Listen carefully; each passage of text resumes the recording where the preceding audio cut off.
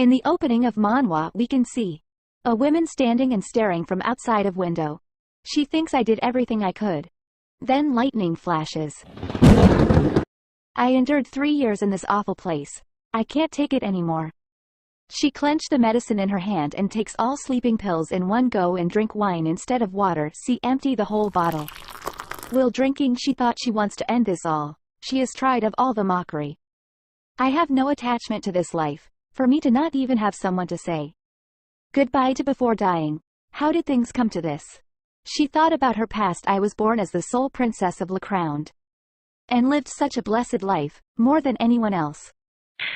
Would things have been different had I not married that man? What does it matter at this point? They're all in the past. While staring her engagement ring, she said farewell to her husband. A flashback of her past appear in front of her eyes. 3 years ago, before her marriage, a business led by the La Crowned royal family ended up failing, and the king passed away before he could resolve the chaos. Every day, the protesters became angrier in front of palace, demanding the royal family should pay with their lives for this catastrophe. Ultimately, they started riots. They surrounded the castle and threatened the royal family. The royal family sat in debt, while royal family was facing crisis. A man named Winter Blooming was in need of a peerage. He is an illegitimate child of Duke Blooming, birthed by an outlander mother. Though he is the eldest son of the Blooming household, there was very little chance that he would inherit the title of Duke, as he is a child of mixed blood. The only thing he had was his talent in making money and amassing wealth. In La Crowned, there are 2 ways to earn nobility: first inheritance and second marriage. So that leaves one way for Winter to earn nobility, and that was to marry a member of the royal family. He gave up what was essentially his entire fortune, and repaid the royal family's massive debt. In return, Princess hand in marriage he will get a noble title. So this is how Princess and Winter got married. I now pronounce you husband and wife.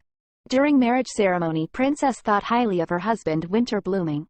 I didn't know Winter Blooming was such a charming man. Her heart's thump. Who would have thought that I would fall in love at first sight with a man who'd become my husband? I hope he liked me too. Far more mature than I have heard. Princess held Winter hand and said, I realize I am a very fortunate person to have met you. Hearing Princess words, Winters is actually shocked and he can't say word. Their sweet talk got interrupted by Princess brother Ash Lawrence, Violet's older brother. He said, everyone, thank you for attending today's wedding reception. I am sure you all know that Sir Winter Blooming has given 24 million lakhni for this marriage. Princess thought why he needs to keep mentioning that again. The Ash, her older brother, announced thanks to his generosity, most of the royal family's debt has been repaid. However, we don't want to end it there. The royal family would like to apologize for putting the nation in crisis. As such, we will dissolve the royal family and bestow all authority to the parliament. The Lawrence household will also renounce our nobility.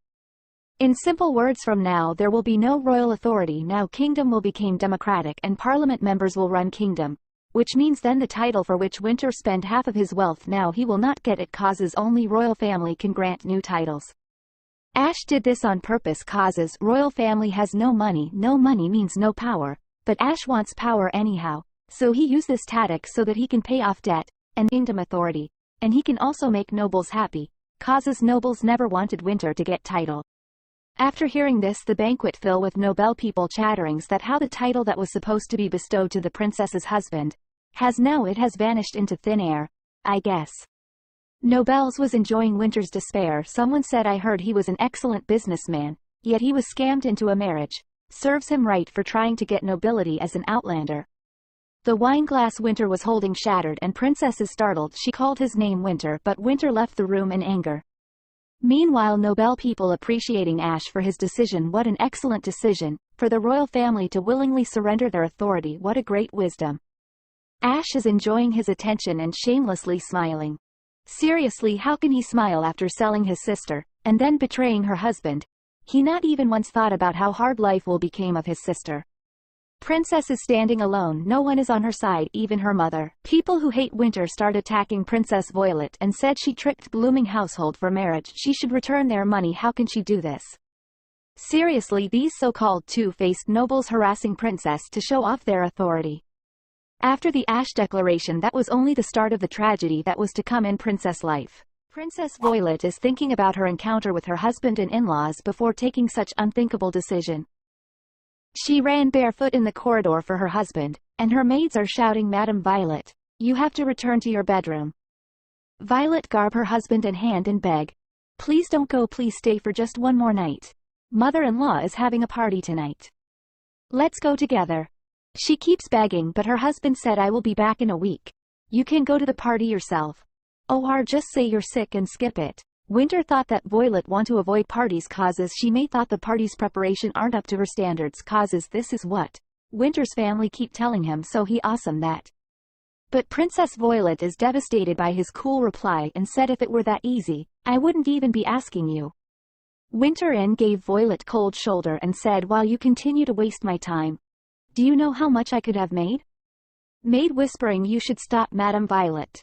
Winter in cold tone, "Did you forget how I lost 24 million lachney trying to buy the status that you were just born with?" Princess, "I know, but..." Winter flink his hand from Princess and said, "If you know, then choose pay back my money. Or grant me nobility, Princess. If you can't do either, remain quiet." Princess grit her lips and grab Winter's hand again, said, "It's not like being late by one day would make a huge difference, please just once." But Winter gave Princess Violet cold look and went back, and Princess just keep looking at him with teary eyes. A thought occurred to Princess Violet. Would this busy man even come to my funeral? After that, Princess feel pain and called family Dr. Rickman, the blooming household physician. He said, "As I've told you many times, there is nothing wrong with your body." Princess reply, "I keep telling you that I have terrible pain. Doctor said, I understand that you had a very delicate upbringing as a princess, but you can't keep feigning illness like this."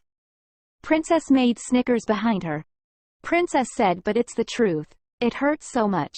I can barely stand." In cold tone, "Please stop lying and get up. This is becoming a bad habit. If you keep wasting my time like this, I'll have no choice but to tell Madame Catherine."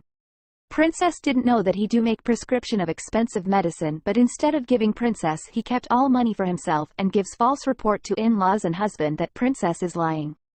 Maid said, "Madam, you need to get ready soon." Princess, "That's right. It's not like I have a choice since that's what the doctor said, but I did like to change for peace." Princess cut her hair short. All servants are shocked, and whisper what happened to Madame Violet's hair. She said she needed a change of pace, so she cut her hair. Whisper, "It's perfect for us since taking care of long hair is such a hassle." Princess thought, "I don't want to go to the party. It's not like there will be a place for me there. I'll just be looked down on, but if I don't go, they won't leave me alone either." Then a voice came, "Violet, Princess mother-in-law." Princess, "Oh, greetings, mother-in-law and Sir Diev. Catherine Duke Blooming's wife, Diev heir to the Blooming household." Her mother-in-law said, "You are a bit late because you're feeling unwell. I was quite worried after hearing that you were feeling ill. What did the doctor say?" Princess was about to reply, then doctor shout from middle of banquet, "Madam Violet, you are here. I told you that she was feigning illness." Whisper started in banquet, "Did you hear that? Feigning? How deceitful does she have to be? Just because she didn't want to attend her in-law's party." Even her own mother-in-law pick up on Princess and said, "She's a princess, of course, even a prick would be intense for her." A guest joined her mother-in-law, "Madam Catherine, you are far too lenient on her. Didn't she con the Blooming household?" Princess eyes filled with terror. Everyone humility. Princess Violet for their fun causes her husband nerve came to any banquet with her or event, and Violet always wears shabby clothes causes of her in-laws. A once happy princess, it was a fun subject of gossip everywhere. Princess came outside the banquet and pray this awful party end soon. Meanwhile, her brother-in-law Winter younger brother came. "Violet, there you are. You came alone. Is brother busy as well today?" He is having a sinister smile on his face. Then he took his scarf and gave to Violet. "It's cold today. They're quite terrible, humiliating and tearing you down like that. They don't even care that you're here by yourself. You should have had a drink with me when I asked, as if you have any remaining dignity left to save." He tried to hug Princess without her consent. Princess shouts, "That is out of line." Diev said, "You ignorant princess. It would be best if you started making smarter choices. Winter doesn't even come home that often." Princess ran away, and Debbie thought you will regret this, princess. How despicable. Who would believe me that the gentlemanly heir of the blooming household is, in fact, an ill-mannered man that flirts with his sister-in-law? No, would anyone even listen to me in the first place? I can't take it any longer. I refuse to be their punching bag anymore. Farewell to my happy past and hellish married life and my husband Winter, farewell. Oh, it's not as painful as I thought it would be. My body feels refreshed, as if all the pain and fatigue has been washed out of me. Is this heaven? It's soft and warm. Had I known death would be this sweet, I would have taken my life 3 years ago. How delightful. Then suddenly Princess realized her voice changed. She quickly get up. What the voice and these are not my hand. What going on? She is currently in her husband body and her body is still lying in her. Princess saw her reflection in mirror, 6 feet 3 inch, with broad shoulders, black hair and gray eyes, a wild outlook but still outrageously good looks. No way, I have become Winter blooming, I must be dreaming. Then a man barged in room with coffee in his hand. It was Hyle, Winter's secretary. He said, "That bastard, Raoul, is here. Please get ready now. Why are you just standing around? I told you, we don't have time. You even woke up late, which is very unlike you, President. Wear this and please put on your tie today. It's a formal occasion." Violet, yes, I understand. Hyle, President. Your manner of speech. Why do you sound more refined?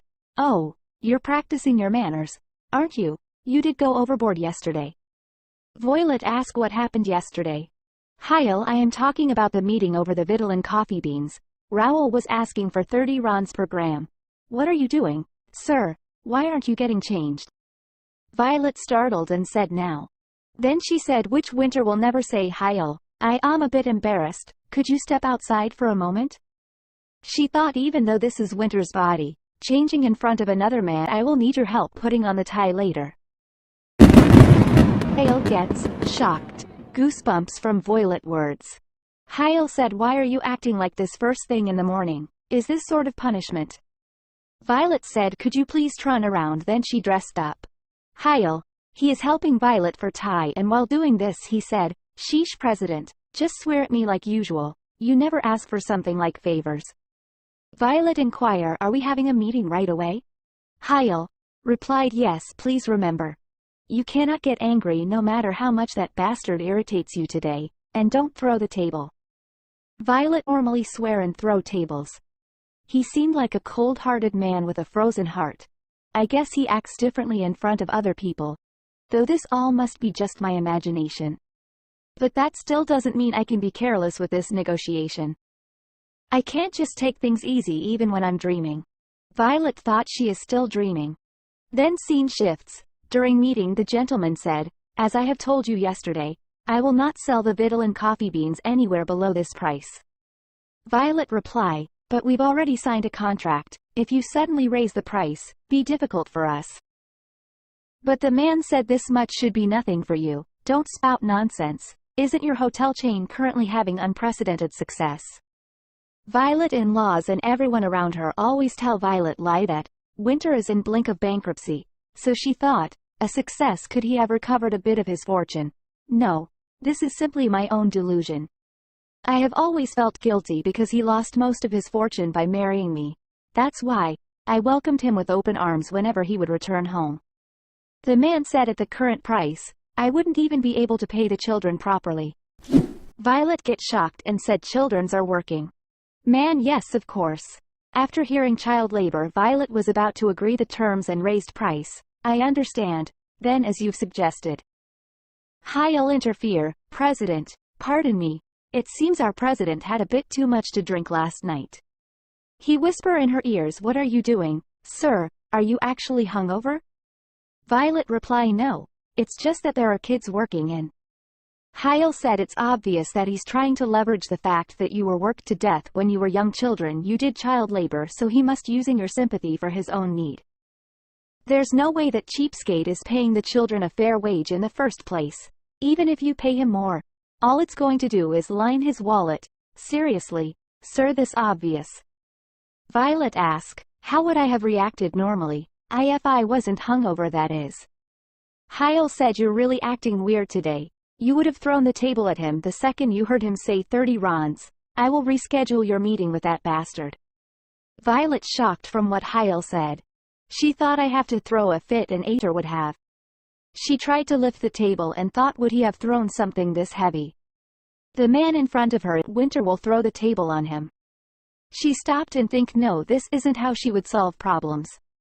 She said to man, let's restart the negotiations, from the beginning.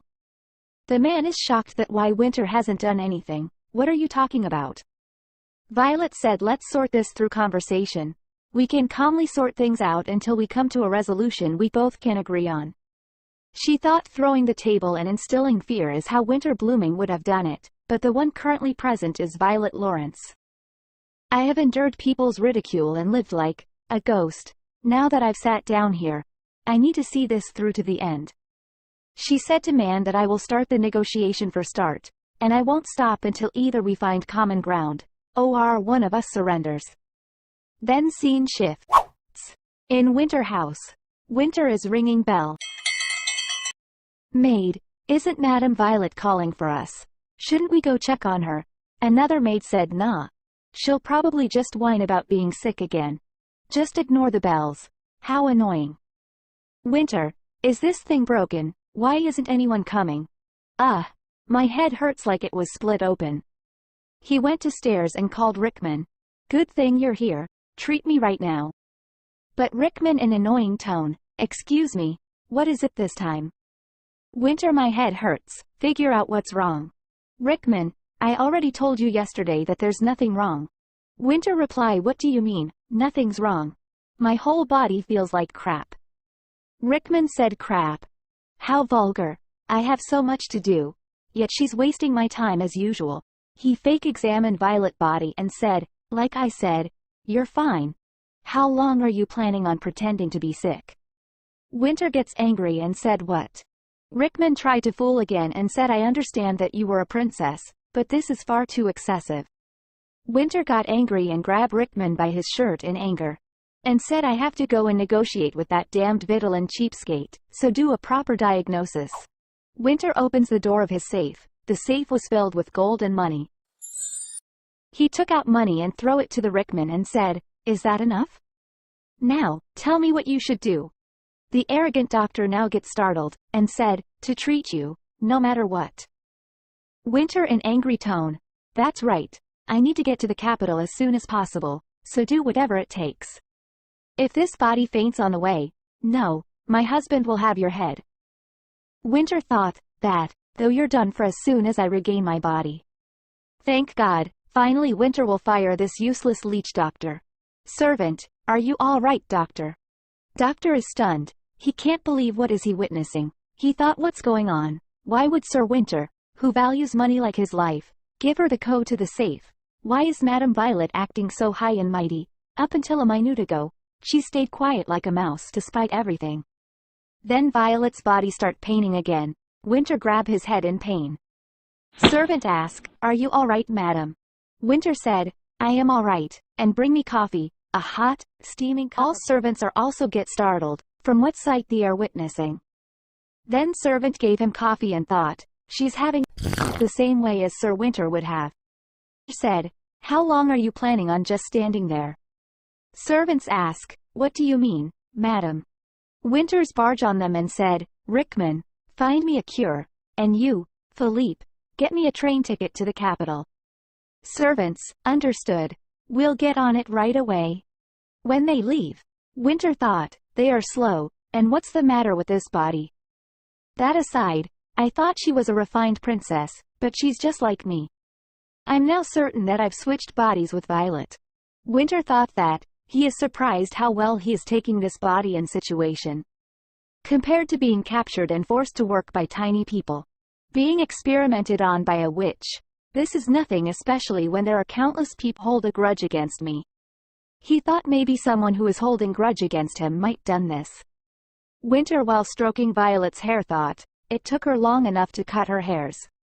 Then he suddenly remember a flashback of past year winter season, when he was having dinner with his wife. She was very happy. Violet said, I am so happy, Winter, you're staying home for 4 whole days. And we can even have dinner together. Winter replied, I'm going back to the capital soon anyway. But still, then Princess smile and she start blushing and hesitate. Ask, don't you think my hair is long? Winter replied, yes it is. Princess asked, should I cut it? It would be a fresh change. Winter in cold tone. Do whatever you want. Is that something I should be having a say in? He thought that, she's welcome to do whatever she wants. And then Violet face changed causes of his cold behavior. Winter gets up said, if you have nothing else to say, I'll be on my way. I don't know if she changed her mind, but she didn't cut her hair then, but after that day, she also stopped pestering me with trivial questions. Oh God, someone give this man communication lesson, damn. Servant came, Madam Violet. I've brought you the medicine from Dr. Rickman. Also, the carriage to the train station will arrive around dinner time. Winter took medicine and sends servant back. Then he thought that from his answer about Violet haircut, it seems she isn't pleased by his response. Wonder what the problem was. I really can't understand her. Yes, sir, causes you lack of senses. Scene shifts to Winter office where Princess is sleeping on sofa and Winter assistant came. Good morning, sir. She asked when did she fall asleep. Assistant replied, you can rest a bit longer. You've worked hard for the past 2 nights. I didn't think you'd keep Raoul here until he gave up. What I wanted to know is when did you learn how to smoke a cigar? Seriously, yesterday was amazing. During yesterday meeting, even Nobel was surprised that, how does he know proper cigar etiquette despite being of lowly birth? Even Violet said, we can't be smoking cigars without wine. Can we, Hyle, grab some good bottles? About 10 of them. I think we'll be talking for a good while. Princess said to Hyle, I might have gone overboard keeping him here for 47 hours. But Hyle said, what are you talking about? You scored a successful contract, not to mention, we got to see Raoul back out like the whimpering coward he is. Such a refreshing sight to see. That man cures Winter, you monster, finally you have your way. Violet smiled, and blushes, and thought, I did it. I didn't think that royal etiquette would come in handy like this. If this is what it's like to live in my own fantasy, such a life doesn't seem so bad. If this is a dream, I hope I never wake up. Hale informed her that, Winter received a telegram, while you were asleep, from Madame Catherine. Violet asked, from Mother? While sipping the coffee, Violet disgusted and thought, it's scalding hot and way too sweet. Hale informed about letter context, that Madame Catherine said you should offer Madame Violet a compliment for cutting her hair. Everyone's looking out for her. So why does she not want to get along with the rest of the blooming? In depression tone she said, I don't care. Hyle said, pardon. Princess thought, Winter has never even once accompanied me to a party. Even when he came to family gatherings, he'd be busy talking about work and disregarding me. How would he know anything about the stares and ridicule I've received? Even if he did know, he wouldn't have sided with me anyway. Cause he can't get his money back or Nobel title. Everything is simply her fault. He has no interest in me whatsoever, that's why. Thinking all of this, Violet said to Hyle, I don't care what my wife does. Hyle, President. Then suddenly voice came from outside the room. President, are you there? Madame Violet is here. Everyone is stunned, and Hyle asked what? Why is Madame Violet here? Servant from outside reply, I'm not sure. She insists that we let her in. But Winter rushed like he does and servants try to stop him. Madame can't go in like this. Violet thought, is this how I wake up from this dream? I don't want to go back. He barged in the room and ordered, everyone get out. Hello, Winter, isn't there something we need to speak about in private? Violet, who is in Winter's body, is shocked. Outside the room of Winter's office, there is chaos among the servants. Causes Princess Violet arrived, without any notice. Philippe, voice, Hyle, there you are. Hyle saw Philippe in distress state. He asked, wait, Philippe. What's wrong? Why are you so out of breath? Philippe asked, did Madame Violet arrive here safely? She ran full force as soon as she got off the carriage. A flashback of when Winter arrived in Violet body. Philippe shouting, Madame Violet, you shouldn't strain yourself in your current condition, Madame Violet.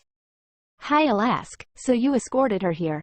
The hall is full of murmur and whispering of servants. Philippe. She just kept insisting that she had to go see Sir Winter. Why is everyone gathered out in the hallway? Where's the madam? I'll thought, why is Madame Violet suddenly acting like that? What changed her? Inside the room, Winter and Violet are discussing their current condition. Winter, who is in Violet body, asks, so we switched bodies, explain what's going on. Princess, I didn't do anything.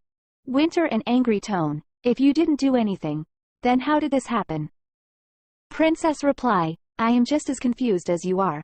Winter saw wine bottle in office, he got mad and asked what are these wine bottle are doing, and this rotten cigar smell, what the hell you did to my body.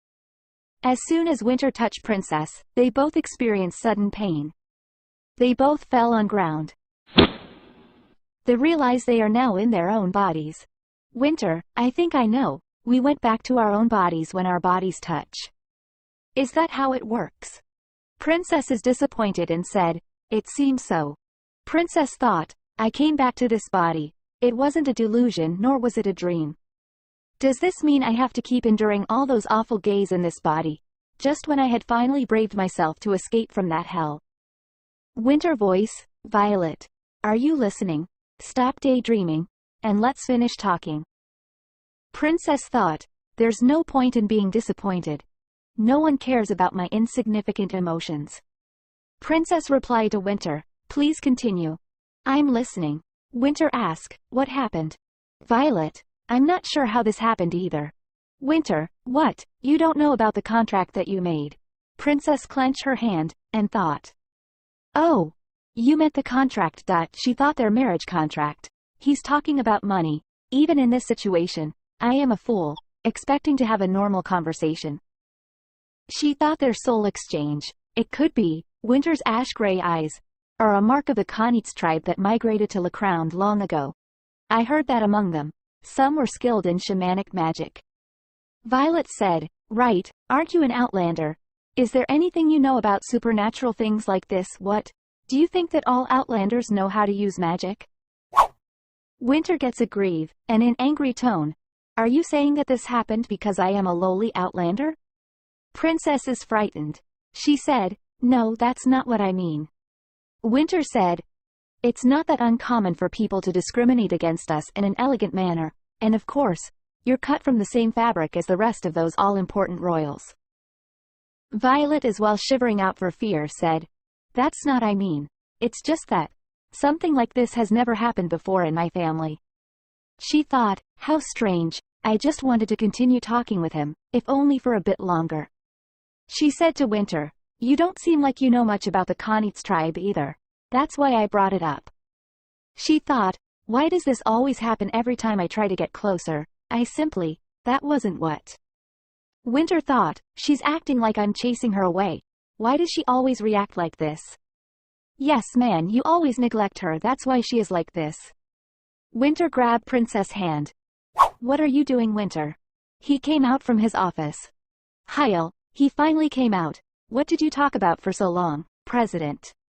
He and all servants are stunned from the sight they are witnessing. Winter, he is holding Princess in his arms. Winter said, whether I'm a descendant of a shaman or not, don't waste your energy worrying about useless things and get some rest instead. I know since I dragged that body all the way here, that you shouldn't be able to stay standing any longer. Violet replied, it's not that bad, I can stand. Winter said, no you can't. Winter puts Princess on his bed and remove her shoes. Princess, but this is your room, at least allow me to go to a different room. Winter said, this is the best room. So just stay here, I'm going to work. You stay here and rest. By the way, this thing, your body, I thought I was going to die coming here. Turns out your body is the heaviest burden. He thought, even when I was punished as a servant, it wasn't as painful. He said to Princess, how can you live in such body? But Princess said, really, but I feel pretty good today. Did you eat some good medicine earlier? Winter, that's feeling better. You bewilder me. I'll fetch a doctor, so stay here. Winter, call Heil and instruct him. Call the doctor. Also, buy some comfortable women's clothes. We'll head to the company as soon as I finish washing up. Hyle? Wow. But what's been going on with you, sir? You keep doing things you'd never do. Wait, you're suddenly back to normal? Princess thought, in the end, we didn't resolve anything, as usual. Scene shifts. Now new doctor is attending Princess Violet. Doctor, your body is in terrible condition. You've been taking medicine for your weak heart, correct? Princess, yes, that's right. Doctor, this older medicine isn't used anymore because it worsens the migraine. I'll prescribe you a new medicine, so please take that instead. Oh my goodness, who in the world uses this medicine anymore? Was it even prescribed by a real doctor? Princess thought, but at least the migraine can be treated. What a relief. Princess gets up from the bed and ready to leave room. But doctor tried to stop her. Madam, where are you going in your current state? Princess, I requested another bedroom. I should move before the owner of this room returns. Doctor said, why does a married couple act like they are strangers? Violet thought, strangers you say, this only happened because of the body switch. I mustn't get used to this sudden kindness because, in the end, nothing will change, or at least that's what I thought. Then scene shifts to next morning. An army of maids are coming in Violet room with ton of dresses and accessories. Violet is stunned. She asks, why are all these clothes in my room? A voice came, Madam. How was your meal? Now, let's get ready. Even if we start now, we might only barely make it in time. Lulu the hotel maid, we need to choose an outfit for your lunch date with the president. Grab the rest. All maid are super excited to dress up Princess. Princess is surprised and asks, lunch date with my husband. Princess is surprised after seeing such beautiful dresses. She thought, wow, what a fancy dress. Am I really allowed to wear this? Lulu said, Mr. Hyle went and bought them in a hurry. He said it'd be the first meal that you had shared in a while. Princess replied, I also only just found out that I'm having a meal with him. Princess thought, if I wore such a fancy dress, to be indulging in such luxury after wasting all her husband's money. How shameless can one be? The entire blooming household would be up in arms. Princess thought, let's something modest as usual. Maid, that color looks perfect on you. Madam, it looks perfect for this weather. I also like that. Princess. Princess said, no, I was going to pick a different one. Lulu, do you not like that dress? You've been staring at that dress from the start. Princess, have I? Princess thought, actually it's my favorite color. Then she thought, as there's no one here to criticize me, maybe I can, just for today. Princess informed maid Lulu, then I'd like to go with this dress. Lulu, excellent choice, madam. Elle will do your hair and makeup. Please have a seat. While brushing Princess' hair, Lulu said, President indeed a lucky man. To have such a kind and beautiful wife. Princess replied, thank you for your kind words. Princess, but I'm a bit worried. How can my husband afford all this? Maid Lulu surprised from Princess' words. What do you mean, madam? Princess replied, I heard that after spending 24 million lakhnas to marry me, he almost declared bankruptcy. Lulu, that's so, that's odd. The president buys dresses like these regularly. Princess is surprised from hearing Lulu words regularly. Maid Lulu informed Princess that Hyle is always buying racks of dresses. Princess thought, that's impossible.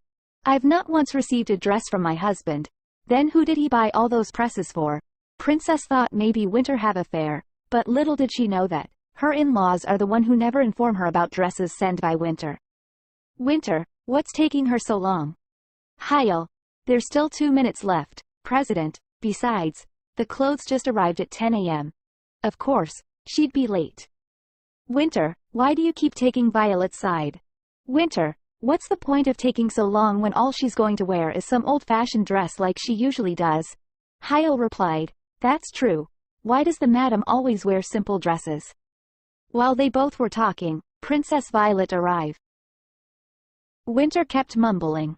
It's probably just the precious princess's style. How could people like us possibly understand? Princess arrived. She looked so mesmerizing that Winter stopped talking and kept looking at her. Princess, shall we go? Winter. Winter replied, I was expecting you to dress like you usually would. Princess, why did you assume that? Winter said, because you like old-fashioned dresses. Princess startled from Winter words. She tried to say that is because, but she stopped and thought, there is no point of saying anything, because he would care. I am famishing, let's go. They both went to a fancy restaurant. Violet. Wow, the view is gorgeous. Winter, though we almost ended up seeing the night view from all the quarreling. Violet. That's because you were saying all that unnecessary stuff. A flash before they enter the restaurant on ground floor. Winter, we'll take the elevator. Violet. I can handle that much. My bedroom is also on the 5th floor. Winter. How can you possibly climb 5 floors in your condition? Heil. Immediately install an elevator in the mansion. Heil. Yes, sir. Violet exhaust. I told you that you didn't have to. Was walking around in my body that difficult? This means that Winter doesn't have any idea how her wife lives in mansion. Her room is on 5th floor, most for rest and almost in the corner of mansion. Winter, you were right. Violet puzzled. What do you mean? Winter reply. I looked into my ancestry, the Khanits tribe. There are various records of people switching bodies with one another, even though they didn't have shaman powers, but we couldn't find out exactly how it works nor the reason, and also, the contract you negotiated was excellent. Then Winter said, let me give you a reward. Violet, reward. Giving your wife a reward. She thought Winter as stiff as ever. What I want to receive from Winter is. Violet replied, then would you please escort me to your father's birthday party next month? Can you be please my side? Winter as usual in cold tone. He replied, you seem to be severely mistaken. My time is far more valuable than you think. I meant a materialistic reward. Tell me an item that you want. Violet. I see. She thought even though we've been married for 3 years, we're still practically strangers. I'm so sick and tired of this. Violet reply, it's fine. I don't need a reward. I'm just glad everything worked out for you. Then a Winter gets irritated. He said, this again, I despise your attitude. If you want to say something, just say it. Don't be so meek. Winter thought Violet is showing her princess attitude. Princess said, there is something I would like to know. Winter, what is it? Violet, if I had died, would you come to my funeral? Winter, what? What do you mean by that? Violet, it's exactly as I said. Winter, if you die, don't be so childish. Violet reply, why do you think I am being childish? Winter thought, you know nothing about me. He said to Violet, how many times have you been hit in your life? Have you ever been forced to work for anyone? What about been locked up somewhere? Tied up and dragged around, and worst, have you ever starved because you were too poor? Then sarcastically, Winter, as are you actually threatening to kill yourself? Violet reply, I am simply asking, if I had died, would you have finally give me a day of your time? She thought, I know it's a useless question, because you are the man that wouldn't use a single day for me. Oh man, he is literally gatekeeping his wife's trauma. Winter leave table and Violet in anger. Then Heil came back. President, I am back. Oh, did you already finish your meal? I have the quote for the elevator. President, where are going in the middle of your meal? Sir, why are you leaving Madam behind? Winter left without a word and our meal end up our emotions in mess. Madam Violet, it's almost sunset. You need to return to mansion soon. Violet replies, I am sure you lady have it hard time having to serve me. Maid, that isn't so. Violet, I know it's getting late, I will head back now, have Lulu fetch the carriage. A voice came, oh my goodness Violet. I can't believe this, it's been so long since I have last seen you. Ariella Lawrence, Violet's cousin and a famous actress. Violet, it's been a while Ariel, you have been busy lately haven't? Ariella said, I am always busy or not, you quit free though, you should visit me in the capital more often. Violet reply, I think I will do that, it feels good to get out of the house. Ariella said, I am so jealous, I would like to marry early like you and spend my days arranging flowers in elegance. Violet said, is that so? Ariella said, oh right, I actually see Sir Winter quite often at Keisel Stadium. You know how I had our leaving from young age, right? We get along pretty well thanks to that. Wait, I forgot you dislike barbaric sports like that. Violet, It's not that I dislike it because it's barbaric. I just do not enjoy them because they are unfamiliar to me. Ariella said. Violet, there you go again, you are always trying too hard to seem like a good person. No wonder why Sir Winter finds you frustrating.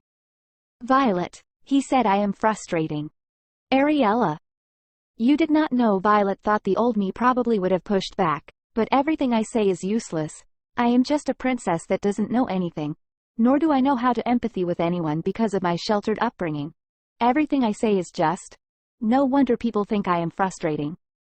If I told her that my life isn't as elegant as she imagines, would she believe me? She did probably disagree me as a sheltered princess throwing a tantrum just like everyone else has. Scene shifts. Now Princess is in carriage with Lulu maid. Princess said to Lulu, does Ariella frequently stay at Connie's hotel? Lulu reply, yes madam, I have seen her quite frequently at Capital Branch. She says she likes our hotel so much that even when she touring in countryside she always tries to stay at Connie's hotel. Lulu thought, could it be the reason by Madame Violet within aware of the dresses? Means maybe winter dresses to Ariella, not Madame Violet. Princess said, it's alright, I was just curious. Lulu said, you did not get to finish your meal earlier, did you madam? I will prepare the best dinner for you then we get back. Violet, it's fine, I do not have much an appetite Lulu, but. Violet thought, he has never been home much, but I trusted that he would at least stay faithful. So much did it never occur to me, women. I can no longer care who he see. Now Violet is in her room. This is Lulu maid. Reply is in the scent of coffee magnificent. If you do not have an appetite, would you at least like some dessert? If you would not drink it, please keep it in your hand. It's quite chilly now that's the sun has set. There's no much to living, but as long as your stomach is full, life is quite alright. Even if things seems like doom and gloom, you can find solace just for a cup of tea. Life is funny like that. I genuinely hope you will feel better soon, Madam Violet. It's warm. Violet, I really do feel better. I am sorry, but is it too late to ask you for dinner? As you have said, I think eating something will energize me.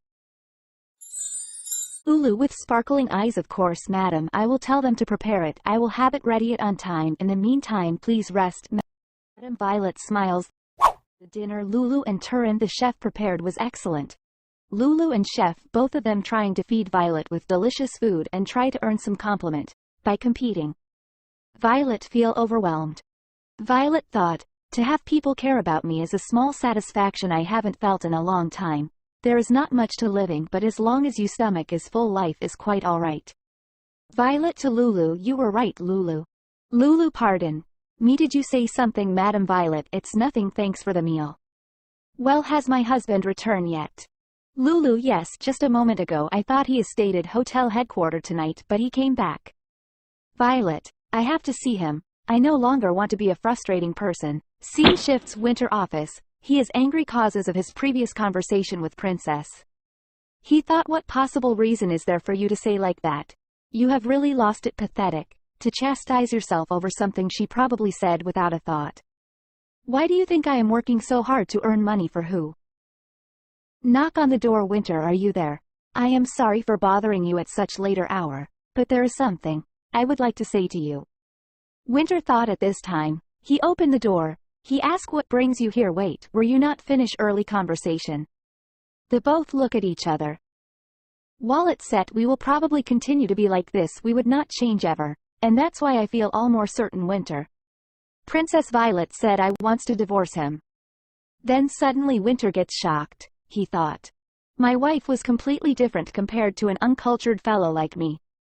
The nobleman's way of walking that I practiced for days, the overly complicated and uncomfortable attire. But in comparison, all these noble values were as natural as breathing to my refined wife. Even though she was marrying a lowly outlander out of responsibility as royalty. The princess was always elegant.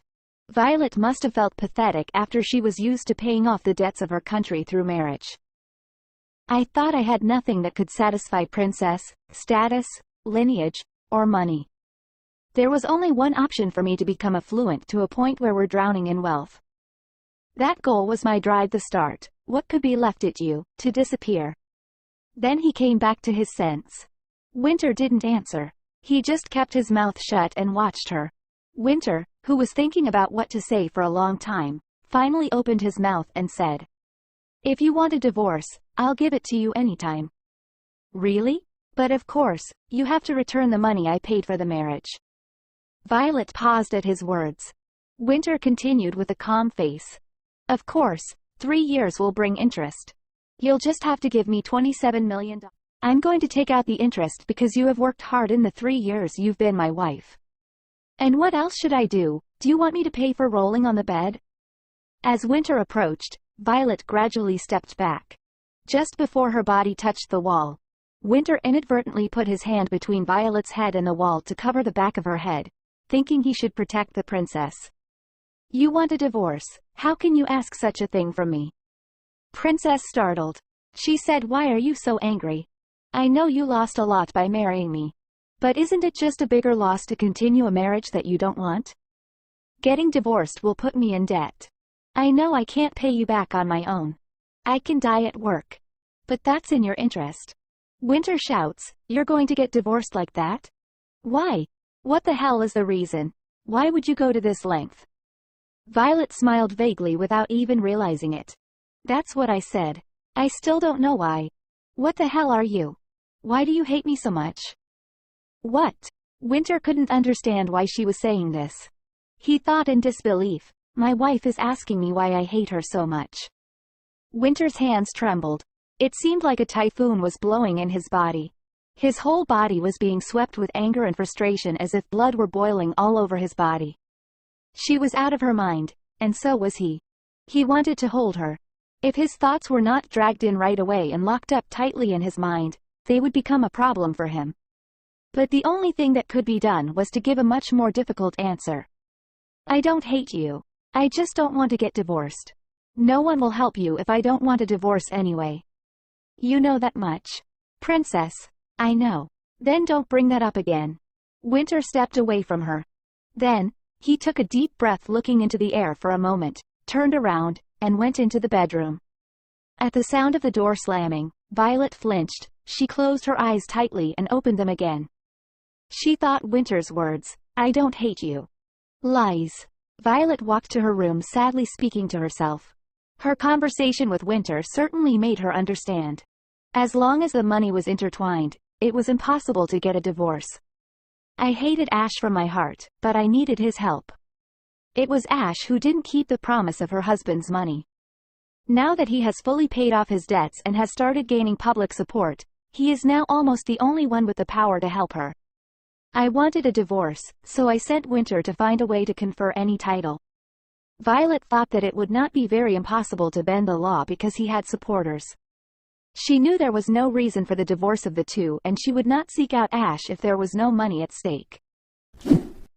A few days later, Violet got on the train leaving the capital. Winter sat opposite her. He seemed determined to pretend he hadn't heard about the divorce. "Winter, that's great. How can you come all the way here being in the same posture all the time?" While he was sarcastic, Violet smiled for the first time in a while. "Princess, how can you change your posture so many times? I thought I was coming here with a child. The chair is uncomfortable." Winter was grumbling sarcastically as if nothing had really happened. He emptied a glass of beer before the train even started. He drank incessantly over the course of 7 hours. Violet, who couldn't endure him doing this, opened her mouth. "Don't you think you are drinking too much?" "Not at all." Winter was sarcastic. "Why? I guess it's so vulgar to drink in the eyes of the princess because she can't stand it? My father drank a lot, too. I'm just worried. I'm afraid you won't be able to live long in." "And what? I'm not saying you're a vulgar person." Violet said the word and shut her mouth. She thought Winter would be annoyed, but he looked at Violet with a slightly dazed look. He turned his head toward the window and touched his chin with his hand. Finally, Winter, who fisted his hands in his 2 pockets, headed to the place where the carriage was waiting. He looked back to see where Violet was because there was no sign of her following him. He saw that Violet was looking at a girl who was standing with a basket of flowers. Violet slowly turned her head toward Winter and opened her mouth. "Will you buy me some flowers? In return for the contract?" Then, Winter replied with intimidation, "Don't. You can buy anything later, just ask for the right one." "I like flowers." Then you can buy them later, besides the flowers in the house are better than that. Princess, while we're talking about it, it's more comfortable if you buy it for me. The flowers in the house are not gifts. I want to get a flower as a gift. Buy me flowers. Winter had no idea what was different between the two flowers, but he didn't have a reason to refuse anymore and walked to the girl. Winter stayed for a week and returned to the capital. He was still busy at work and had not talked to Violet, but it was the first time he had been in the mansion for so long. Violet couldn't figure out why Winter hated divorce so much. Without the knowledge, I thought about whether this marriage is economically beneficial to him or not, but there is no way to confirm it now. Today, 15 days after he left the mansion, there was a birthday party for the Duke of James Blooming. Winter will be back for his father's birthday party this evening, and Violet was going to talk to him more when he came back. As usual, Violet wore a purplish-black dress for tea time till lunch. When she was ready, the door opened without her permission and Ash Lawrence walked in. Catherine Blooming stood behind him. Violet picked herself up. She felt uneasy about the stiff look on the faces of the two. Then Catherine, who came with him, looked sad. She glanced at Ash and spoke. Violet. I did my best. It was over when you lied that you were sick without giving it a single thought. Catherine continued in a trembling voice that Violet couldn't stand anymore. I know you felt like Winter's identity lacking. But didn't you agree to marry? Violet, you're in my family now. No matter how much you are a princess, you shouldn't be so selfish. I know it's because I didn't teach you properly, but I'm really upset. Violet thought her heart was breaking down. She remembered Catherine and her friends who had been insulting her for hours. Princess trembles and thought, I trusted Ash, thinking that he was the only one who could help me. How could he do that? Ash opened his mouth. In cold tone he said, I am really disappointed in you and I didn't know you were so selfish. Ash had a reason to stop the divorce unconditionally. The Blooming couple, Ash Lawrence and Catherine, conspired to take the money that Winter had divided into Violet's property. Fortunately, Winter did not meddle in Violet's property at all. But most of all, he thought that Ash was royal, so he did not know that Ash was helping take Violet's property without leaving any trace at the bank. Violet's divorce soon meant they will lose all the money. Therefore, they had to break Violet's self-esteem and ensure that she stayed married. Ash, divorce? How could you even suggest such a thing? What reason do you have? In cold tone. He thought you want to cut off my precious source of income.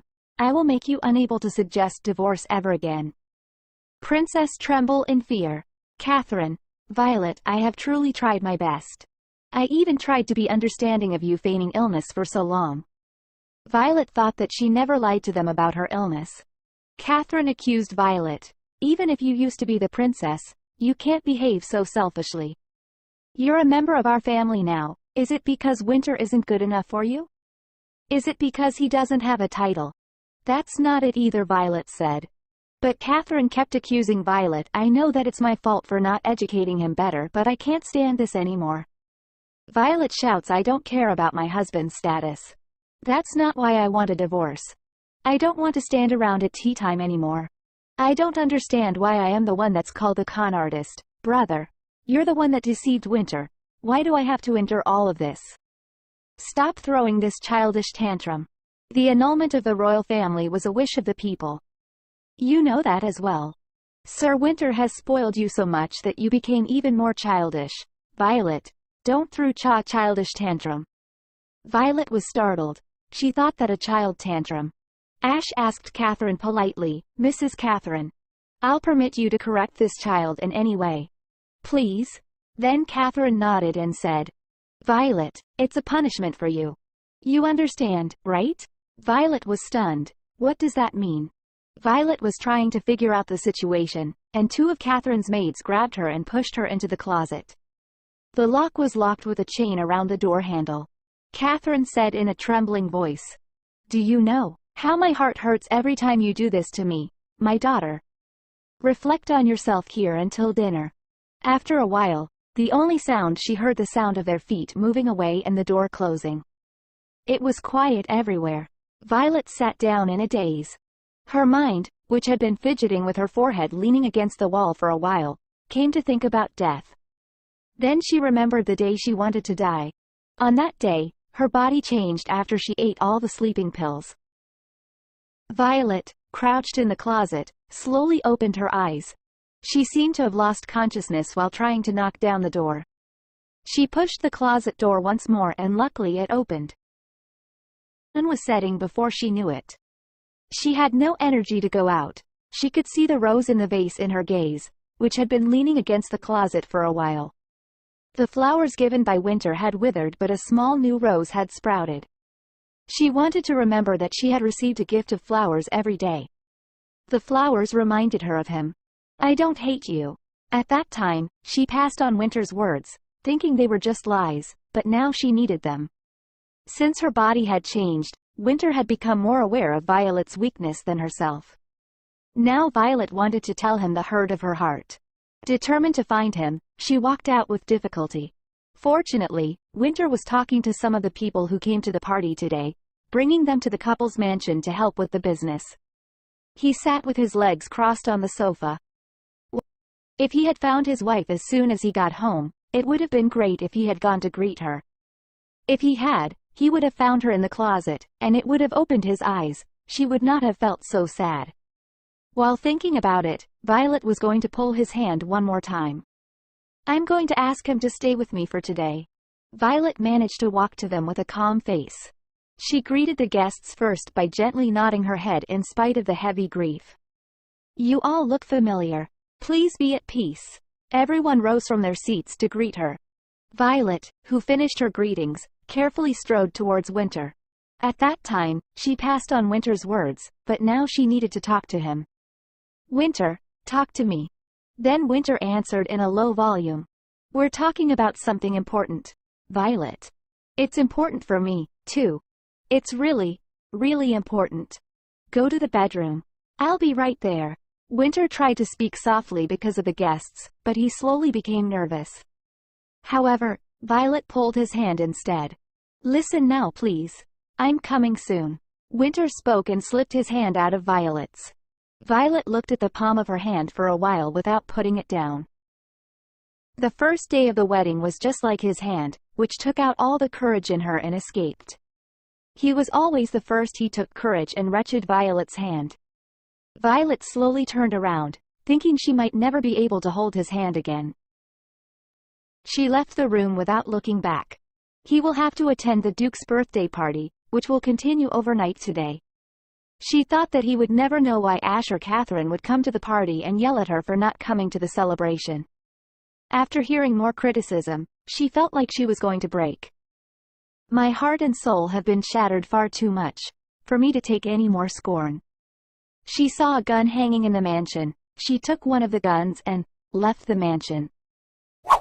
Scene shifts. Violet arrived at Blooming Household Beach Mansion. The dark sunset and the calm sea were beautiful as night approached. An old woman, the villa keeper, was surprised to meet her.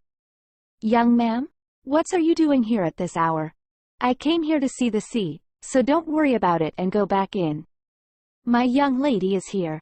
I'll get the carriage soon." "It's really okay. I'll take a break and leave."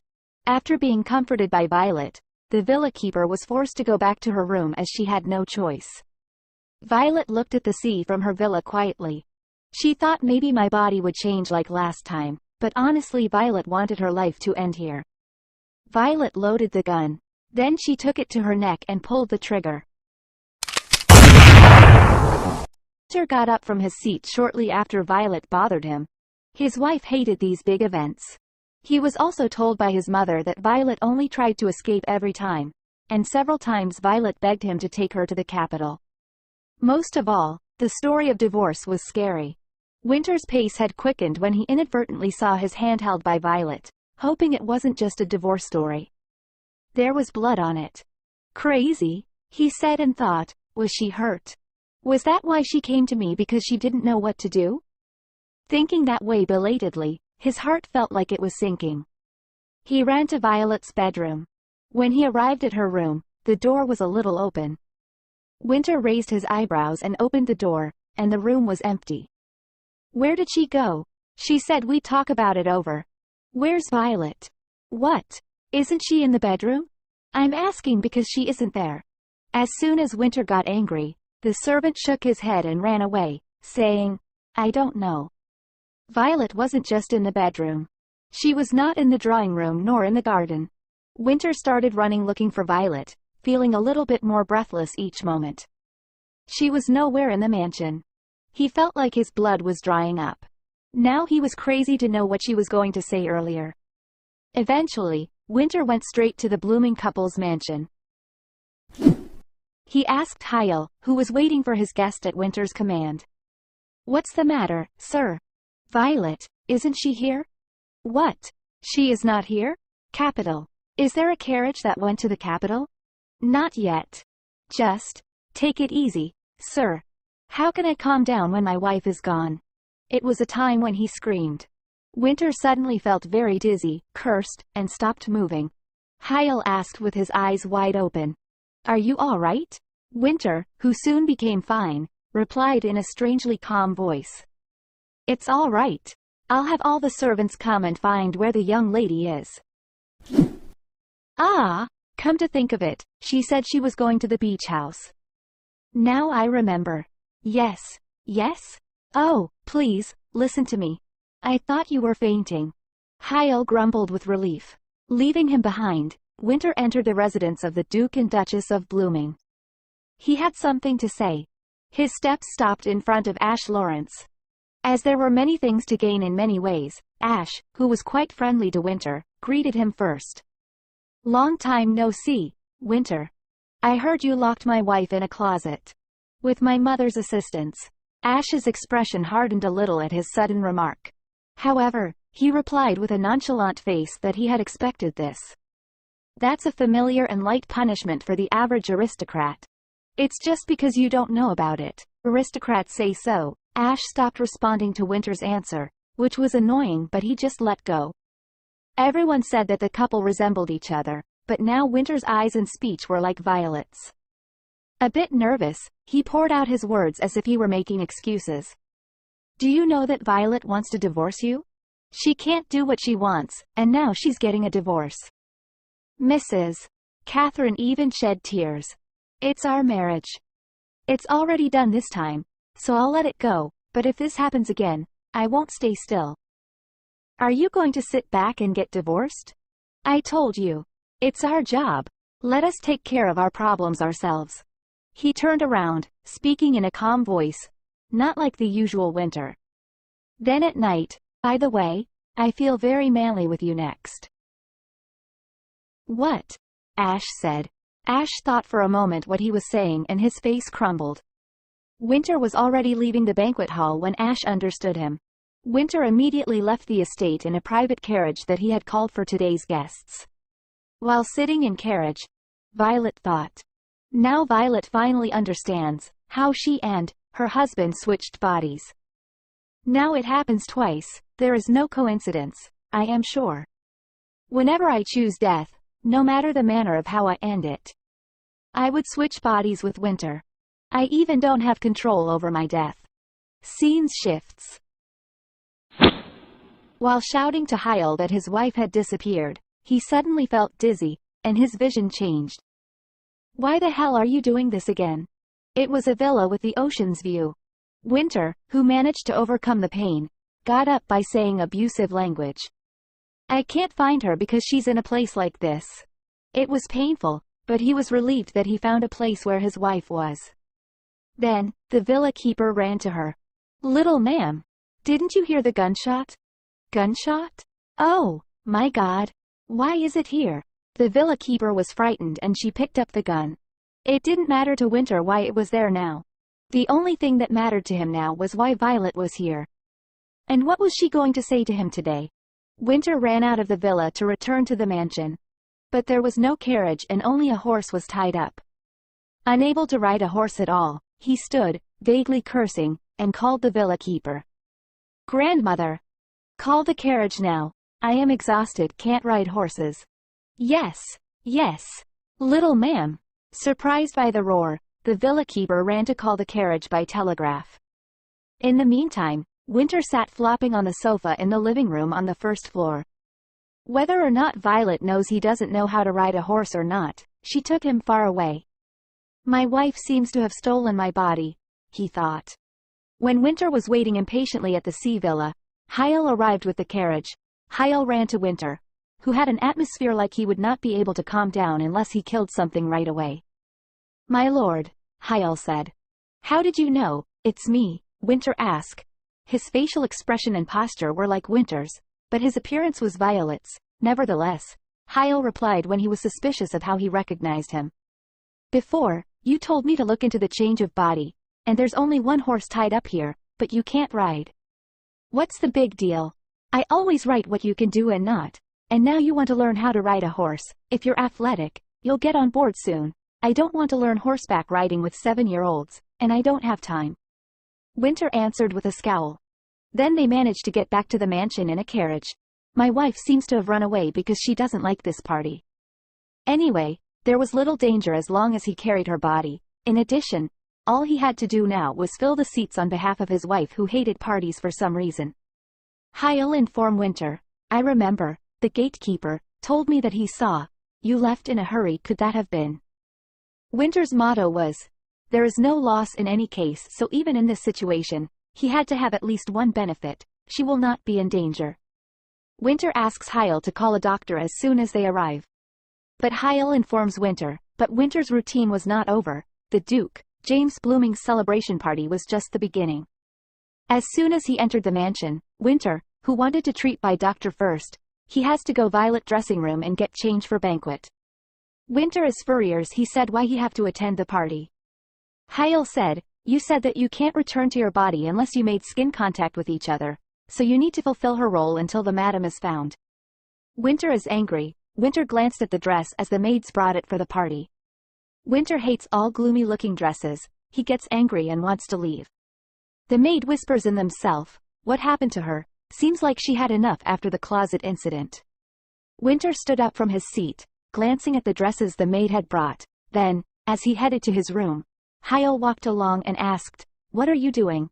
I'm going to put on whatever I want. His dressing room after saying it for granted. Then he opened another door in the dressing room. He came out of the room with about 100 dresses that Hyle had bought in between the 3 years of the marriage. The closet was filled with lavish dresses, all servants even. The butler is shocked, and Hyle is in distress. I hope Winter pays Hyle pretty well for all anxiety attacks he get while working with Winter. 3 years ago, right after the wedding, Winter was so busy and was having financial difficulty that all meals were solved with sandwiches. Sir, now company financially stable, now you can rest and take vacation. You have been working yourself day and night right after your wedding, servant said. However, thanks to the good image of paying back the country's debt, the hotel has regained stability since last spring. Winter thought, this much wealth should be enough for Violet to never feel lonely. He thought, he never gave Violet proper wedding gifts. He asked Hyle to had sent Violet 5 party dresses.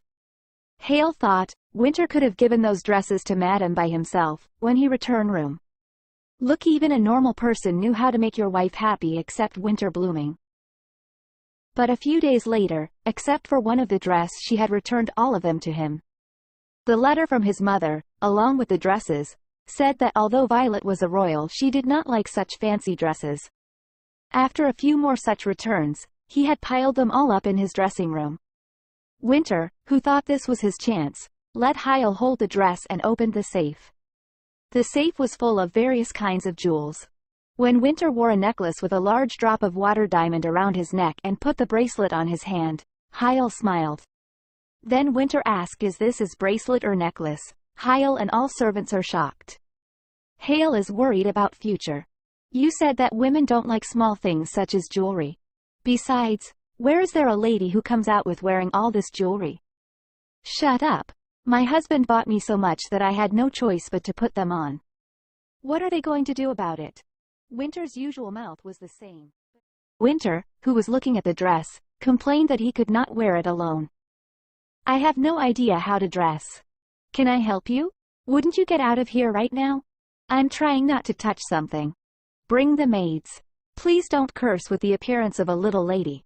It really hurts me 100 times. He was in tears and ran out to call the maids. The maids' eyes were wide open in the dressing room, which glistened even though the sun had set. After Hyle was kicked out, the maids dressed the tiny lady. Winter couldn't take his eyes off the mirror even for a short time. See, I knew it. Winter thought that. He knew such Violet would look great in such extravagant dress. I did it right. Maids compliment him. Madam, you look so beautiful. In the meantime, a maid who was grooming her shortened hair casually said, how does this white dress look so good on you? In the wedding day, the bride. Then the maid next to her freaked out and slapped the talking maid on the arm. The maid, who made a slip of the tongue, hurriedly closed her mouth with her hand. Winter asked, narrowing his brow. What about the wedding? Sorry, I'm sorry, young lady. Violet had never heard a nervous voice before, and the two maidens apologized as their faces turned pale. However, Winter became grimmer and questioned the two. Why can't you talk about the wedding in front of me? You tell me. Winter snapped at the maid, who had been hitting her arm, and stopped her, but she couldn't raise her head and cry. Yeah, on the night of the wedding night. The little young master disappeared without a word. Master was angry, but I felt sorry for the young lady, who couldn't even take off her dress and waited all night worrying. I'm terribly sorry. Winter could not say a thing at her words and remained firm. It was the first time he heard about it.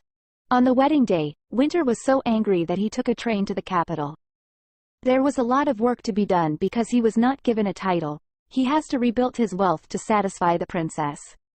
Regardless of the first night of the wedding, it was common to have a wedding night together. So if no one had told Violet that he had left, she would have waited all night for him to come to the couple's bedroom. Regardless of what excuse I make, Violet pain would not disappear. Only today did Winter know at least one reason why Violet wanted to divorce. Yes, man, you got one out of hundreds reason to divorce you. Catherine, Violet's late, isn't she? That's true, I knew she was ill, but I didn't expect her to be late for my birthday. Catherine replied, she wondered too. She thought, nowadays Violet have confidence cause of Winter. He seems quite serious, something must happen between two to them. She remember, Ash told Catherine that he had told Winter that he had locked her in a closet. She thought Ash is just, probably been caution. Winter never took care of Violet. A lady whispered beside Catherine, but even so, Duchess, your daughter-in-law might actually be quite delicate. Catherine sighed. Others began to help her, convinced that Violet was the reason why she did not have children. She said they have been married since 3 years. Catherine said, it's Violet who refused Winter and doesn't want child. She didn't stop her, she accused Violet, that, not matter how much Winter loves her cause, he is a concubine's son. That seems to greatly displease Violet.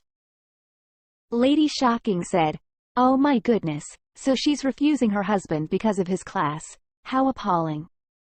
Everyone start murmuring in banquet. To look down on her husband when she's not even a princess any longer. Just look at how she's not even present at her own father-in-law's birthday party. She doesn't seem like this, but now could she? Every noble who actually despised Winter tried to show their concern and kept taking trash about Princess Violet. Then suddenly a voice came, I apologize for coming late. At that time, there was a foreign silence at the entrance of the banquet hall. Violet was walking with a white dress and a large diamond necklace to lighten up the surroundings. Everyone is shocked, after witnessing Violet action. She walked in and greeted the couple. I'm sorry I'm late. I'm particularly concerned about it today. There was a moment of silence, and Catherine said, perplexed. Violet, today's hero is my husband, and it's so. Isn't it something fancy? That's true. My husband bought this much for me to wear it today.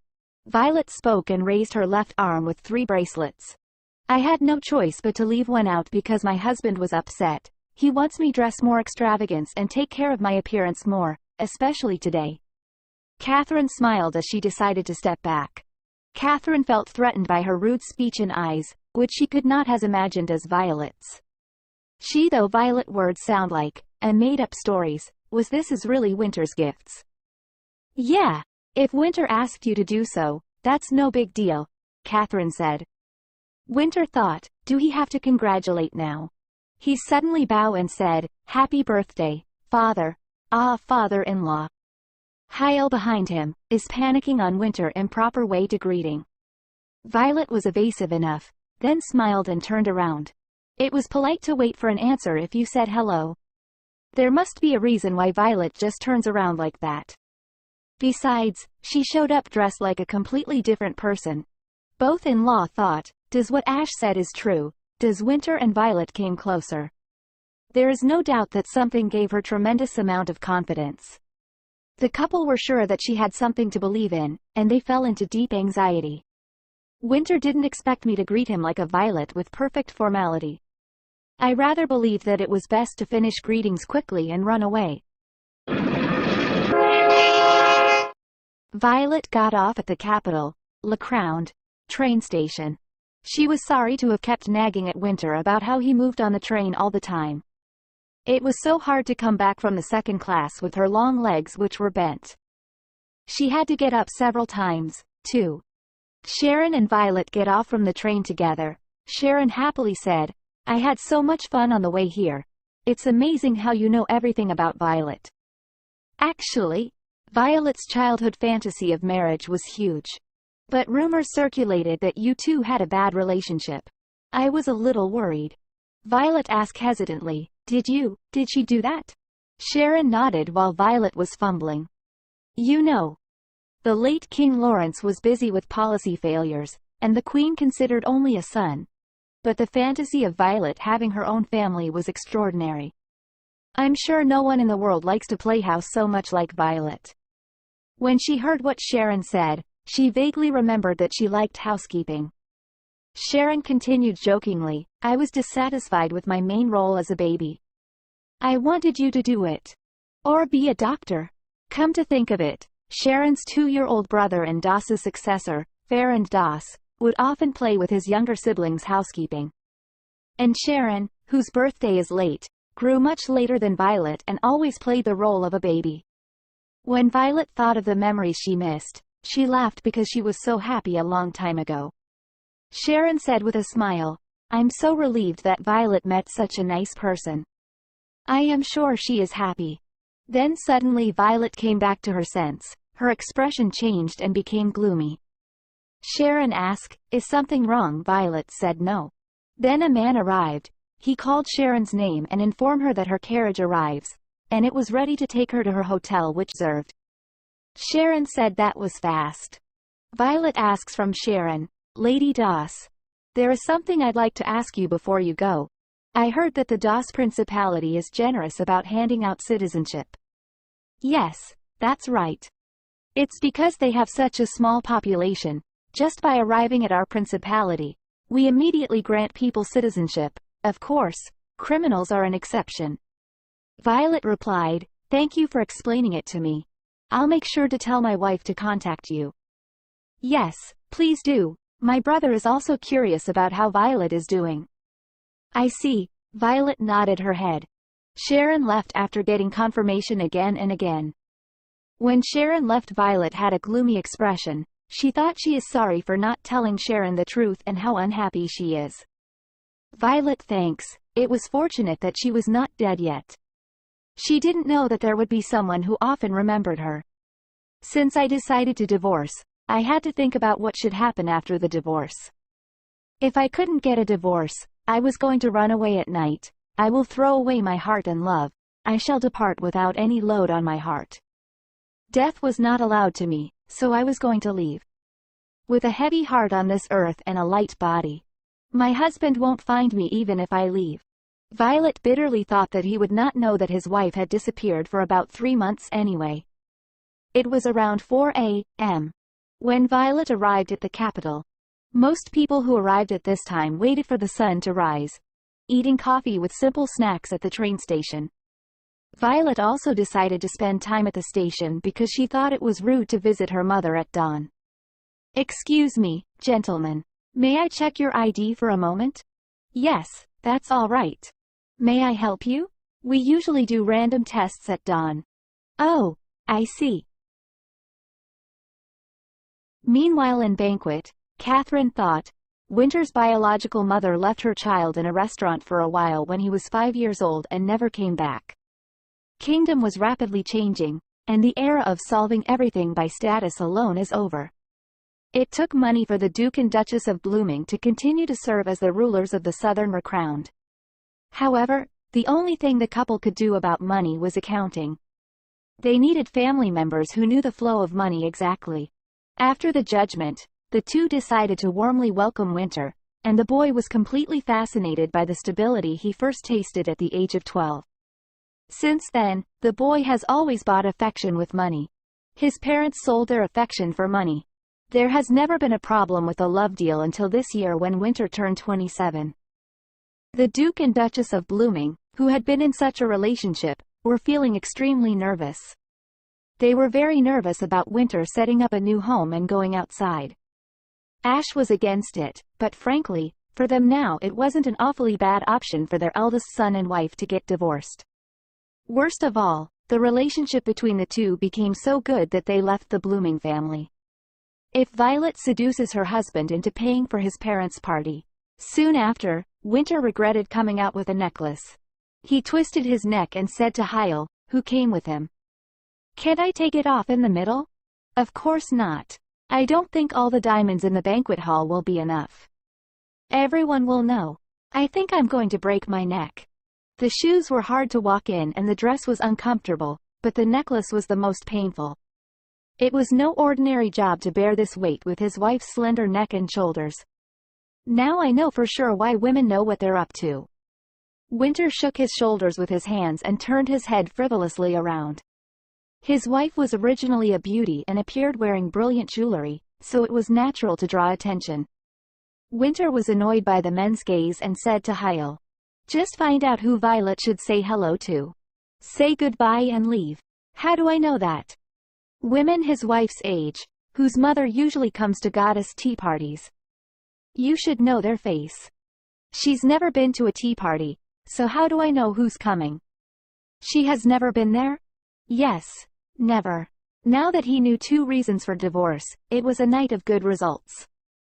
Winter clicked his tongue, sighed, and covered his face with his hands. Then Hyle said, "Why don't you make eye contact with anyone? If you know them, they'll talk to you first." "That's no big deal." Winter, who found it extremely loathsome to socialize, made eye contact and smiled in search of women who seemed to be her age. However, most of the time, greeting lightly and smiling face to face was over, and some even ignored it as if they had not seen it at all.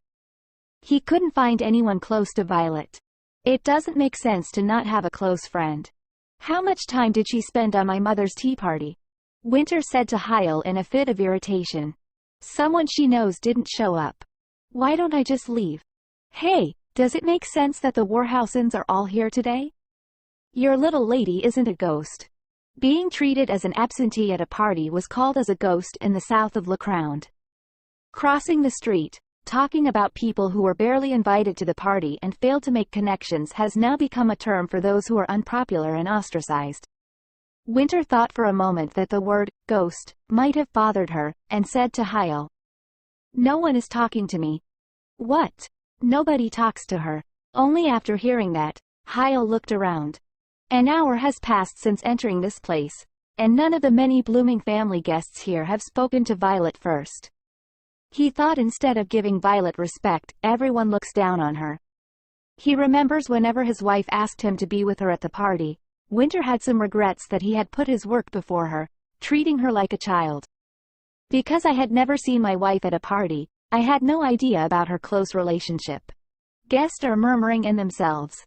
"She doesn't know how to read the room. She can't even do a proper greeting. I'm embarrassed for her. She must have seduced his secretary because her husband wouldn't give her the time of day. Now that I look at it, the guests are all acting weird." Meanwhile, a man came and informed Hyle something urgent. Hyle gets startled. He quickly informs Winter that Madame Violet is in LeCround Welton police station. Winter gets shocked. He turned right away and left the banquet hall. Winter ran out of the party and luckily the last train hadn't left yet. Going straight to the first class, he was exhausted and had no energy to sit down anymore. First-class seats could be made into a bed by laying down chairs. Violet maid said, "Madam, I will wake you up when we reach the capital. Till then take a rest." Then Hyle spoke. What do you think happened? Why Madame Violet is at the police station? However, shortly after, Winter's face turned into a frown. He said with his hands pressing against his waist, and then in a trembling voice, he had severe back pain and his stomach had been hurting to the point of cold sweat. Felt like it's going to snap. Hyle and the maid hurried and get the painkiller. Meanwhile, Winter as usual cursed. Damn it, can't we call the doctor? Hyle brought a small bottle of medicine and said he picked Violet usual medicine, and Winter should calm down and take this. Winter again shouts in pain. How am I supposed to calm down when I feel like I am about to die? And what kind of medicine it is? Seriously friends, it's so a funny scene, but isn't he overreacting? It's a painkiller, Hyle reply. Winter snitched the medicine envelope when Hyle couldn't answer correctly. On the outside of the bottle, it was written to eat in menstrual cramps, and the expected period was from tomorrow. Winter was annoyed and tried to throw it, but Hyle stopped him. You have to eat one more, he said. Winter didn't want to take any medicine, but he couldn't stand it because he was in such pain that he wanted to take out the middle part of his body. Eventually, he agreed and took the pill and lay down again. Scene shifts. Finally, they arrived at the capital's train station. Violet, who was waiting at the police station, suddenly heard a voice. My wife is more trouble than I thought. How many times do you plan for us to meet like this? Now this time you chose the police station of all places. I didn't know you'd find me so soon. I had a lot of plans, Violet replied. Winter in an annoyed tone, is that all you have to say, after causing trouble and ending up in a police station in less than half a day? Violet flinched and replied, I didn't make an accident, earlier at the train station. I came here to find an officer who only picked strangers and checked their identification at dawn. A police officer approached me, with an identification check. Is that a common thing? I've never once had to do that before. We usually do random tests at dawn, for security reasons, officers replied. Oh, I see, thank you for your hard work. I gave them Winter ID card, but those policemen had been giving me weird looks since the beginning, even though I hadn't done anything wrong. When they check the ID card suddenly, they scream. Oh my God, Lord Winter Blooming, I'm sorry, I didn't recognize you. I'm so sorry. Why are you so sorry? The pale-faced officer ran away before Violet could finish speaking, and a young man passing by when Violet was puzzled said. Then a voice came. You've been unlucky since dawn. When Violet wondered, the young man shrugged his shoulders. Then he continued and said, judging by your gray eyes, you're an outlander, aren't you? My father still gets his ID checked like this. He is also an outlander. Fortunately, I crossed the passing line and got black eyes and hair. Violet's face hardened when she realized the meaning of the word, passing line. With his explanation, it was silver hair and gray eyes that represented the Karnak clan, a stranger in the Lakeland. Winter inherited his father's black hair, and his mother's gray eyes. My husband had the power to make the policeman run away while turned white when he knew who he was, but he still did not cross the line of acceptance of his discriminatory appearance. Winter in an annoyed tone. So you came here to find an officer who only picked strangers and checked their ID at dawn? Violet replied, I couldn't stand such discrimination. Winter clicked his tongue at her calm answer. He knew she was the right person, but he didn't know that she couldn't stand such injustice, but this topic had nothing to do with her. But why are you sitting here? Winter asked. Violet replied, that authorities told her to wait there because they were busy. Winter replied, and you believe that those people thought that you get tired of waiting and then leave the place? Winter shouts. Violet, wait, there is no need for you to get angry like this. They both touch each other and their bodies immediately return to their original condition. Violet suddenly stumbled in a sharp pain in her back. Winter grabbed her arm and sat down, saying, I will take care of this, so get some rest, your body isn't in the best condition. Violet picked herself up. I still have to meet those officers. Winter replied, I told you there is no need. Violet gets angry and says, no, I will talk to them. She entered into the room. Then all the officers who recognized her got up. The Capitol Police were a very conservative group, so even if the royal family was disbanded, the majority thought they were working for the royal family. They thought first Sir Winter and now Madame Violet too. They ask, what's brought you here, Princess? I mean Madame Violet. Violet immediately found a police officer who checked her husband's identification card at dawn. Officer. The officer knew that she had come to look for him because he remembered he checked Winter Blooming's ID card. There were about 10 people in the detention center, only 2 of whom were handcuffed, and the 2 were the only strangers with gray eyes like her husband. Officer, who noticed anger in Violet's eyes, said urgently, "You don't know very well, but strangers are more likely to do dangerous things. Are the handcuffs especially for those who commit more dangerous crimes?" "Well, that's not true, but madam." "So what do you mean I don't know?" when Violet asked. The officer swallowed without realizing it. When he didn't answer, Violet continued, "Are all of their crimes being investigated just the same? If so, then treat them equally, and please be fair." But the police officer still tried to argue, "But madam, they are outlanders." But Violet cut his words and said, "How could you say that, while we are discussing equality? I'm certain you know what honor is. So please act dutifully as a police officer of La Crown." Her voice had a dignity that made him speechless despite her calmness. Officers replied, "We were short-sighted. I'll uncuff them all and treat them equally." When Violet greeted the officers, "Thank you for your understanding of my intentions. I expect you to act accordingly from now on." While saying this, she looks like the goddess of justice, isn't she? Violet was taken by Winter's hand to the Karnak Hotel. Winter forced Violet to lie down on her bed as if he had found a patient who had fled. "It doesn't hurt this much. I am not that ill that I must be placed on bed rest," Violet said to Winter. But Winter disagreed and said she should just listen to him and stop pushing her body unnecessarily and get some rest. Then he asked whether menstruation hurts this much when it hasn't even started, and he couldn't believe still she wanted to speak with police officer in this state. "It seems like you have a fever." Violet replies, "This level of pain is nothing."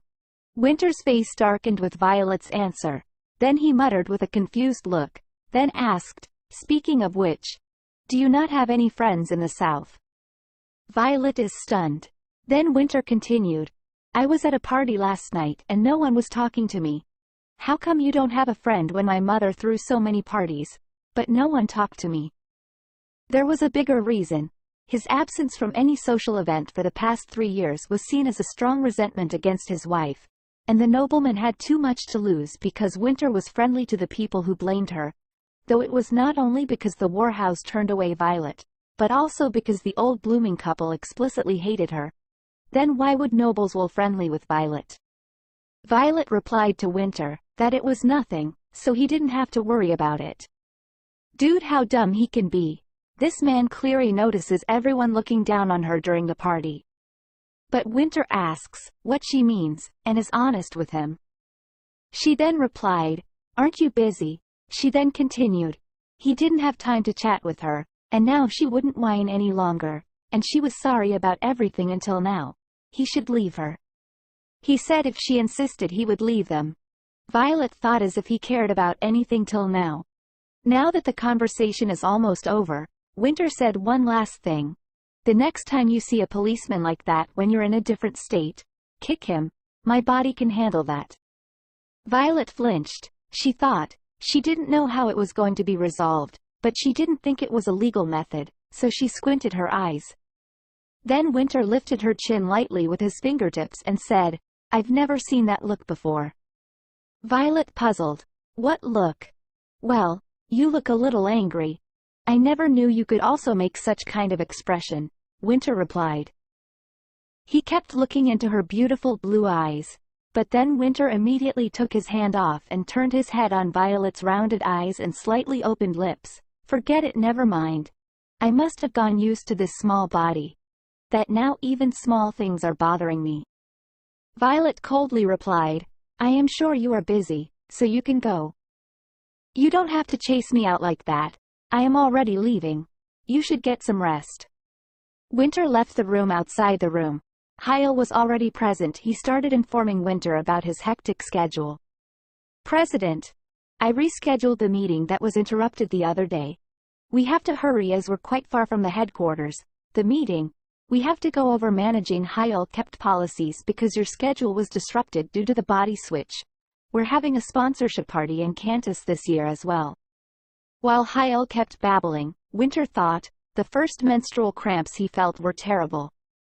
And he felt so disgusted that he wanted to throw it at a random person and scream. He didn't know how his wife was holding this up.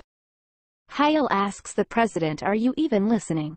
"Oh, I'm so busy. Yet I can't stop thinking about her. Winter. Hyel looked puzzled. Then Winter turned nervously on his way out to his wife's room and said to Hyel that he wanted to make sure that Violet fell asleep. Hyel should go ahead first. Hyel shouted, "Did you not listen to my report? We are on tight time, President." Winter opened the door and found Violet asleep on her medication. Winter sat on his knees beside the bed and stared at her. Violet, she seemed to be sound asleep. Winter followed. "Don't be sick," he said, sweeping her hair behind her small ears with his fingertips. "Don't even think about getting a divorce, just live with me." After he finished speaking, he looked at his wife's face for a while and stood up. He felt itchy for some reason. So he rubbed his neck and grumbled, "Looking at your face, I can't go to work," he thought. The next day, Violet looked pleasantly out the sun-drenched window. Then a voice came. "Did you rest well, Madam Violet?" It was Maid Lulu. Violet turned around in excitement after hearing Lulu's voice. Lulu was happy to see Violet again and serve her. She inquired about Violet's well-being because she had heard about Violet's fainting. "You seem now well, madam," Lulu said. "Wow, sometimes a stranger gives you more warmth than our close one. I love the Lulu maid. What about you, my dear viewers?" Violet replied, "Do I look good? Actually, I had a pretty good dream last time. I'm glad you rested well, madam." "Do you plan on going to the Felice territory right after breakfast?" Violet replied, "Yes, that's right. Please prepare carriage and I'd like you to send me a message in private, without anyone knowing." Lulu was startled. "Without anyone knowing? What's the matter?" "Well, my friend ran away from home, and she shouldn't be caught by anyone." "Your friend ran away from home? Oh, what a troublemaker. Yes, I will do that too." Violet thanked Lulu and laughed cheerfully. After Sharon's now maid Lulu made our princess happy, she should stay with Lulu. After breakfast, Violet sent the telegram and went straight to her mother. After a 30-minute drive, Ella's residence in the Philippines came out. As Violet got out of the carriage, Mrs. Ella Philippe, Violet's mother and former Queen of Le Crown, came out to meet her with a bright face. "Violet, it has been a long time. Sorry I haven't been able to see you, Mother," Violet said while greeting her mother. Her mother said, "Now you are a blooming household, dear. I understand. Would you like to go in for a cup of tea? I managed to get some of Ash's favorite tea." Violet froze hearing her mother's words. Ella continued in a soft voice, "You're doing fine. So there's nothing to worry about. What should we do with our poor Ash? He can't even freely drink his favorite tea. You have no idea how much he struggles." Violet in a depressing tone, "I see, so Ash has a tough time." "Yes, he is having a tough time deceiving people and plotting against his little sister." She thought, "No, I can't keep her mentioning about Ash." Then she said, "I really wish to see the garden. How about we take a walk? There is something I like to discuss with you." Her mother asks, "What do you want to talk about?" Now the scene shifts to Winter's office. Next is regarding the sponsorship party. This year, it'll be hosted by Cantus once again. "Is this that place that gifted us wine as thanks for the donation?" Winter said Winter loved this wine, but no one can purchase it because monks don't sell it. They give it as a gift to their believer, and Winter was only interested in wine. "That's right, you were very much enamored by its president," Hyel said. Winter said the fragrance of the wine was exquisite. "I want our soon-to-be-finished hotel to have exclusive rights to that wine. I know, with my etiquette, there won't even be a negotiation. Most of the monks are of royal lineage after all. They do value reputation more than wealth. Well, that'll be quite tricky. I will try to make an appointment with them," Hyel said. Then Winter thought, of etiquette. He got an idea just from the word etiquette. He thought Violet knows how to switch the bodies right. Should I ask her to switch just for a one day? Well, viewers, I think this man really wants to destroy his house with his own hands. The scene shifts to Violet and her mother's garden. "Mother, I had a hard time," Violet said. Her mother asks, "Are you having a problem with Sir Winter?" Violet continued, "I don't know what to do this anymore. I don't know when my husband be home once he goes out. And all the southern aristocrats hate me. I'm really tired now. Her mother replied, but you're good on your own, till now. Violet bit her lips and continued with a quiet voice. I also have times when I find it difficult to deal with it, Mother. And that's why there's something I'd like to ask for you, Mother, if Winter and I get a divorce. Ella sighed as if she couldn't hear. She suddenly shouted, Violet, that isn't the right way. Marriage can be difficult, but divorce is never the answer. That's something you can't blame others when you can just do better. I know you will understand what I am trying to say. You are already doing so well on your own. Seeing her mother come out like this, Violet gets what her mother is actually worried about. Her reaction means if Violet leaves the blooming household, it will have a negative impact on Ash's influence in the kingdom. She thought, she understood, when Violet was 10 years old, her eldest brother passed away. Before that, Ella only knew her son, but after that, she became obsessed with her other children. Violet understood her mother because her older brother's early death was like splitting Ella's world in half. Ella continued as if she was heartbroken. Compared to you, Ash gave up his crown and has nothing left. I am quite worried about him. Violet thought, sometimes she also wanted to be a poor daughter of her mother. Seriously, what kind of psychopath are these moms, who are obsessed with their sons only? The scene shifts, and Violet returns to the hotel in disheartening condition. Fortunately, there is news waiting to make her feel better. It was a telegraphic call from her childhood friend Sharon. Finally, Violet's mood changed, and asked exciting from Maid. Maid reads the letter and Violet hears and gets even more excited. Sharon was staying at Orgel Garden, south of the capital, where the two often went to play when they were young. Violet left the hotel with Flip. When Violet arrived at the Orgel Garden, Sharon ran excitedly from afar. Violet. Sharon. Violet smiled. How long has it been? Sharon said. Wow, Sharon, you've grown up a lot, Violet replied while hugging. The garden was owned by Sharon's maternal grandmother, Anna Tessie Orgel. She came out and said, you must have been surprised that my granddaughter didn't grow up after a long time behaving the same. Ma'am. Violet hesitated and said, please be less formal with me. Grandma replied, that would be improper, as you are also an adult now, madam. Grandma saw Violet's expression of regret while hearing her answer. Then Grandma continues, but if you insist, I guess I can't help it. Instead, call me Nana as you used to. Violet was relieved at her words and smiled. Yes, I will, Nana. Then all the ladies went inside the garden and sat and chit-chat. For Violet, who likes flowers, sightseeing at the flower garden was the happiest time.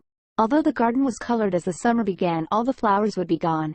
Violet knew what kind of flower tree it was without flowers too. Sharon said proudly to Nana, Violet really knows all the flowers. Nana, she knows the weeds, too. That's true, but I don't know why you're bragging, Nana said. I'm bragging about my friend. Is that so? Then she's also your pride, Nana replied. Violet became embarrassed. Please stop that, you are embarrassing me. Then, a maid came running frantically and interrupted their sweet talk. Ma'am, we're in trouble. There's a carriage with flowers for tomorrow's dinner, and I think there's a problem in it, and the flowers are dead while transporting. None of them can be used. Sharon speaks. Then how are we supposed to decorate the banquet then? The roses in the garden are not in season either. Nana said, that's indeed a problem.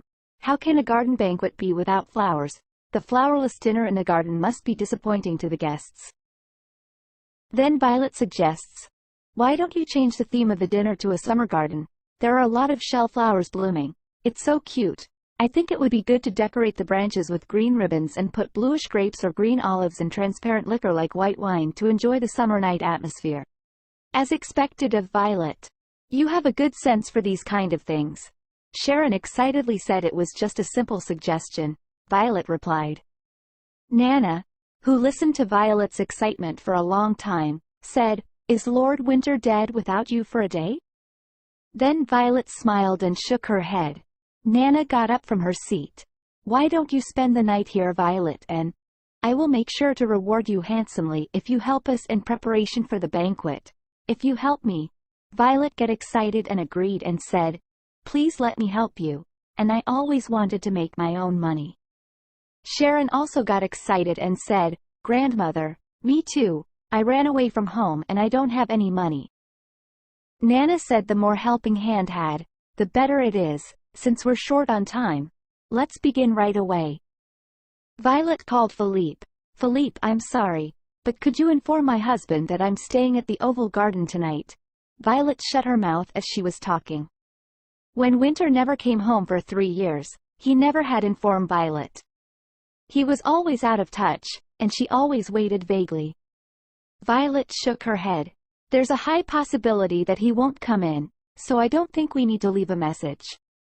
If my husband comes back to the hotel and asks, Lulu will contact me here." "Yes, I think so, too." Philippe nodded eagerly. He probably noticed Violet's mind. Violet thought, "I wish he would come to know how burdensome it is to endlessly wait." The scene shifts to the Winter Hotel. Hyle said, "Wow, when you first asked me to buy the island, I thought you were out of your mind, after losing all your wealth from the marriage." Winter gets angry and asks Hyle why he is bringing this up again. Does he want to get a fire? "I'm so excited. Didn't you manage to make it to the largest hotel chain on the continent? Are you returning to the hotel? Usually you staying at the office." Winter replied, "My wife must be back at the hotel." "Is it because of the divorce request? This isn't that much better since you're coming home at dawn." "You should have returned earlier, President," Hyle said while teasing Winter. Winter got angry and said, "You keep blabbering with that mouth of yours and see what happens." Hyle's response, "You have worked hard, sir, please take a rest." Winter said only he can talk to me like that. The last 3 years have indeed been too much. As he continued to live a poor life of staying up for several days in a row and then sleeping for a solid day, he felt mentally exhausted. He thought, should he ask Violet to have lunch with him tomorrow since she didn't come out of her room before breakfast. The carriage ran along the river and soon arrived at the hotel. Maid Lulu informed Winter that Violet didn't return back. Winter gets shocked. "What? She hasn't sent any messages.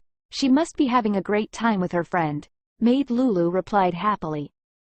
Winter asks, "Are you telling me that Violet spends the night elsewhere without telling anyone?"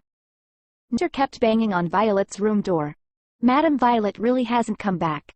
Please stop or the door will break," the servant said. All servants try to stop Winter. Winter shouts in anger, "Now listen here. My wife is a woman that can't stand a crowd.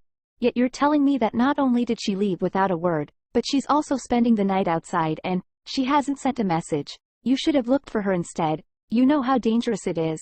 All the servants tremble with fear, but Maid Lulu gets angry at Winter's childish behavior, so she shouts, "She went to the Ogle Gardens. How could she be in any danger? She isn't a child, President. It was a nice day. Of course, she would go out. Besides, you don't even return home most of the days.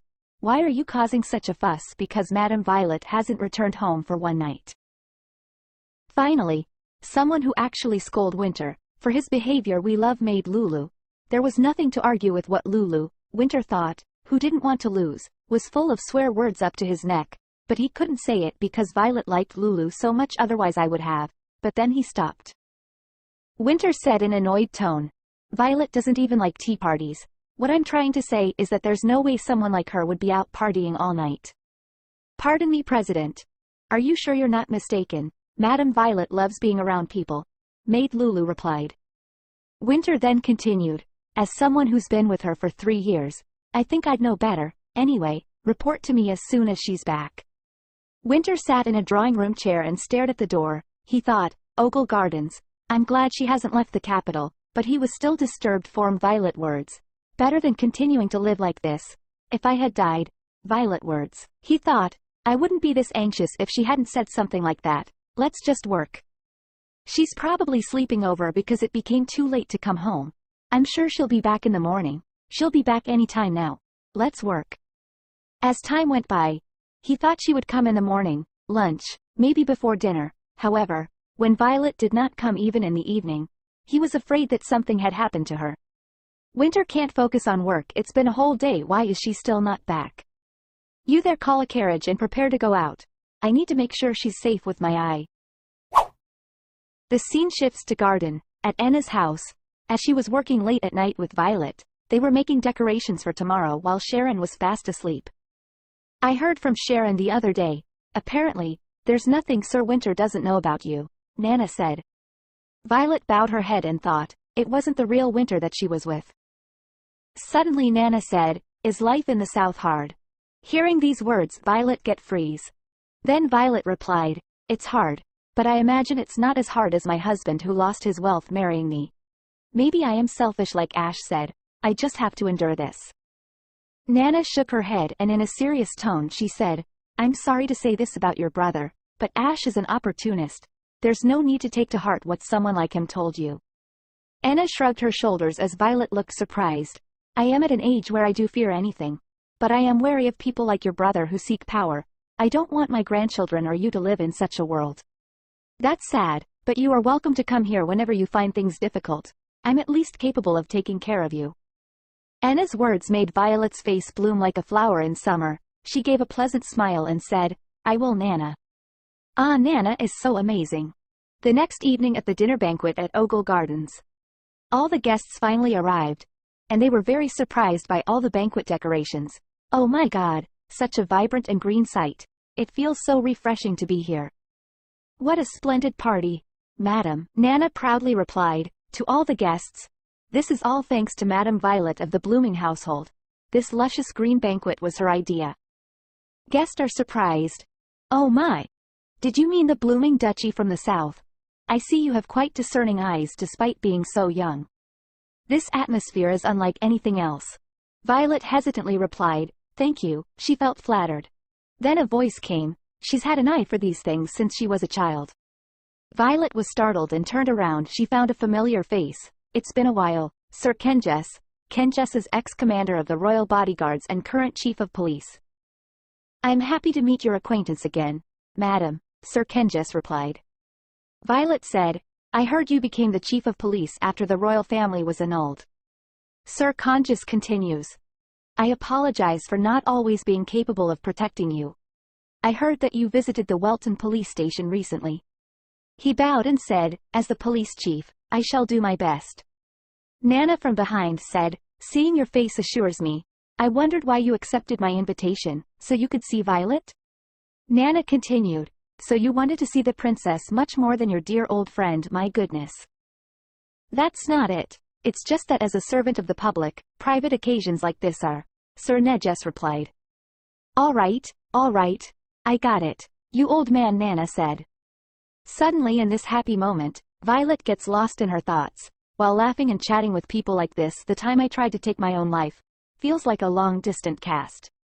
But sometimes it'll all come rushing back to me in an instant. She suddenly remembers the day she wanted to end her life with a gun.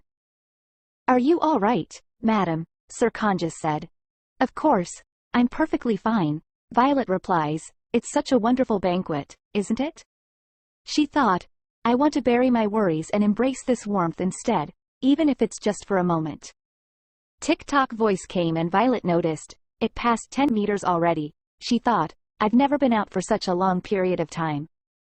Then she shook her head and thought, don't feel guilty, Violet, it's only been a day and a half and he disappeared on our wedding day and only returned months later. Then a familiar voice came, I apologize for intruding without an invitation. Oh look who is it, Winter Blooming, Nana said. Violet was shocked and suddenly turned around and saw Winter. Why, for what he is here, she thought. Winter presented a wine bottle. This is a small gift for my sudden visit, he said to Nana. Nana replied happily, you didn't have to bring such fine wine. Violet asks, what's bring you here, seeing how you're dressed? I'm sure you had business. I didn't think I'd see you here. Winter lied and said, I was in the area, so I stopped by.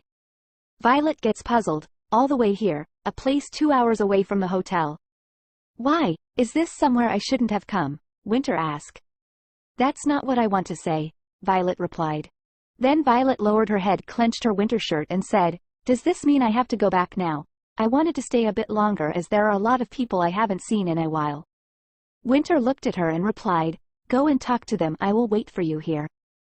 Violet thought, is unlike him, is his business not urgent, then? Then she asked, would you like to come with me? This is our first time at a party together. Winter frees her for a second, then he grabbed Violet's hand and escorted her properly and said, "As your wish." Scene shifts. Now Violet and Winter are in carriage. They are going back to hotel from banquet. Winter said, "The wine wasn't that strong. How are you so drunk?" Violet is dazed. She said, "It's strange, but I get easily drunk off of red wine." Then she laughed. "Then you shouldn't drink red wine anymore," Winter replied. Violet said, "But you said it was a good wine. Even Madame Enna was very excited to have it." Violet's husband is always a welcomed guest at Enna's mansion. Violet said, "How could I not you drink, when you brought such a fine gift?" "Why did you drink a whole glass while we were greeting people?" Winter asked. Violet replied while giggling, "It was so fragrant and delicious." Violet kept giggling. Winter said, "You are quite drunk, aren't you? That's why you are giggling so much." Winter was led by Violet for the first time since his marriage and greeted dinner guests, and introducing her husband to people. She said, "I always want to introduce you to everyone. This is my husband. It was nice to do it." Winter never imagined that his wife would be so happy because she only had one party with him, he said to Violet. Violet replied, "That's because you're always so busy. I thought you might leave at any moment." "I'm tired because I couldn't sleep well after preparing for the party yesterday," Violet said. Winter wrapped Violet's head to lean against his shoulder, then he said, "How can you go 2 hours like this? Just sleep." Violet's eyes were opened again by his actions. As his usual behavior continued, she suddenly woke up. Violet, who was hesitant, reached out carefully and held Winter's hand. Then she looked up and saw Winter. She said, "Winter, let's really talk this time." Winter said, "I can't divorce you." Violet replies, "If we can't get a divorce, then let's talk about a child." She thought, "I have decided to run away if I can't leave this world. But that's a final resort. If there is any single chance, then I wish we could stay married. As long as there's hope to keep this relationship, we need to move our main residence to the capital and have a child. I know you're still busy, but I thought it's about time to discuss this. What's your thought, Winter?" Winter's hand slipped out before she could finish. He turned his head out of the carriage window as if to end this conversation. He said, "I don't have any thought." Violet asked, "What do you mean?" Winter replied, "I mean, I have no desire or thoughts for having a child." She said, "Is that all?" without even properly talk about it together. She turned to the opposite window without saying a word. "I see. Now I know." And there was no more conversation in the carriage. Winter now understands what Violet said was a substitute for divorce. He was heartbroken because he knew, but he couldn't give room for the child. Well, it was impossible for him to have child with Violet because statistically, mixed-race members of the Karnak clan, who are mixed blood, they can conceive child with only opposite gender of the same Karnak clan, but he never explained this to Violet. Man, he is really very bad at communication. Next day, Violet woke up late in the morning. Winter and Violet having breakfast together. Violet asked, "What do you want?" Winter replied, "What do you mean?" Violet said, "You were waiting for me first thing in the morning when I wake up. What are you doing here?" "Can't you understand? I'm giving you my time," Winter replied. Violet said, "You even asked to have a meal together when I'm sure you have work to do. You must have a reason." Winter said, "You've always wanted to talk, so I decided to hear what is it that you have to say so much about. Weren't we already done talking? There's a thing called timing in the world," Violet said. Winter replied, "That's precisely why I'm trying my best now. Why are you being so difficult about this?" Then the room filled with awkward silence. Winter then asked from Violet, "How we are able to switch bodies?" Violet replied, "I am not sharing it, at least I should have something on my sleeves." Then Violet lowered her head and asked, "Why you hate the idea of having child so much?" Winter said, "I will tell you when you no longer want a divorce." "I think I need to have a child to stop wanting a divorce," Violet replied. The room filled up with awkward silence and maids who were standing there were nervous. It seems like they are standing on needles. "Actually, I've been curious about something. I wanted to ask you." "Yeah, we're finally having some conversation now." However, Violet, who said she wanted to know something, remained silent for a long time.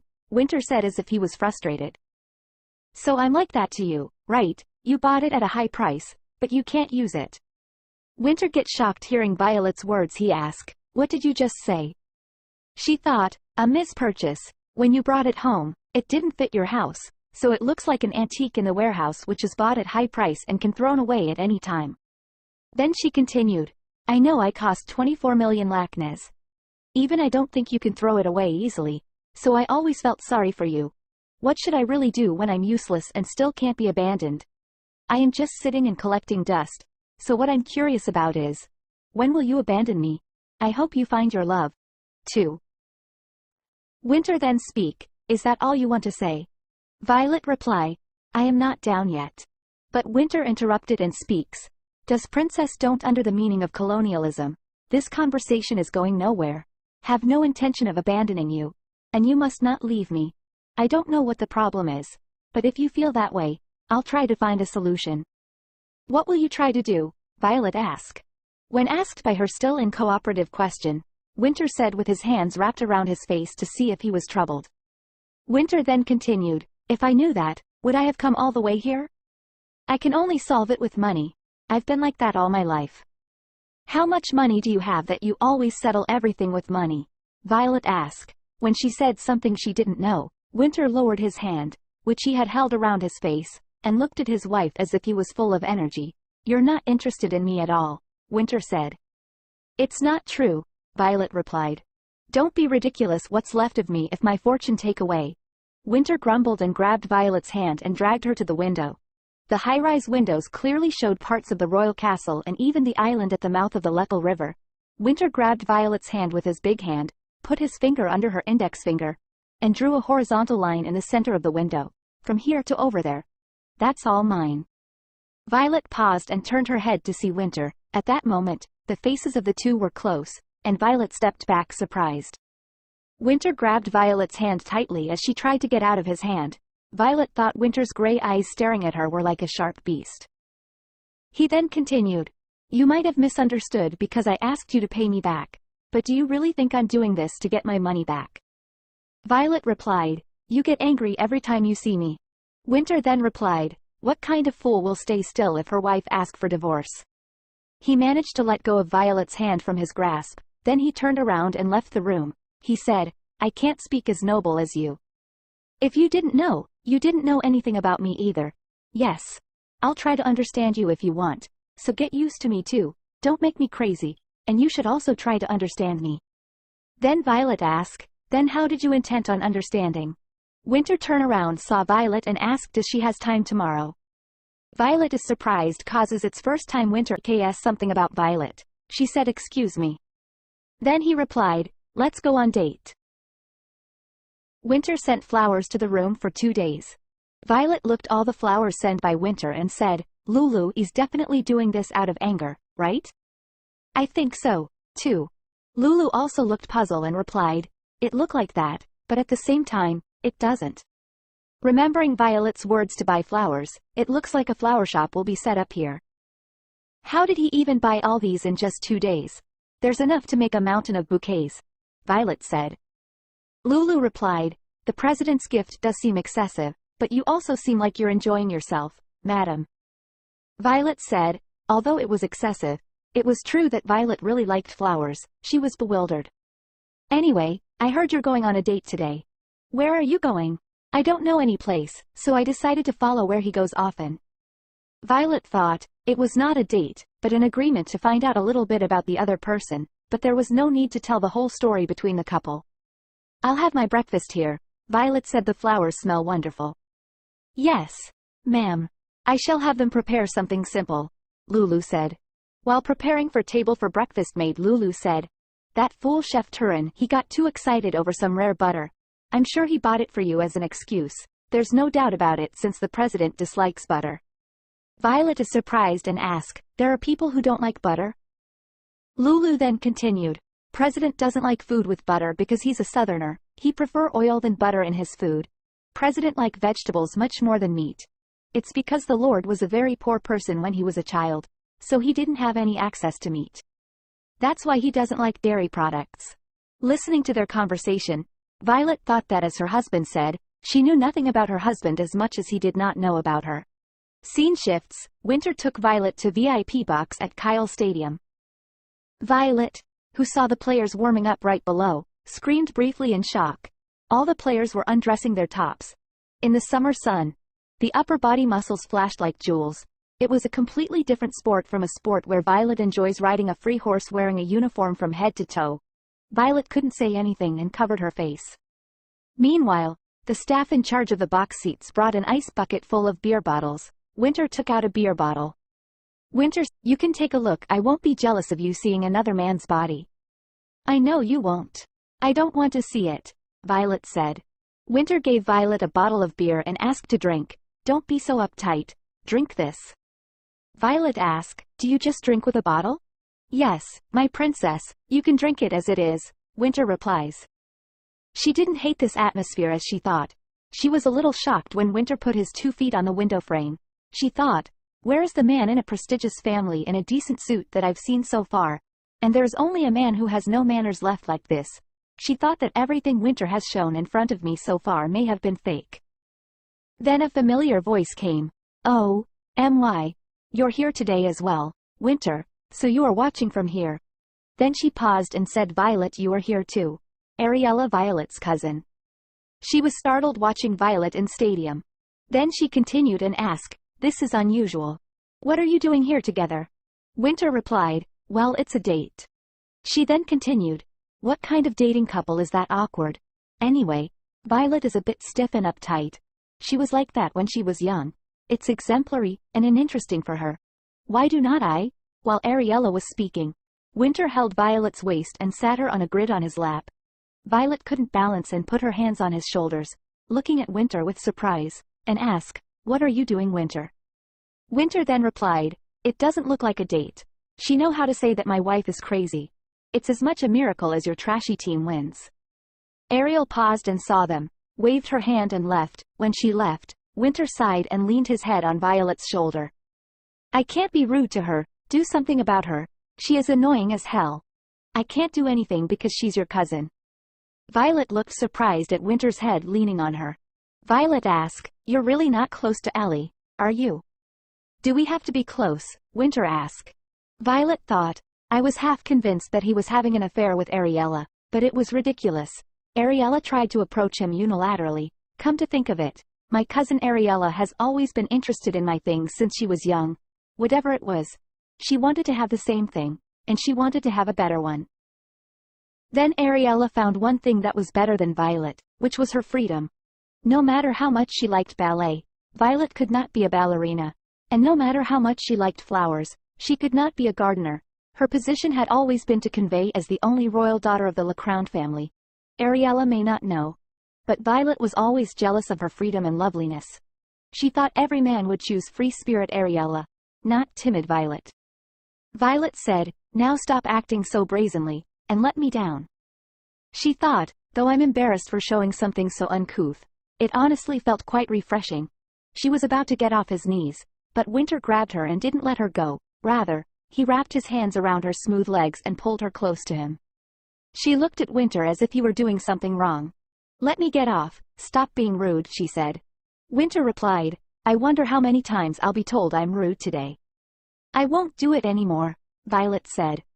Then Winter continued and said, let's make a bet. What if you do it again? Okay, what's your bet? Violet asked. He replied, 3 more times. If you don't call out my behavior, I'll go to every party and from beginning to end I'll stay only next to you. Violet replied, liar. Winter said, why would I lie when I am being serious? I don't have anything to bet like that, Violet replied. Then Winter said, you're the only one who knows how to change. Sometimes there's a place where you need your etiquettes. I see, she replied.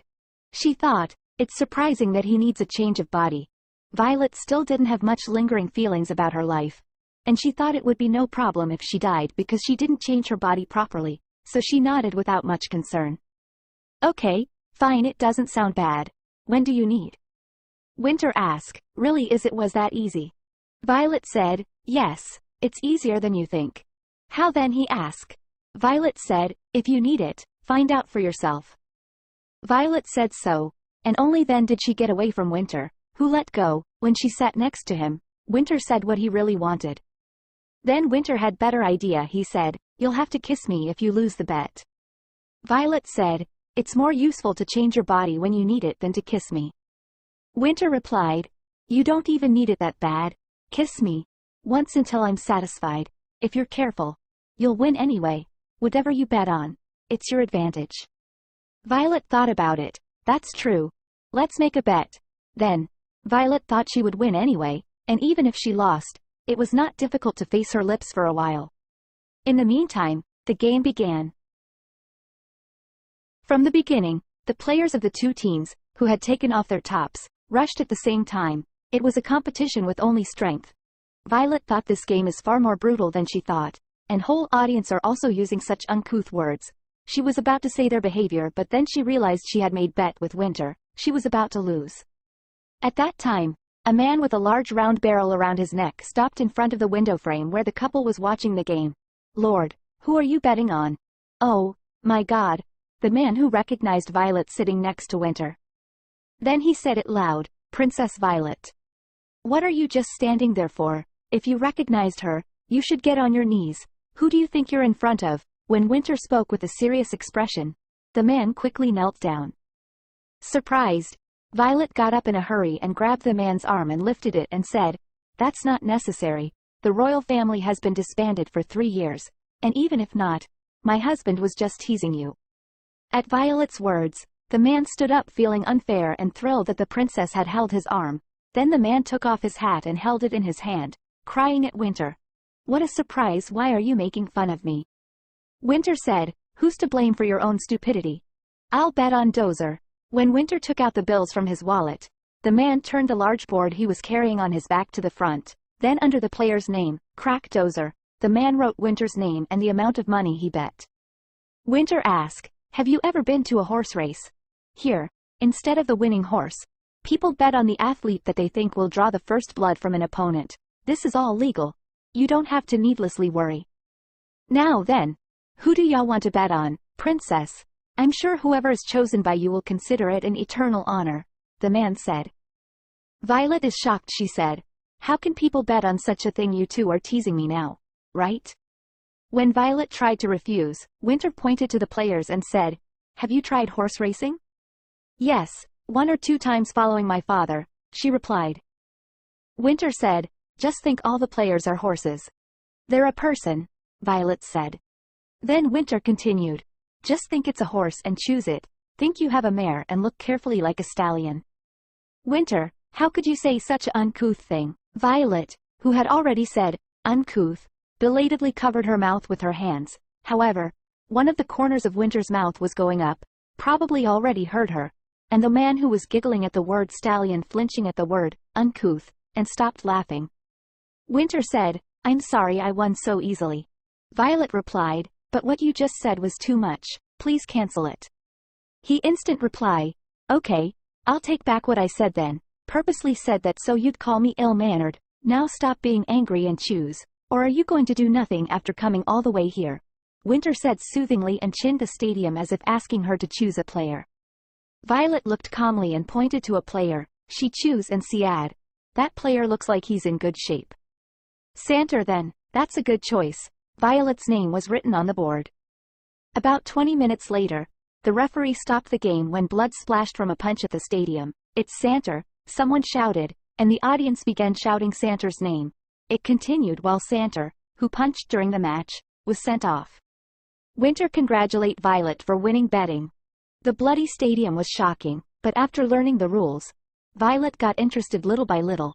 She glanced at it in a similar mood like how she kept craving stimulating food. Perhaps because she lived in a dark and quiet place like a mole for 3 years. All unfamiliar things were interesting. During the game, many people came to the box seat and greeted the two. Winter often bursted into laughter in the middle of the conversation, and Violet has never seen Winter smile like a boy in the past 3 years. She thought so Winter can smile like that.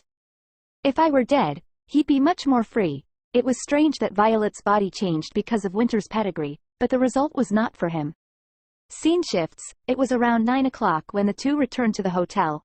Winter bought a bag of his favorite crawler donuts at a nearby night market. You're not eating this either, right? You must be a bit picky, Winter grumbled. Violet replied, it's not that it's not, but he bought fried fish for dinner at the stadium. That's why. Winter said, it's fine. You don't have to think about it. But I'm telling the truth, she replied.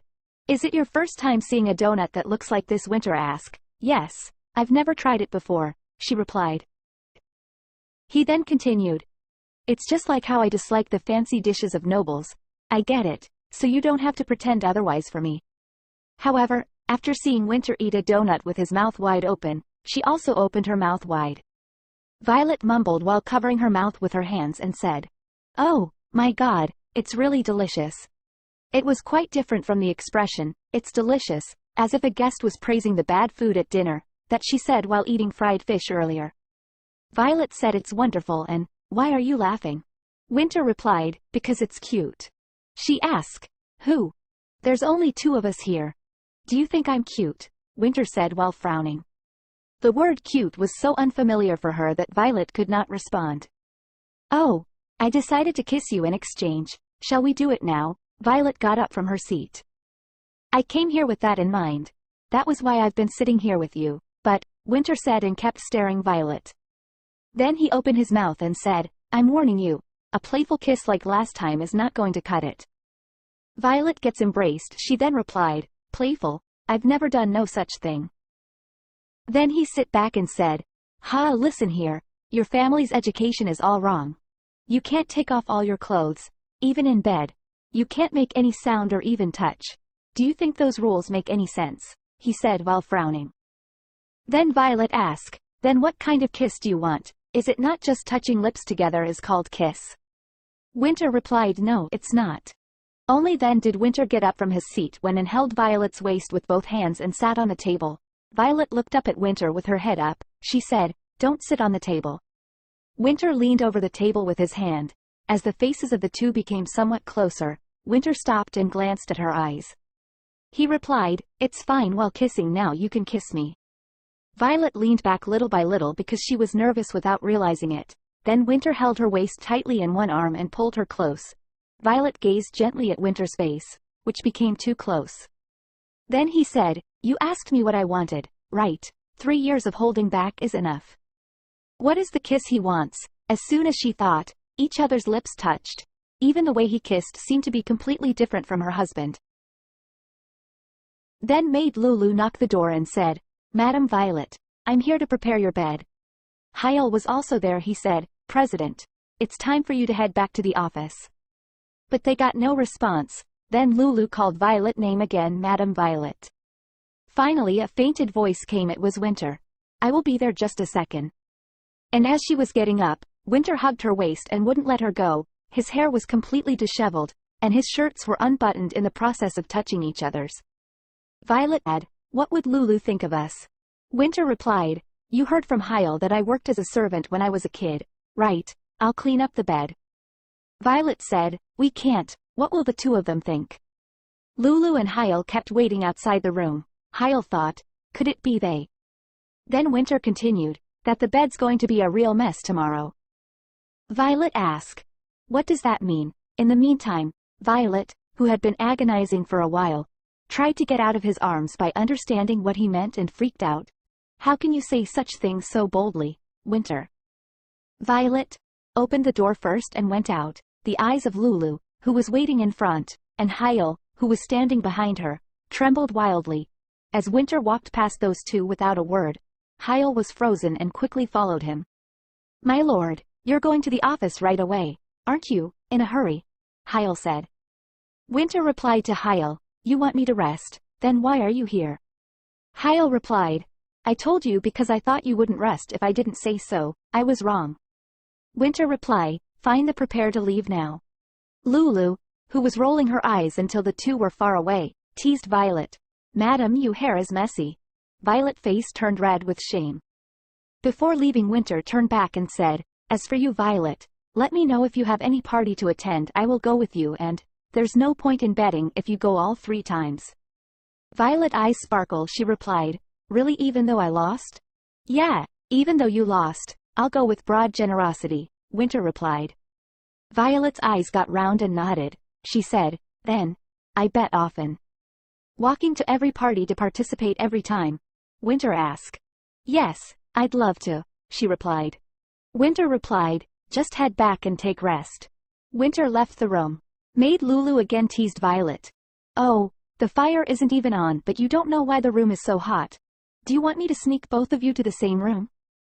Violet, whose face turned red with shame, she said, you don't have to do that at all, I'm telling you. Violet shook her head with a face that did not find any of her usual composure. Lulu kept teasing Violet with a cute new reaction. Then Lulu left the room with a pleased expression. Violet thought, it was a day full of unfamiliar things like the match, the bet, and the kiss which Winter desire. Although Winter kept going blizzard things, but I didn't dislike them. Violet, lying on the bed, stroked her lips with her hands. His ways were strange, but she didn't hate it. 4 days later, the couple packed their bags to return to the blooming mansion which was located in the south. Lulu and all servants was regretful and didn't know what to do, and after holding Violet tightly and letting go, she couldn't bear it and held her tightly and let her go again repeatedly. Lulu said, Madam Violet, you have to come back soon. Madam, please make sure you're eating properly. Head chef said. Leaving the capital behind, Violet got on the train. Seeing her expression begin to harden from the moment she left, Winter worriedly asked, you guys aren't saying goodbye forever, you know. Violet replied, but it's true that we won't be seeing them for a while. He continued, you must have taken quite a liking to the hotel staff. If you like them so much, why not bring them to the estate? Violet asked, what does he mean? Winter replied, if you want to stay with them, you can do exactly that, and of course, I'll make sure to compensate them fairly. Violet unintentionally shouts, no, she thought, bring them to the blooming estate, and let them see how awful and pathetic I am there. No, never. She then composed herself and said, no, that's not necessary. Winter saw Violet's expression and asked, you don't look better. Then again Violet thought, I came to my senses, now I am going that place again. She then speak, you know what I was thinking. Why don't we live in the capital? It's okay even if it's later, think about it. It's okay to live in the capital too. And if we stay in the capital, I'll change my body whenever you need it. And the company is also in the capital. What do you think? Violet's voice became more and more desperate. She thought she could endure. If there was a hope that she could come to the capital someday, she could hold out there, but she had fears he thought that he would refuse immediately. But Winter replied, okay, let's do it.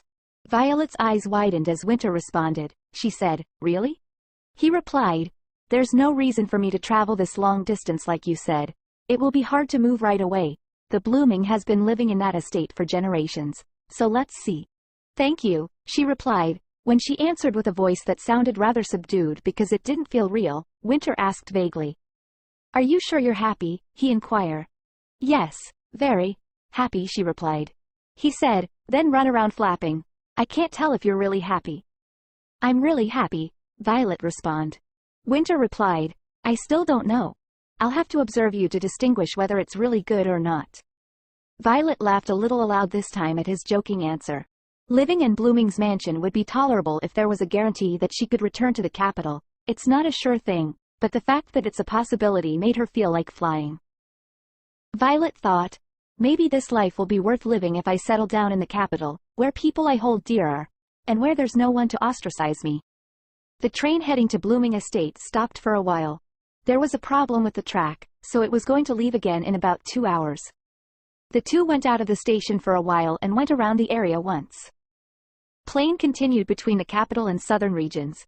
Long Leawood, where they got off, was quite populated. In particular, agricultural products from nearby plains flocked here to form a market. So it was a place where a lot of money came and went. Violet looked at the Long Leawood Plains, which was colored with summer green. Just looking at it, time flew by. It was a beautiful place. She said to Winter, I always wanted to say thank you. What? He asked. Long Leawood Plain, you gave it to me as my private property. Don't say useless things, Winter, whose hands were stuck in both pockets, grumbled. After the wedding, I heard from Ash after you left, out of the 24 million Lochna, there was also money borrowed from the bank using that Long Leawood land as collateral, and yet, you provided me with my private property. He replied, what is that? You want me to starve the princess? As Winter acted like a rebellious teenager, Violet narrowed her eyes and spoke very seriously. You also need to accept my gratitude sincerely. Please run around flapping. When Violet returned back what he said, he laughed without realizing it. "I'll take it." Before leaving, Violet smiled and looked back at the long Leewood plains. Who knew that it was possible for us to share a normal conversation like this? I am truly happy, she thought. Before leaving, Violet smiled and looked back at the long Leewood plains. Winter gave her 500 Kadashan-wide long Leewood plains as a fortune. Selling the land made 300.000 lakna, and 200 lakna used by Violet every month, even though they are still giving tenant farming through brokers. It was money that could never be saved, even if it wasn't enough money to live a simple life. Nevertheless, Violet never thought of selling that land. Even when she thought of running away, she thought, if we divorce, I have to return it. Winter is a man with a strong sense of responsibility towards his family. I knew this from the beginning, which is why despite how long he had been away from home, Violet loved Winter deeply, even during the long periods when Winter wasn't home. Not because he shared his fortune, but because she thought he was such a responsible man. Winter and Violet has arrived at Blooming Mansion. Winter speaks. "I'm going to move out. I'm going to leave." "What do you mean moving out?" Catherine asked. Winter replied, "The capital is too far from the manor. I think it would be better to settle down with my wife over there, Mother." "Did Violet say so?" Catherine asked in a trembling voice. Winter shook his head. "It's because I'm having a hard time." Catherine replied, "Winter, I can't even see you often right now, but if you move out, you won't come home forever." Then Winter replied, "I'll come when Mother calls me." "Is it because I'm bad to you?" she replied. Winter flinched. He said, "What are you talking about? Mother is always nice to me." She started crying and said, "But even so, you still don't see me as like your real mother, do you?" Winter looked a little flustered at Catherine's sad voice. James said when he showed signs of being dragged in, "Think a little more about moving out." Catherine sympathized with what he said. "That's right. Think about it a little more, Winter. We're not ready yet." Winter replied, "I understand what you two are saying. But we'll have a place in the capital for now. Even my wife can't move around in hotels like me." Catherine's eyes were round at the words. "What's wrong with that? It's not even just a regular hotel, it's a great hotel built by my son." Winter replied, "I've been wandering all my life, so I'm fine, but my wife is different. It's not your home when you can't touch it." Winter showed signs of getting annoyed. He was a great son, but he didn't always hide his fiery personality from his parents. James nodded. "Yeah. It's fine to have a second home to live. Sounds splendid, isn't Catherine?" Catherine thought, what's gotten into him? She said it's fine as long he isn't moving out. Winter said, "Then I think you've given me permission." After Winter finished talking, he went back to the carriage. When their son left, there was a moment of silence between the blooming couple. At the age of 5, Winter was abandoned by his birth mother in front of a restaurant. He ended up being pushed around and forced to work every day. He only resolved himself to escape from that place 7 years later. When he heard two people conversation in a restaurant, "Did you hear? The Vitolan nobles started purchasing coffee beans." "Why are they purchasing coffee beans when they're not even a luxury good?" "Who knows how nobles think? Maybe those noblemen are scheming something." Once he escaped, Winter headed to the Vitolan Mountains, where he spent the little money that he had to buy a cart full of coffee beans. He then crossed the treacherous mountains once again. After all his trials and tribulations, he finally arrived at the blooming estate where he heard that his birth father had lived. While he traversed the mountains, the price of the coffee beans had increased tenfold, and the blooming couple noticed Winter's talent for reading the movement of finances. Winter appeared to have a very keen brain and was cool and ambitious in making money. It was not difficult to find out that the boy would succeed in the future. The two of them welcomed Winter warm-heartedly. The young boy, who was hungry for affection, could not come to his senses due to the warmth he had never experienced in his life. Furthermore, the couple had no better investment because he was a bastard and had no right to inherit the family, as they expected. Winter quickly began to make huge money when the situation stabilized. Even when they ran out of property, even if they starved, it was Winter who prepared the living expenses for other families. He was a man with a strong attachment to his family. However, his attachment towards his wife was not enough, so if he wanted to go to the capital, it became a serious problem for the couple. Catherine shouts, "When did he become so obedient to his wife? What if Violet tells him to cut off the money that goes into us? James said, not long ago, the relationship between the two was bad. What the hell is he talking about now? Catherine replied, it might honestly be better for us to let them have the divorce. James said, a divorce now that you mention it. Violet doesn't know yet. Violet doesn't know that she can't have a child with Winter. Mixed blood descendants who only possess a single trait of the Khanits tribe, be it the silver hair or the gray eyes, are only capable of having a child with someone who shares Khanits heritage. It has been a long time since the Khanits tribe have settled in LeCround, hence, despite the prejudice, at least a little bit of their blood runs in most families. But if think one woman who wouldn't have a drop of Khanits blood in her, it would be Violet, the pure-blooded princess of the Lakerland royal family. James said, I am certain they can't bear a child because it's been 3 years since they married. Catherine replied, maybe Winter will never tell Violet about it. That boy would do anything to keep the peace in the family. Then let us use that. If Violet finds out, she'll be furious. Of course, it's a reason for divorce, James answered in a heavy voice. After telling his parents about his plan to move, Winter headed straight to Violet. I don't know how she lives with that stamina anyway, Winter muttered and looked up at his wife for a while without taking his eyes off. Since his wife fell asleep, he wanted to check something in the meantime. Winter asked Hyle to open the door to Violet's dress room. He thought, upon returning here, Violet returned in a dark, plain dress. In the capital city, she enjoyed bright clothes, so he had no idea why she chose dresses that didn't match her skin at all. Winter muttered inside the dressing room, even witches in the West will wear more than this. He wondered why his wife bought multiple sets of this dress. Winter, who came out of her room, said to Hyle, my wife doesn't touch anything unless it's private property. I'd rather buy her some more land. President, something isn't right, Hyle said with a curious look. Is the young lady, aren't you lending her the Long Leawood land for a bargain price? What? Winter asked. Hyle replied, that's true. When the Lord got married, the area of the land written in the premarital contract as the young lady's private property was 5,000 katashans. Isn't it the land where you can get 2,000 lakna per month even if you give tenant farming? No matter how many you get. Is that all? Winter asked. First of all, if you use 2,000 lakna for dignity alone, it's twice as much the lady, and as I said, if you get caught. Hyle's words were not entirely wrong. It didn't make sense to buy only these dresses with the quality land without getting so many households. Since she's a princess, it's cumbersome. So even if she gives the land to her tenants, she gets 2,000 lakna every month.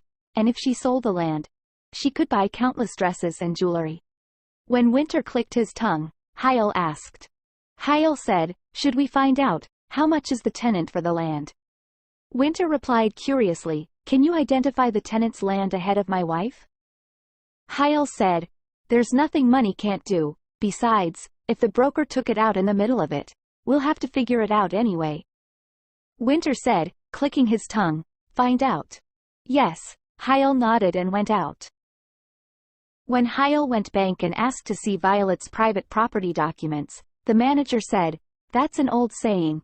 Even if you're a married couple these days, you can't easily see each other's property because they're very thorough in distinguishing between what's yours and what's mine. But Hyle bribes the manager and got all documents. Hyle checked the document. Why are the documents divided into 500 katashans land and 4,500 katashans land? Manager replied, that's how royalty's private property is marked. Maybe 4,500 katashans are personal property, and at the same time include royal property. Hyle said, no, it's been a long time since the royal family was disbanded, and all these damn documents are like this? 2 recipients of the 4,500 katashan sharecropping fee were listed as royal property, Violet Blooming Lawrence and Carlson Lowe. The money from the 4,500 Cartesian land going in someone else's pocket? Hyle pushed for a moment and asked, who's Carlson Lowe? How can I know? Then he said, oh, I remember. Isn't it the name of that singer Carlson Lowe? Isn't there a blonde who's a good singer? He's a womanizer. Hyle thought, why does someone like him have lady account access? Then keep it a secret that I was here, Hyle said. Who would I tell this to? Anyone? Manager replied sourly. Hyle headed back, while thinking, Most of the earnings from Madame Violet's land is going to an outsider, and it's going to Lacraline's best-looking, yet worst womanizer at that. I have to report this right away. Young lady. Violet, who was fast asleep, opened her eyes to the voice of a maid who woke her up. The old master and his wife asked you to have lunch with them today. Maid inform her. Today? Violet asked. Yes, they told me to come by noon. Maid reply. Violet lifted herself up. There are about 4 hours left until noon, but Violet spent a long time wanting to be less flawed. She thought as soon as she came to Blooming's mansion. She felt sick, and the thought that maybe it's just faking illness made her laugh. At the hotel, Lulu did everything for her even if she didn't want anything. But she had to stay alert here. Then Flip came just in time. You've been wearing shoes all the way to the mansion, so I was wondering if you were tired. Oh, then please, Violet replied. Flip took off Violet's slippers very carefully and slowly poured her favorite temperature of water on her feet. He relieved Violet of her fatigue throughout her time in the capital, so Violet got used to it. Then, the door burst open. Winter said, How long on earth are you going to sleep? Winter stopped talking as he opened the door. What's going on? He narrowed his forehead and alternated between the two. As Flip bowed and tried to massage Violet's feet again, Winter said, Get out. Flip replied, Yes, but not yet. Leave it and leave. Winter knew that if he made a mistake while changing body, he made a very big one. He gave away for another man to touch his wife's toes, that too by himself. Violet said goodbye to Flip, who was getting up on the way. Thank you. Flip bowed and left the bedroom. Violet said, I thought you had already gone to the capital. I'm glad I didn't go, he replied. Then he said, I'll do it. Violet asked, What? Since I kicked Flip out and I picked up the perfumed oil, what else would I do? Well, as Violet still didn't have a clue, Winter said as if he was embarrassed, I'll massage your feet. Violet asked, Who? Me? Winter finally couldn't stand the frustration and shouted. Violet paused and then said, You're testing an essential oil product. Are you expanding your business into producing essential oils as well? Winter freezed from Violet's assumption. Then he thought, people only see me as a business tycoon. Huh? He said, Think whatever you want. He kept pouring oil. Then Violet stopped him, said, Philippe didn't pour that much. Then he replied, I have my own technique. I might look like this, but I've done every job imaginable. Winter had a temper and grabbed Violet's feet, which were dripping with oil, with both hands, and Violet trembled when he pressed his thumb on the back of her foot and rubbed it. She didn't understand what he was doing, but it hurt more than anything else. Flip carefully massages her feet for fear of a very slight impact on her feet. Winter asked, Does it hurt? Violet nodded a little, and Winter said, Then you need to say it. Violet replied, It's hard to say that to someone who works so hard. It's not that it's not, but it didn't seem as simple to massage women's feet with his big build. He, who overdid anything, poured almost a whole bottle of oil, causing the smell of jasmine to vibrate throughout the room. Violet said.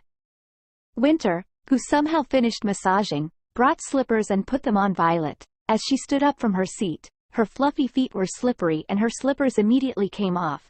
No matter how calm Violet was, she muttered to herself in a small voice that sounded a little bit upset. Why did you ask Flip to leave? There was nothing to say. Winter picked up the slippers and knelt on the floor, and he looked up and saw Violet. She was looking down at him with slightly more emotional eyes than usual. Winter suddenly recalled the eyes of the nobles he hated the most in the world when he saw his wife looking down at him. But Violet's eyes were more intense than anything he hated. From head to toe, it was an elegant and perfect look that seemed to dominate from the moment she was born. Because of that look, he thought he might have wanted Violet to collapse and fall into his arms. Just don't do anything. Just be docile. Just live helplessly in the kingdom I created. He unknowingly thought so. Are there feelings more intense than hatred? What the hell is this feeling? Is it a greater hatred? Violet opened her mouth first. So what brings you here? Winter informed her. I told my parents about moving out yesterday, but my parents didn't seem to like it. But as you said, it's true that it's hard to get in and out, so I said I'd get a place in the capital. I'll find a house in the capital soon, and when I have to stay in the capital for months, you can go and stay there with me. I'll think about moving out completely afterward. Violet, who had darkened her eyes because she thought it meant she couldn't move out, belatedly understood what he meant and asked. Really? Yes, you choose the house. I'll only sleep anyway. It's okay to stay at the hotel. Don't be ridiculous. The capital city is a place where parties are much more frequent than here. It's hard to hold on without being invited and hosted like you. She didn't care about the hotel or the house. Either way was good. Violet, who expressed joy with a faint smile, soon recalled Winter's words to express joy more clearly. However, it was unimaginable to jump around as he said. Violet took a step toward Winter, then she leaned her head in his arms in a very awkward position. Thank you, Violet said. What are you doing? Winter asked.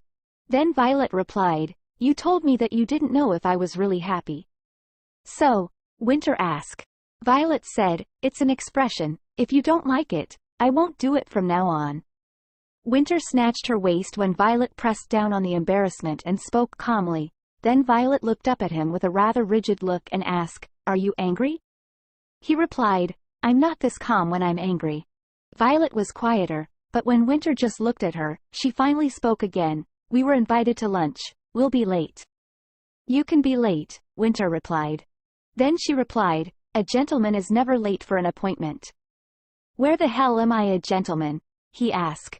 Why not? You're the eldest son of the Blooming family, she said. You can only say that because you don't really know how nobles are. Every time I said that, do you know how they respond whenever I introduce myself as the eldest, rather than a gentleman? They look at me as if I belong in the slums instead. That's not true, Violet said. It's because you can't see that look in their eyes. I saw it when we changed bodies. It's really not like that. They were not underestimating you. They're afraid. They're trying to press it down because they're afraid. They're afraid of your talents and are trying to win against you with their peerage.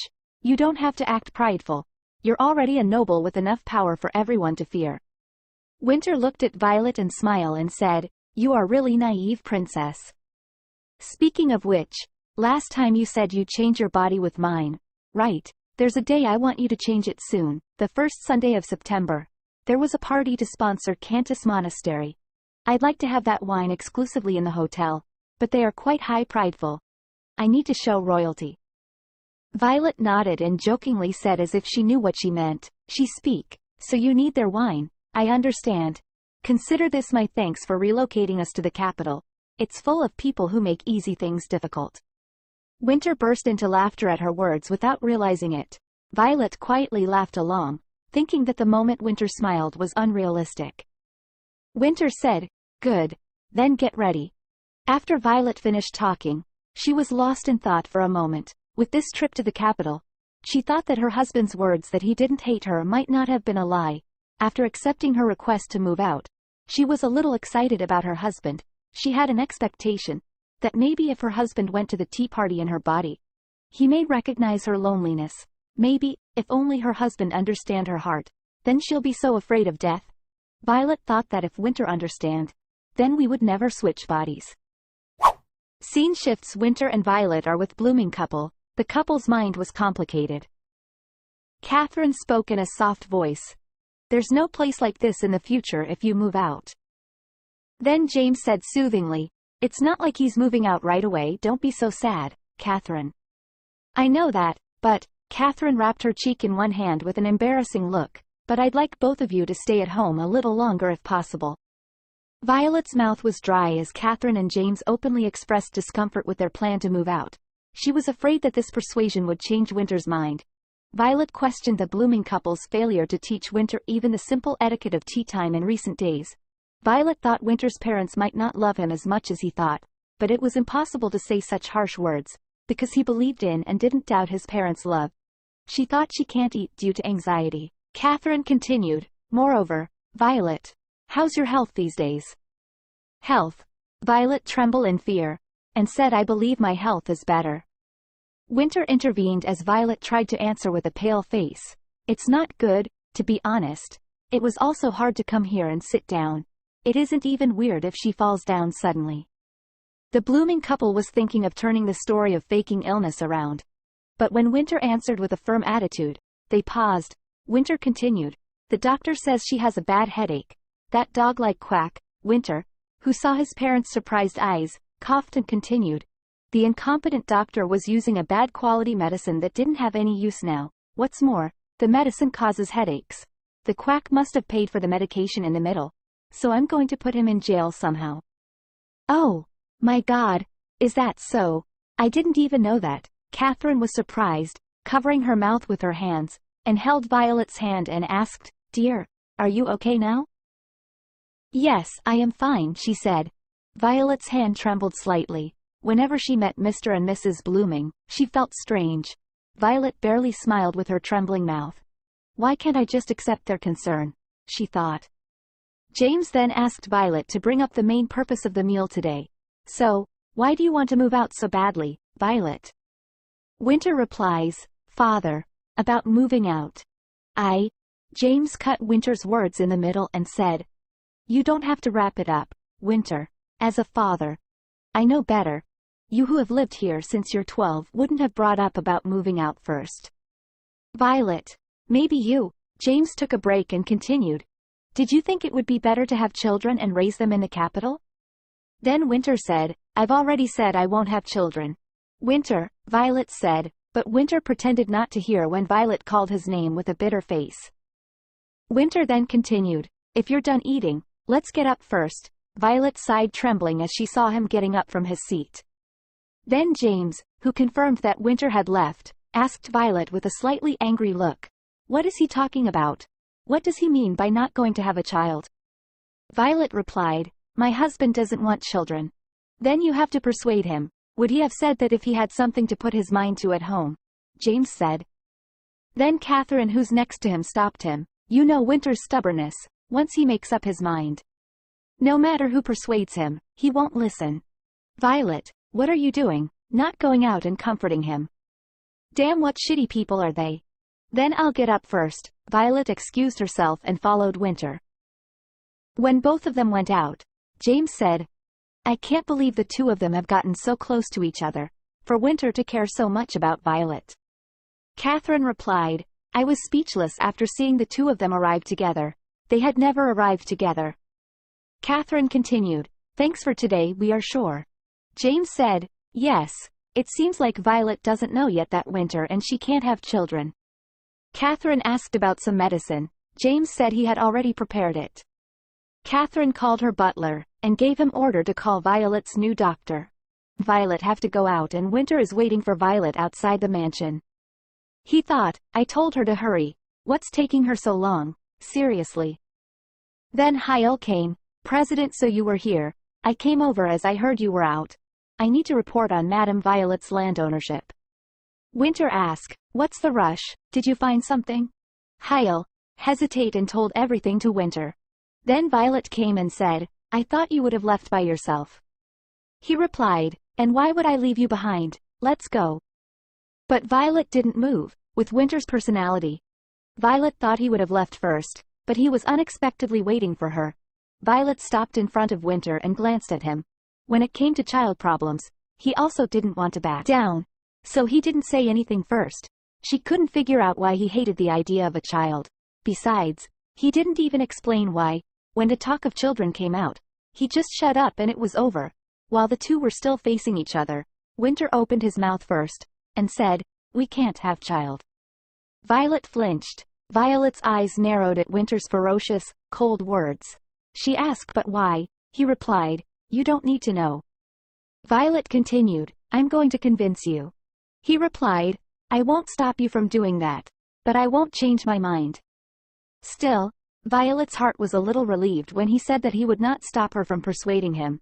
She thought she should be happy that Winter heard her. Winter isn't someone who will bend so easily. Winter turned back and asks, Violet, it doesn't seem you've sold any portion of the land I gave you. She asked, Are you referring to Long Leawood Plains? Hyle, who was also standing there waiting for Violet reply. Winter continued, Yes. I also noticed that you don't have any proper jewelry. Is there a reason as to why? Do you perhaps you have something else that takes precedence over maintaining appearances? Violet replied, There is no case. It's fine if that's the case, Winter replied. He said, but now that we're on the subject, let's shop for some things for you. She replied, it's fine. Really. I have everything I need. There's something I've always wanted to do. Wait, he asked. While he was avoiding her, Violet reached out her hand carefully and held Winter's hand. Then she looked up at him and smiled faintly. I want to hold hands, she said. She still couldn't tell when her husband was angry or not at all. She thought he was angry, but the corners of his mouth were a little twitchy.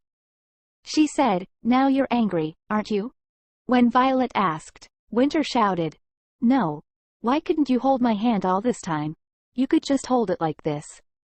She then continued, well, it was hard to find a time when you weren't busy.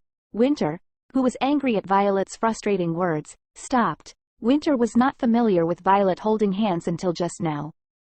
Winter pulled his hand out first again this time. He said, this isn't all that great. You and I really don't fit together. I told you that I'd buy you whatever you wanted. Then, Winter tried to pull her hand into his arm and once again grabbed Violet's hand tightly to see if she was familiar with it. Violet's hand was held in Winter's hand. He said, yet this is all you want. Let's go, now that we're holding hands. Let's also buy whatever you want. Rashay flinched and asked, Aight now, don't you need to go to work?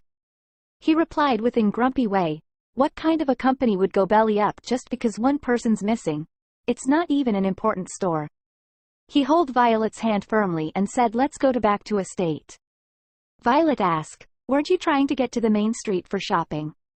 He said, I don't have time to walk around there and buy stuff. We'll call the main street here. Violet said, how are you planning on doing that? Violet thought, the first time she held his hand at the wedding hall, she was so nervous at that time. The man she had never seen before became her husband, but she didn't know what to do from there on. But he lost all his money that day because of her brother, so she felt sorry for letting his hand go that day. Violet regretted it. She thought, she should have held on to it that day. She should have followed him. If that happened, would he have hated her a little less? If their relationship has truly improved, maybe it'll be all right if she try and persuade him. Winter escorted Violet to the carriage. They both then went off. While riding carriage, Winter lost in thought. It was the conversation happened between him and Hyel regarding Violet Land. Hyel informed Carlson Lowe is a singer, who is currently receiving a portion of Madame Violet's revenue from leasing out the land. Winter replied in angry tone, I know who he is. I have met him a few times through work. He was popular wherever he went because of his pretty face. Hyel said, well, there are a few other possibilities, perhaps it's for tax purposes. Winter replied, why do you think it's set up as royal property? You don't pay taxes on royal property. Hyel surprised and said, really? He thought, we can assume that splitting up the land was for tax purposes, but I can't figure out why would there be another benefactor. It was illegal for me to peek at my wife's documents in the first place, so I can't even confront her directly. He said to Hyel, it's fine, you can head back. Pardon, Hyel asked, that's it, President, we need to solve this problem now. Winter replied, she's spending money on another man, so what? If she's really having an affair, I can just get rid of Carlson Lowe. He thought he could do so as long as she doesn't love Carlson, as long as Violet doesn't leave him. I still don't know what kind of person my wife is. Neglecting her for the past 3 years using work as an excuse is probably the reason why. She doesn't seem like someone who would be unfaithful, but you never know. There are plenty of people who commit atrocities while wearing the face of an angel. However, I don't want to be suspicious over groundless speculations. He unconsciously squeezed her hand. She shouts, Winter, you suddenly squeeze my hand that hard. Winter, apologize. Oh, sorry. Violet. Thought finally our relationship has began to move forward. The next day, all the merchants who bought almost all of their store items to the mansion, trying hard to please Violet with their items. Madam, how about this dress? This brooch would look great on you. Please take a look at this one as well. Violet said, you really mean it when you said you'd bring the shopping district to us. I can't believe you brought in so many shops. Winter said, we'd be inconveniencing them if we didn't buy much, so get whatever you'd like. Just think how disappointed they'd be if they didn't make much after coming all the way here. Violet replied, There's nothing bad about getting a face stamp on you, so it's also an investment concept, right? Winter has no words and room filled with awkward silence. Then he said, "You are being uselessly smart." Violet began to show interest in flower products when they appeared. Even though she was trying to look around because she didn't think to buy anything, she said, "Pretty, oh my god. I've never seen such a flower pot before." Violet's curiosity spreading through her eyes. Then, Violet pointed to boots. "There are boots, too." He frowned and said, "What would you need boots for?" He thought, "That's not the kind of clothes I thought you will pick." Lady informed Violet. "These days, ladies wear a lot of boots. Instead of tea parties. There are also gatherings to manage the gardens." "It's real?" Violet asked. Lady replied, "It's a southern trend these days." Violet said, "Shish is unfamiliar with trends." When Winter saw Violet smiling from time to time, he thought that he should do this and waste his time sometimes. Tired of shopping, Violet fell on her bed as soon as she returned to her bedroom. She recalls how Winter bought all the items brought by the merchant because Violet didn't want to purchase many items, but Winter bought everything. She wondered if moderation was not in Winter's vocabulary. While she was exhausted, 3 maids came in and began to unpack all the luggage. It was also work to organize because there was so much luggage. But I guess he really didn't like divorce. At first, she felt frustrated when he said he would not divorce her, but she thought it would be okay if the relationship with him gradually improved in this way. "Young lady, where should I put this?" New maid Jen maid at Blooming Estate. Violet asked. "Did you say your name was Jen?" "Yes," she replied. She said, "Yes, I have been assigned as your personal maid." "That's right. We recently replaced a few of the staff with new hires." The reason was that he was annoyed because they couldn't understand what he said quickly on the first day he changed his body with Violet. Violet continued, "Please put it on that table. You're going through a lot." Maid said, "Oh, I'm just having fun." Violet replied, "Then I'll open it with you." Violet lifted up her heavy body. Then other maids, including Jen, glanced at Violet. She heard the maids whispering that the young lady was a strange person, but sitting face to face, she may not be a comfortable person, but she was never a strange person. The little lady immediately memorized the names of the maids who came in for the first time and thanked them after asking for anything. On the contrary, the strange personality was on Winter's side, who had a temper tantrum even if only a small mistake was made. In addition, it didn't seem like the rumor that said the young master blamed the young lady was true. Then, the door burst open. When Winter, who was ready to go out, entered, the maids who were afraid of him greeted him and quickly left the room. "It's a request. Please tell me when you're coming in before you come in," she said. Winter said to Violet without even paying attention, "I've got something to do in the Harpit region. It'll take more than 15 days. Violet paused at his words and smiled without realizing it. She said, "It's unlike you to tell me where you're going and for how long."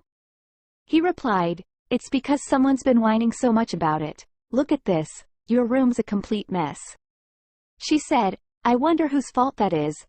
I'm honestly not sure if we have room for everything." "Just throw away whatever's useless," he said.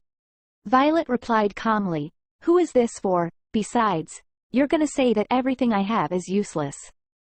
Grumpy Winter reply, "For some reason, our princess knows my heart." Winter walked sarcastically to the closet. He said, "If you understood, you can throw away all of your old stuff. Let's start with what's inside this closet." When he opened the door, he noticed blood again inside as if someone scratched it in order to survive. A bad memory returned. When Winter worked as a servant, the restaurant owner, who was an employer, often beat him up and locked him in a barn. At the same time, he was thinking of Violet's hand that he saw on the day of his father's birthday party. Violet as Winter, "What's wrong?" He replied, "It's nothing." He thought, what a wild thought just ran inside his head, and who in their right minds would dare lock up a princess? After a while, he looked back and asked Violet, "You've never been trapped anywhere, have you?" She replied, "Yes, I was." Winter said, "Don't be ridiculous. Who dares to the princess?" "Oh, was it perhaps when you were being educated by a royal tutor?" She replied, "I was a very good student. Let's drop this subject, you'll be late." Winter shouts in anger, "Don't cut me off, tell me who did it." She replied, "It doesn't matter." Again Winter shouts, "It does matter, tell me." Winter weighed down on his attempt to raise his voice. Violet, who was looking at the scene, opened her mouth again. "I guess Ash really hated it that I was going to divorce, so he told Mother to teach me lesson." Winter said, "Don't be ridiculous. No matter how much Ash asked her to do it, my mother wouldn't have locked you in a closet." Violet continued, "She must have been angry that I even dared to suggest a divorce." Winter's face was cold. He asked in a voice as if he had suddenly rested, "This is my first time hearing. Why didn't you tell me?" She replied, "I tried to, right after I was released. I asked you multiple times to please give me a moment of your time." Whenever his wife caught him, Winter thought that the princess was blocking him from doing his job to talk about useless things again. Violet was always smiling when she said, "Let's talk," 3 years ago, and later she became angry, and these days she has given up. She continued, "So I stole your body that day. I'm sorry about that." Violet rather smiled a little, as if it was funny to steal his body, but Winter couldn't laugh after her. Somewhere invisible, his wife, who always looked perfect, seemed to be she is broken, he thought. "Yes, mister, this will happen, if you forgot you have wife." Winter shouts, "Why do you say it as if it was nothing?" She replied, "Because it's already in the past, then it is nothing?" "So you think this is something we can just gloss over?" Winter shouts. Violet replied, "But there's nothing that I can do about it." "Then you should have said something to me," he said. "All the maid are worried, wondering why they are fighting so suddenly. Then Hyle came in time. Ask what's going on. Why hasn't the president come out yet?" Maid replied, "We're not sure either." Sir Winter suddenly started raising his voice. Hyle said, "President said he was only telling the madam where he was going." Then, the door opened and Hyle pushed his head in and said, "Lord, you really have to go now?" Winter said, "Wait outside." Hyle insisted, "President, but we have to go." Winter looked at Hyle with angry look. "Did I not tell you to wait outside?" When Winter made an impression and turned to Hyle, he flinched and quietly left the bedroom. Now maid, or wondering even have, was kicked out. When the door closed, Winter looked at Violet as if he was looking at a prey. Violet said, "You are angry, aren't you?" He asked, "And who am I angry at?" She replied, "On me." He then continued, "What, do you think I'm angry at you?" She tilted her head at his question. Winter erased his expression to the point that it looked achromatic this time. "Did I look angry all 3 years? Always?" he asked. "Well, yes," Violet said, and then smiled faintly, and continued, "You didn't look angry. You were angry, only towards me, and you have all the right to be angry." Winter had no words. Then said, "Anyway, I really need to sleep now. I'm tired." Violet sat on the bed and took off her slippers one by one. But Winter, who had to go out, came along and lay down on her bed. Violet asked with a rare expression, "What are you doing?" "Lying down," he replied. She asked, "Why?" "It's my room." Grumpy Winter replied, "What a shame. Now you're also losing your bed to your husband." Violet murmured, "What a strange man." Violet just lying down pretending to be tired, and she feels uncomfortable causes. Winter was staring at Violet. Violet said, embarrassed by her husband's cold yet warm eyes, "You seemed busy though. You have to leave for work. Hyle is waiting outside." He replied, "I'll go when you fall asleep. If you want to kick me out, quickly go to sleep." Winter said, closing his eyes first, and Violet followed him and murmured, "Now that it's done, go to work." He said, "Why do you keep kicking me out? You told me to stay the other day." She replied, "It's an appointment, and it's scheduled." She thought, was strange that such a person who only knew about work did not go out. Just when I thought I understood him, he acted strange. Eventually, Winter lay by her side the whole time without going out, and Violet, who was worried, fell asleep because she was so tired. Then Winter left the room. He said, "Hyle, tell them that we'll be even more late." Hyle said, "Aren't we leaving?" Winter replied, "Something more important than a business trip just came up." Winter soon entered his parents' mansion. After sunset, His parents were enjoying banquet with wine at a dinner table with some of Warhosen's nobles. Catherine, who found him, approached. Winter. What's going on? I'm happy that I've been seeing you often lately. But I hope it's not affecting your work. Then Winter took a glance. He saw all. The noble are enjoying banquet with his money, but still looked down at Violet. He said in a sharp way, I heard you punished my wife and locked her in a closet. No wonder when he came in, Catherine wondered what else was wrong with him that made his face full of temper. Catherine, who has learned to control Winter's hot temper, said affectionately, Winter, we did it all for you. You know? He asked, how the hell is that for me? She continued, I don't know what's going on between you two, but Violet shouldn't do this to you. I don't want to see my son getting hurt.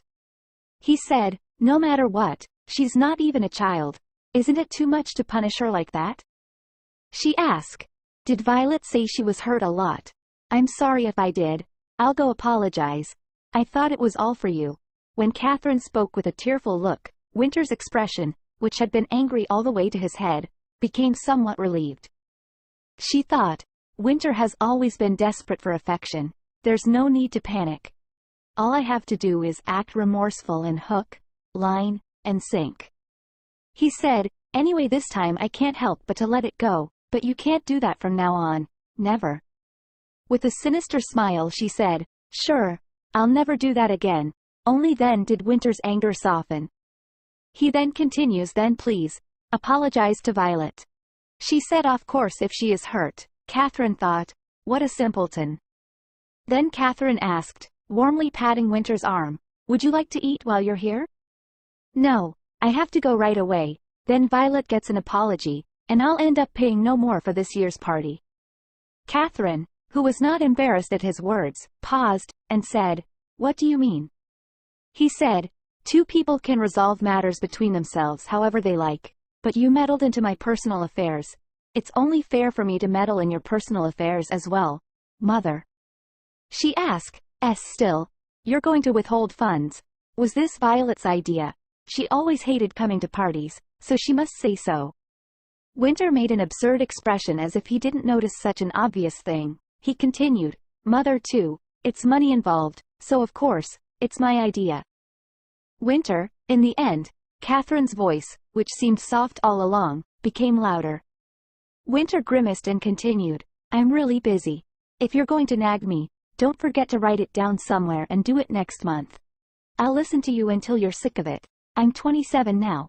Why did you interfere with my divorce when I'm not even a child? Besides, it's not like you can't have a party just because I don't give you money for a few months. Catherine's shock was even greater because he was a son who listened to his parents. In a world where titles were not everything, the blooming couple had no choice but to strengthen their power through the social world. The inability to hold a party is directly linked to a flaw in power, either way or not. For half a month Violet went to Maureen's silk shop. The people who gathered at Maureen's silk shop book club were all restless. It was not only embarrassing for the princess to join such a small gathering of people with only money, but she wasn't even just a princess, but a princess whose husband is winter blooming. A woman was standing there, with straight posture. Despite her modest appearance, everyone in the meeting immediately noticed that she was Violet Blooming. Lady introduced Violet to others. Please welcome Madam Violet Blooming to our book club. Violet now and greets everyone with courtesy. One lady asked from Madame Morini, why did you invite the princess here?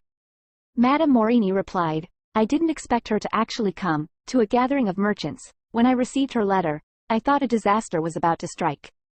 Violet wrote, I remembered that you invited me to your book club last time you came to the Blooming estate. If it's all right with you, could you tell me the schedule so I can attend the next meeting? She's the wife of Winter Blooming, the man that has complete control over commerce on Leon Road. She must have a reason for attending an insignificant gathering like this one. I should be careful not to step on her toes. Violet asked from Morini, you said this was your store, correct? Morini flinched. She immediately got up from her chair and replied, pardon, that's correct, Princess Mean. Madam, I'm actually quite ashamed of my humble little store. We should have at least gotten you a more comfortable chair. Violet replied, oh, don't say that. I simply came to thank you today. Thank you for inviting me to your cozy shop, Madame Morini. Ladies thought, Madame Violet is actually much more gentle of a person than I thought she'd be. After the meeting, Violet left the place. She thought, I was honestly quite nervous. I mustered up all my courage so I could try and make friends. Had I been rejected by them as well? They all treated me very nicely, but they were afraid of winter. Even so, Violet got up early. Everyone was really sad that she was leaving, so she was quietly excited to see if they really liked her. Finally, Violet felt relief, and she thought while blushing. The weeks without Winter passed by quickly. Winter already informed Flip that he should tell all the conversation that happens during the blooming banquet to Violet, thinking that Catherine would not be able to hold the party easily because she had no money. For the time being, the fear in her heart disappeared and became lighter. Perhaps because of that, while Winter was gone, the mansion was perfectly quiet for a while. But I feel so anxious. Violet walked back to the carriage but paused in front of a store. She liked the platinum wristwatch that she saw over the show window. It was a product with a price that made her hesitant, but on the contrary, it would be too cheap for Winter. Violet, who had been hesitant for a long time, mustered all her courage and entered inside the store. Violet, who had been hesitant for a long time. As the merchant approached, he asked, "Welcome, madam. Is there something you're looking for in particular?" She replied, "I want to give my husband, Lord Winter Blooming, a present. Could you show me the watch that's in the window display?" Then the merchant flinched. He paused and said, "Well, just take it. What do you need?" "Will just the wristwatch suffice? You're welcome to take anything from our store." Violet replied, "How can I do that? I have a brooch that I don't use. I want to remove from my collection." "Please show me," he said. The merchant looked closely at the brooch. Although the trend is outdated, it is still valuable. So fortunately there is a larger price difference. With the price difference, he said, "With this watch you can purchase more product." Violet saw a handkerchief and asked to pack it too. He replied, "Madam, still some amount is left." She said, "Then could I get the rest as change?" And Philippe, "Take this and buy some snacks for the staff working in the mansion," and returned home after that. Flip replied, "Yes, madam." She thought, "Now that I think about it, I've never once bought a gift for Winter, since he's always away on every major occasion. I wonder will he like it?" When Violet returned, Jen he made, inform her, "The snacks you bought for us were super delicious, madam. Everyone loved it." Violet asked, "Did you really enjoy it that much?" Jen replied, "Of course, only crumbs are remain left." Jen took some medicine, pill on the spoon, sprinkled it with honey. Violet asked, "What's this medicine?" Jen replied, "It's a new medicine prescribed by your physician." Violet said, "I see. I'll have to thank doctor later." Violet gulped it down in one bite and drank water. While Jen was about to leave the room, Violet asked, "Is Winter back yet?" Jen replied, "Yes, but the president went to his bedroom right away. Would you like to greet him? Should I prepare your nightgown?" Really? She thought. Winter must be tired from long journey. She continued, "That's not necessary. I'm sure he needs some rest. I'll greet him tomorrow. You can retire for the day as well." "Yes, ma'am, I hope you have sweet dreams," Jen said, and then she left the room. She thought, "It's already quite late, and there's no need for me to rush. I'm sure he already owns plenty of better watches. He probably won't even care about this one. My goodness, I got ahead of myself and bought it on an impulse. I should reconsider in the morning if I should give it to him or not. Yes, in the morning. She can't fall asleep. Just in case." She went to Winter's bedroom and saw the lights leaking out because the lights hadn't been turned off yet. "Winter?" Violet knocked on the door and a voice from the inside said, "Come in." Violet, who opened the door, paused. Hyle was still reporting something. Violet was embarrassed to walk around in pajamas, so she wondered if she should close the door again. But then Winter said to Hyle, "What are you doing? Get lost." "I was going to do that anyway," Hyle said, and quickly left the bedroom. Violet walked in with a slightly red face and stood in front of Winter, who was walking towards her. He continued, "Perfect timing. I was actually about to come to see you about something." "Sit down," Winter said, and pulled out a chair. She was embarrassed to hand over the present right away. "Oh, did you say you had something to say? Come and sit down," he said. Violet said, "If you insist." Scene shifts to doctor's room. Maid Jen, who went to Winter's newly hired Dr. Beryl. Jen, who was out of breath, said, "Dr. Beryl, I came to retrieve the prescription for the headaches. I apologize for being late. I was helping Madame Violet get ready for bed." "Beryl, Violet's current doctor," he replied. "Ha ha, Slow down or you'll fall. So, have you given her any of the medicine yet? Jen replied, yes, as you said, I gave it to her just before she went to bed. Doctor said, good work, have her take it the same way this time too. Thank you, doctor, she replied. She then continued and said, speaking of which, I'm quite worried about Madame Violet, her body is so fragile, yet she wishes to bear a child. Doctor gets shocked. He asks, what do you mean, didn't the two of them not want any children? Ah replied, pardon, you must have misheard. Madame Violet desperately wishes for a child. That's strange, he thought. The Duke asked him to give it to Violet because his son and his son's wife didn't want to get pregnant. Not worry. It's a safe drug that helps facilitate a healthy pregnancy, so they asked him to keep it a secret. Beryl was holding the medicine and money given by Duke James Blooming. But why is James Blooming secretly feeding her this medicine? Isn't it a drug that can help her get pregnant? As such doubts arise, he thought he would rather confess now. Beryl was terrified, but with an indifferent face, he snatched the bottle of medicine from Jen's hands. She asked, what happened, doctor? He thought, however, it was hard to avoid punishment because he had been paid twice already for giving Violet this medicine. He took a gasp and said, never mind, it's nothing. I just thought I gave you the wrong bottle. She replied, you really surprised me there, it's the correct bottle, right? He wobbled and said, yes, it seems so. All right then, it's getting late, I should be returning now. Jen replied, good evening, doctor, thank you so much, please be careful. He thought, there's nothing I can do now, following orders from the Duke and Duchess. I know nothing. Scene shifts to the back in Winter's room. He said, there's a mansion in the capital that you might like. Hyle is negotiating right now. What kind of mansion is it? She asks. He replied, it's a little bit on a hillside, there's a sunny garden and a white fence. If we succeed in buying it, let's stay there next spring, do whatever you want, cover the garden with flowers. Winter was talking as if it wasn't a big deal, but when he glanced at Violet, her eyes were filled with innocent joy. Winter laughed at the sight. Oh my, you must be happy. She replied, happily, thank you. Violet was encouraged by happiness and continued, well, I saw a wristwatch on the street earlier. He said, do you like the watch? Do you want me to buy it for you? But I heard that nobles don't wear watches, for some reason. Should I buy it for you? She said, no, that's not what I want. I already bought it. I wasn't sure whether I'd be able to get the right size just by looking at your wrist. Winter looked at Violet, who had already brought it but looked as if she was wondering what to do. Afraid of being rejected again, she fiddled with the box and eventually opened it. She pulled Winter's wrist towards her. As tall as he was, his arms and legs were long, so he didn't look uncomfortable even when she pulled them like that. Would it be the right length because I bought it with a guess? Violet murmured and recklessly fastened the watch. She thought, what a relief, it fits just right, and it looks great on him. She then spoke, I don't know if you like it though. Winter twitched and asked, what is the occasion? Pardon, she flinched and saw him with surprised face. He continued, on what occasion are you giving me this? It's an object that's distanced from royalty like you.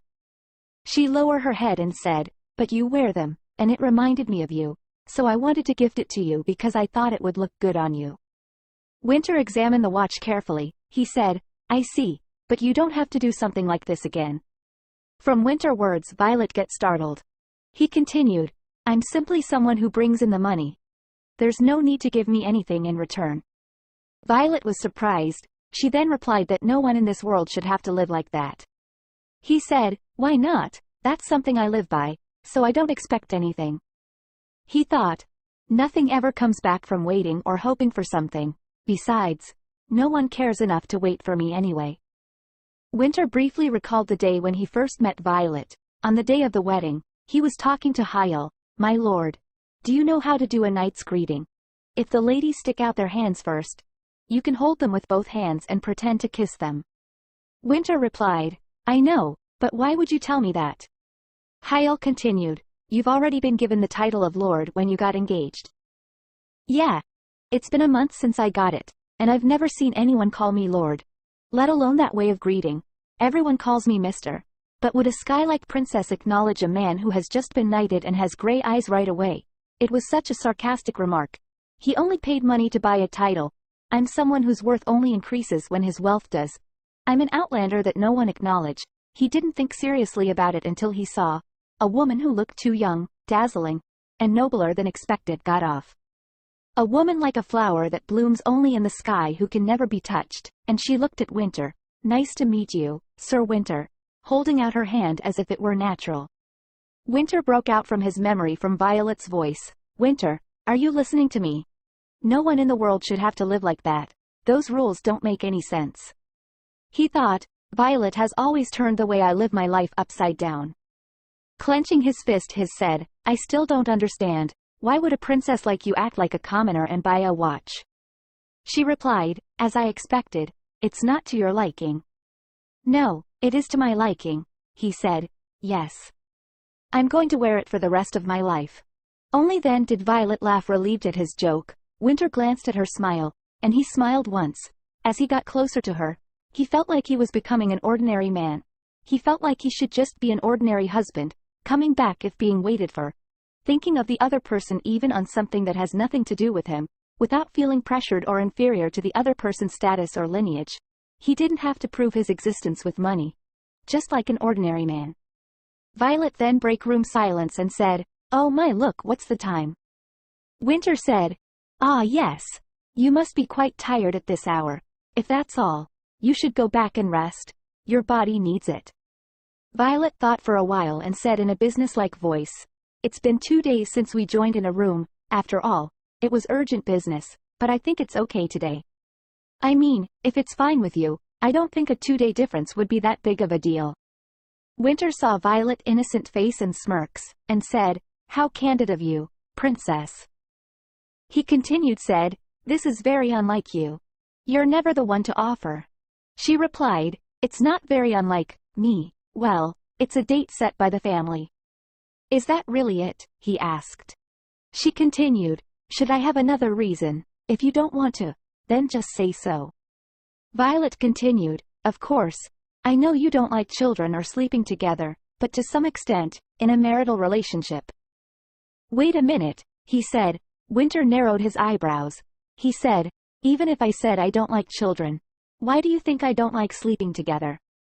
You said you were dissatisfied last time. It also seems like you're always avoiding it, she said.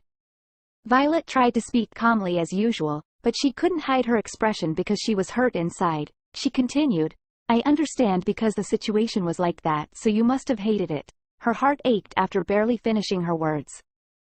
He grabbed Violet's arm and said, Violet, don't take this the wrong way, but if it weren't for that damn rule about when we should be sleeping together, I would have spent every night with you until you got sick of me and chased me out of the room. At his words, Violet wrapped her hands around her mouth and saw him with little boundaries. She then said, Exactly which part causes misunderstanding? He replied in hurry, I just didn't want you to misunderstand me as some guy who only thinks about that kind of thing. Well, if that's what you wanted me to not misunderstand, it's a little too late, she replied. He continued and tried to give her explanation. What I'm trying to say is that you've been looking at it the wrong way. It's not that I don't like sleeping with you. She then replied, All right, I understand. I'll try to change the sleeping rules then. But too drastic of a sudden change would be difficult for me. He asked, Can I kiss you and can I also do it like last time? Winter looked distressed, but as if that was enough, he lifted up Violet, hugged her, and headed to his bed. He laid his wife on the bed and lowered his head to untie the ribbon on the neck of her pajamas with his teeth. Then Violet said seriously, Oh, you can do this with your hands. Winter had an unsure expression on whether to laugh or suffer. Violet tilted her head, wondering why he looked like that. He said, You're usually very smart, but why are you so clueless in bed? The next day, Winter got up earlier than Violet, and he took a cold water shower. He kept thinking about Violet while taking the shower. He took 3-4 showers to cool down himself. Damn, why he is so hot. After taking a shower, he came back to his room. He saw Violet sleeping soundly. He strokes her hair, and then someone knocked on the door. It was Hyle. When Winter opened the door, Hyle said, Good morning, President. I heard there was something you'd like to discuss? Winter said, Yeah, and don't come in yet. Violet's still asleep. Hyle handed him coffee. Winter opened his mouth after he gulped down coffee to get rid of fatigue. Winter continued. I thought about it yesterday. About a child. All I've seen so far is the mixed race in LaCroix, right? Hyle response. That's right. It's easier to retrieve information about mixed children. Winter continued. I want you to look into the area where the Kanites tribe used to occupy. Must be some information there, too. Hearing Winter's words, Hyle asked, President, you wouldn't ask me to cross the continent and go to the Alika region, would you? Think about my wife and child. Winter replied, you don't have them. Hyle shouts, I would if only you didn't work me to death. This is too much. Then send someone to find out, Winter replied. Hyle was relieved to hear that he didn't have to go in person. He said, yes, sir. After giving him some brief reports, Hyle left. He thought, although I doubt we'll find any useful information, I have to find a way to be able to bear a child so that she won't bring up divorce ever again. It would have been nice if one could just pop out of thin air, if only that was possible, if only I could get rid of all the excuses Violet could use to leave me. Well, viewers, isn't this imaginative kid is so cute? Violet woke up. She called Winter. Are you already working? He said, you are awake. How are you feeling?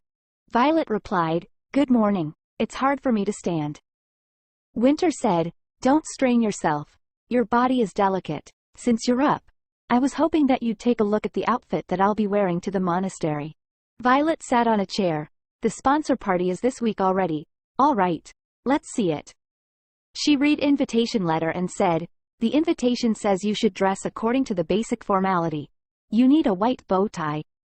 Can't it be a different color? Winter asked. Violet replied, if we're speaking about the basic formality in LaCroix, then it's white shirts and white bow ties for men. He almost made a big mistake from the start. Violet continued, he said. Violet asked, are you going to go with a blue one for the handkerchief? It would be better if you chose the blooming household's preferred color. The blooming household's preferred color. Is there even such a thing? Winter asked. Winter's annoying murmur made Violet look embarrassed. Then Winter narrowed his eyebrows.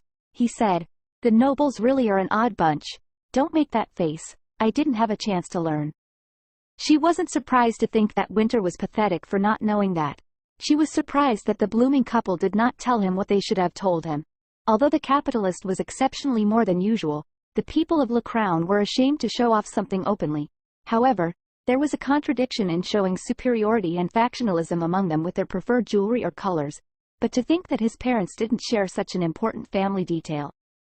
Violet said, it's good. I just bought a handkerchief. Violet brought the box containing the watch and took out the dark gray handkerchief that had been laid under it. She said, the people of the Lawrence family prefer dark gray. He asked, isn't that something I'm not supposed to wear? Violet replied, you are my husband, but if you don't like it, then you don't have to.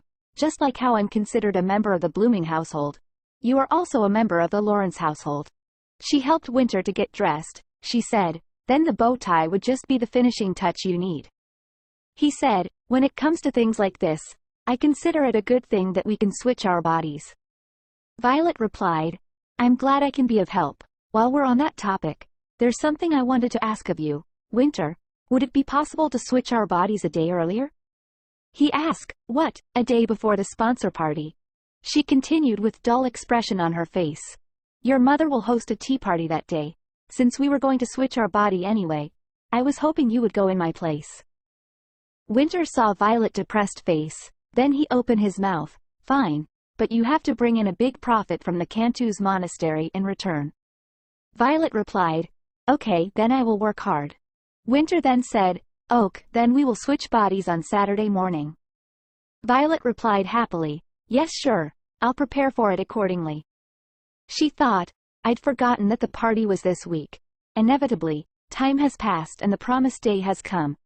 I've become so much closer to Winter these past few days, and we've been working hard to understand each other. But what if we can't switch our bodies anymore? What if I end up dead instead? The happiness I've gathered and my expectations of our future are weighing me down. I can't pretend as if I'm not afraid to perform such an act. On Saturday morning, Violet, who was ready to go to the tea party, opened a drawer and took out a small bottle of medicine. Inside it was a poison extracted from the southern white clover that was obtained while managing the garden. She learned that this amount will kill in a matter of minutes. Violet looked at the medicine bottle and said to herself, "I'm a little scared." She suddenly remembered Winter, who was joking around beside her. She thought, "Nothing will change even if I'm scared. I'm still a sinner to Winter, and I still have to endure all criticism. Out if I have no choice but to live such a life. Wouldn't it be better that I die now?" Clengaze her chest, and said, "I don't care what happens to me, is what I want to believe. If I die like this, will Winter attend my funeral?" This exact thought crossed my mind during that first time. I thought I didn't have any lingering feelings left. But it seems that I'm still expecting a lot from Winter.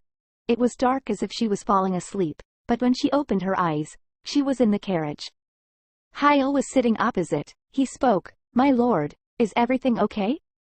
"I'm fine. Where are we going?" she replied. "Oh, we're going to the tea party that is being held by the lady. I think it'll take about 2 hours, madam." When asked where they were going, Hyle immediately noticed and answered the question in soft words. She thought we successfully switched bodies, but it's still hard to get used to Winter's body. Violet felt Winter's healthy body comfortable and uncomfortable at the same time. Even the carriage, which was made relatively to Winter's body shape, felt stuffy because the ceiling felt low. Violet, who had opened the window to look outside, touched her husband's watch in his wrist, and said, "You really haven't untied your watch." Hyle, who was checking the document without a break, heard her talking to herself, and replied, "He really cares about it. He usually gets tired of things easily." "That's a relief." Violet smiled unconsciously. After that, she looked at the clock for a while. She jokingly said to Hyle, "Yes, his personality is like fire indeed. I hope he's not flipping any tables at the tea party." Scene shifts to tea party. Winter arrived at the Bloomings mansion. As soon as guests saw Violet, they all start whispering. It seems that Madame Violet has arrived. Here she is again, without her husband. Do you think the rumors are true? Guest kept whispering. Even Winter can hear their voice clearly. One said, "Does Sir Winter really?" He thought, "Looks like they've started to talk about me, as expected. Not one person has even bothered to say a word to me. Whatever. It's none of my business. I only came here for Violet's sake anyway." Winter moved through the crowd. He knew Violet didn't have any friends here, so he was going to make friends by releasing advanced information while he was here. Winter had a tight grip on the local commercial district, so he looked familiar. A man said, "So I've heard that they're planning to build a new building at the entrance of Leon Road." Another guest asked, "Really? It's the first time I'm hearing of this. The building's supposed to be for?" He said, "Well, there's been no information about the purpose of it yet." Winter stepped in immediately and said, "I heard there's a theater company coming in." Hearing Violet words, guests are shocked. They ask, "How do you know, madam?" Winter replied, "My husband told me." "Now, do you have anything else that you're curious about?" Winter thought, the building owned by Winter. I guess it's time to slowly start putting this body swap to good use. Maybe I can help Violet make some friends by sharing vital money-making information. Given the occasion, I guess I can share some valuable information that'll help make you some money. Winter, who inadvertently expressed his money by putting his thumb and index finger in a circle, belatedly recalled that his wife would never do this.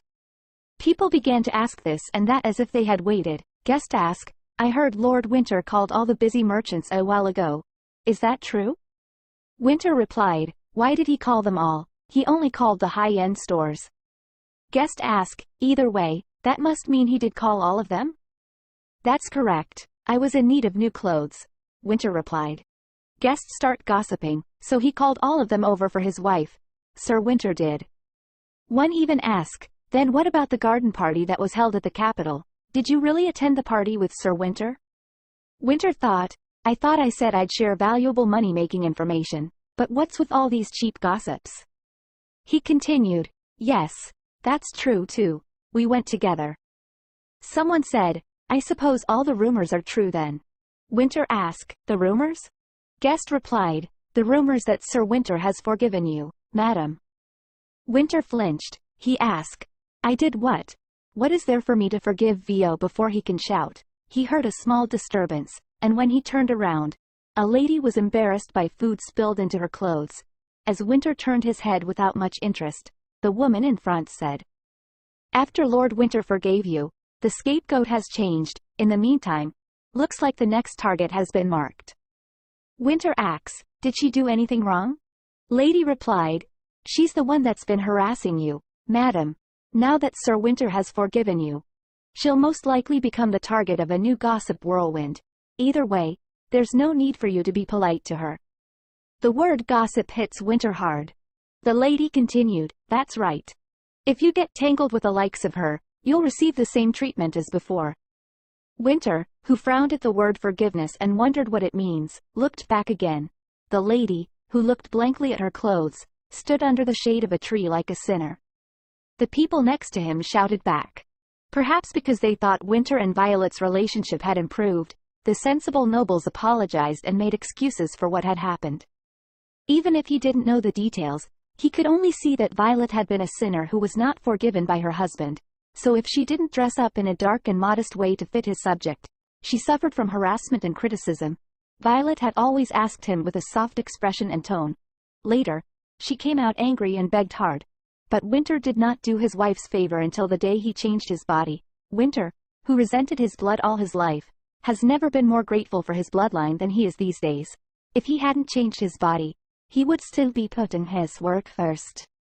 As it was about time Violet arrived, Winter was nervously standing where the carriage stood. There were so many things he wanted to ask her. As he was nervous, his brother, Dave, approached. "Violet, what are you doing here?" Winter looked back at him with annoyance, and said, "I'm waiting for my wife, no husband." Dave said regretfully at the words, "He has never come here before."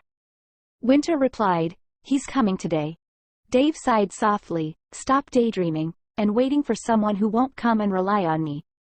Winter shouts, "Why would I rely on you?" It was so absurd that he suddenly spoke informally, but Dave didn't care and answered, "How long are you going to be so lonely? Stop being stubborn, Violet."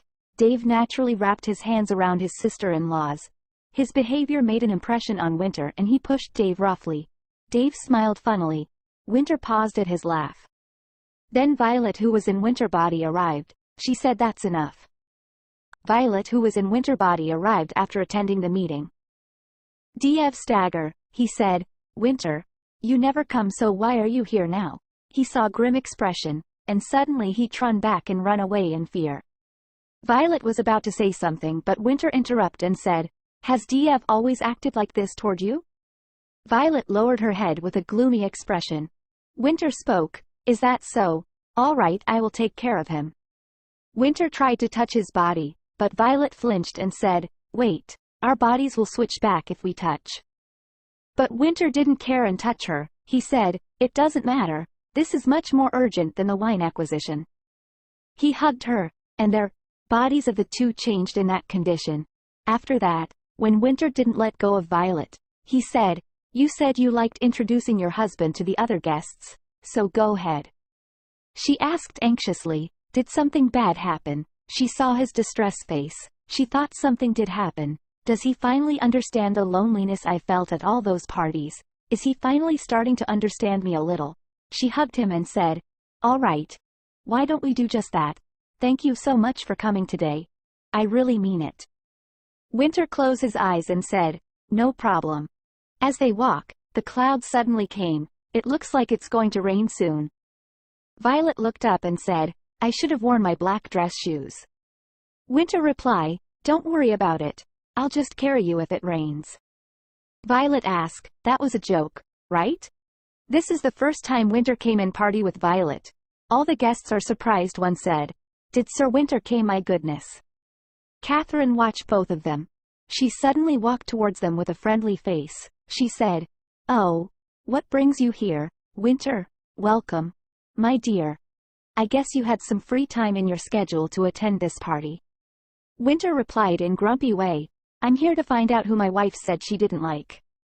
Violet pulled Winter's arm in surprise, as if fighting him right away when he spoke as if she had been depressed. She said, "When did I say that?" Winter replied, "I read your mind." She said, "He's just saying that in jest." Winter replied, "Didn't you know that I like to make jokes now and then?" All the guests glare both of them. Winter crumpled his hands into his pockets, crumpled them as he had an impression, and looked at the people. He then said, "Look at their eyes darting around, all disgruntled." Violet was worried but felt a part of her heart tickling. She thought it would be nice if her husband came, but she didn't know it would be this reassuring. Then Violet opened her mouth and said, "Winter, let's head over there this time." He replied, "I'm not going anywhere. You don't need to rush. We can meet everyone slowly." She thought, it would have been nice had he come to me before I contemplated death, but now is not too late either. Then suddenly rain started. Catherine informed, "Everyone, please head inside the building." All the guests rushed. Winter said, Looks like I really have to carry you now.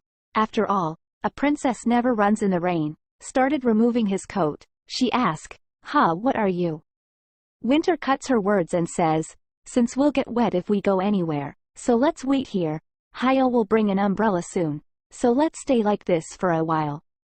He covered Violet with his coat. She leaned on him. She thought, I can hear his heartbeat. I thought I didn't have any lingering feelings left. I thought it wouldn't matter if I died, but it feels like this faint yet steady sound is giving me a will to live. She tried to look up but Winter said, "You'll get wet, just stay still even if you don't like it." She replied, "It's not like that." He asked, "Then what is it?" She lowered her head and in a low voice she said, "I'd like to move to the capital as soon as possible." Winter paused for a while from Violet's words, then he spoke, "Having experienced this tea party myself, it really is annoying. I can see why you hated attending them every week." She replied while blushing, "I really want to live with just the two of us." He replied, "All right, we'll do that then." He hugged her tightly. She replied, "Also I don't hate standing here with you at all." He replied, "That's good to hear." She thought, his embrace is so warm. Then Hyel came. He shouted, "President, I've brought an umbrella." He asked, "What took you so long?" "What do you mean? I ran here," Hyel replied. "Come closer before you get van soaked," Winter said to Violet. Violet thought, it's a good thing that it rained. Winter's arms are so warm it makes me want to cry. Violet looked at Winter with a warm smile. Winter saw her beautiful face. He grabbed her face, and said, "No one can see because of the umbrella." Under was huge that it's impossible to peek. Winter kissed Violet. She suddenly gets lost in thought. If Winter knew how I felt, I wouldn't ever switch our bodies again. That actually might be possible now. We might be able to understand each other even if we don't switch our bodies. And the more we know about each other, the closer we'll become. Then suddenly the rain stopped. They both looked at the sky. Violet squeezed her hand, and said, "I guess it was just passing rain."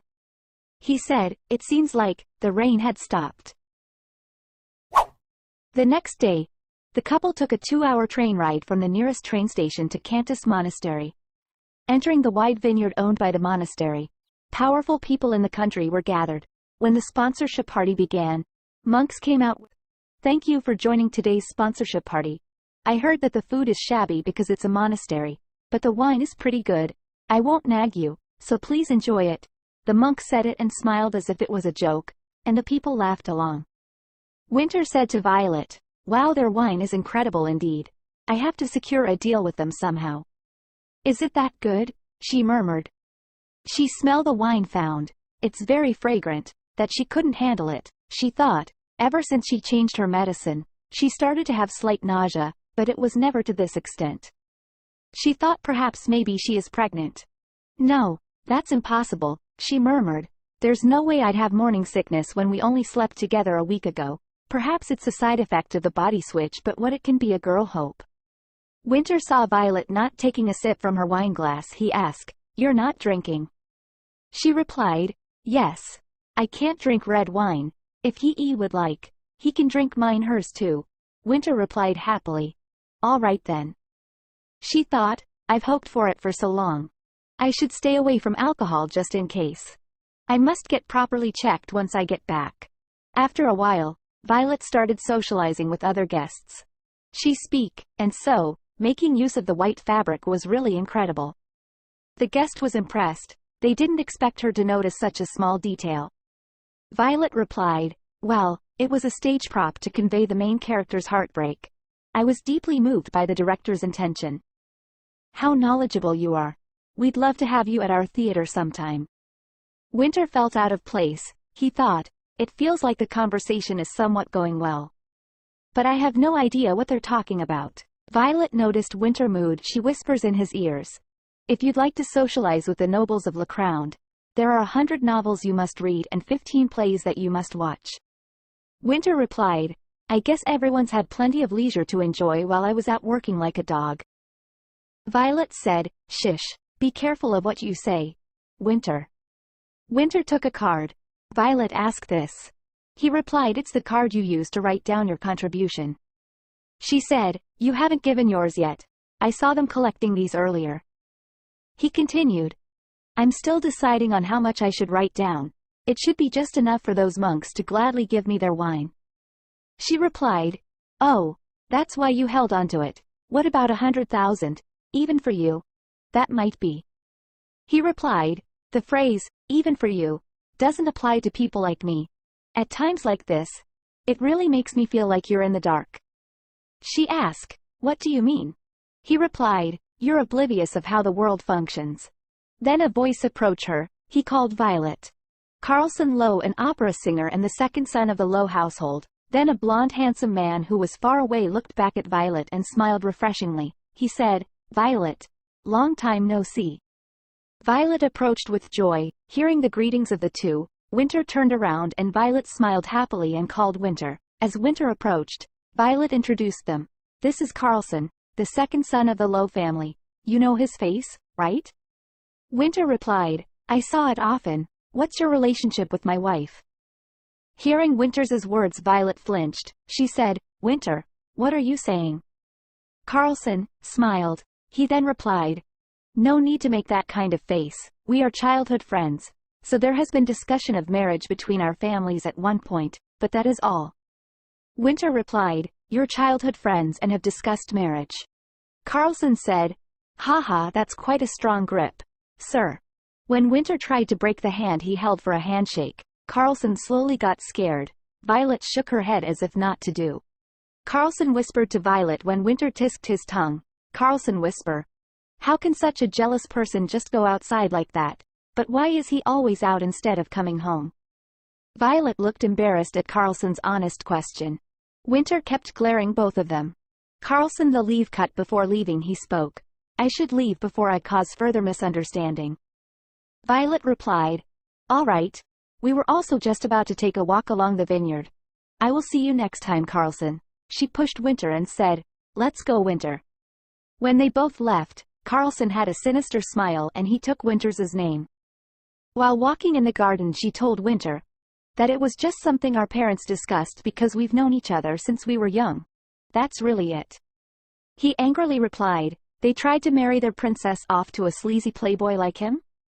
Violet took Carlson's stand, said, he's not as bad as the rumors claim him to be. Winter replied, nonsense, I know he's a drunkard. Violet was puzzled and asked, what, how do you know that? He replied, I can tell, the way his hand trembled. Is it dead giveaway? She said, still, you shouldn't jump to conclusions just because of that. He shouts, you're only defending him because he's your childhood friend.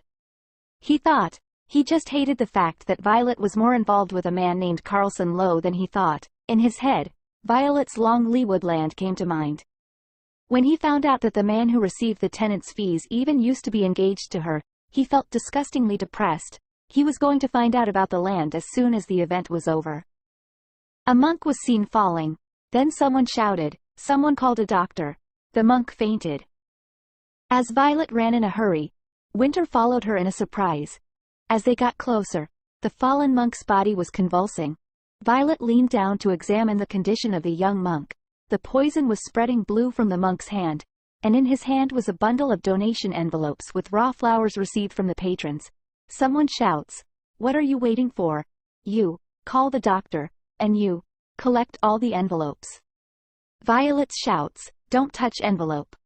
She checked the flowers in the envelope one by one and left one bag aside. It looked almost the same, but it was a different flower with a dot behind the petals. Violet immediately loosened the ribbon around her waist and tied it tightly to the monk's arm so that the poison would no longer rise. She thought who could do, using such poison, perhaps someone wants to harm him.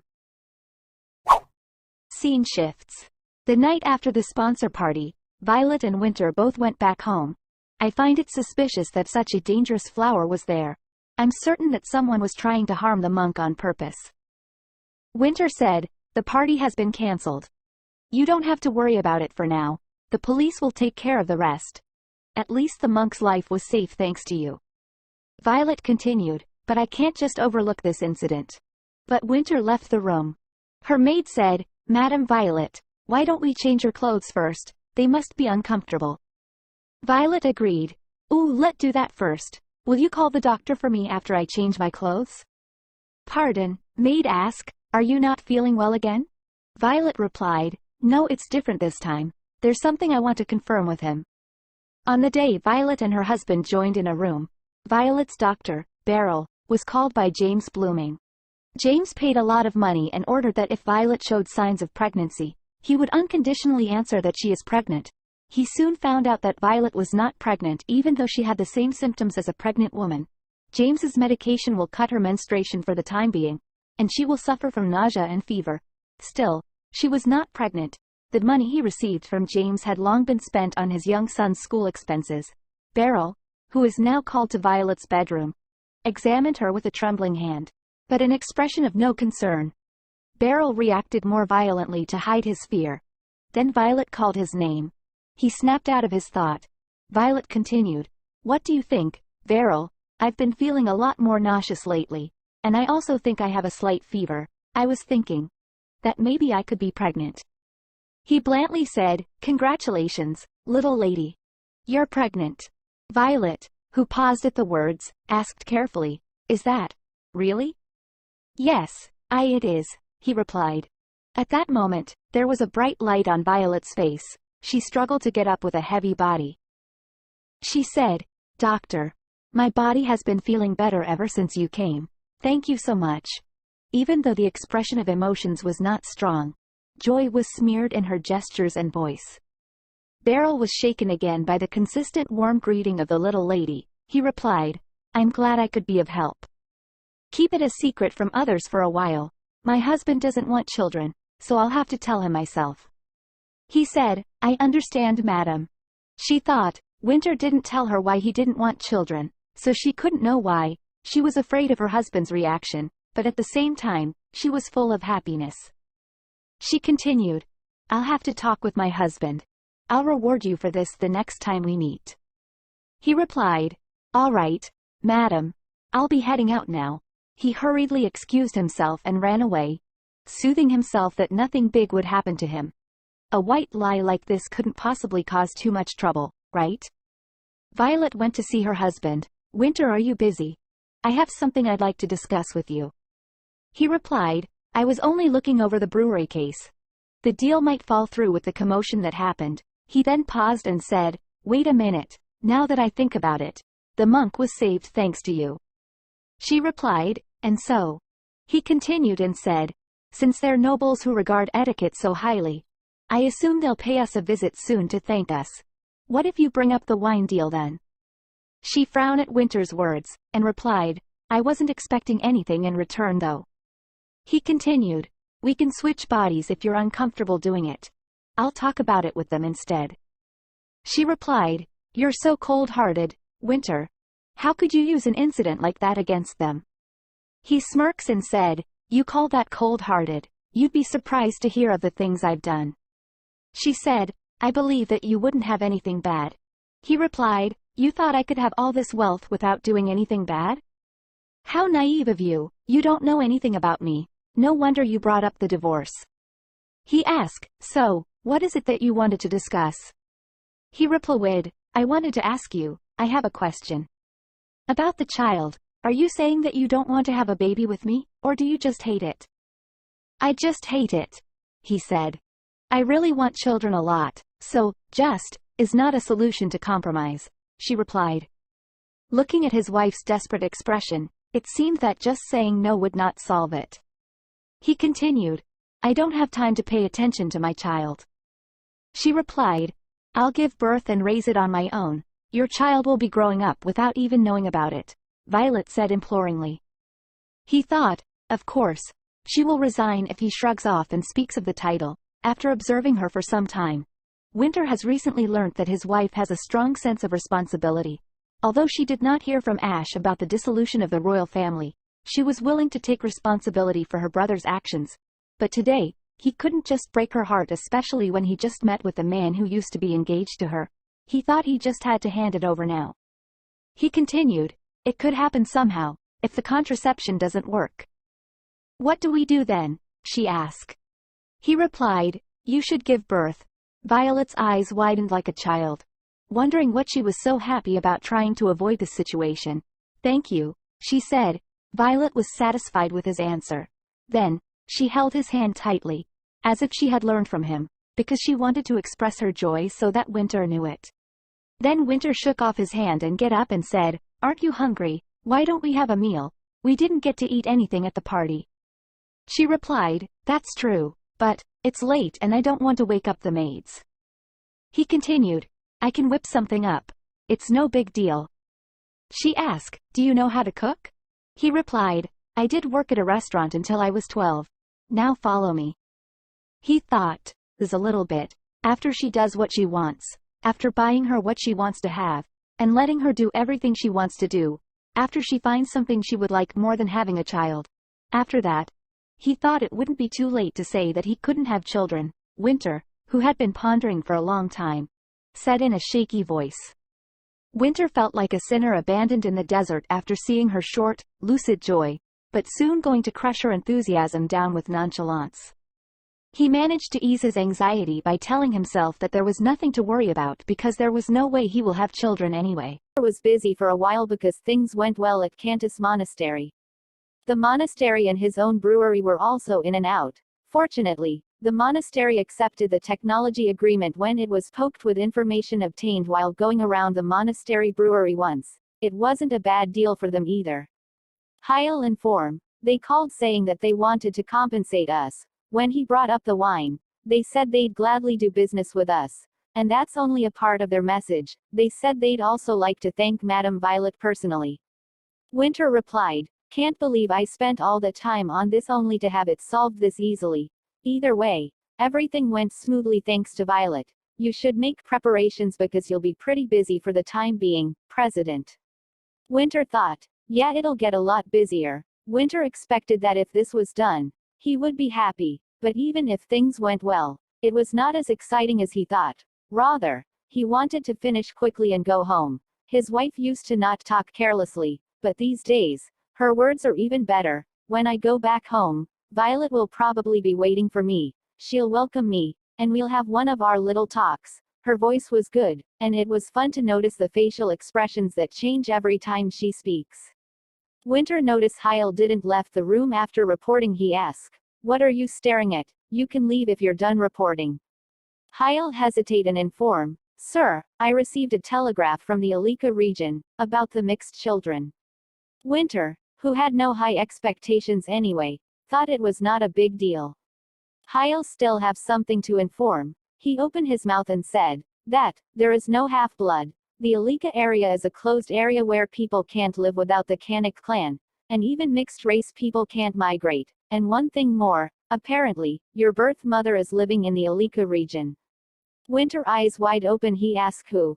A flashback of Winter's childhood appeared front him. When his mother asked him to stay there and wait for her, he waved his hand and sent his mother like that, even if she didn't come back. He tried to understand his mother until now. How hard it must have been to raise him alone. That's probably why she did that in order to live.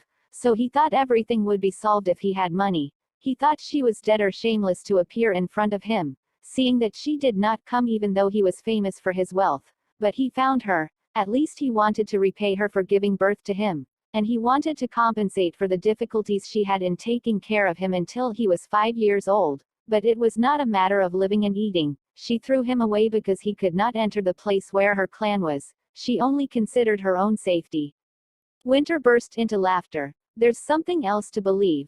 I trusted a woman who abandoned her child. That's enough. I can't fit in here or there. It's not like I didn't know. He swiped his face once with his hands and continued. He then ordered Hyel, put out everything I bought for my mother, and cancel the schedules.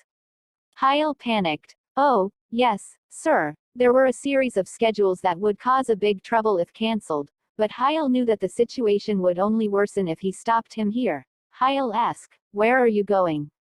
"I need to go home. I need my wife." After hearing Winter's words, which was more calm than Hyel thought, he brightened up a little. It was the first time he heard such a thing from Winter. He was worried that Winter would wipe out the Alika area with his low temper, but there was one person who had the power to control him. "I'll prepare right away," Hyel replied. While Winter was busy, Violet was preparing a small garden party. She was going to have a garden party with her husband, only the two of them, and tell him that she's pregnant. Fortunately, the people she got to know at the book club helped her a lot. Lady Speak. "Oh, this green dress looks good on you. I have a good eye, right?" Violet replied. "Thanks for your help." It was, of course, good for merchants to make personal deals with wives of influential families, and even a deal with Winter Blooming's wife, who doesn't have a limit in budget, was lucky of luck. But aside from that, Maureen was very fond of Violet. At first, she thought she was just a noble, but the more she knows her, the better she. Then Jenna came back running, and informed Violet that Lord Winter has arrived. Hearing this, both the ladies wished good luck to Violet and went back. Violet was surprised, because Winter told her he would not come until 3 days later. Violet couldn't hide her embarrassment, because the main character of the party came while she was still preparing. Whether or not, Winter walked in and hugged Violet, and said, "How did you know I'm coming?" When Winter hugged her, the embarrassed Violet beckoned the crew away. Violet gave signal to her staff to leave them. Winter's condition looked too bad for her to tell him what kind of rudeness it was. Violet patted him on the back and asked, "Did something happen? You don't look well." He replied, "Nothing." He continued, "Why did you prepare this? You don't like parties." Violet continued, "I need to tell you something. I don't think I can put it off any longer. I was going to eat and talk after I finished preparing." "What do you mean? Do it now," he asked at Winter's urging. Violet sighed deeply and pulled herself together, but eventually shook her head, said, "It's all right. You don't look you're in a good mood right now. I think it'd be best for you to get some rest first." Winter sighed and replied, "I'm not in the mood to wait either, so just say it. Is it something good or bad?" Violet took a deep breath so that her shoulders would flutter again and gaze at Winter. After saying, "Nothing happened," Winter's eyes searched around her like a frenzy. Violet opened her mouth because he had an expression that wouldn't make her postpone it further. She said, "It's a blessing for me. But I don't know if it is for you. I am pregnant, honestly. I was afraid to tell you at first. I thought you wouldn't like it. But you said, let's give birth when we get one. That's how I gained courage." Violet speaks as if to take control of Winter's expression, which looked worse than expected, but Winter, who was staring at her, said, "Good for you." "Really? Do you really think it's good?" Violet's expression, which was anxious at Winter's words, became slightly brighter, but it didn't last very long. Winter continued, "Whose child is it?" Violet didn't understand what Winter said. "Excuse me, what?" Winter shouts, "If you're planning to run off with the child's father after giving birth, you better give up now.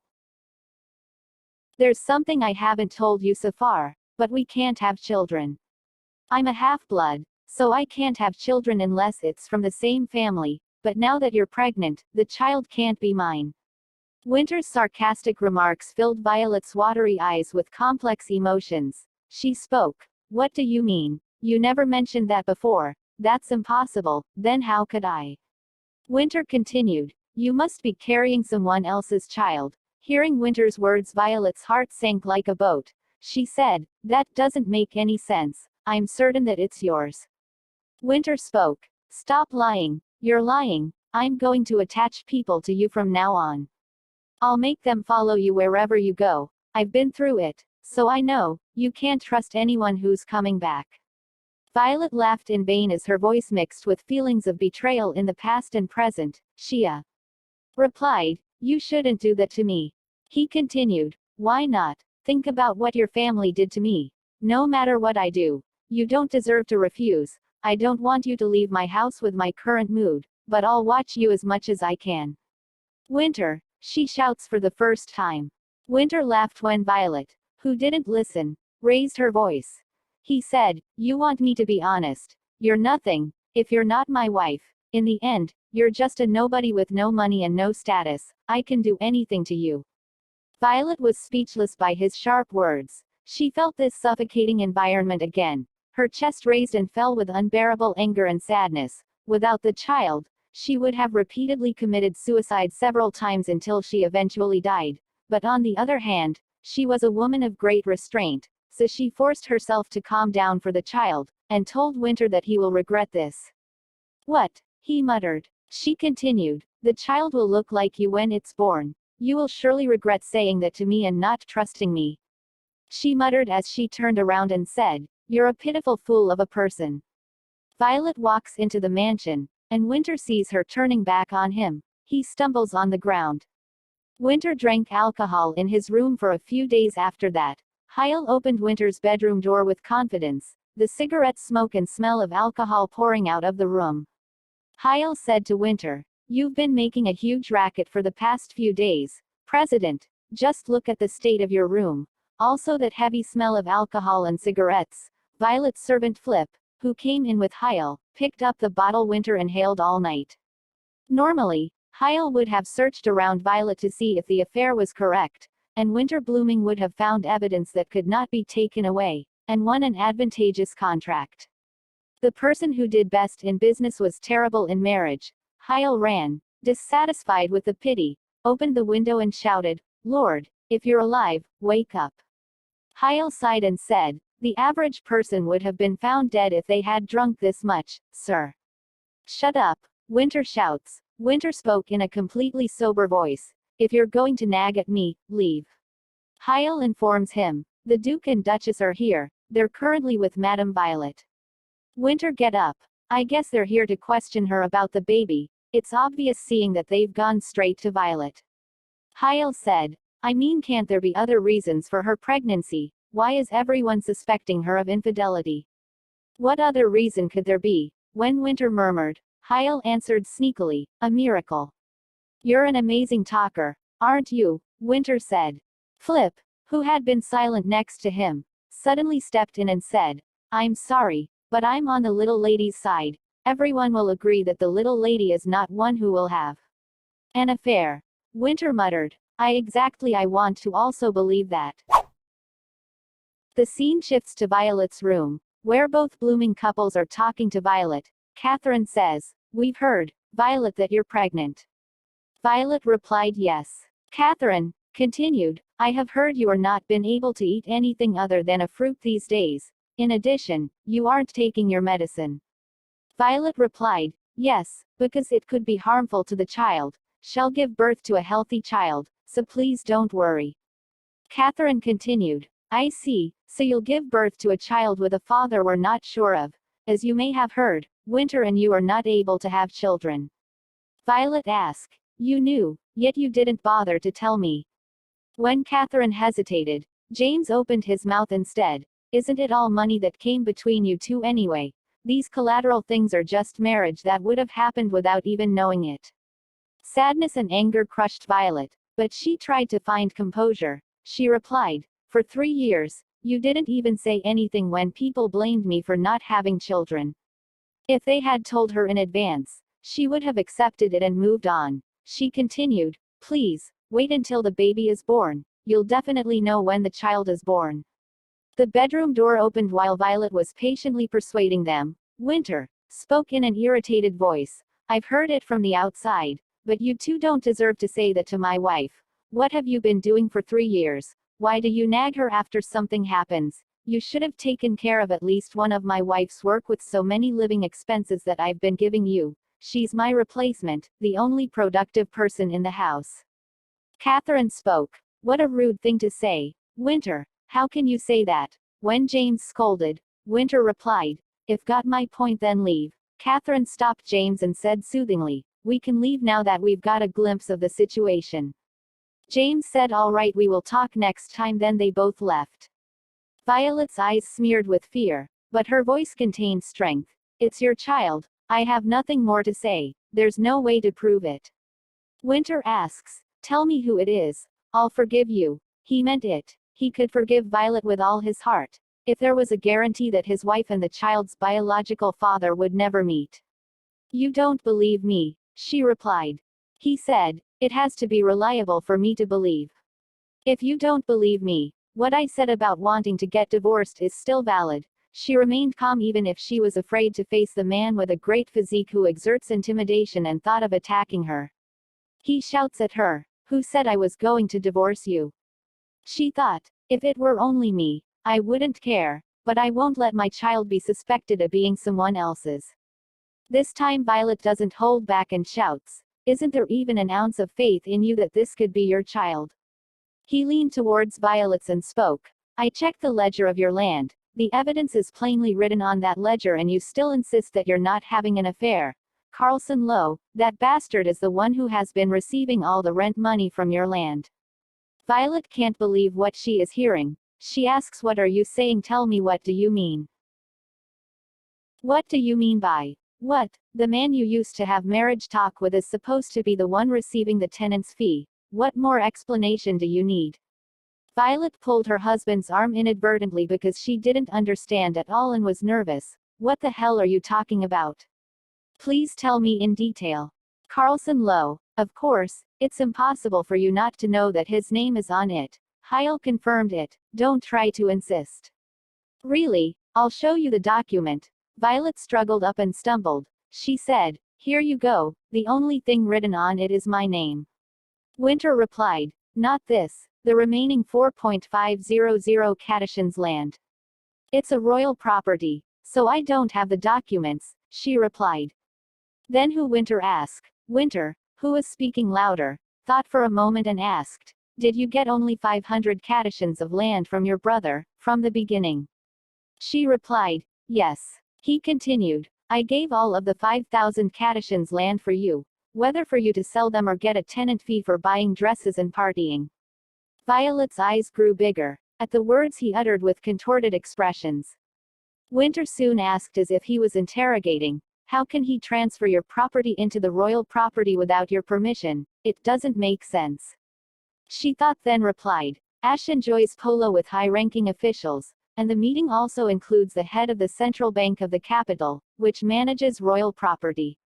Damn it, these rascal nobles." Winter was really going crazy. To him, who climbed up from the floor, the high society his wife explained was often so unrealistic that it felt like a lie. As Winter poured harsh swear words one after another, Violet wrapped her hands around her ears. She could not tell the child that his father was such a tough talker.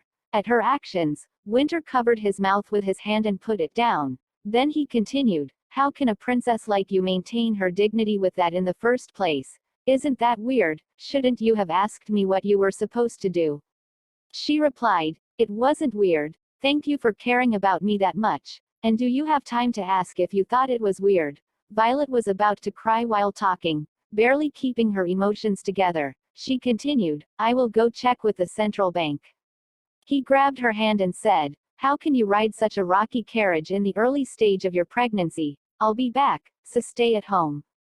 She replied, "I'm not going to be in trouble if I ride the carriage for a while. I need to go find out what's going on. It's my job." Winter blocked the door with his body. As Violet spoke firmly and headed to the door, Winter spoke, "Even the train's supposed to take 7 hours. How can you say that it's only a while? Don't do anything dangerous, I'll check it out soon." Then she turned and said, "Then, please make sure of it." Winter's mind was relieved by her stern gaze, her strong eyes, the things he feared, and the look she had built as if she had given up, was full of vitality in her desire to protect the child. Winter wanted his wife to be just like the first time he saw her, when she held his hand firmly with affection, whether having an affair or something. To do so, it was clear that the child would have to be born safely and be held in Violet's arms. Next day, at the capital branch of Connie's Hotel, Winter headed to the opera house where Carlson was performing.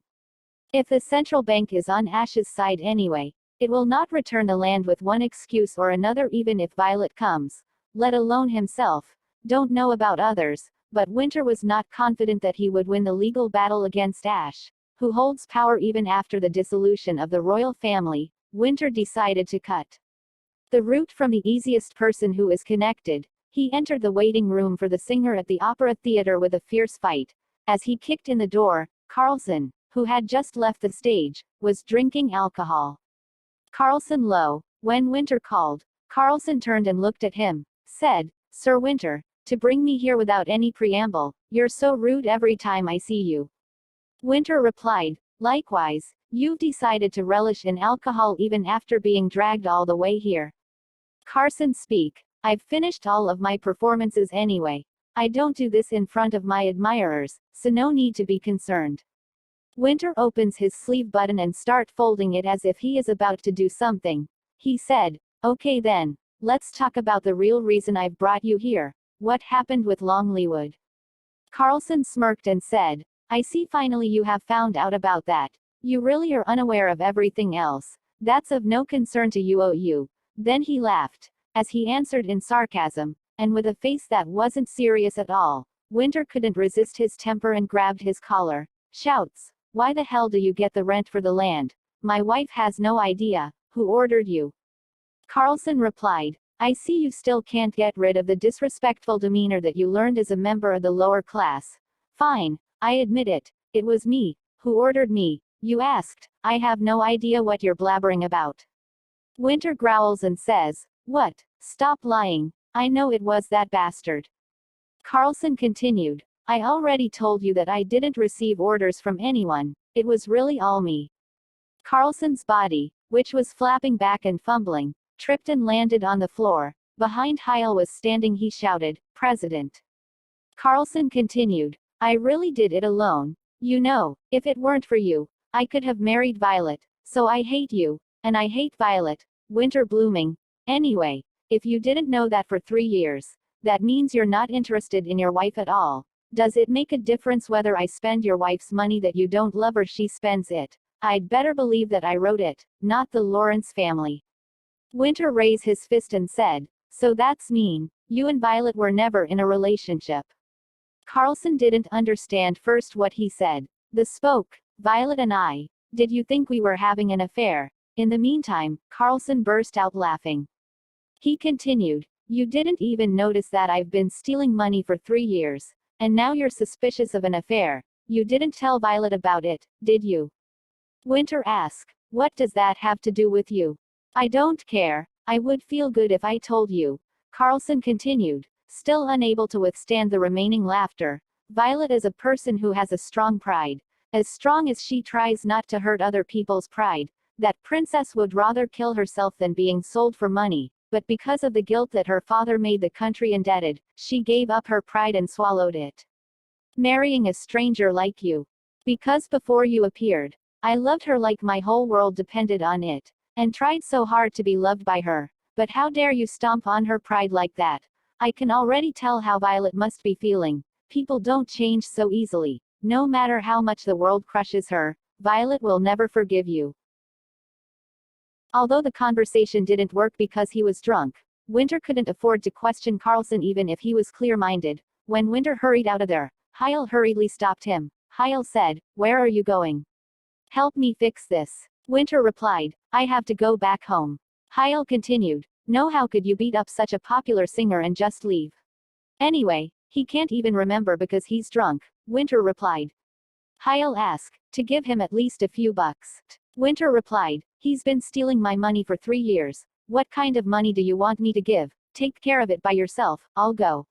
Winter went off without Heil. He sat on train. Carlson words echoes in Winter's ears. "You will never be forgiven by Violet." What that lunatic said suddenly made him nervous. He thought, if there was no infidelity between the two, as his wife and Carlson said, how on earth did his wife get pregnant? Heil's nonsense words about the miracle kept lingering in his head. Hope is unnecessary. Optimistic people fail. That was Winter's stubbornness. However, no matter how much he endured in front of his wife, his stubbornness eventually broke down. On second thought, he couldn't figure out how his wife lived with such little money. He knew that saying, "Why she didn't say it earlier," would no longer work. So he was going to ask her how she has lived for the past 3 years, and he will listen to her as much as she wants this time. There was so much to tell her as soon as he got back. She may not understand and hate it, but she had to talk more about money today. He was actually spending 10 times as much money as she thought.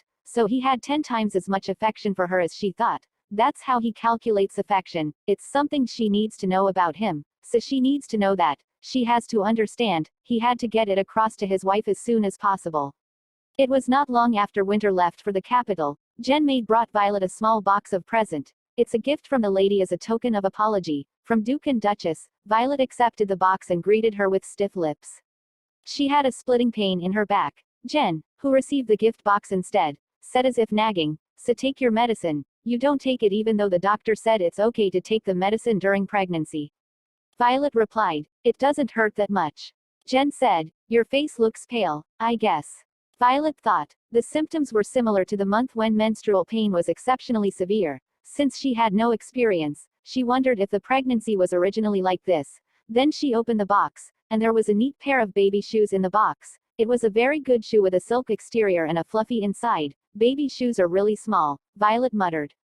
Jen said, "But if the child looks like a little master, wouldn't it be a big child? But I don't know if the child looks like the little lady." Violet happily replied, "Heard that when I was born, I was also on the big side." Violet couldn't take her eyes off the shoes while answering. She suddenly felt sorry that there was nothing prepared for the child as she was shocked when being informed of the pregnancy. Jen ran when Violet, who had finished thinking, tried to get up by force. Jen asked, "Oh, why are you getting up? You said you had a backache." Violet replied, "Don't I have to prepare a room for my child when he's born? I was lying down too much. We should at least have a room ready for when the baby is born." Jen said, "It'll be a while until the baby is born. Madam, you don't have to worry about that so early in your pregnancy." Suddenly Violet's back and stomach hurt. She clenched her stomach and said, "Staying in bed for too long is no good for me. Anyway." Jen looked at Violet and in concerning voice said, "All right madam if you want." When the pain subsided a little, Violet walked to a room a few feet away from her room. Jen said, "This room is huge." Violet replied, "I love this room. I like this place the best since I first got here. I'm sure Winter will eventually give in and offer me a room to prepare for the baby. He argues that the baby isn't his, but it didn't seem like he was completely against having a child." Jen cuts Violet's words and spoke, "Why does Sir Winter doubt you when he doesn't even know anything? I know all the people you've met up until now, because I'm always right beside you. If I were you, madam, I would have probably fainted from arguing with him by now." Violet replied, "I would have, but I didn't want to do anything that would hurt the baby." Jen continued, "But it won't be good for you if you continue to keep everything to yourself like this either. They say that if your husband doesn't treat you right during the early stages of your pregnancy, that memory will stay with you forever." "Who said that?" Violet asked. Jen replied, "All of my friends who are already married, so you have to promise to amend your relationship and live happily with each other in the future." Violet smiled at Jen's words. She said, "All right, I shall." Jen continued her lecture. "And one more thing, saying that your husband will offer you a boom, makes it sound like you're a guest here, Madam Violet. The two of you are a married couple." Violet replied, "Then I shall discuss it with him and come to a conclusion together on this matter." Hearing Violet's words, Jen smiled brightly. "Yes, now that sounds a lot better." Violet covered her mouth with her hands and smiled softly at Jen's answer. She felt like her punishment was over after she stood in this room. She was only focusing on her child. Everything that happened was forgotten. Violet said in a pleasant voice, "Put the cradle over there. The walls are colorful. Oh, it would be nice if I drew a rainbow or something. Is that too childish?" When Violet was sincerely happy and asked questions, Jen was excited, and she came up with one opinion or another. It was when she was thinking that if the little master insisted on not using this room, she should protest with the little lady. Violet put her hand on her stomach and thought, "This child bring me hope. I promise I will make a happy family." Then suddenly Violet's pain come and she shouts. When Jen ran and helped, Violet said, breathing heavily, "Strangely, it felt just like when my period began." Jen spoke, "Yes, no way are you bleeding?" "Well, is that dangerous then?" Violet asked. "Please wait a moment. Dr. Beryl has resigned. I'll be right back with a new doctor." A little later, after Beryl, the original male doctor, quit, a new female doctor specializing in birth came running. Throughout the treatment, Violet constantly prayed for the child's safety. Violet asked if there should be nothing wrong with the child. She forgot that she was sick because she was regretting that she drank something strong without knowing. After a while, the doctor who finished medical treatment made a grave sound. "Well, little lady, there's nothing wrong, right?" Violet asked. Then the doctor continued, avoiding Violet's desperate gaze. The period is right. Violet suddened. She asked, what do you mean? How can that be possible when I'm pregnant? Doctor replied, I don't think you were pregnant from the beginning. Sometimes that there are times when you have the same symptoms as pregnancy in your imagination. Perhaps the little lady is desperate to get pregnant, I think. If you don't know much about pregnant women, like the doctor who examined you earlier, there's a high probability to misdiagnose them. The symptoms are so identical. The doctor continued talking after that, but Violet does not hear anything. She thought she didn't have expectations, but she actually had a lot. There was hope that one day she could persuade Winter to give birth to a child, that her relationship with him will get better little by little, and that her resentment toward him would be resolved. She will also have a family that is simple and often laughs, like the dream she had when she was young. When what she believed to be a miracle disappeared like a mirage, she returned to reality, where she could not even get a rest like death. Scene shifts to the main port of Lackround. Dr. Beryl is at the post office. He asked to send a letter by ship. Postmaster asks, are you only sending this letter? He informs Doctor, sending it as a telegram will be faster. Where would you like to send it to? Doctor replied, south of Lackround, please. Pardon? Postmaster asked. It'll take a whole year for a ship to return Lackround. Sending it as a telegram will only take an hour. Do you really wish to take a whole year instead? Doctor replied, I have my own reason. Doctor thought, now that Madame Violet has stopped taking the medication for the baby's sake, I'm sure she's found out that she isn't actually pregnant by now. This letter holds my last bit of conscience in it. I know that I can remain silent forever, but, he remembers when he was about to leave Blooming Estate, Violet came to farewell him. She gave him a pouch. She told him, these are the crackers that you said your children enjoy. I just wanted to hand you these one last time before he left. Thank you for all your work up until now. He thought, I cannot bring myself to continue deceiving a kind-hearted person like you, Madame Violet. Suddenly a voice came. Father, the carriage arrived. I was told we must hurry if we do not to miss the train. Doctor replied, yes, I am coming. I've finished my business here. Letter context was, Dear Madame Violet, please forgive me for confessing the truth to you so late. The medication that I had given to you was given to me by the Duke and Duchess, who conspired against you behind your back.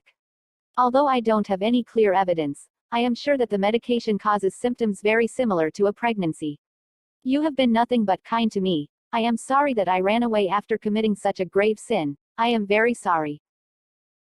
At this early hour, all the people in the mansion were awake. Winter found something wrong with an extremely gloomy atmosphere. Flip, who was in tears, ran to him when he stopped in ominousness. Lord, you're here. Winter asked, what's going on? What's wrong with the atmosphere? Then Flip, who was shaking his shoulders and sniffing, managed to say, the little lady wasn't pregnant. What? When Winter made a face as if he was going to kill him right away, Flip wiped his tears with his hands and barely continued. The little lady was so desperate that she only had symptoms. She wasn't pregnant. She hasn't moved since yesterday like a dead person. Winter said, you should do as much bullshit as well. I can't understand. Winter pushed him and hurried to Violet's bedroom. When he entered Violet's bedroom, his wife was sitting looking outside, and some of the maids were bringing up all the good stories they knew to make her talk somehow. Only the two were left in the bedroom. After the maids who saw Winter left the room immediately, he could not believe she wasn't pregnant. Winter looked at Violet, who only looked out the window. Violet, he took her name, but Violet didn't move at all. She didn't cry or feel sad. She was just turning her back on the disturbance. Winter couldn't figure out what to do because she had never looked like this before. Winter said in a voice that was far from soothing, I heard you've been doing this since yesterday. Get some sleep, Violet. No matter how many times he called, there was no answer. Take some sleeping pills if you really can't sleep. Winter shouted outward, get me some sleeping pills. Jen replied, inside the closet. There are always some sleeping pills. Then ask. Then bring some water. Yes, yes, the maid answered in fear and hurriedly fetched some water. Winter opened the closet and found sleeping pills. Always, Winter stood with a bottle of medicine and kept talking to her. What kind of medicine do you take all the time? What good will it bring to your body? You sleep because you're sleepy. Can you take medicine and fall fast asleep? You can't. I'll take you for a walk for tomorrow. If you walk a little bit, you'll fall asleep without taking medicine. You'll feel better. No matter what he said, Violet didn't answer. Soon, Winter asked when the maid brought a bottle of water and a glass. Winter asked, did you feed her anything? Jen reply, she didn't eat any meals or even drink water all day. Oh, damn it. Winter sat on the bed with a glass filled with water on the table. Drink some water, you will be dehydrated. Let's get some sleep and head straight to the capital. There's a house in the capital. I don't really like flowers, but that house is fine. I don't know how nice the garden is. You like the capital city and the flowers, it'd be nice to go. You'll like it. Winter, whose breath trembled as he was not sure how she had lived, raised his voice a little. You should at least cry. It's soothing. Or hit me or get angry. I'll be happy to get hit. Violet, who had been lying down for a long time, raised herself up, and she made eye contact with Winter, who looked at her. Lips are open. She said, I never had an affair with another man, though I don't have any proof. You won't even look at me now because you're mad at me. What else can I do? You should know that I had no other choice but to question you. I trust you now. I know that you never had an affair. I really thought that I would give birth to a healthy baby who looks just like you. I believe that you would understand me then. How great would it have been if that were the case? She slipped back to bed. Winter spoke as if to explain. I screwed up. There is something wrong. It was a misunderstanding. The situation is, that's what happened. Winter tried to repeat the words, but he shut up. For the past 3 years, he has turned a blind eye to his wife for the same reason. Her brother took away all his property. What's the priority over restoring it? How dare she ask him for something? How can she leave him? How can she refuse him? It was because of the situation that he tried to take her down with harsh words about her terrible pride. The wound that scratched her heart to protect his feelings was too deep to blame the situation. First, I need to buy every luxury good I can get my hands on for Violet. Once she sees how much I love her, she'll feel better. She'll smile and she'll finally understand how I truly feel about her. He had to show that. This way, Violet will know that he was considering her as his wife. That's how it's always been with everyone else. Now 3 seasons has passed, but Violet is still depressed from that incident. The wound that scratched her heart was so deep that Violet was unable to heal. Her maid Jen came to woke her up and inform her that a letter from the Ranchia couple, the parents of a young monk whose life was saved by her at the Cantus monastery, came apparently. He's the second son of the Lancia family from the west. She continued, I'm sure the letter will be full of their gratitude, but you should still see what they have to say. She took that letter near Violet, but Violet didn't pay any attention to it. Jen left the letter beside Violet and said, Rest well, madam. Then she left the room. It was an unexpectedly cold winter wind that woke her up, who had been out of her mind for a long time. Just as if she woke up with cold water poured on her face, her mind came back when the physical coldness touched her cheek. Violet read the letter context. Greetings, Madam Violet. We received the news that you saved the life of Reyes, our son. After a long investigation, we have finally found the culprit of that incident. We thought it was right that we shared this news with you. After our firstborn son fell ill, our second son, Reyes, was appointed as head of the Lancia household. As it turns out, the person responsible was none other than Lancia John Peze, my husband's younger brother. My husband's brother conspired against Reyes and poisoned him in order to succeed his title. With our firstborn suffering from a dire illness, I don't know what my husband and I would have done if our second son had also left our side. We would have lost our mind. We are forever indebted to you. If there is anything we can do for you, please let us know. We will help you to the best of our abilities. After checking the letter once again, Violet took the paper with the blooming family's crest from the drawer and put it on the table. She wrote down her replies. In the meantime, a maid who came to wake her up in the morning came running in surprise. Little lady, are you awake? You have regained your strength. Good morning, Violet replied, delighted by her friendly greeting after a long time. The maid asked, Are you feeling better now? Yes, I'm going to get up. I'm sorry, but could you send me this letter? She asked. Sure, the maid replied and took the letter and ran out. Violet looked around her room calmly. Rare items were flashing everywhere. Winter, who didn't know how to appease his wife, was buying all the luxuries he saw everywhere. An emerald that is as big as a palm and a rare flower that blooms only in the desert, useless and mysterious harnesses and delicate dolls from the magical continent. In the meantime, Winter immediately entered the bedroom after hearing that his wife seemed to have regained her strength. Violet asked, What happened this morning?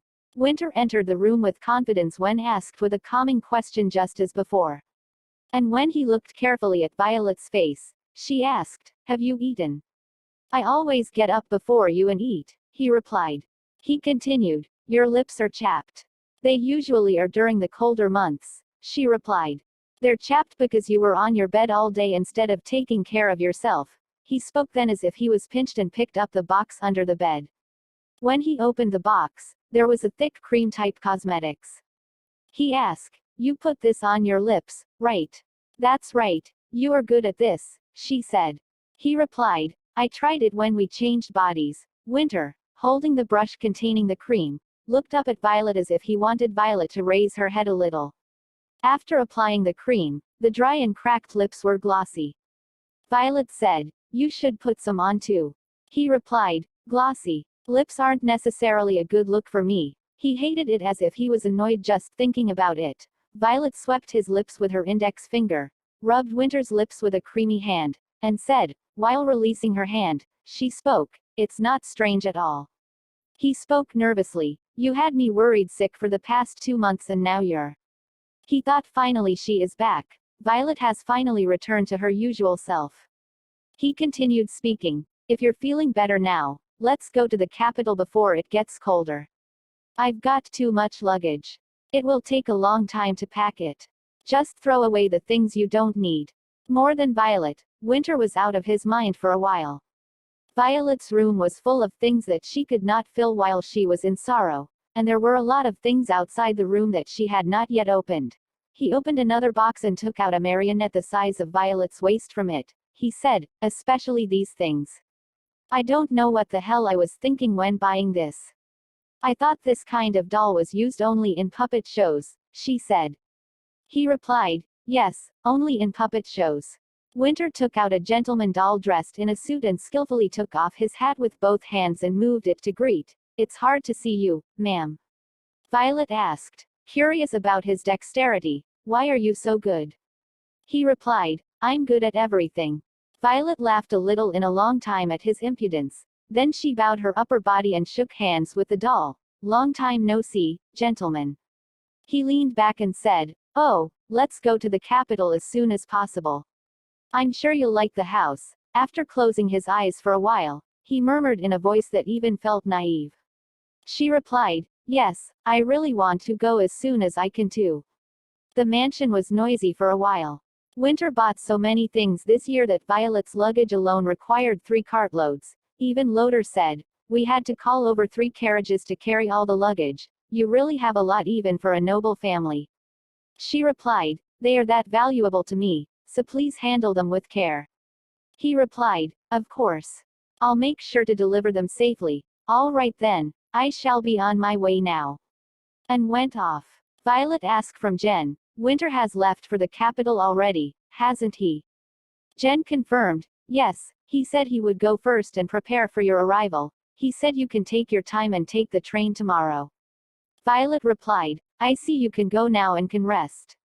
Jen, who checked that the luggage was loaded well, somehow returned to her side with a worried face. After a while, Jen said in a small voice as the carriage departed, she asked, those were private carriages, weren't they? I saw it as I was moving the luggage. The crest of a noble family hung on the inside of the carriage. All of your belongings are in those carriages, madam. Where are they headed to? Jen, you're very observant, Violet replied. Jen asked, please tell me where those carriages are headed to. Sir Winter is waiting for you at the capital, madam. West of the continent, to the house of Ranchia. They decided to buy all my stuff at a good price. It won't be difficult to dispose of the goods since they're a family that trades by sea. And I'm only going to bring empty luggage boxes to the capital house. Jen continued, so you decide to leave. Jen spoke as if she knew the reason now and sighed with tears. A moment of silence. Violet continued with a relieved face, if you can't die, you have to live. You have to move to survive. I decided to leave this place to live. I've only been sorry for my husband, so I'm trying to give him back. I haven't been of much help to Winter anyway. That's why I am planning to give him what he loves most before I leave. Jen speak, are you referring to money? Yes, Violet reply. She continued in return for leaving his side. I wanted to provide him with the money that he so cherishes more than his own life, although it's nowhere near enough of how much I wanted to give him. This monetary amount is the only happiness I'm able to provide to Winter. If he was happy, she thought she would be happy. Scene shifts to capital. Winter thought. It was raining in the capital now. The road was a mess with muddy water, but as the night deepened, the road seemed to freeze, making it difficult for Violet the carriage to travel. Winter stood at the porch of the mansion, accompanied by Hyle. This is the new place for Winter and his wife to move. Hyle spoke. I'll do something about it tomorrow morning, so you have to work. I'm busy, Winter replied. It's been like this for 2 months. The company, which had always been fattening based on Winter's big decision, suddenly fell into confusion. Hyle cried in distress. Hyle said, how can you be so busy doing that here? Isn't the Lord like reading documents that make money the most in the world? The documents are piled up in the office now. Your work is completely paralyzed. Winter replied, I hired so many talented people, yet none of you were able to take care of it. Hyle's response, well, they probably didn't know that you'd be overworking them like this when they first came. Then tell them to leave, Winter spoke. Hyle continued, but again, they probably didn't know that you'd pay them so well. Now that their income and spending have increased, they won't be able to go to another company. Winter laughed at Hyle's unfair voice. His wife should have heard this. She doesn't know the dizzying taste of money yet. If she walks through that door, she'll know when she sees this huge mansion he's standing in. How much money can do. Winter opened an umbrella embroidered with the company's logo and said, let's do another test. Hyle sewed, is this really the last time? Every time we do a test, it's like the salary of almost all the people in the capital goes away. Yeah, okay, Winter replied. Hyle reached into the small wooden door and began to turn the handle. Soon the whole dark building flickered. After a while and all the lights on all sides of the building were lit. He thought his wife should see this. The lights of the mansion outside the capital were so intense that they could be seen from very far away. It was not just the mansion. A short distance away was a single-story building for the ballroom, which was also full of bright lights. This is where Violet will hold her extravagant party, and every Nobel in the social world would want to be invited there. And Violet will be able to put the social world on her palm without any effort. When spring comes, she'll be surrounded by a garden full of beautiful flowers, and once she sees that, she'll definitely. Winter tried to imagine his wife looking at the garden and being happy. Strangely, however, the vivid imagination did not come to mind. The anxiety that it would be winter here continued to strike him. It's been like that all along. Hyle saw Winter's disturbed face and asked, are you all right, President? Winter kept thinking, I'm getting a bad feeling that this place will be as cold as winter all year round. Winter took his umbrella and turned. Hyle asked, where are you going, President? Winter replied, the train station. I'm going to wait for Violet. There, if the roads freeze because of the rain, the carriage might not be able to travel here. Hyle spoke, you should wait for her, because we still have a whole day left before Madame Violet arrives. Hyle kept begging, but Winter didn't stop. Winter can't stop thinking how everything seems too bad. He muttered, no, it can't be. I'm just worrying over nothing. I know I've guessed wrong multiple times now, but I'm certain this time, Violet will be happier once she moves to the capital. And if Violet is happy, then I will eventually happy too. Violet had arrived in the capital a day earlier than she had told Winter. Earlier today, her jaw was dropping when she saw a huge sum of money sent by the Ranchia family from the capital's central bank. Ahe muttered, oh, my God. Selling an enormous pile of gifts that Winter bought yielded more than 10 times from what Violet expected. Ranchia family servant spoke. Please accept it. It's also a gift of gratitude from our master. Violet muttered a gratitude. Servant continued. The Ranchia family is located on the west side of the continent, so there was no significant connection in the eastern background. Therefore, among the things Winter bought, whose hobby and talent is to choose good things, there were things that the Ranchia could not buy with their money. It was a price for saving their son, but it was also a profitable business for the Ranchia family. It was a business that left a lot of money because it sold goods to a wealthy merchant full of goodwill without any bargaining or commission. Violet thought that this amount of money would satisfy her husband enough. Then Violet got up from her seat. Now that I've received my payment, I'll excuse myself. Servant replied, if it's fine with you, I would like to escort you to wherever you need to go. There's no need, she replied. She continued, I have an appointment with the bank's president. I expect our conversation to last quite a while, so I'll only accept your kind words. Servant replied, all right then, I'll be heading out first. Violet spoke, thank you for coming all the way here. She thought, the only reason Winter is maintaining our marriage is so that he can gain from it, but if I disappear, he'll eventually give up. But still, I'm still holding on to that last string of hope. The hope that I may still be able to bear Winter's child someday. However, if that were to happen, I'll have to endure their cruel interrogations once again, and I no longer have the strength to endure such a thing. Our relationship was ill-fated, merely brought together by money. Once I leave, Winter will finally, as long as I am by Winter's side, there will be no end to his unhappiness and misfortune. Finally, Violet arrived at bank. An employee informed Violet that the president is waiting for her inside.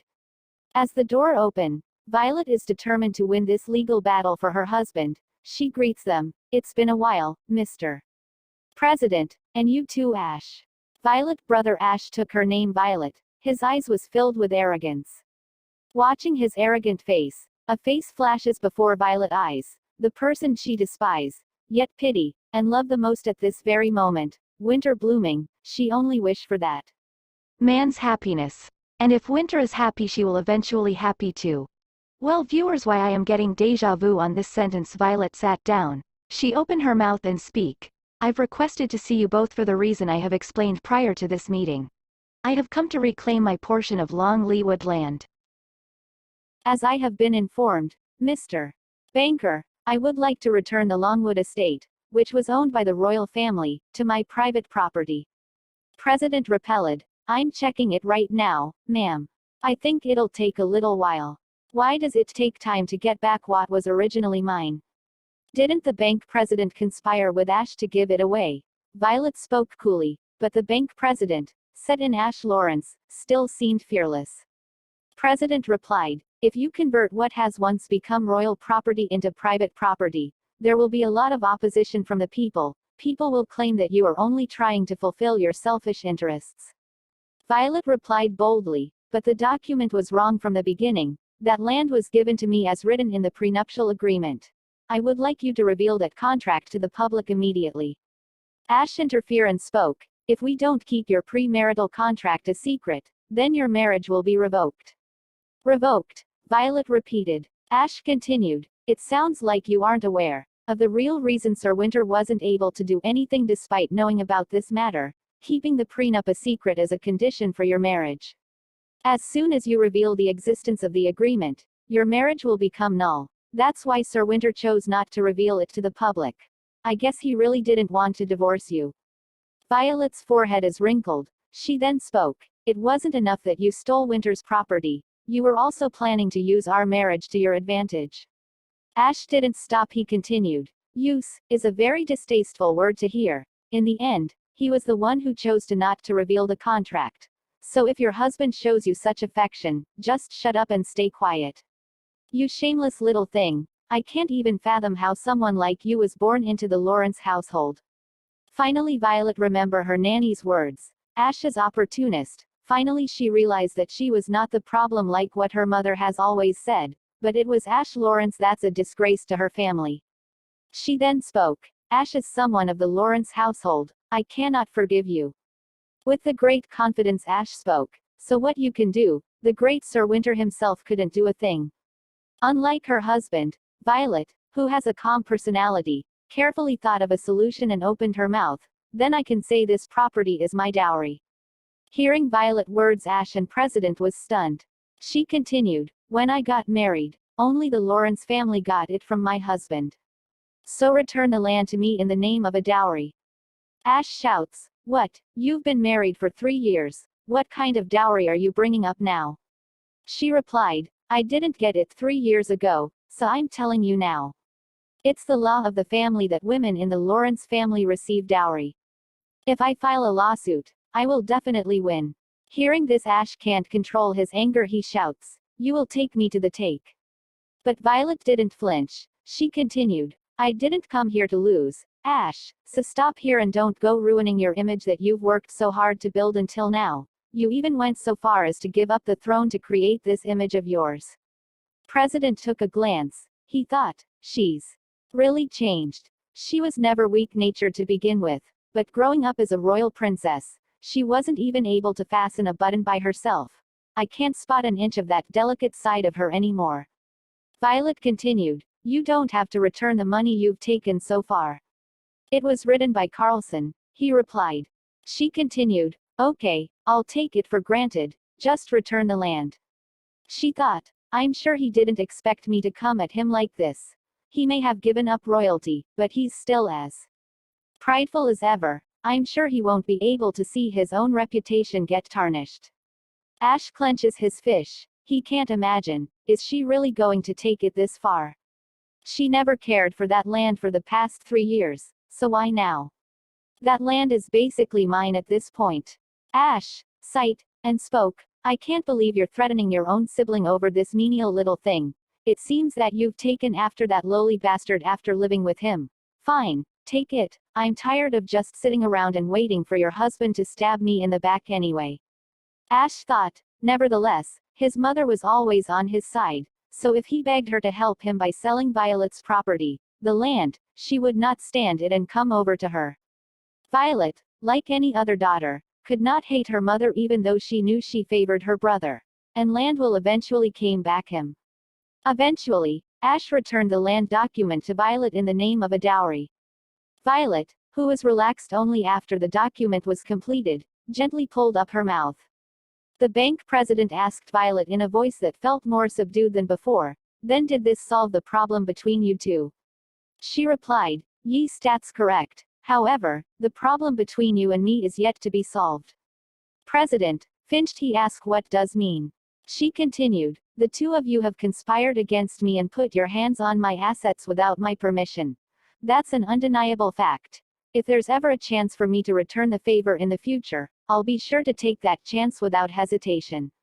President felt uneasy. Then Violet, who got all the remaining land documents, said arrogantly looking down at Ash, if I went back to 3 years ago, even if I knew I would suffer this humiliation, I would still agree with my brother's idea of dismantling the royal family.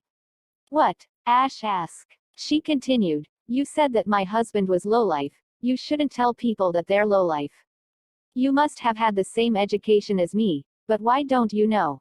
I can't believe that kind of person almost became a king. The fate of the La Crown was almost doomed. Goodbye, Ash. Violet borrowed a vault in the name of Mr.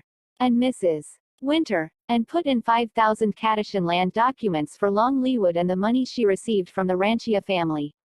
Who had to see her off even though she told her to go to the mansion first, was around. Jen asked, supporting the staggering Violet, then where are you going, little lady? Violet replied, to the West End, the ship I lent from the Duchy of Doss will settle in the port. To ride it. Before leaving some thought came across in her mind, I've accomplished everything that I could do. If I leave like this, I'll eventually end up longing for winter.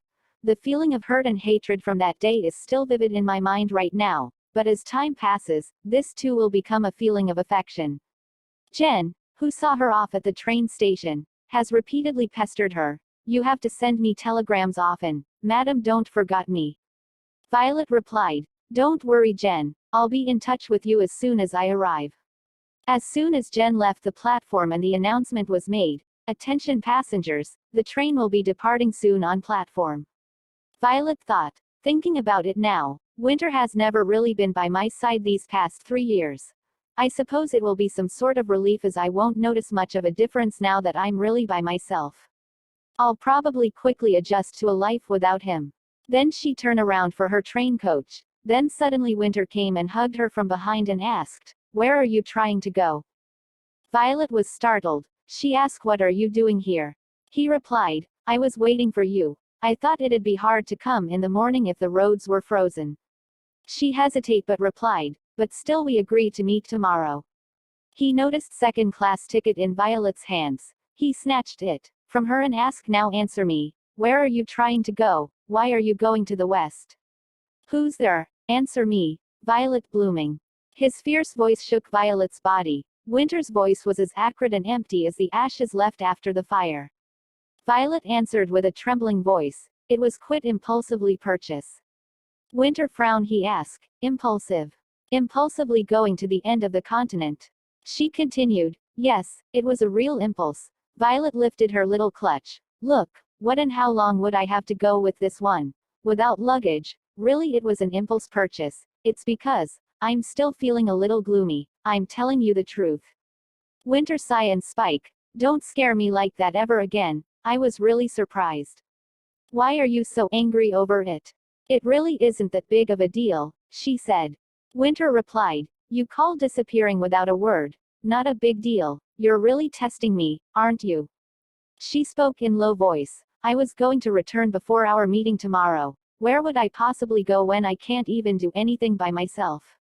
Winter sigh. It's cold outside and it's getting pretty late. It's cold, but what's with your clothes? Are you trying to freeze to death? Let's head back for now. Finally, they both went to the nearby hotel owned by Winter. He told Violet, the roads are really freezing up. She replied, staying in a hotel overnight isn't all that bad. It's a good thing that the roads have frozen. At least we get to stay nearby the train station. She was surprised when Winter showed up then, but that doesn't mean she have given up just yet. Once morning comes, she planned to leave the hotel quietly.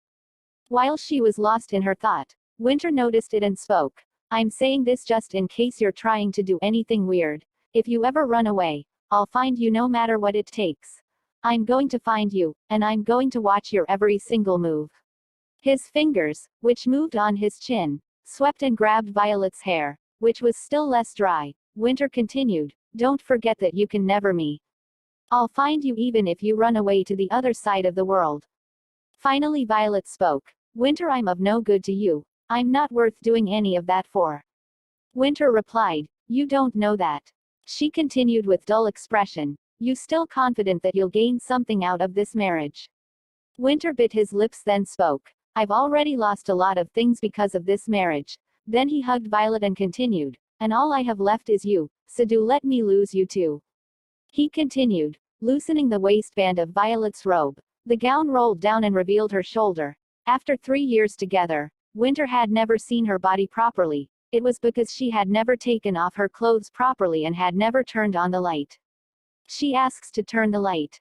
Winter frowned and said, damn your stupid sleeping rules. Violet repeat her words. Turn off the light. She told him that she did not intend to refuse sleep together anyway. She thought, after spending the night here, he'll fall asleep, and she'll be able to leave. Above all, she really wanted to hug him for the last time. She won't be able to see him for long, so she uses this night as an excuse. Winter, who could not overcome his wife's request, eventually turned off the light as usual, and even the moonlight did not enter the bedroom because of the bad weather. Early in the morning, Violet woke up, but Winter was completely asleep. Wearing a hat and holding a clutch in her hand, she returned to bed for a while. Violet gently stroked Winter's hair, which had fallen asleep, and finally captured her husband's image. Winter, she called Winter, who was still asleep. My love, she muttered, her heart aches again. Violet gave a soft touch around his shoulder and stroked it. She also stroked his face one by one as if she would leave his face in her hand. She continued, I have longed for strong things since I was young. Great knights, legendary animals, trees from classical literature, and then I heard about you. It was good when I heard it. You looked amazing. But when I saw you in person, I liked you even more. So I told you, I knew I was lucky to meet you. I really meant it that day. Really, I like you. Violet's lips trembled. I fell in love at first sight. Although they met because of money and title, Violet had no doubt that they would be happy. She was confident that he would eventually care for her. After stroking her husband for a while, Violet pulled away from him to leave. Suddenly, Winter's hand came up and grabbed her wrist. Violet was surprised and tried to remove her wrist, but Winter rather pulled her in and made her fall down on his stomach. You didn't sleep, she muttered. He replied, I woke up because of your touch. You fell in love at first sight. She replied, you knew that already. I made it clear. I met you and found out I was lucky. He asked, How does that mean you fall in love at first sight? She said, isn't that what it means? No matter how you hear it. He replied, not at all. I thought you were talking about money. What? She asked. He continued, because I paid back for what your father had done, and I have private property. I thought that what you meant was luck. Violet sighed and spoke, oh, my God, you don't have any romance. He replied, none, not at all. In the first place, I really thought you wouldn't even want to be with a half-servant man like me, but to hear that you fell in love with me at first sight, I see hope for our relationship. I'm not too late like I thought I was. Hearing Winter's words now Violet can't stop her feelings and told him, Winter, I told you, we're already late, I cannot stay here any longer. He flinched, why are you talking about that again? We can just do well from now on, as I've guessed. You were trying to run away, right? He frowned and continued, that's good. Now I have a reason to keep you under surveillance. Violet replied, Winter, please let me leave. Winter said, stop this nonsense. He looked desperate. Violet said bitterly, I have to go. Violet, who hurriedly ran away from his hand, picked up her clutch. She opened the bag. Violet was pulling a gun out of the clutch, and continued, I spent 3 years feeling sorry for not being able to give you what you wanted. What's that? I haven't even thought about being loved since the day we got married. The same goes for you. That's why we can't. Because you keep making me give up. We have to live our own lives to be happy. He asked, are you really going to shoot me? Facing the gun made him feel comfortable. He said, he would rather die here if she was going to run anyway. Isn't that also considered dead at the hands of his wife? It wasn't bad. Winter pointed to his heart and said, if you're going to shoot, kill me at once. Because I don't want to die painfully. Violet laughed helplessly at his words. She said, I don't want to hurt you at all. I want to show you something. You've been curious about how to change our body all this time. I'll let you know. And Winter's eyes grew bigger when Violet put the gun on her head. Violet pulled the trigger without hesitation at the moment he ran frantically. Loud gunshots can be heard. Winter groaned for a moment because he felt a severe backache and headache. At the same time, however, his whole body began to tremble like a leaf due to the shock. Winter's low voice was heard overhead, you can change it like this. Winter, who was in bullet body, muttered, no, it can't be. He couldn't lift his head. He didn't want to check with his own eyes. He felt like he was falling into hell. The entire body sank into an unknown abyss. Winter scratched his neck with nothing like a person suffering from a fantasy. It was all a dream and a fake. It had to be. He muttered, please, it had to be, dream. At that time, Winter felt a little dizzy as her body wrapped around his arms. When the bodies of the two returned, there was Violet on his arm. At this moment, Violet looked as if something funny just happened.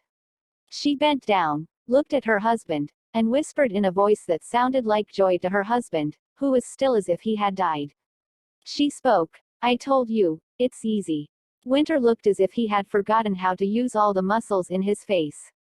He was just looking at Violet like a statue. Winter murmured to confirm that she was alive. I just had a nightmare. It was a ridiculous dream. You keep putting me on edge that I'm starting to see things. He muttered, no, it was all because of me. Yeah, I was the bad guy. I won't do that anymore. I really won't do it anymore. I'll stop as soon as you catch me. Never until you or I die. Please don't leave me. Violet, his name, Winter. Winter continued, I have all those dreams. Winter said the same thing over and over again, rattling with his big body. He couldn't accept the situation at the moment. Violet showed her neck, and Winter's handprints remained intact. Look at this, it's not a dream, you did this. She continued, the first day we changed our bodies, when you left for a deal on Vidylan coffee beans, even after I held you. That day was really unbearable. I felt so miserable. Winter stopped moving again at Violet's words. He asked her to stop, but she just continued calmly as if explaining trivial things that happened before. She continued, I was at a tea party, and Dave asked to be with me. I ran out of the tea party because I didn't like it. I know I'll get in trouble if I don't go back, but I fear going back party rather than dying, so I took my own life that day. but instead of dying, we changed bodies. What was next? Violet thought for a while and tapped her finger on her knee as if she knew, and continued, the day I got stuck in the closet. I went there because I thought you would take my side, but you asked me to talk to you later. I'm always sad to be pushed away by you and your money. I shot myself in the head with a gun like now. Oh, how free I was to steal your body and go to the capital that day. You can always do what you want and go where you want. You will never know how I feel that day. Winter shouts, how is it so easy for you to take your own life? What were you going to do if you really did end up dead? Violet looked at him and replied, that's an odd thing to say, Winter. I did it because I really did want to die. Now Winter was in agony because he couldn't even breathe properly.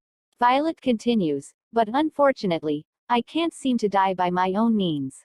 I don't know what else I can do, which is why I have decided to leave you. But of course, I was planning to return what you love most before I leave. Winter replied, no, you're more important to me than money, so please, don't leave. She spoke, oh, these shoes were also from you, too. Winter grabbed her wrist in a hurry as Violet tried to take off the shoes decorated with pearls on the green velvet. Winter shouts, stop. Please stop. Are you really want to leave? And where and how do you live without anything on your name? How will you leave after leaving here? She replied, I don't know, but it took me 3 very long years to finally make this decision. And during those years, my resentment toward you has slowly grown bigger and bigger. You should have paid attention to me, at least a little. If you had paid attention to me before it came to this, then, and now you're crying now, after all this time. Violet looked at Winter's face again and laughed without realizing it. Why are you doing this now? When she tried to let go of Winter's hand, Winter took her hand again with all his might. He spoke, no, I still can't let you. I won't let you leave. If you leave me, then I. Violet cuts off Winter's words, and spoke, please side with me just once, Winter. When I'm by your side, I have to live in a hell where I am physically alive but inside dead, and I can't die even though I'm slowly dying, Winter, so please. Please save me, Winter. Winter's hand fell helplessly at her request. Violet raised her body and hugged Winter once and spoke, thank you. I knew you weren't that bad. Stay safe. Farewell, Winter. She slowly lifted herself up and left the place. Winter couldn't hold on to Violet, who said it was hell to be by his side. It wasn't until a long time after she left that Winter lifted himself up. He moved on because he couldn't bring Violet back to hell, and stopped because he couldn't stand to be in this hell without her, and he repeatedly stopped again. Winter called his wife with soulless eyes like a sleepwalker, Violet, don't go, Violet. Don't go. When Violet first comes out, Lulu, who greeted her warmly, runs out, and she shouts, someone, please bring me the Lord's coat and boots. Oh my lord, please wear some boots. What the hell is going on here? Winter murmured in a bewildered voice as Lulu cried out, Violet is gone. She is, what? He continued, my wife left me, I will get her back. Where did she go? For now, let it be, because she says it's too hard to be with me right now. Winter asked Lulu in a blank voice, she'll be back after she has settled her heart, right? My lord, she muttered. He continued, she has to come back. How can I live alone? What am I going to do if I live alone? What's the point? He thought she might come back. The weather is not good, so she might be by his side for another day. Then he thought he should kneel and beg all day long. If I were to blame, if I were your hell, I'd rather die, so stay here.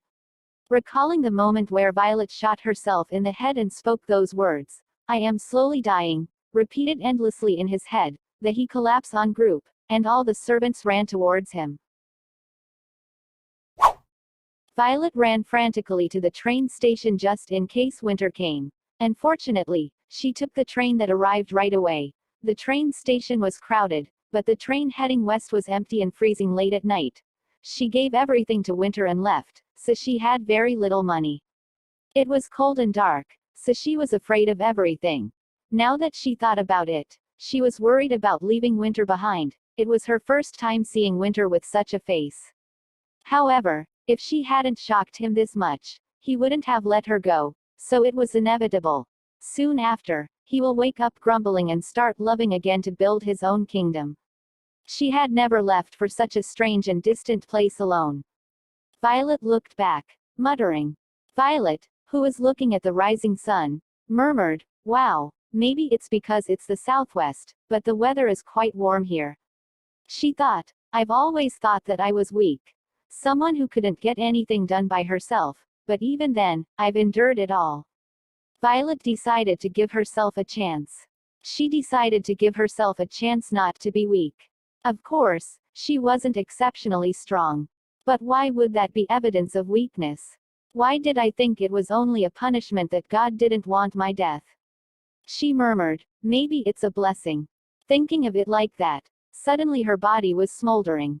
She walked bravely toward the harbor. Soon, her friend, Sharon, will come to the port on her family's boat. She was going to leave this continent on that ship. Her steps got faster and faster. Now she realizes that she can go anywhere she wants to go. After that, she wanted to go farther, farther away. Sharon Doss, who found Violet from the ship, waved her hand. "Violet. Over here." Violet smiled. In the western direction, there was an island between the continents, which was the Duchy of Doss, and a small peninsula attached to the continent a little further west. There was a village called Chiron. Hundreds of years ago, when the kingdom of Corsica, the owner of the land, was being invaded by pirates, they received the land as a gift from the Duchy of Doss to supplement their naval forces. As a result, only one village, the Chiron village, was in the territory of the Duchy of Doss, and the Doss family was separated from the royal family of Lacrown hundreds of years ago, so there were many similarities to Lacrown compared to other villages.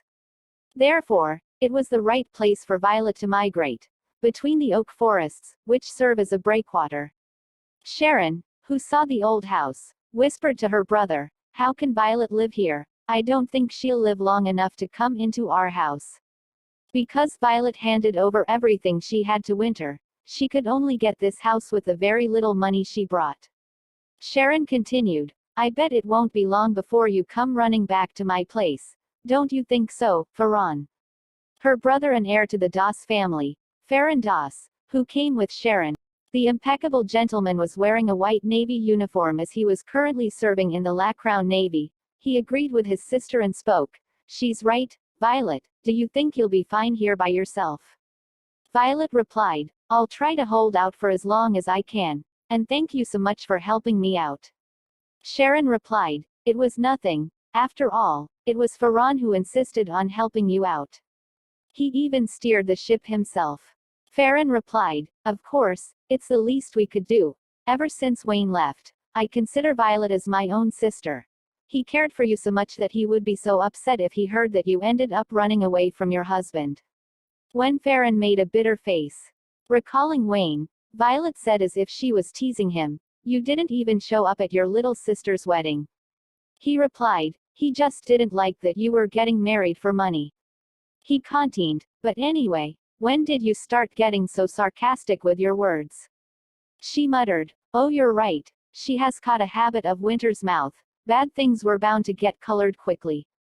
Goodness, the sun has set." Sharon noticed the time. She spoke, "All right then, we'll be on our way now.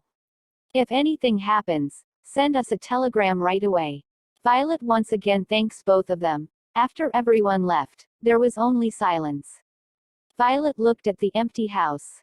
The door and also the window were broken, so she didn't know where to start and how to repair it. It looked like this because she did not check what kind of house it was and only made full-length transactions by telegraph from other continents. I also have to introduce myself to the Yefimchuk household. They are the most powerful family in this area. If things work out well, I may even be able to get a job from them. Then, all that's left is to... She paused for a moment. Then she thought, "It's up to me to deal with these kinds of things now. If I run away from here, what Winter said will become a reality. I don't want to be a princess who can't do anything on her own. I have to overcome that hurdle myself." Violet picked up a broom and started cleaning. Then, living spider fell to the ground and she barely opened her eyes and spoke to herself, "I really am a princess." Now she felt like she could finally understand her husband's feelings a little. The day before, Violet slept on a bed. She was unable to overcome her tiredness when she woke up after hearing a murmur outside the door. The guy who lives around here said she looked like an aristocrat. That can't be true. That old house. Even though she's an aristocrat in this world, she shouldn't live in a place like this if she fails. If she's a noble, shouldn't we all come and say hello? Violet, a little relieved by the hum of people, put the gun back into the clutch and opened the door.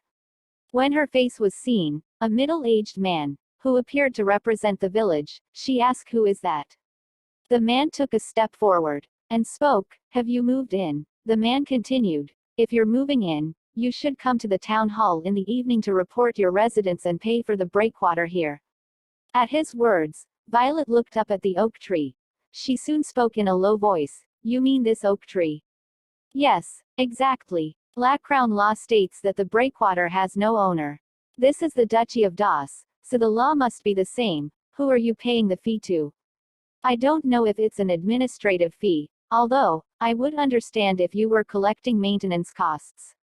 The man flinched at her point. At the same time, people began to murmur, "What is she talking about, Chief?" "Yeah, what is she talking about?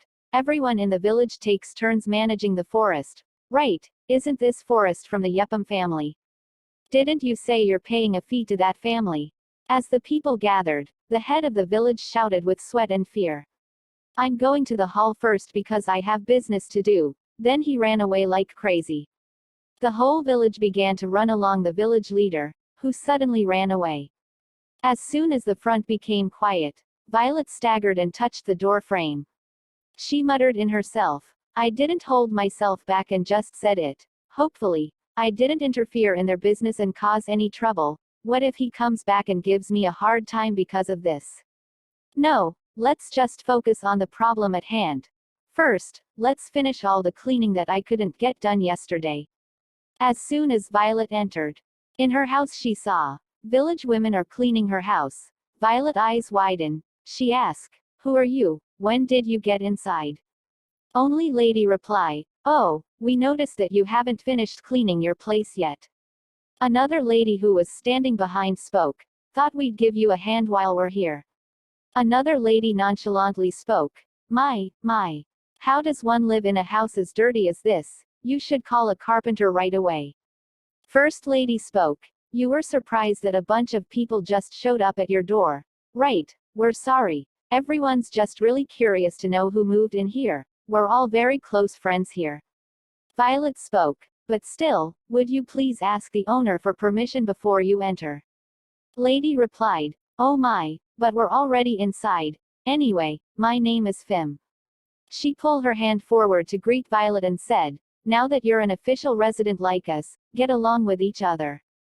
Violet smiled and happily handshake with the lady and spoke, "I would love to."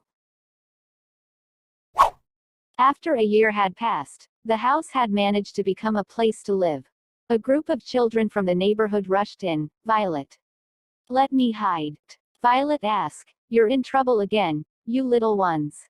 Unlike the adults in the Dessen neighborhood, Violet did not make loud noises or get angry. The laughing children hid in the house, and after a while, she saw their mother, who were catching them. When Violet gently raised her hand, people gathered and took the children out of her house. The child said, "Oh, we hid well." Mother replied, "Do you want to hide in this house all the time and hope not to get caught? Oh my, we're always saying sorry for our children. Please excuse us, all of the town's children come here because you're always so easy on them, Violet." Violet replied, "Well, I like that the children always come and liven up the place." When the children were caught and dragged out, Violet laughed without realizing it. Violet asked, "But anyway, why have you two come here?" Fim replied, We came to give you some of these." Violet's eyes sparkled. She asked, "Oh, my God, thank you. Where did you get such a nice potato?" Fim replied, "From people who came on board to the port the other day." Violet asked, "Really? Why have they come all the way here?" She continued, Please sit down. Would you like some tea?" Then they all sat down for tea. Fim spoke, "Anyway, Violet, it's been a while since you moved in. How have you been these days? It also looks like your house has been all fixed up. Violet replied, you're right. I've become a lot more familiar with doing chores. It's all thanks to you, Fim. Fim Spike, it was truly a disaster when you first came. When you said you didn't know how to clean nor do the laundry, I really thought you were a princess from some faraway land. Violet bowed her head and spoke softly, yes, but now I've really been doing my best with the chores. Lady asked, either way, it's nice to see that you've been adjusting quite well. Is there anything else bothering you? Violet muttered, anything else that's bothering me? Then she thought. Violet fell in love with her house for the first time in her life. It was the first time that she felt so comfortable. Adapting to Winter's absence was not too difficult. He wasn't the man who was always there for her in the first place. However, Violet often encountered the fantasy of Winter sitting cross-legged in front of a round wooden table, which she particularly loved. In her fantasy, Winter really liked this old house, so she used to bang her head on the ceiling and just grumble a little bit, and quickly grinned away. At first, she tried not to think of Winter as much as she could, but her lonely longing for him rarely disappeared, so she decided to just give up and accept it. She then replied, to Fim, there's nothing else. I'm just peachy.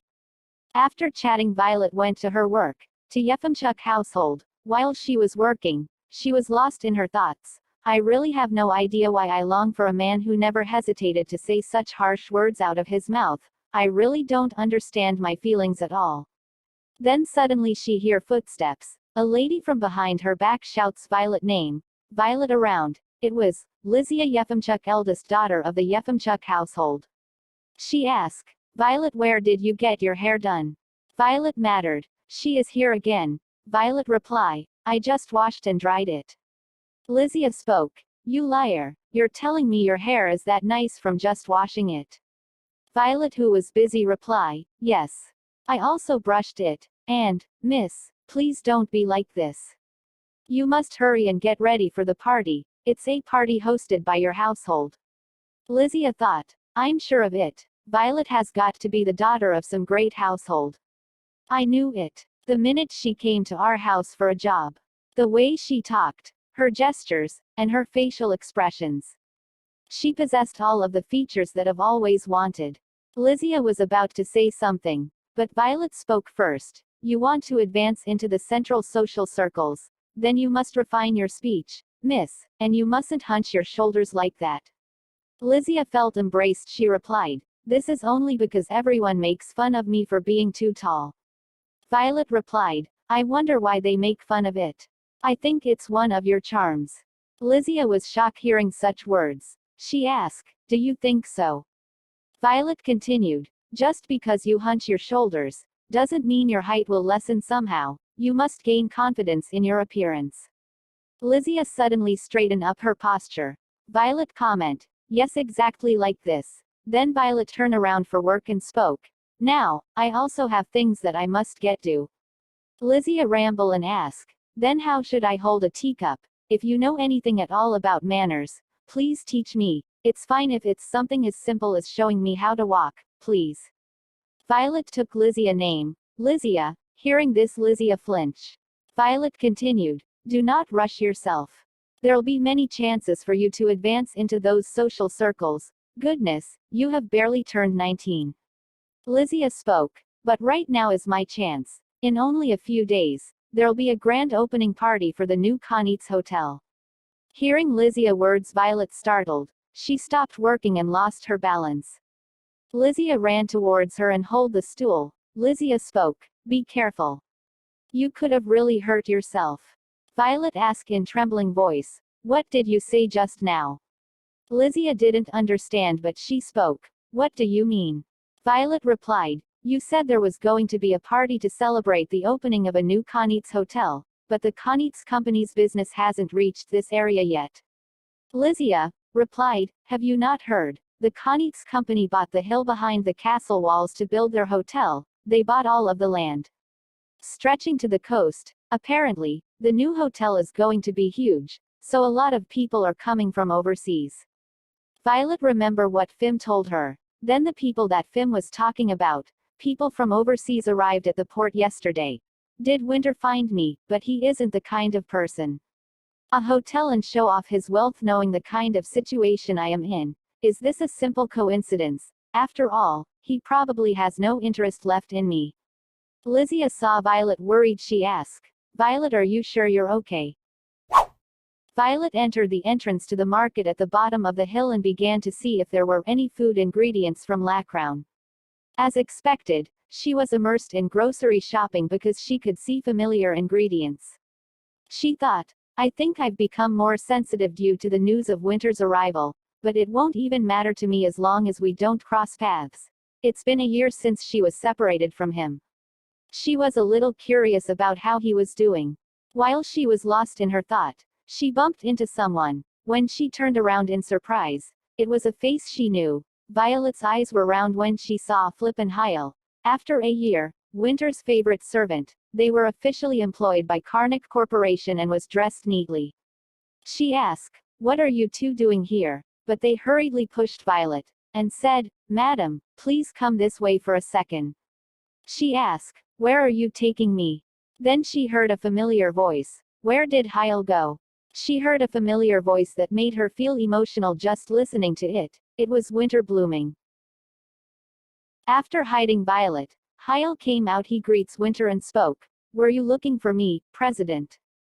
Winter asked, Where did you run off to? And where's Philip? Hyle replied, Something came up, so we were with the Vice President for a bit. Philip's there right now. Winter sighed. All right. Go down to the 4th alley and buy everything there. I need to start looking into the special menu that will be offered as room service for the new hotel. Then Winter left, and Flip called Violet. You may come out now, Madam Violet. Violet saw both of them and speaks. It's been a while since I've last seen you two. You helped me so that I wouldn't cross paths with Winter, right? Flip replied, Yes, we thought that it would be for the best. Since last year, the president has not been in the best condition. Violet bowed her head. Spoke. Did he get angrier because of me? He continued, I'm not exactly sure. Angry is the right word. It's more complicated than that. He's become a lot more sensitive, and he hasn't been able to sleep properly. I don't know how he would have reacted if you two had met earlier. But that aside, it's getting quite late. I'll escort you, madam. Violet thanks them. Thank you, I appreciate it. I mean, it's true that I'd rather avoid Winter. Then Hyle wants to say something but he hesitates. But finally he opened his mouth and speaks. Madam Violet, before you go, I'd like to ask you one thing. It doesn't have to be any time soon. But, do you have any plans on returning to the president? At Flip's questions Violet muttered, returning to Winter. Hyle told Violet about winter depression. Winter has never mentioned Violet in almost a year. He received all her letters regularly, but it was because the money was enclosed. However, he suffered from serious nightmares periodically throughout the year. Flip couldn't ask what dream it was, but a man who had nothing to be afraid of in the world woke up screaming or calling Violet's name, shaking his whole body and staying up all night with open eyes. Once he had that dream, he had to take a strong medicine for a week and fall asleep as if he was fainting. Hyle even asked Winter, that's he should lie down and take proper rest. Winter's condition is deteriorating because he keep working day and night. But Winter always say, he is fine, working helps him to pass time. But Hyle thought something else, but all Winter does for work is hotel expansion. If he continues to build more and more hotels, the company might go downhill at this point. Winter asked from Hyle, what happened to the thing I told you to look into? Hyle informed, it seems that Madam has been adjusting to life in Chiron without much difficulty. She's been working at the Yefimchuk household. And he gathered this information from an employee who we can trust, so there's nothing you have to worry about. Hyle shows Winter's a letter and also Madam Violet has sent money again. Winter muttered, she didn't even take any of her money when she left. I doubt she has enough money to sustain herself. He also read the letter sent by Violet. Winter opened it and read the context. Dear Winter Blooming, now that the situation has settled, I have enclosed the divorce papers with this letter. All that's left is your signature. Please take all the time you need to think about it before signing the document. I shall take care of everything then. I only wish the best for you, Violet Lawrence. After reading the letter he muttered, Violet Lawrence, not Violet Blooming. Is she that sick and tired of me, that she send me this divorce paper? Then he ordered Hyle to shred the letter. After few hours, someone came to Winter office. The person spoke. Please excuse my intrusion, President. Were you looking for me, President? He was the son of the Anjali Ristic household and vice president of the Connex company. Winter replied, shut up. At Winter's words, Anjali bit his lips. The fact that Anjali of the Ristic family, who was born in a prestigious family and is known for his thorough education, cried out like this means that, if it were an ordinary person, he would have resigned several times and quit. Winter grumbled and said, if you've paid off all your debts, quit. Anjali replied, I haven't paid you back yet, but regardless of that, if I quit, the company won't run. I strongly suggest that you take some time off and really think about. Winter stood up. He grabbed Anjali by his collar and spoke, stop interfering in my work and just focus on yours. While you're here, I'll give you 2 days off, so go cool your head. And Hyle, fetch me the construction papers from the other region. Then both of them came out from Winter's office.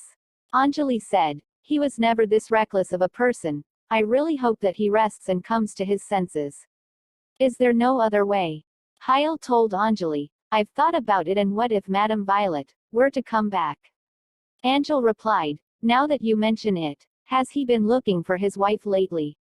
Hyle shook his head and spoke, he's asked about how she's been doing, but other than that, he waited about 3 months after she left, and he's only started working since then.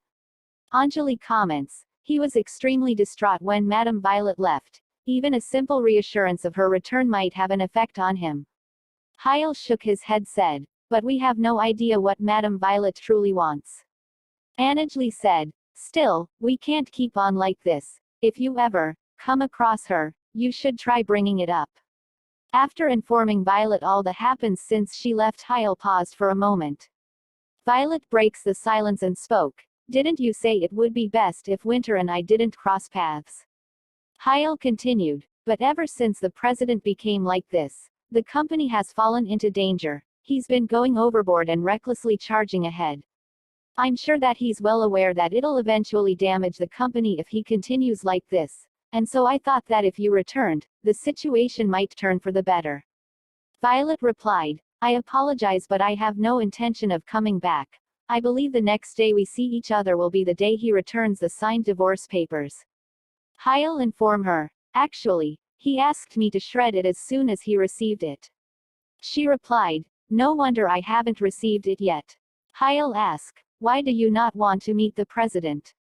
She replied, because I am happy with how things are now. I don't want to return to the dark days that I spent by his side, so please do not force it upon me. They both replied, we understand, Madame Violet. The scene shifts to Winter's room. It's been like this ever since Violet left. Everything in the world has become bland. Even a little stimulating was to build a new hotel. In the past, he used to have goosebumps every time he got a building, but now it just gave him enough stimulation to confirm that he was alive. He double-checked the letter that had just arrived at Blooming's mansion some time ago. It was a letter from Violet's former doctor, Beryl. The medicine prepared for the little lady was mixed with the medicine that the Duke of Blooming and his wife had conspired with. There is no evidence, but it appears that taking the drug will cause symptoms such as pregnancy. I'm sorry for running away after doing such a bad thing, even though you've been treating me warmly. For the first time, he raised his voice to his parents and became angry and cut off all financial support. The family will hang on to the sound of dying, and he doesn't want to be in La Crown anymore, so he came to the place where Violet was. If he was sad, it seemed like a habit to visit his wife. He had no will to his wife, but he was completely mentally dependent on her. Enough to fall down when she disappears. Sometimes my trashy blood can help. His wife, who almost died because of him, was alive because of his damn blood. For a year, the thing I hated the most in the world was myself. Next day, Rizia shouts, "What should I do if you come this late?" Violet replied, "It took time to get ready because you called me out of blue, but why are you rushing me?"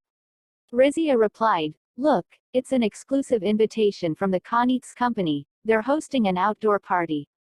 Rizia was excited. She asked nervously, "How can it happen? Why did he invite our family?" "Because it's close." Violet said, "Can you show me the invitation?" Rizia continued, "Why do you think they invited our household? Do you think it? Because we're close by, I'm sure that everyone famous will be there. If that happens, they'll surely find out that I'm just some country bumpkin." Violet spoke, "Why would you think that?" Rizia grabbed her head and said, "I can just tell. I don't even know what gift I should bring to the party. Do you have any recommendations? You're from Lackround, so you must know something." Violet, who had been thinking for a while, opened her mouth. "It's good to bring olive oil." "Just some olive oil?" Rizia asked. Violet continued, "The olive oil made by the Yefimchuk family is wonderful. Lackround is much colder than here, so olives don't grow. I'm sure it'll serve as a great present." Violet's eyes were briefly fixed on her husband's signature on the invitation. News of Winter's secret party was so big that it appeared immediately in Corsica's evening newspaper that day. When Rizia was nervous because she felt like it was not her place, Geordie, who was her brother, who came with her as an escort, was friendly. He spoke, "You're gonna stay only a little while anyway, aren't you?" Rizia replied, "If you build a good network here, you could be invited to a prestigious place. Shouldn't you also be looking for someone to marry?"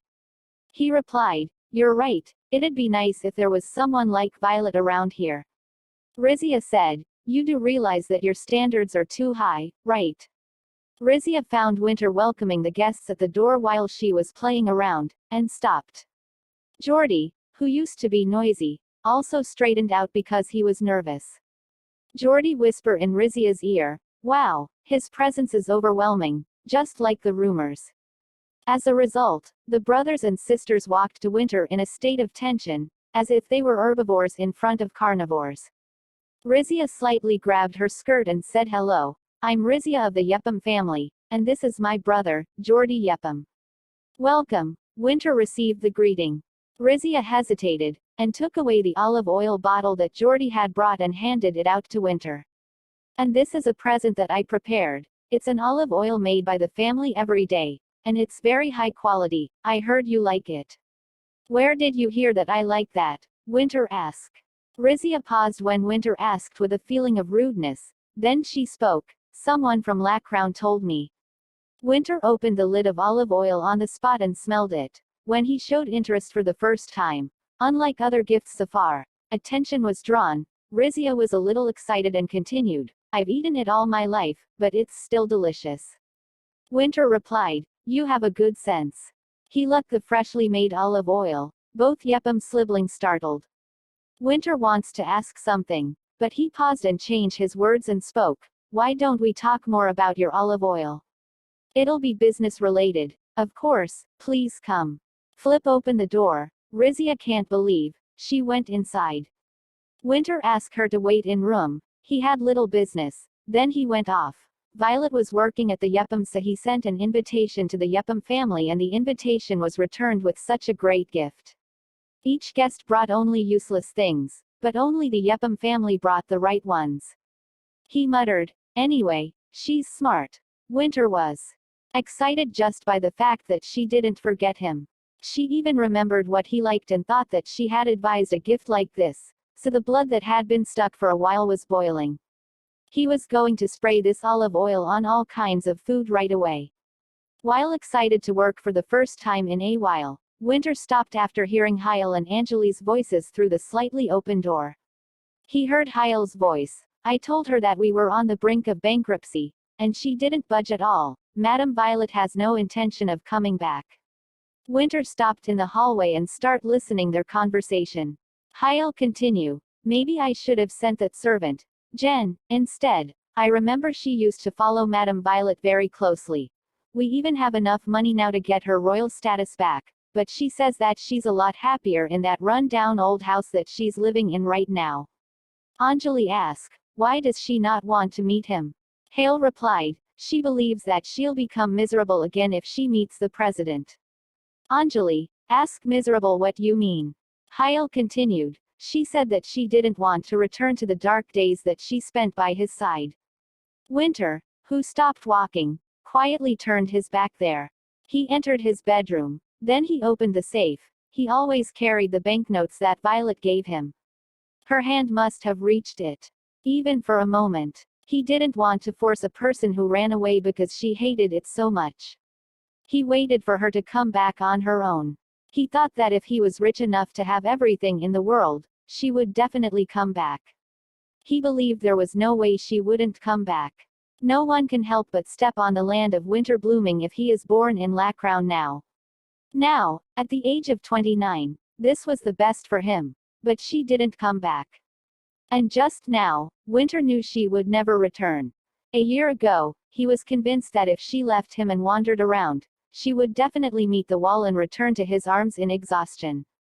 But she's not. She would still be unhappy being by his side, and she could get along well without him. Without any expression on his face, Winter put the banknotes in his inner pocket and walked to the balcony. Then he climbed on the balcony railing and jumped out. His body fell under the wall. The moment Winter jumped out of the building, his body switched with Violet. Violet thinks her body feels different. Then she gets up and touched her face and realizes she is in Winter's body. She thought, I switched bodies with Winter.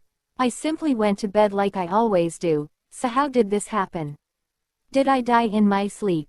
While she was trying to figure out what is happening, then suddenly door open and Hyle barge in the room. He shouts, President, you're awake. You really had me scared. You fainted so suddenly. This is exactly why I've been telling you to rest. You're lucky that the guards found you. What were you doing outside the walls? What if some bad guys had kidnapped you? I don't care if you beat me up. I have to get this off of my chest. Please take a proper rest. For at least a month. Please. Violet then spoke. Hyle, look here, I see that you care about Winter so much. I hope he understands that someday. Hearing this, Hyle gasped the situation and his eyes sparkled, knowing it was not Winter, it was Violet. Then, Violet get up and changed. She asked, so you found my husband unconscious just outside the walls? Hyle replied positively. Then Violet tried to figure out what really happened. She thought, I wonder why he went there. Could our bodies have switched because of Winter? That would mean that the person who died was Winter. No, that can't be. He might have just found another way to switch our bodies. Winter would never kill himself. Then she spoke, I must go find my husband first. As you know, we can only return to our own bodies by physical contact. Hyle tried to stop Violet and spoke, Madam Violet, please wait. While you're here, would you be able to fulfill a few duties that the president has fallen behind on? She didn't understand what Hyle is trying to say. Then he shows her all the pending work left by Winter.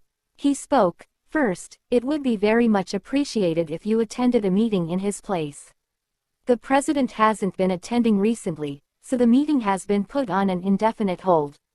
And if you could also look over a few documents, that would be great.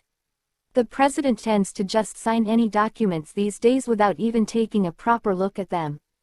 Violet is frightened. She is unable to understand why Winter, who loves working, have left this all work pending. She spoke, that isn't how a president of a company should be behaving. Hyle replied, that's what I'm saying. You're totally right about that.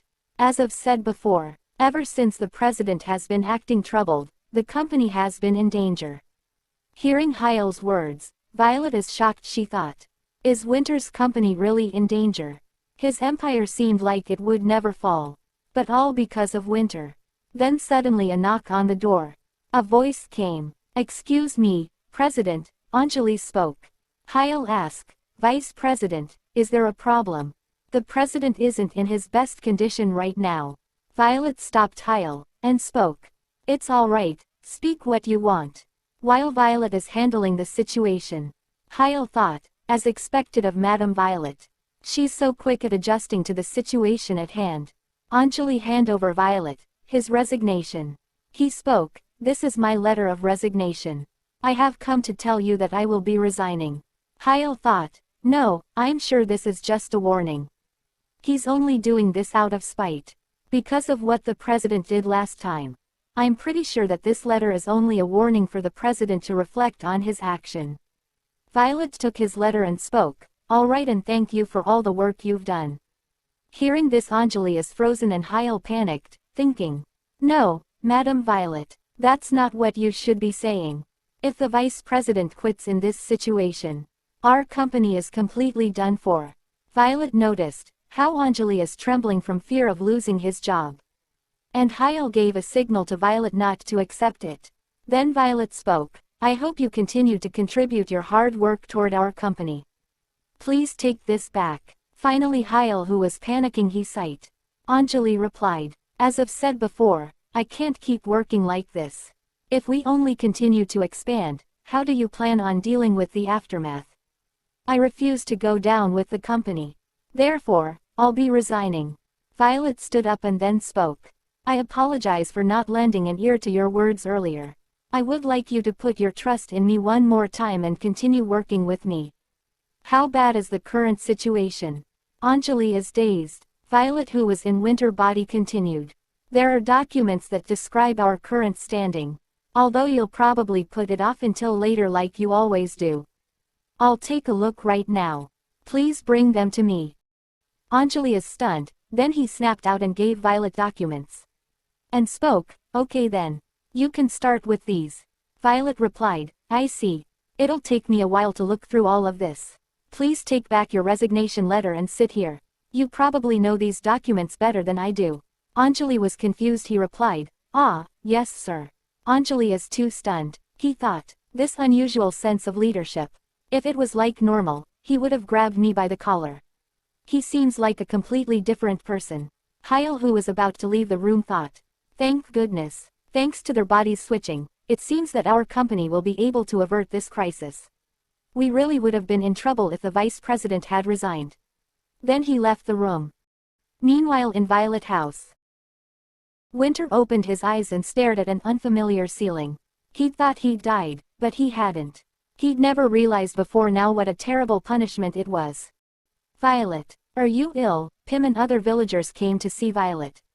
He didn't have the energy to respond. Yet another person had invaded his space. Before Pim came, her daughter already came, Violet. The child said the name loudly and crawled atop the bed. She fell onto her knees and felt her forehead, then Winter's in turn. Are you ill? I'll bring my mommy. Just wait. Winter remained silent. Pim placed her hand on Winter's forehead like the child had done and said in surprise, you're running a fever. He'd been the one who'd jumped from the window. Why did she have a fever? Winter had noticed it the moment he'd opened his eyes. Winter considered whether to tell her to get lost, but thought better of it and lay down. Violet wouldn't say such a thing. The woman seemed distraught as she left the room. Winter was hoping he'd finally get some peace when a whole crowd rushed into the room moments later. Pim said, Violet is ill. Oh, she's a weak one all right. Other lady said, it's a miracle she only got sick now. She's such a kind soul. If she can't even say hello, how terribly ill she must be. Winter pretended to be asleep. He couldn't begin to fathom why all these villagers were coming to see him. What kind of life was Violet living here? Pim said, I brought soup. Another one said, oh, I brought some too. Let her eat as much as she can. Ah, it's because my children always come and bother her. My children did, too. Ever since he'd come into some money, Winter had lived a solitary life, on high floors and in deeper rooms. He was used to quiet, so the chattering around him irritated him to no end, and his sheets seemed to be growing heavier. Was it his imagination? Winter frowned, and the villagers must have realized the noise they were making bothered him. They slowly filtered out of the room. Winter opened his eyes once he was certain everyone had left. He pitched a string of curses at the layers of blankets that had been piled on top of him. There were many types of soup on the table in addition to some bread. The villagers must have known Violet liked flowers. This whole village is insane, said Winter with a scowl. He sat up. Rage had replaced depression. He stared at the soup bowls and fumed. They barge into the house and feed me food from who knows where. And what's with all the kids? And where did they get all these weeds? What is this? A dump?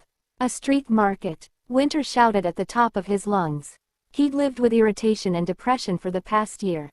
He hadn't given free rein to his rage like this in a long while. He noticed that he was beginning to feel cold. He wrapped one of the villagers' blankets around him. When he saw Violet's face in the mirror, Winter stood as if in a trance and walked towards it. He stretched his hand out and touched the face in the mirror. He noticed her eyes looked much more at ease. She should be thankful she is this beautiful, he grumbled. The house wasn't big, but there were almost no items laid out and it felt very clean. It was surprising how neat she'd grown in the course of a year. The real truth became apparent when he opened one of her drawers. She hasn't grown neater. She just doesn't have much of anything. I should have expected this. If Violet knew, she might resent it. She might wonder if he'd died near where she lived so Violet would notice. He hadn't been able to die after she left because he didn't want to make her feel guilty that her departure was the cause of his death. The thought that Violet considered him someone who brought her misfortune had spread instantly through his body like a deep venom. And yet death had evaded him. How much more terrible could this get? Violet had been in the same state as he was now back when she'd come to him and told him about how she'd considered death. I've not done right by her. He'd simply told her not to complain. If somebody said that to him now, he'd fall apart, break into 1,000 pieces. The thought that he'd said something like that to wife was driving him crazy.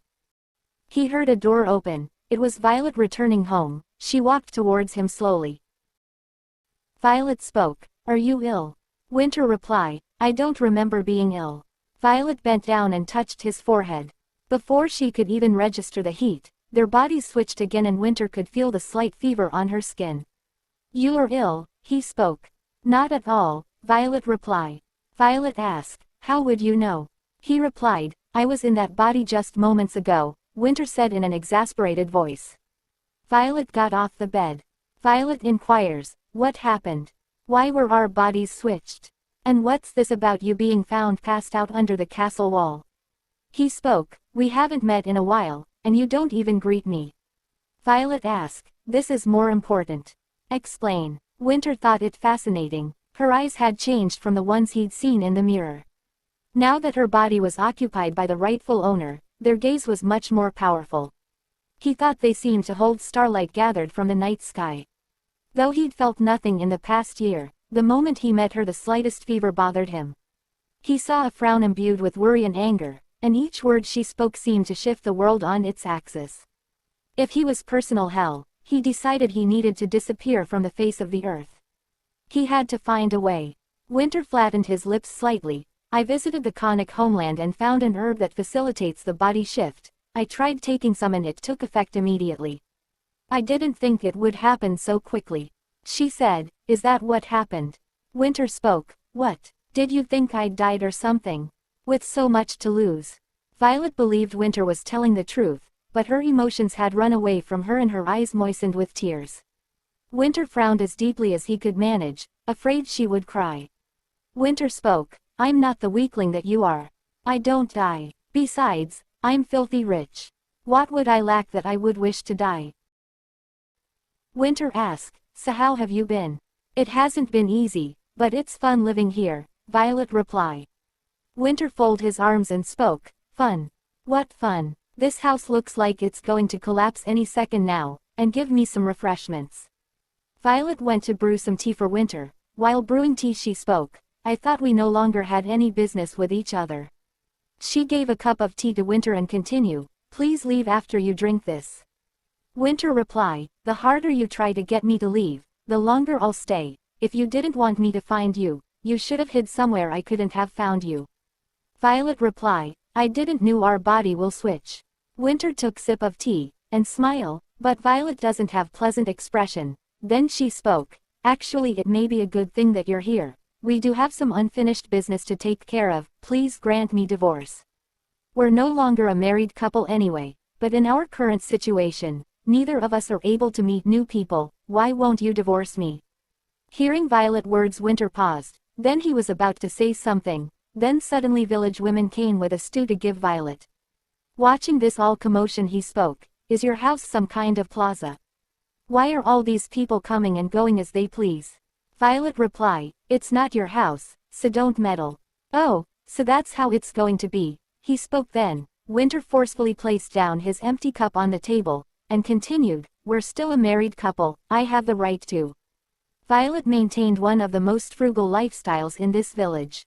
Her husband, on the other hand, exuded extravagantly wealthy vibes. He had on an elegant suit tailored after the most recent trends using the best quality fabric and shoes that glistened with a neat sheen. In addition, he had intimidatingly good looks. They froze and looked at Violet, and she pushed them out the door. Don't pay this any mind. He won't ever be back again, she said. The murmuring of the villagers only grew louder. One villager approached Violet and whispered, I thought you had debt. How come he looks so rich? They looked confused, and Violet saw she had no choice but explain. Well, my parents borrowed a lot of money from my husband. Gods, you're indebted to your husband. They could understand that. To think that such a frightening man had come to collect made them weak in the knees. Violet sighed and pushed the villagers away. Please leave for now, everyone. You should be working. The villagers could see Violet was clearly being threatened, but being petite bourgeoisie themselves who lived on the small jobs House Yefimchuk paid them for, they found themselves powerless to tackle Winter. They stood there wondering if they should at least call the sailors over. It irritated Winter to no end that this precious time alone with his wife had been interrupted. Upon further thought, however, he realized that no good would come of antagonizing her neighbors. He belatedly forced a smile at the villagers, who looked at with trepidation. He spoke to one woman wearing an apron with a scarlet flower pattern. He spoke, judging from that apron, you must run a fruit shop. Yes, that's right, Annis replied. Is this enough to buy all the fruit in stock? Winter took out a thick wad of Lockney bills and held it out to her. Annis, the owner of the fruit shop, took the bills in shock. She continued, this is enough to buy all my stock in the next shipment that comes in next Tuesday. He replied, I don't care about the details. Bring out all your fruit and have a party or something. Annis's eyes went wide. She'd been having financial difficulties of late. She gave a desperate look at Violet. Violet recalled how Winter tried to solve everything with money and sighed. She gestured to Annis to leave. Annis excitedly gestured to the villagers, let's have some fruit. The peaches are fabulous today. Peaches, Violet spoke. Annis replied, you come to the village hall, too, Violet. People ran out buzzing with excitement. Winter's shoulders shook with laughter as he watched them leave. He turned to Violet, spoke, the village hall. She could see the outline of the muscles covering his back through his shirt. Violet redirected her gaze from where it had involuntarily strayed. She looked at the door. The people in Chiron like to gather there whenever they have the chance. That would be unimaginable in Lackround. Everyone's so individualistic there. When everyone left and two of them were left alone, Winter spoke, I should leave too. Violet replied, yes you should, you have a lot of work to do, and also please think about divorce. There's an obvious reason as to why Winter doesn't want divorce Violet. He wants Violet must be the one to inherit his fortune. A princess must live in a kingdom, and I must create that for her. That's exactly why I have written it in my will, that Violet will inherit everything. Now all I have to do is find a way to end my life. I know this isn't the right way to do things. However, it's the best thing that I can do for her. He was on the way to his hotel, but he can't stop thinking about Violet. He wanted to stay Violet's side till his last breath. He came back. Violet was surprised. She asked, you just went back, what happened, why are you back? Winter stood there for a while. Violet sighed, and spoke, if you don't have anything to say, please leave, I'd like to rest. Then Winter spoke, I will sign divorce papers but give me a 3 months cooling off period. Then they both went inside. Violet asked, what do you mean by cooling off period? He blinked slowly, as if stretching out time, and then answered. Let's get divorced. Do you know that my assets are one by one? No, do you think your family and my family would accept divorce so easily? We just signed one document without permission. Violet looked at him with her mouth tightly closed. Then Violet spoke, are you lonely? Do you even need a place to sleep? Violet's cold words poured into Winter's heart like thousands of needles. Winter spoke with an expressionless face, as if all her emotions had cooled and evaporated. Did I say something wrong? And if you want to swear, do it. Because it's written all over your face. That was all Winter thought about all day. She doesn't have the confidence to vent her anger, and money doesn't work for her. If I die, how is that any different from divorce anyway? Moreover, for Violet, a member of the Lawrence family, the pinnacle of conservatism, it was natural that widowhood would be better for her than divorce. He spoke in a somewhat broken voice. Ordinary couples take 3 months to consider before getting a divorce. That's natural. This period of reflection will actually make our divorce easier. Because it will be proof that no matter how hard you try, it's not worth it. 3 months. After that, I'll sign as many divorce papers as you want. He spoke. Violet opened her mouth and spoke. There are conditions. Condition, he repeated. Seeing the conditions come out, it seemed like the story was going well, so the corners of Winter's mouth, which had been dark the whole time, slightly light up. However, Violet had always been an incomparably noble princess to Winter, so even I couldn't guarantee that those words would never come out. Winter said in an uncertain tone. I try hard, but I just ignore things that come out of nowhere. Because you are so princess-like and have military responsibilities. She thought, then response, I will do. There was a 3-month deadline.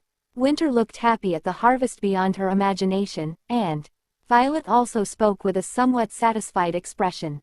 After that day, I'm really done with you. He replied, yes. She continued, I guess we won't have to meet again in the future. Even if you want to meet me, I won't meet you. Violet paused for a moment at his words and then nodded. The two sat, and facing each other at a round table covered with a spring-like light yellow tablecloth, and briefly wrote on their discussion on paper. The marriage was also an arranged marriage, but this time it was a period of deliberation with the details of the contract being discussed. He thought, it seemed like it would take 3 months until I found a way to die. So I decided, 3 months. About 100 days. Winter was sitting across from her with her chin resting on one hand, looking at Violet with a happy face as she signed the contract.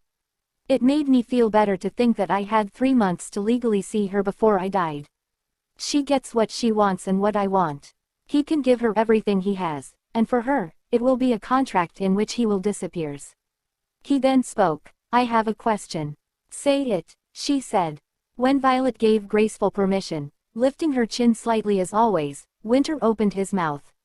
Anyway, the consideration period means trying to avoid divorce as much as possible.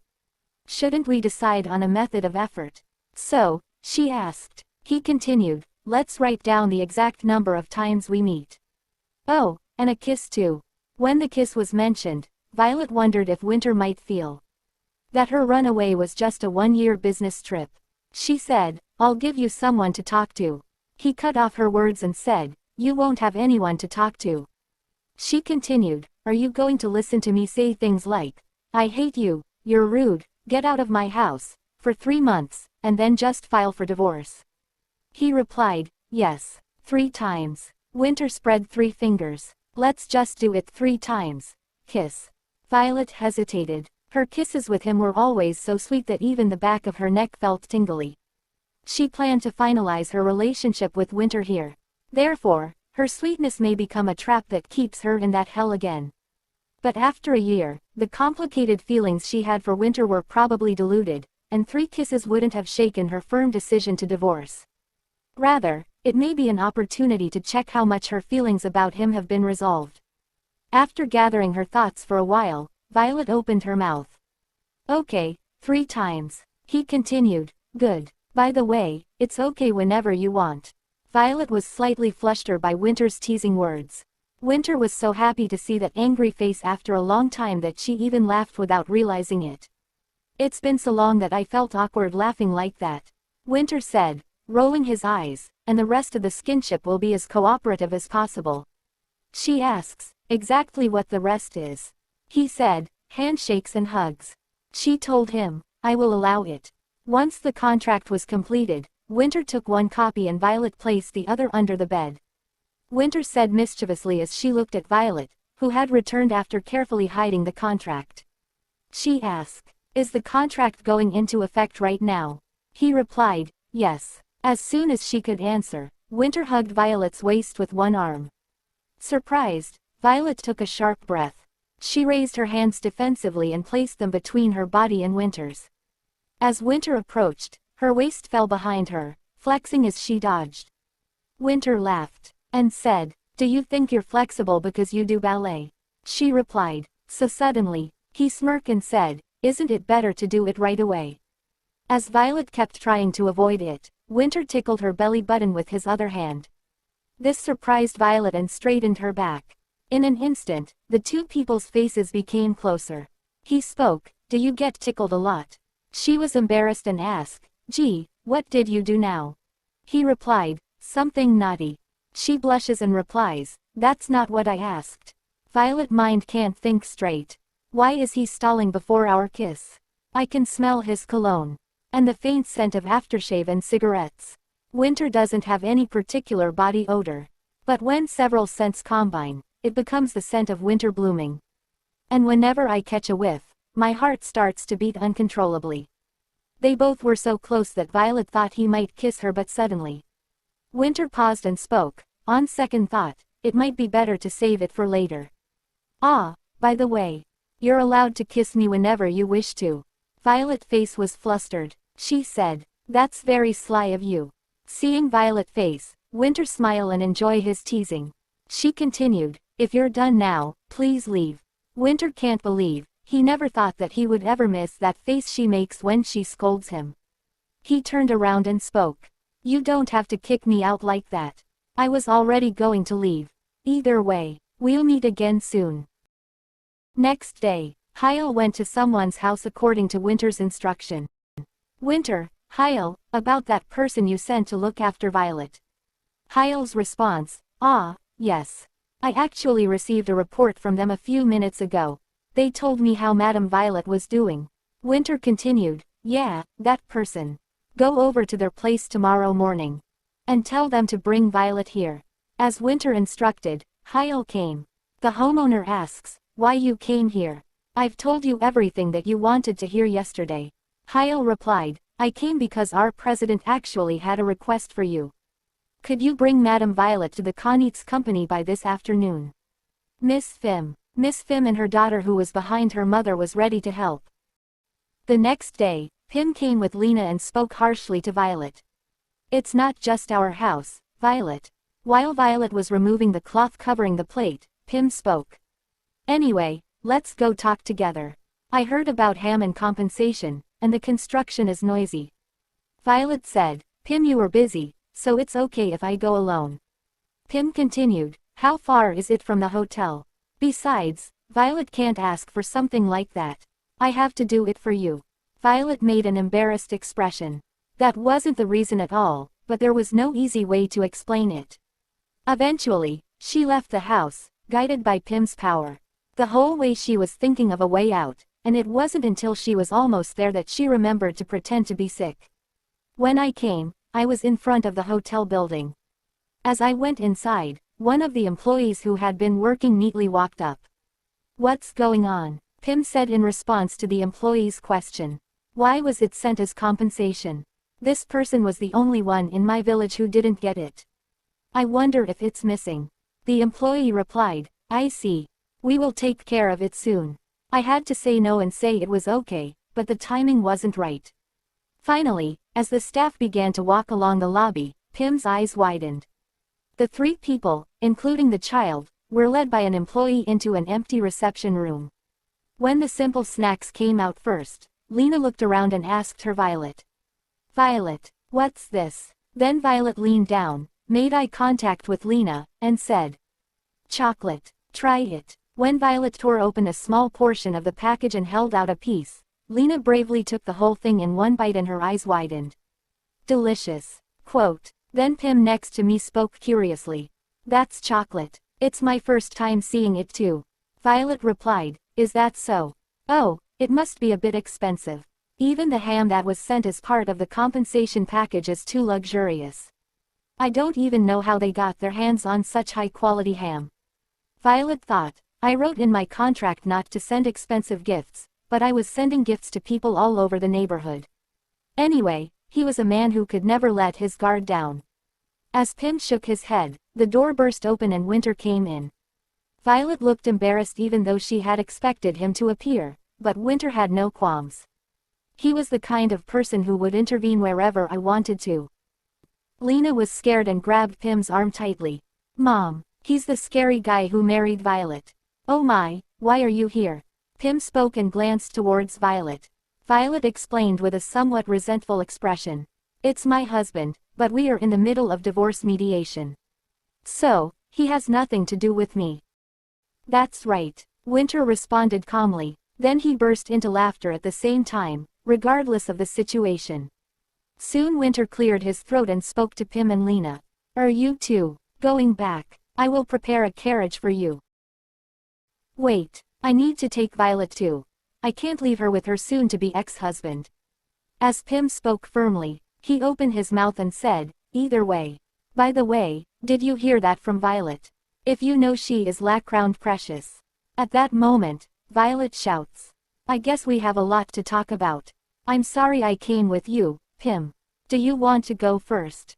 But Lena said she will not leave without Violet. Then Winter continued, kid, if it tastes good, I'll give you more snacks. So stop bothering Violet now.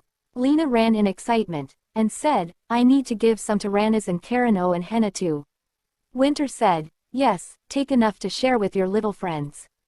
Fim turned and said to Violet, then I will be heading out first then. While the Fim was leaving Winter in Fim ears. Have you had a chance to ask her about remarriage yet? She replied softly, yes, I did on our way here. She said that it probably won't be easy for her to remarry. She expects that her brother will be heavily involved in that matter. Winter replied, I see. He thought, once we divorce, I am sure that Ash will try to use Violet to his advantage once again. After all, that's what he did when we got married.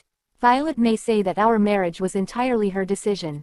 But I'm sure she was put in a situation that made it hard for her to reject the idea. Sometimes I wonder what her 18-year-old self was thinking when she agreed to marry someone who simply wanted her for her title. He then spoke about the compensation for the construction noise. It was actually just an excuse to get you to meet me.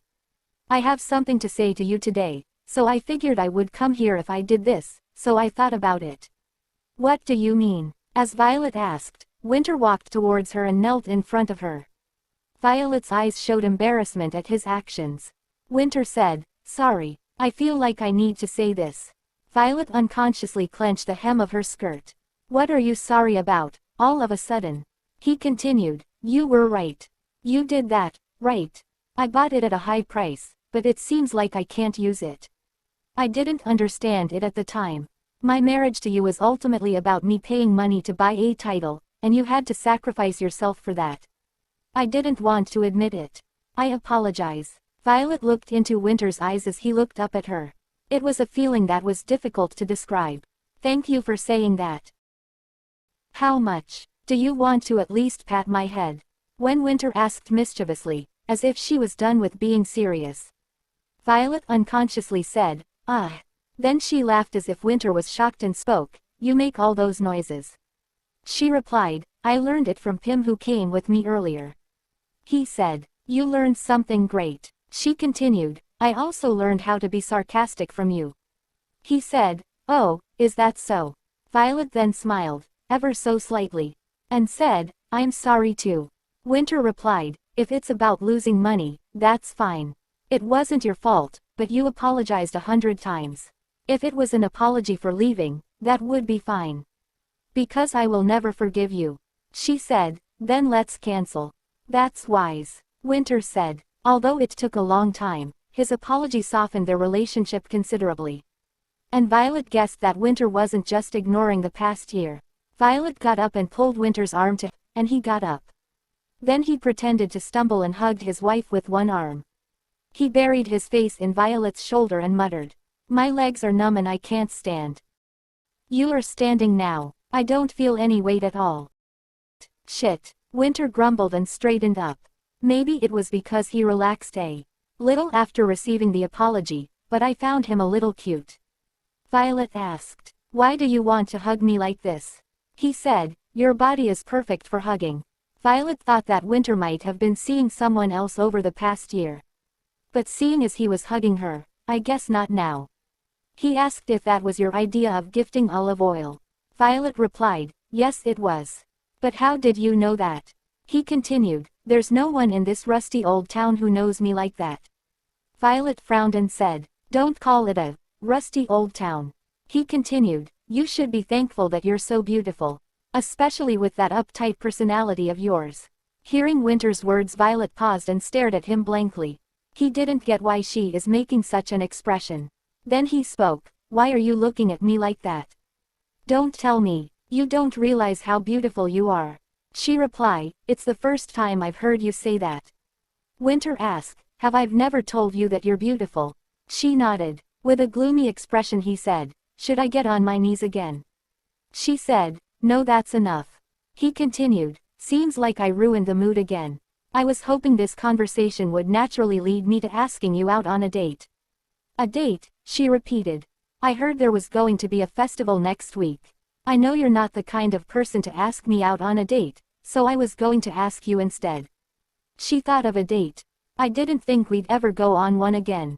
But he did apologize. And I should cooperate as much as I can, just until our cooling off period is over. She said, all right, I will accept your request for a date. She looked at Winter and think, maybe my heart has become little softened. It almost feel as Winter looks so adorable at this moment. Winter strokes his hair and blush. 1 week later, the Yefimschlick mansion, during tea party. A lady harassing Lysia. The lady spoke, it's been a while, Lady Lysia.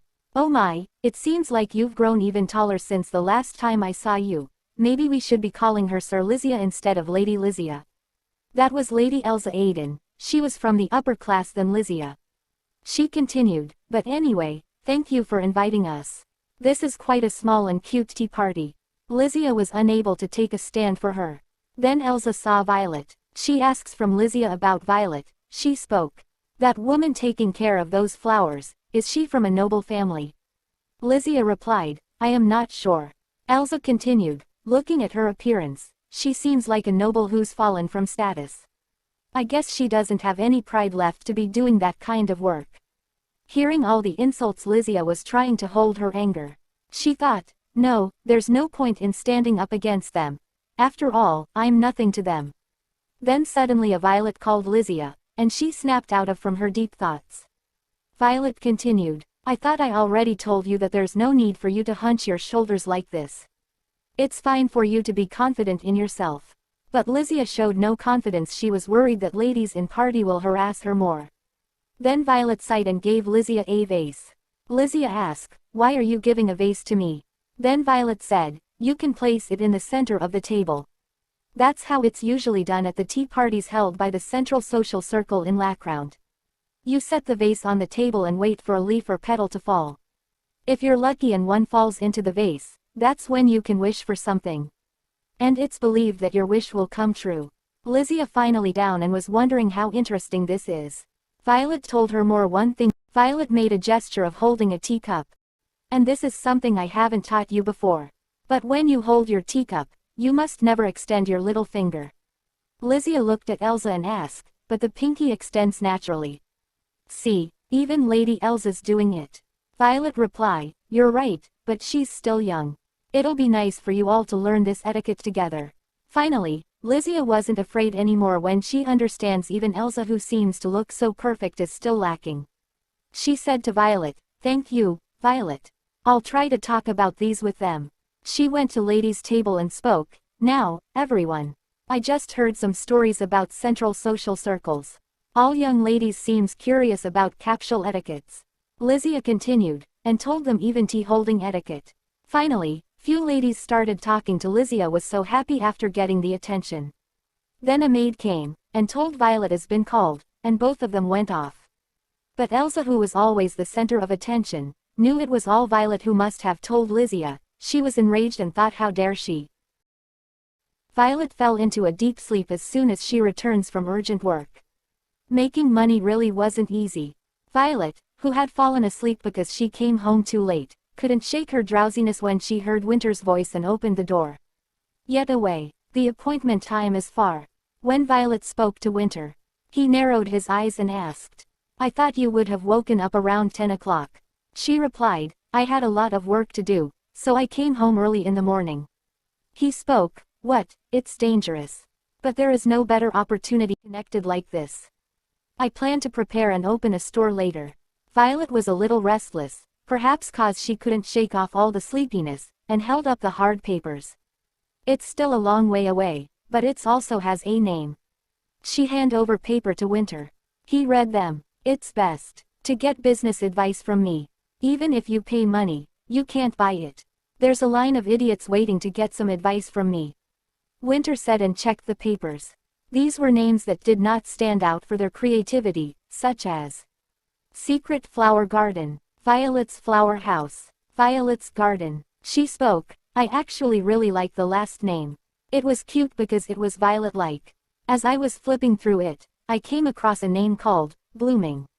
As Winter looked at it crookedly, Violet took the paper away again and said, I don't use that. He speak, why? It's perfect because it means flowers are blooming. It's also your last name. She replied, not in 3 months. That is unknown, he said. She turned and spoke, what do you mean? You made a promise. He replied, you never know. Before that, I might get better again and not want to do things like divorce. Violet, who thought Winter's words were a joke, answered firmly. That will never happen. You may not think it's a big deal, but I really. He said, I know. Violet looked at Winter with a vain expression. How do you know? You were sure that I was having an affair with another man. At that time. You don't know how I felt at that time. I thought your baby was in my womb. At that time, when I thought it existed, then. Violet couldn't speak any more and closed her mouth. Winter said, or, I might not be here in 3 months. I beg your pardon. The words were meant to relieve Violet's anger, but she looked even angrier than before, so Winter hurried to change the tone. Winter walked closer. He lifted Violet. Violet, who suddenly fell down on Winter's shoulder, asked in surprise, what are you doing? He replied, the date is at 5 o'clock, so sleep well. I'm afraid you'll be too tired to even walk. Think of it as a carriage. He walked over, laid her down on the bed, took off his shoes, and lay down next to her. The bed was small and as soon as Winter, who had wide open shoulders, lay down, the bed was full and his tall calves first came off the bed. She said, isn't it uncomfortable for Winter to lay down with a full suit? Then Winter started unbuttoning his shirt one by one without hesitation. He spoke, why are you looking at me like that? Is it also rude for a gentleman to take his clothes off in front of a lady? Of course. Violet couldn't resist and got up and spoke. Why are you so rude? It wasn't like this before. I didn't mean to take it off. It just seems that way. He replied, I usually take it off if it's uncomfortable. I wish you could do the same. Violet lost her temper. He finally gets up and spoke, it was a joke, go to sleep quickly. Before I eat you, she replied, people can't eat it. That's a conservative view, he said. Violet didn't want to sleep, but she was so exhausted from staying up all night working the night before that she quickly fell asleep. Winter found out where the illusion came from through the letter. She was just a victim. Although I felt unfair to some extent, it was clearly my choice and my fault to criticize her child as being another man's child, abuse her and monitor her child as she was nothing. It was amazing that she stayed by my side for 3 years, and it was even more amazing that after her death, her body changed and she decided to live in the capital again. He thought that if Violet had betrayed him while he had such a firm will to die, he might have died right now, until he eventually died. Did Violet ever think like this? I hoped not. He hoped that she had never felt this feeling, as if tens of thousands of cracks would form in his body and crumble to the floor due to intense depression. 3 or 4 hours later, Violet opened her eyes and saw Winter asleep.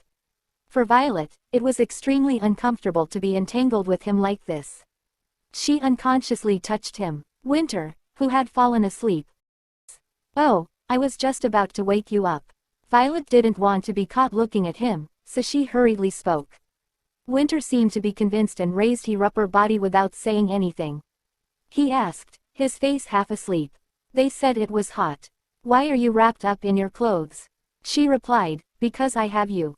He continued, if you don't have it, then take it off. Why don't you think there isn't one, and take it off? Violet was annoyed and spoke, I guess there are only lewd thoughts on your mind these days. He replied, I guess that's what happens when you're lonely for about a year. Violet asked, then why didn't you meet another woman? It won't be difficult. He replied, women who only run for money have no hobbies. She then replied, no woman will approach you just for money. Even if you exclude money, you are a good man. He asked, then why are you trying to divorce me? She replied with a heavy heart, because you weren't nice to me. He gets up and leans on and whisper, I know, I want to kiss you right now. Please let me. Violet hesitated little but she allowed him because of agreement they had. He kissed her and held her for a long time. Then Violet pushed him and asked, wait, how much longer do you plan to kiss me? Then Sly Fox Winter replied smirkingly, well, we didn't set a time limit. He said, then we'll set one right now. Winter asks how much, but Violet hesitates and says he can choose. Finally they both went on a date at Corsica Beach on the streets of the festival. Winter gave Violet a hat as a gift and she was pleased. He thought I think Violet liked these types of gifts. Then she now that I think about it, I haven't really asked you about how you've been. How are the Duke and Duchess? He replied, they send me a telegram every day asking for money. Violet was surprised. She asked, every day? Asking for money? He replied, yeah, I stopped funding them. She continued, it'll cost a lot of money if they want to hold their spring garden festival soon. Winter was annoyed that she still thinks about her in-law. If they were so worried about that, they should have treated you better. She smiled and spoke, I didn't think I'd ever hear you say that. He glanced at Violet's beautiful face and thought, seems like I made the right decision. I should continue to not send them funds. After walking a few steps, Violet stopped. Winter glanced in her direction and saw that her attention had been drawn from paper doll. Picture of a doll on a piece of paper and a variety of paper clothes for the doll to wear. Winter asked curiously, the kid next door. She hesitated and then spoke, yes.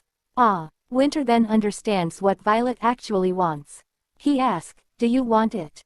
When Winter asked again, looking very embarrassed, Violet's face instantly turned bright red. She said, ah, I remember playing with it with my older brother when I was little. I just saw it. Wayne was ill for the most part, so we didn't get to play much. I always used to bring him toys like this one. Wayne was a great brother. He always took my side, and he was very gentle. But he didn't live long because of his illness.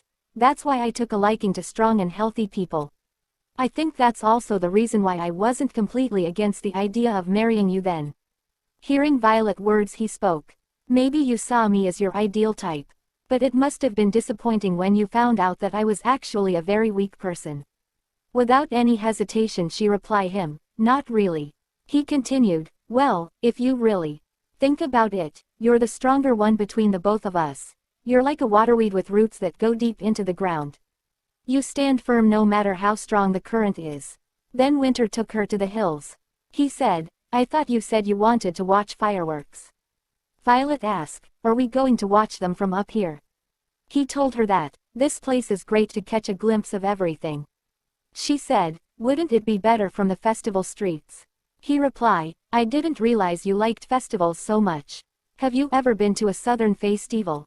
She replied, no. He said, if the festival was fun, you should have gone there. She said, later. Violet changed the subject as if she didn't really want to talk about it.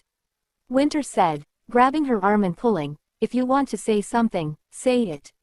Don't be frustrated. She became angry and spoke, I wasn't in the mood to go to a festival all 3 years. He said, you should have told me. Hearing this Violet couldn't hold back and spoke, that again. I told you. I always told you if I needed anything. If there was anything I wanted to do for you, I did it. So I have no regrets. I sat at the table and waited for you even when you didn't come home. I embroidered a handkerchief even though it wasn't necessary.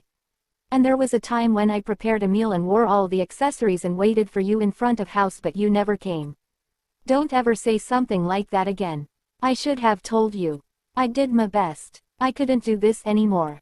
Violet spoke in a clear voice and shook off Winter's hand that was holding her. Then he extended his index finger and pointed to his hand. She spoke, and don't pull me so hard.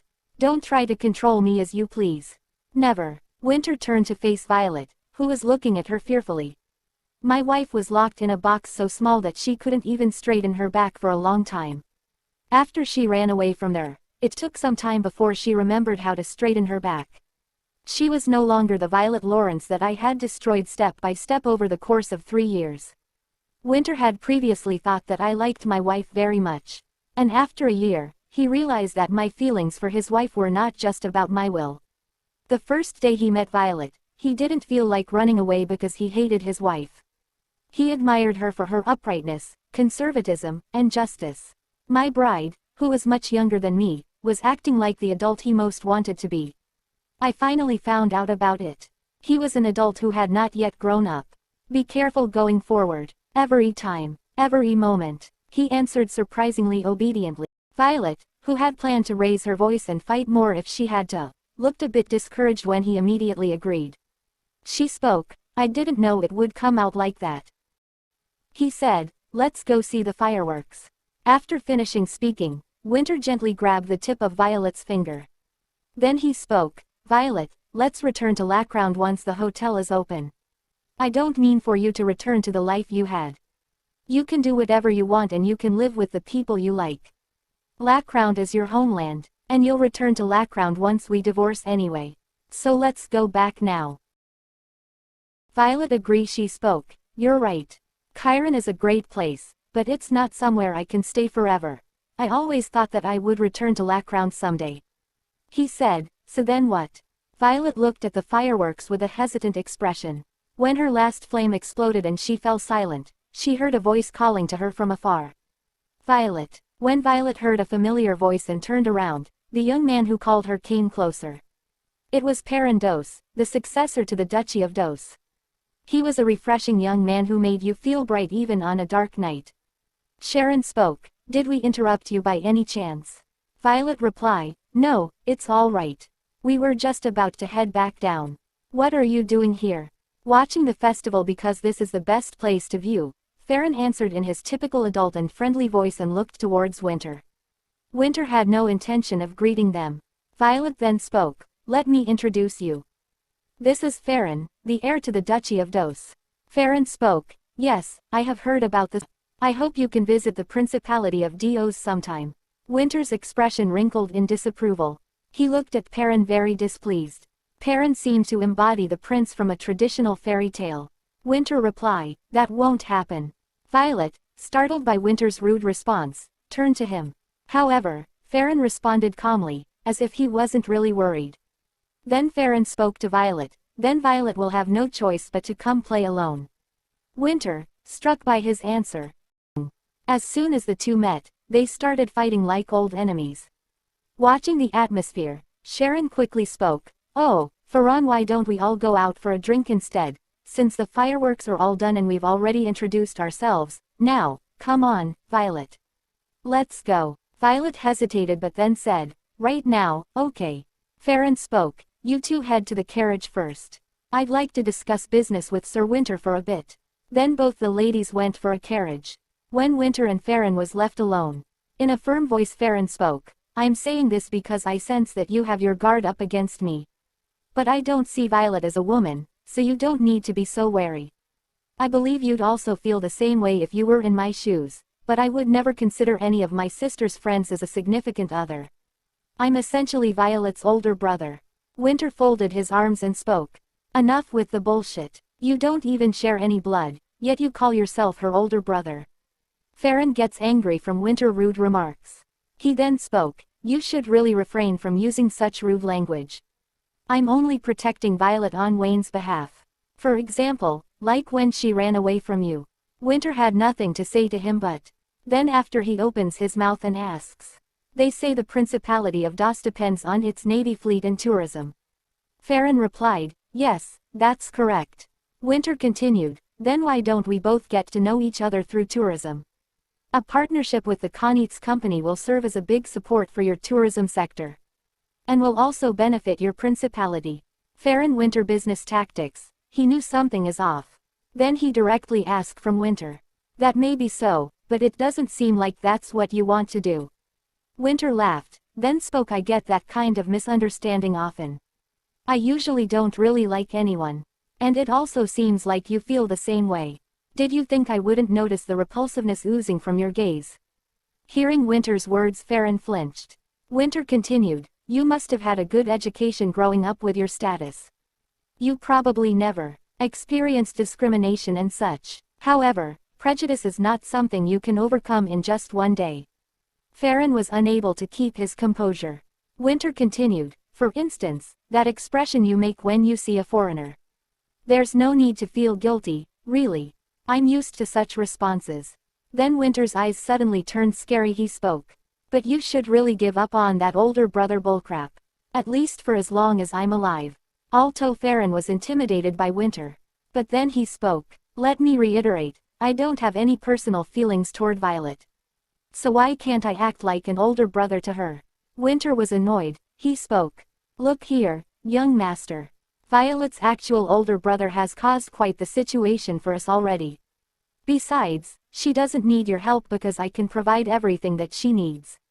So all you have to do is sit back and quietly accept what I offer you. Is that so hard to do? Farron was a bit scared. He knew. For him to say that he can provide me with benefits whenever he wants to means that he can also take them away on a whim. How evil. From what Violet told me, I had expected Winter Blooming to be hot-tempered, but not malicious. Farron suggested to continue this conversation later. Then they both went ahead. Violet was waiting for Winter outside the carriage. Farron thought, Violet has probably only seen that gentle side of him. Hence, she doesn't realize how kind he is to her. Violet has grown up in a wealthier family than mine. Yet, she accepted him without any resistance. Is Winter being sincere toward her? Next day, in Winter office, Winter seems to be in great. Both Hyle and Anjali kept an eye on Winter's behavior. Hyle spoke, what a relief. Ever since he met Madame Violet again, it seems like his condition has gotten a lot better. Anjali replied, well, he still looks like he's depressed from time to time. Hyle replied, but still. He doesn't have outbursts of anger. He rarely skips his meals, and he also gets his sleep. If only he keeps this up, he'll be back to his normal self in no time. He also told me that he has a reason to visit Madame Violet for the time being. Anjali replied, I guess that's some good news. Then an attendee came and called Hyle's name. Mr. Hyle, a guest has come to meet with the president. Hyle asked who is it. The attendee told him about the guest, but Hyle seems shocked. Meanwhile, Winter was lost in thoughts. Last night when he went to see off Violet, he wanted to hold Violet's hands. But Violet wasn't comfortable. She asked, what are you doing? He replied, you like holding hands. Violet continued, I don't like doing it now. He then holds her hand tightly and spoke. Well, I've grown to like it these days. I think you influenced me. Violet flinched. She spoke. Stop with your nonsense and go home already. Either way, won't we be meeting again next time? Then suddenly a knock on the door. Hyle came. He spoke. President, a guest is here to meet you. Winter replied, you could have taken them to the reception room. Why did you bring them here? Hyle hesitated and spoke. Well, that's. The guest is. A voice cuts his words. Winter. You've grown a lot. Hearing familiar voice, Winter flinched. He instantly get up and knew it was his mother's voice. She continued, my son, have you been well? They both sat down. Winter asked, what is your business? Linnae laughed awkwardly at his cold words. The business is just wondering how you are. He said, now that you've come. She continued, I knew you were doing well. In fact, I thought it would be more of a hassle for me to come out in front. He asked, so, do you have any business? He asked, so, do you have any business? Winter was sure. She must have had a reason why she came now. This kind of thing has been common ever since he had a little bit of wealth. All kinds of people I knew from across the street came to me to try to help me somehow. Winter spoke, is it because you need money? Winter looked at his mother line, who couldn't say anything. She mumbled, it was hard to care for you by myself. You must know how hard it is for a woman to live all by herself in a foreign country. Winter sighed. He spoke, just get to the point.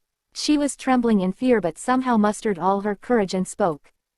I met a man in Alika, and we got married. I gave birth to twin sons, but both were born with weak hearts. They turned 8 this year, but their medical bills are just too much. Winter laughed and mumbled, I knew. She continued, I know that I'm being shameless. But they're also your younger brothers. If this goes on, something might really happen to the.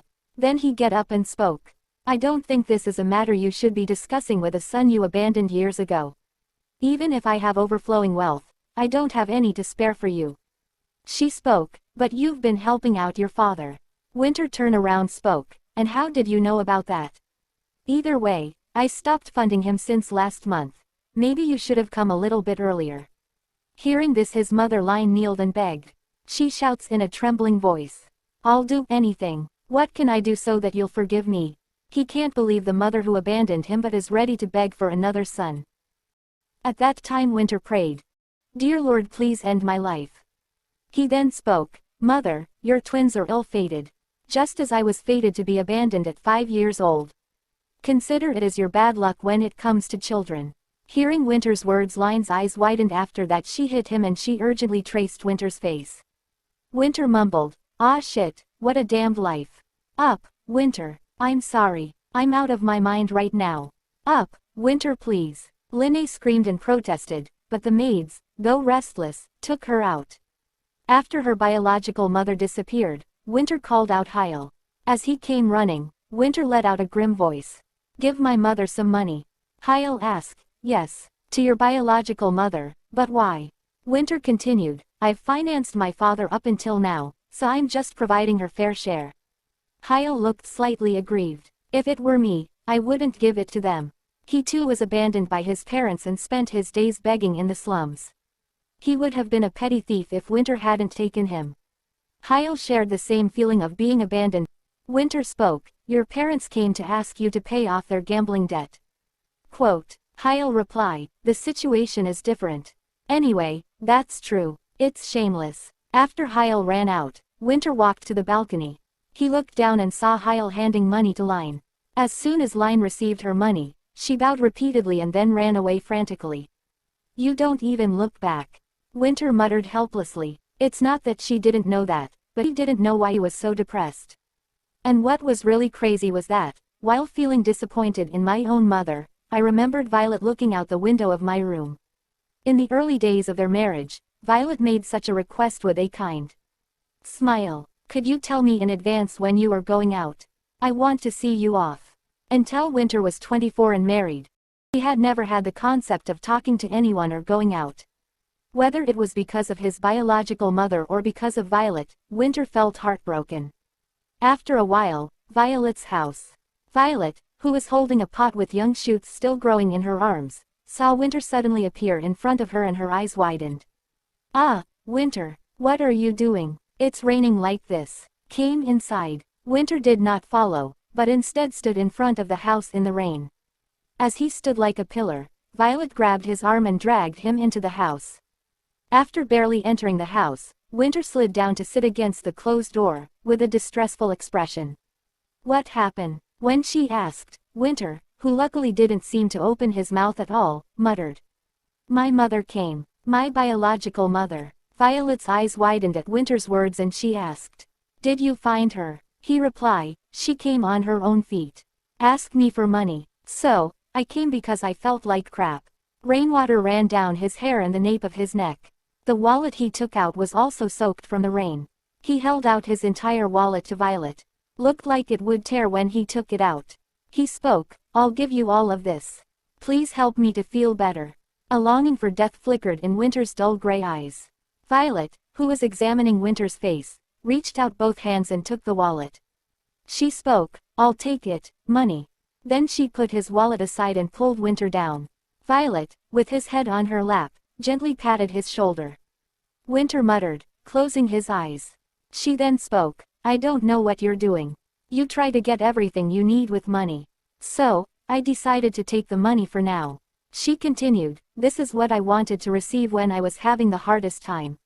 I was lonely, so I thought it would be nice for someone to touch me like this, and pat me. It was heartbreaking, but I needed physical contact. I thought it was strange.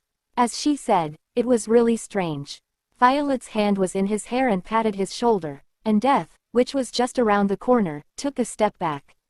He thought, and for the first time in my life, I felt complete satisfaction. Getting this world all the wealth. I thought that was the only way to my happiness. However, he was dissatisfied and was driven by a greater desire.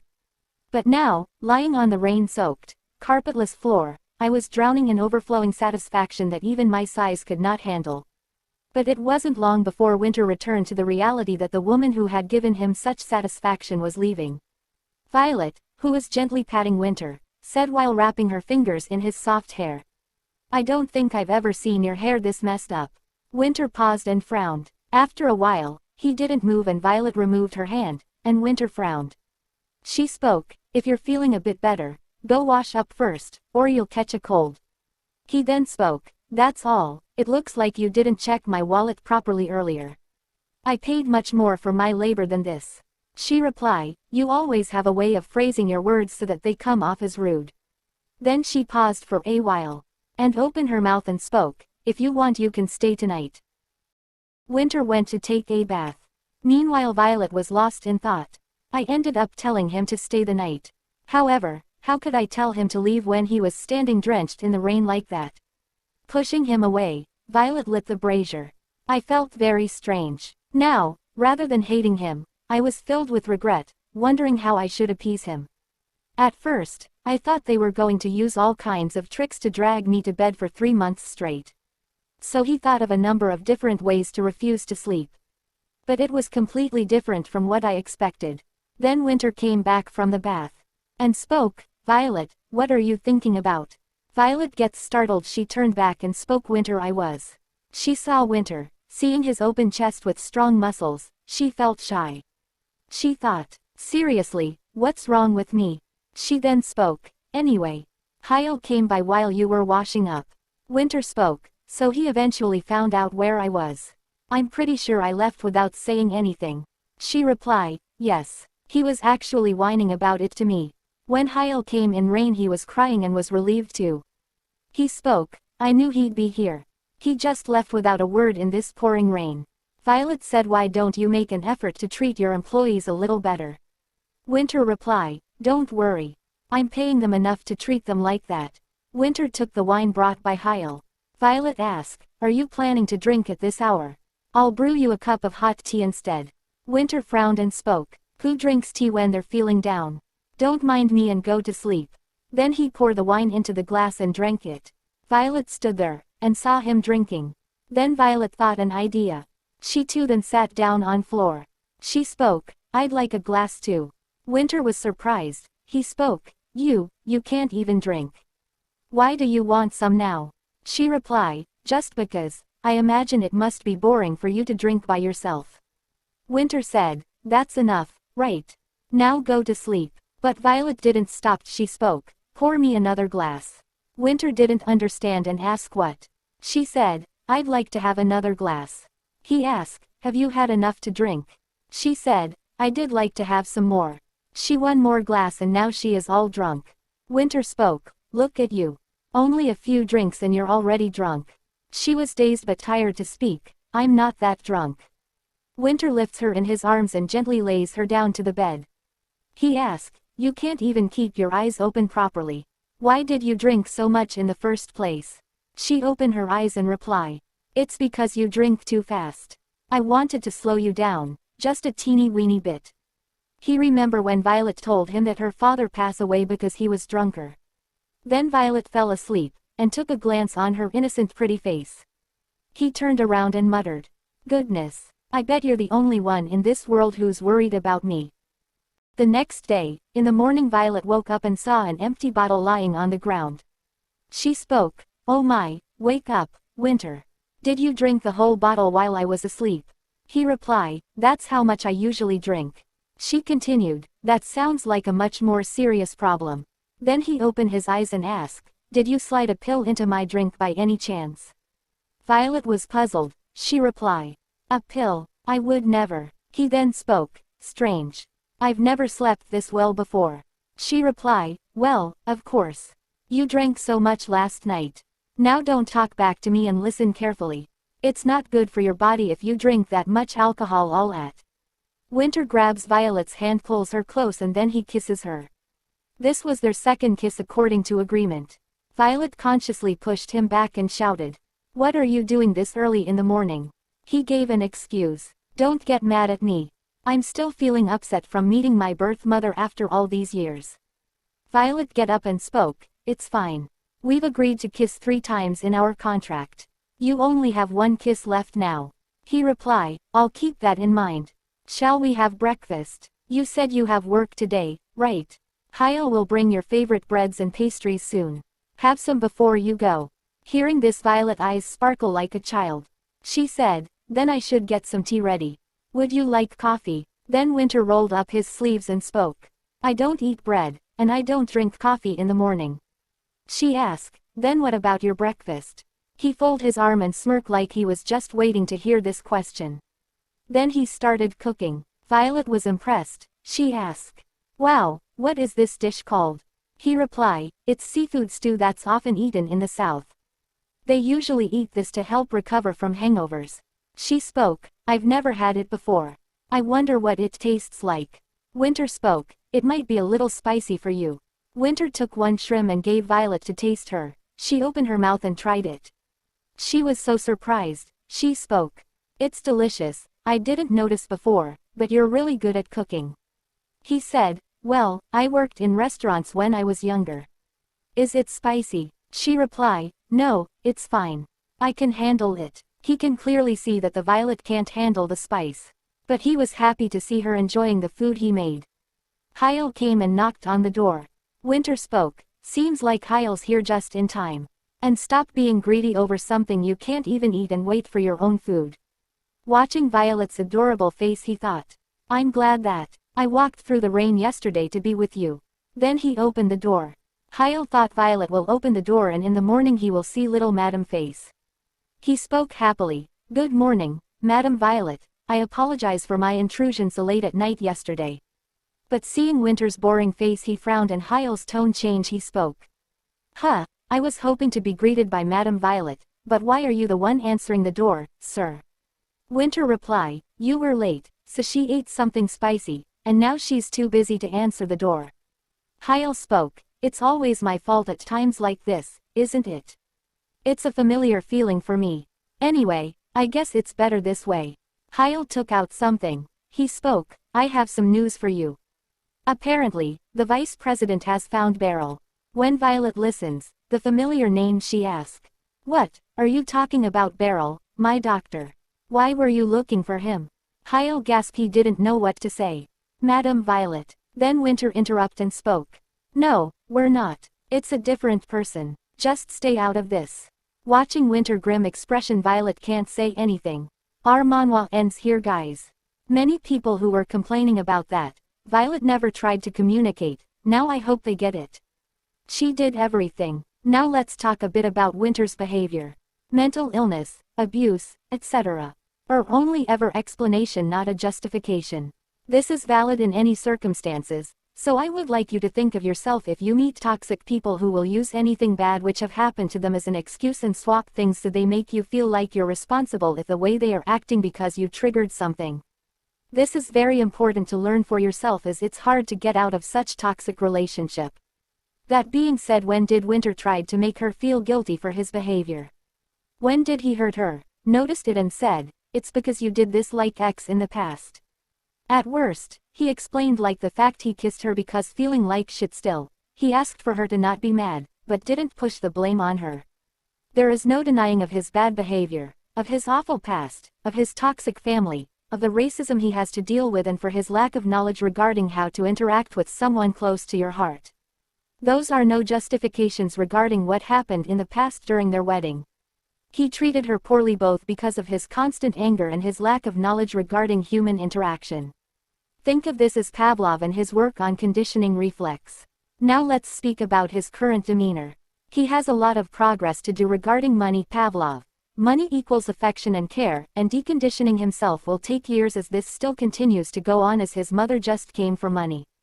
Regarding the rest of his attitude, he changed so much and is willing to make it work.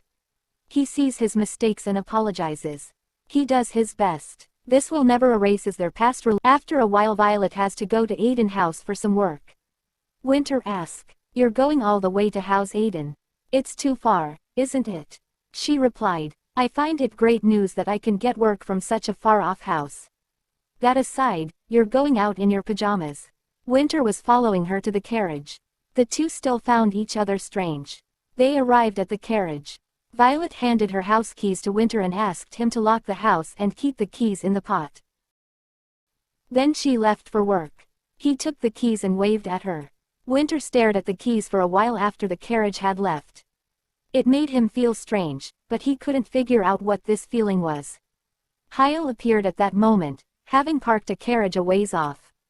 "Sir, what are you doing here?"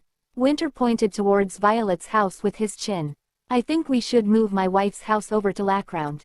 "What?" he replied. Winter continued, "She's going to Lackround soon anyway.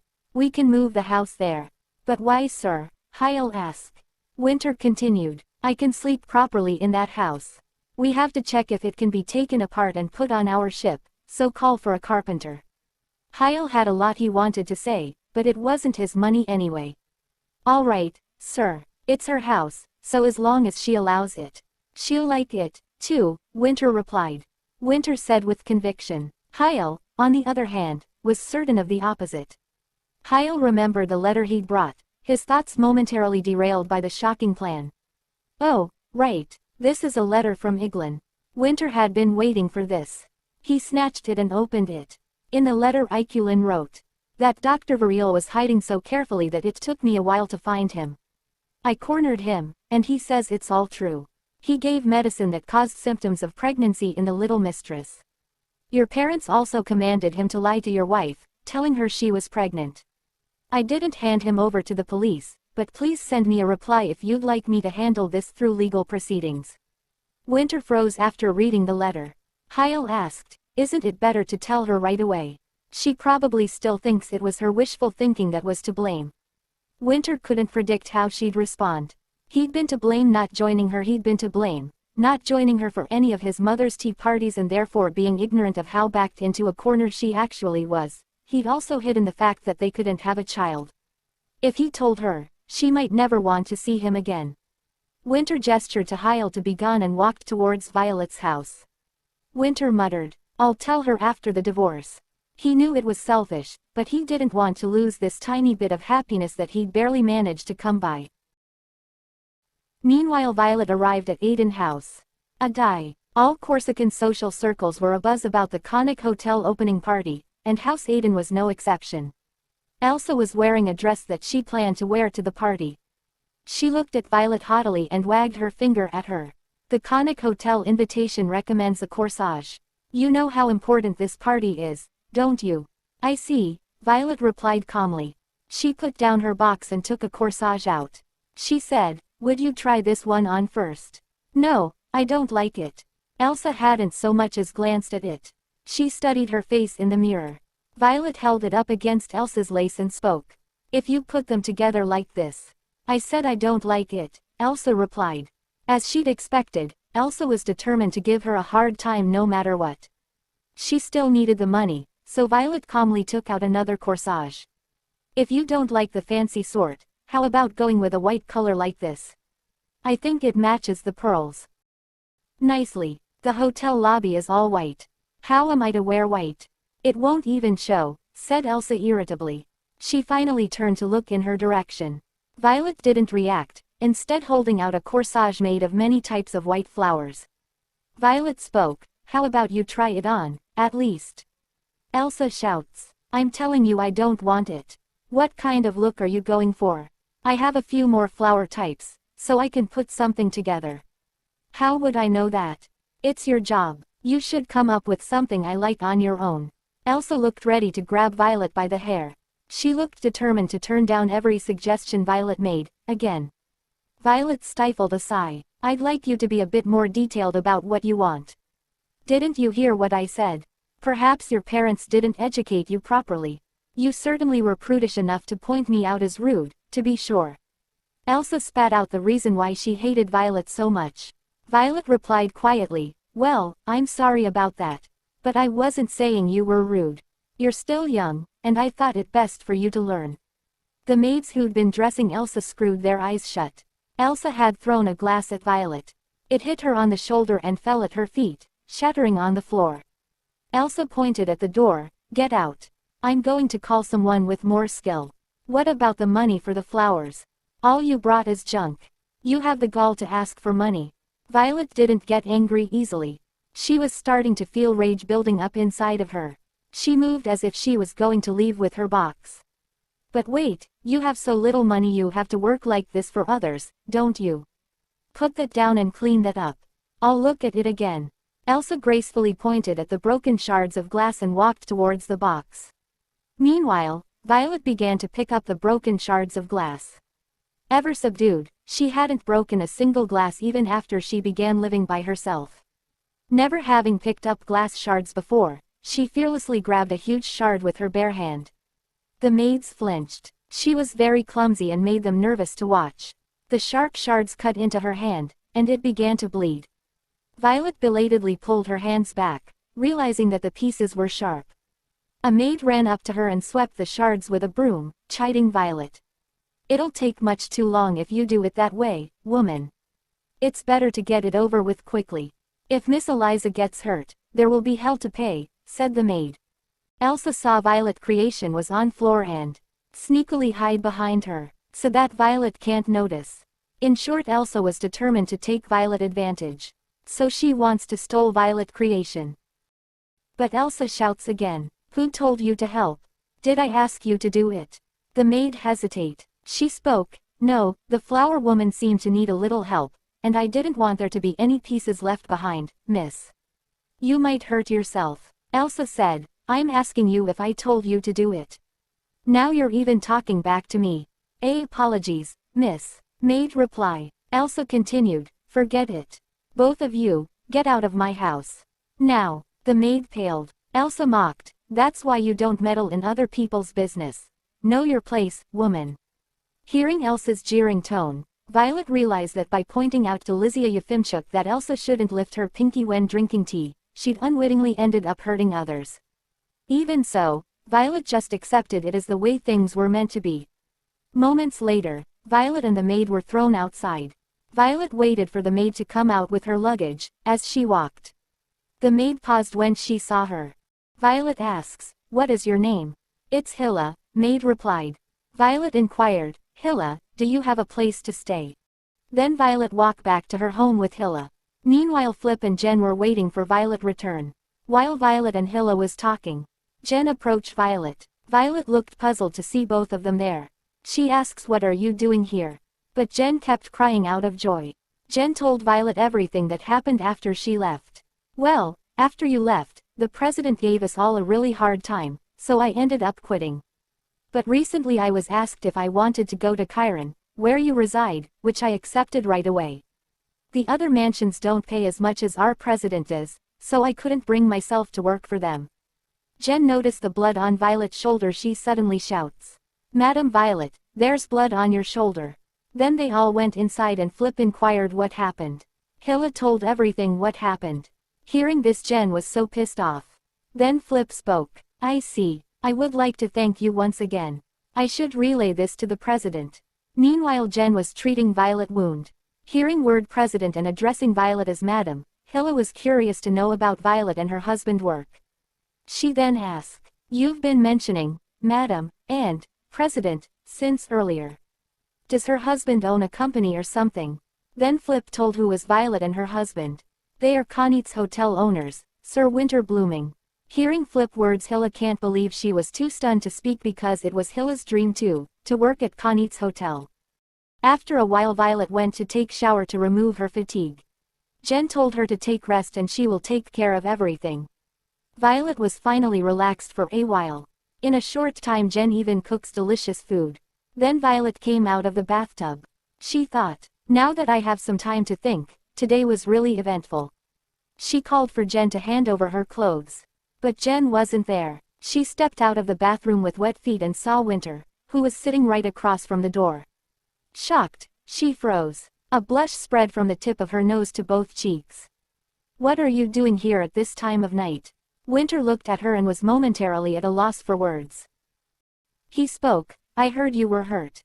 He pointed his chin at her as she gripped the ends of her towel tight with embarrassment. Is that how you're usually dressed at home? She replied, No, I just left my pajamas outside. I usually change before I come out. I didn't know there was anyone in the house. He said, you didn't lock the door. She replied, that was because Jen might come back while I was in the bath. She was speaking faster in her embarrassment. Winter stood and said, stay there. I'll bring it for you. Winter went into the dressing room. He was so flushed to see Violet like this. He can't believe he believed. I don't know if I can hold on anymore. Then after Violet get dressed up, they both sat down in the dining area and Violet was drying her hair. Winter told her that he gave Hilla work at hotel and space to live. Winter's hand traveled up to her ear. Violet straightened up immediately and covered it. She said, why are you touching my ear? What? I can't even touch your ear, he replied. It feels strange. She replied, that's why I touched it. He said playfully, you mean you did it on purpose? She asked. Violet looked puzzled, because she kept backing away. He then spoke, you backed off, so this kiss doesn't count.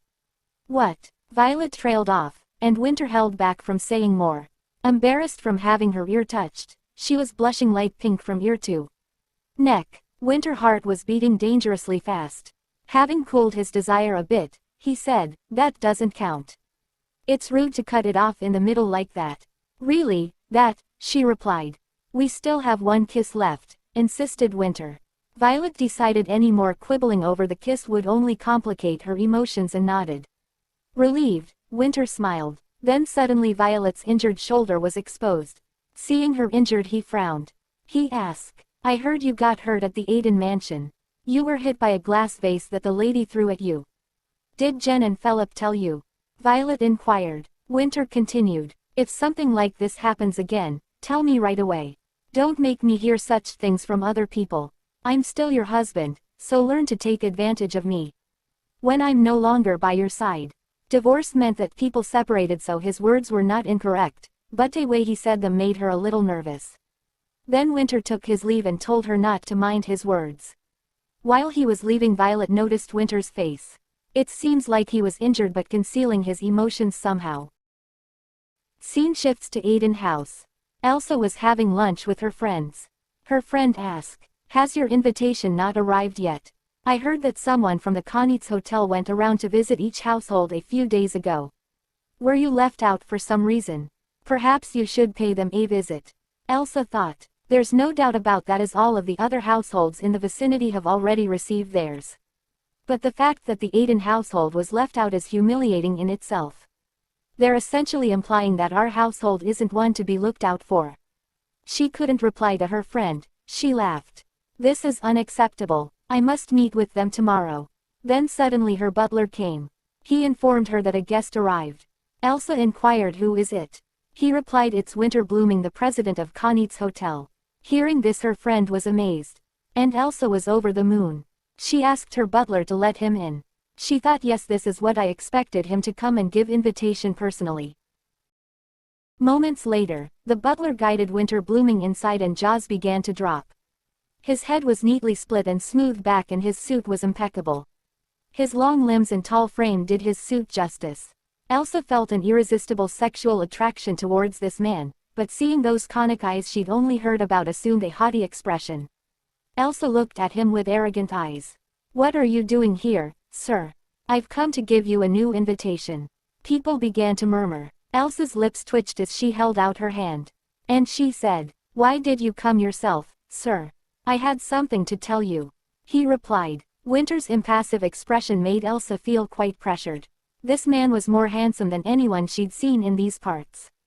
His cold air of repressed anger was extremely sexy and her heart was beating wildly. Winter tipped his head in one direction and handed her the invitation. I'll give you this envelope, but you do not need to come. You'll find it very uncomfortable. She was stunned. She muttered. What? Elsa pulled herself together. He replied, I heard you were rude to my wife. What do you mean? Who is your wife? She asks. He continued, you don't know who my wife is. I'd thought most nobles knew. Oh, pardon, your house must be too insignificant a house to know, he said mockingly. He found it shocking that his wife had been insulted by such people. Elsa, unable to remember who she'd been rude to, grew irritable. She shouts, I've never done anything of the sort. Are you sure you aren't mistaking me for someone else? My wife was hurt. How could I be mistaken? Winter said, his temper getting the better of him. A possibility arose in Elsa's mind, but she did her best to deny it to herself. Her face was going pale. She replied, "Don't be absurd, sir. I've never done any such thing." He continued, "What exactly do you find absurd? You didn't pay for her services either. Not even common thugs do business that way." So it was about Violet. Elsa, feeling wronged, teared up and shouted, "I didn't know. I wouldn't have done it if I knew." Winter looked down at her with displeased eyes. He replied, "Well, being of low birth myself, madam, I couldn't care less what you did. But my wife hates rude people. I want you to stay the hell away from my hotel." Having had his say, Winter turned and was about to leave the place. Elsa's hands shook in rage and fear, then she shouted, "No one here would have known that Violet was your wife. I'm very active within the local social circles, and not even I know of her. You've never cared for your wife all this time. Does it even make sense that you're going around trying to take care of her now?" Winter listens to every word said by Elas. Then he slowly walked away and left the room. After a while, Winter went back to his hotel office. Hyle was worried about work which is still pending. He said, "President, we're way behind because you left work for Madame Violet's house last time. We also need to send out all of the invitations going to Lacround by today." Winter was checking out the list of guests. The list exclude his parents. He thought, "I just couldn't bring myself to forgive them after what they did to Violet." Suddenly he remembered the Elsa words. His heart felt heavy, seeing Winter in such state. Hyle leave the files there and gave Winter privacy. Winter was lost in his thoughts. He thought, "Do I even have the right to be angry at my parents? After all, I was the one who didn't realize how they were treating my own wife. Still, I want to see Violet, and I'd use any excuse to do so. But if I keep seeing Violet without telling her anything, how does that make me any different from before? I wonder what would happen if Violet ever found out about these letters." Suddenly he remembered Violet's devastated face. It seems like his heart will come out through. A knife fell from the desk which is used to open seals. He picked up the knife. Then a knock on door. He opened the door and went outside. His employee tried to stop him, but Winter didn't stop. He went to the washroom and stand in front of the mirror. He muttered, "I am sorry, Violet. I finally understand what meant. Yes, sometimes it is easier to end your life." Then he committed unthinkable. Then the scene shifts to Violet House. Hyle had taken refuge here with a very tired look on his face. He was a very bad drinker and took a sip of beer as he muttered, "He expanded the business like crazy before he found you, and now he's simply ignoring his work. I think it's high time I really quit. His temper is growing worse, if that's possible, and he puts us through so much." Though Hyle was usually quite artful, he wasn't a big talker. Drunk on the single sip of beer, he grumbled on. Winter was always softer towards Violet and she wondered if he really deserved this much criticism. In any case, Hyle seemed very hard to put on it and Violet lent him a ready ear. She was about to get up to get water for Hyle. But then Jen and Flip came running. They asked, "Do you need something, madam?" Violet told them she was about to get water for Hyle. Flip ran to get it and Jen told Violet to relax, they both will do everything. Violet thought, "I may have gotten hurt, but they won't even let me move an inch. It feels quite nice to be reunited with everyone once again. I'm tired, too. I'm going to get a different job. The hope of all office workers. I know you must go through a lot." Though she was tired of his complaining, she found it slightly cute and couldn't help laughing. "Still, no one takes better care of my husband than you, right? It's a blessing that he met you. Please be sure to tell him that. If he hadn't saved me when I was begging on the streets, I'd have quit long ago." Hyle mumbled. Violet suddenly brought her hand up to her temple as if she was dizzy. Suddenly Winter and Violet changed their body. The conversation was going on. Hyle looked at Violet's disgruntled face with worry, and Hyle suddenly lifted his head. He said, "The two of you are getting along again. I guess that would be difficult, right?" Jen stepped forward, glaring. She spoke, "Do you know what he said to the little mistress?" She asked him why he didn't want a divorce, and he said he was sure he could still turn a profit from this marriage. "Really, Hyel inquired. Jen continued, yes. What kind of person would want to maintain a marriage after hearing their husband say something like that? Violet's expression went rigid. Spoke after a pause. She spoke. Well, it was quite long ago. And it's not such a bad thing to say, is it? Hyel noticed the way Violet replied. He immediately gets the situation. He knew it was Winter blooming, not Violet. Winter continue. It means the marriage is valuable, right? In the long run. What's so wrong about that way of thinking? I don't understand. All three people went pale and looked at Violet. Don't say that, little mistress. Jen replied. Flip now also takes the Jen side. He said, that's right, I've changed my mind too after what Jen said. I oppose reunification as well. Jen and Flip spoke gravely. Apparently annoyed at their reaction, Winter glared at them with murder's eyes. He spoke, whatever. I hate people like you anyway. Don't you step any closer to me. Instead of feeling offended, Flip looked baffled. This was not something Violet would ever say. He muttered, I'm sorry I looked this way, I guess. Jen screamed, I think the little mistress is possessed. Flip nodded. Winter turned around at this absurdity. And Jen shouted, our little mistress can't catch bugs with her bare hands, not in a million years. Who are you, you devil? Jen was about to spray him with salt when Hyel hurriedly intervened. It's Lord Blooming. Don't do it, Jen. Jen paused with a fistful of salt in the air. Hyel continued, their bodies are swapped at times. It's been going on for quite a while now. Winter tutted and reprimanded Hyel. You can't tell them that. Hyel replied, people will think the little mistress is actually possessed otherwise. Violet was being fussed over by Jen, Flip, and Hyel at home when she suddenly found herself gasping and seated in Winter's office bathroom. There was a mirror right in front of her and she realized immediately that their bodies had been switched. She wondered how he'd done it this time and looked around her, but she saw nothing. Confused, she stepped out of the bathroom and found Nisa frowning at her. Do you think I'll give up if you act this way? Stop it and get to work. Violet's jaw dropped at the huge pile of documents Nisa was pointing to. Winter must have left her to do his work for him. She knew he wasn't doing his work properly from what Hyel had told her, but she hadn't expected something this underhanded. Winter's employee Nisa spoke. See, I knew you could do it if you put your heart into it. Violet thought, who is this man? Looking at his eyes, he looks like he's from the Khanit's tribe. While she was doing Winter's work, suddenly someone enters. It was Vice President. She said, I'd like to read something to the President. Will you please excuse us? Violet thought, silver hair and gray eyes, she must be Vice President Eglin. Violet somehow didn't feel awkward in this woman's presence because she gave her all the missing information she needed with her chatter. Eglin said, I'll leave the documents you asked for here. She continued, please don't make me go on any more errands. I need to get some drinks in my system after this. As I've said before, investigating Varel isn't part of my job description. Eglin was chattering away without the need to be prompted, and the name of the doctor she'd almost forgotten about surprised her. When Violet didn't say anything, Eglin sat in a chair and continued like Violet had expected. What is wrong with your parents?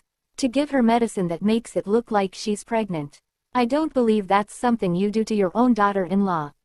I wanted to beat that Varel up real good. Though I understand you're being more lenient because we wouldn't have known about this at all if he hadn't come clean. Violet's expression went cold. She then spoke. What did you said? Can you please repeat what you said? The scene shifts to Violet House. Winter felt tension dissipate from his body and mind when he lay down on his wife's bed. He planned to sleep until Violet returned when the little kid from next door came trotting in. She said, Violet, are you asleep? Winter responded without even opening his eyes. Can't you see? Lena said, Mommy is taking a nap, too. She told me to ask you to play with me. He paid Pim to take care of his wife, and here she was leaving her child in Violet's care. Winter tutted. No, I'm sleepy. Seeing Violet refuse right off the bat, Lena continued, I'm going to jump on the bed. I'm going to bounce up and down if you won't play with me. Winter thought, to think of exploiting Violet's greatest weakness, little kids, it's cunning. After a while, Winter took Lena market. He purchased a lot of stock for Violet and also for Lena. Lena was so happy, Winter bought her a new dress and ice cream too. Lena joyfully spoke. See, Violet, it's fun playing with me, right? You're the only one who's having fun, Winter replied. But Lena said, but you're poor, Violet. I'm nothing of the sort, kiddo, he retorted, and the child chortled. Lena continued, you're strange today, Violet. His actions must be really different from Violet's to make even a 6-year-old notice. Last time when Winter came he hid some money under Violet's bed for emergency.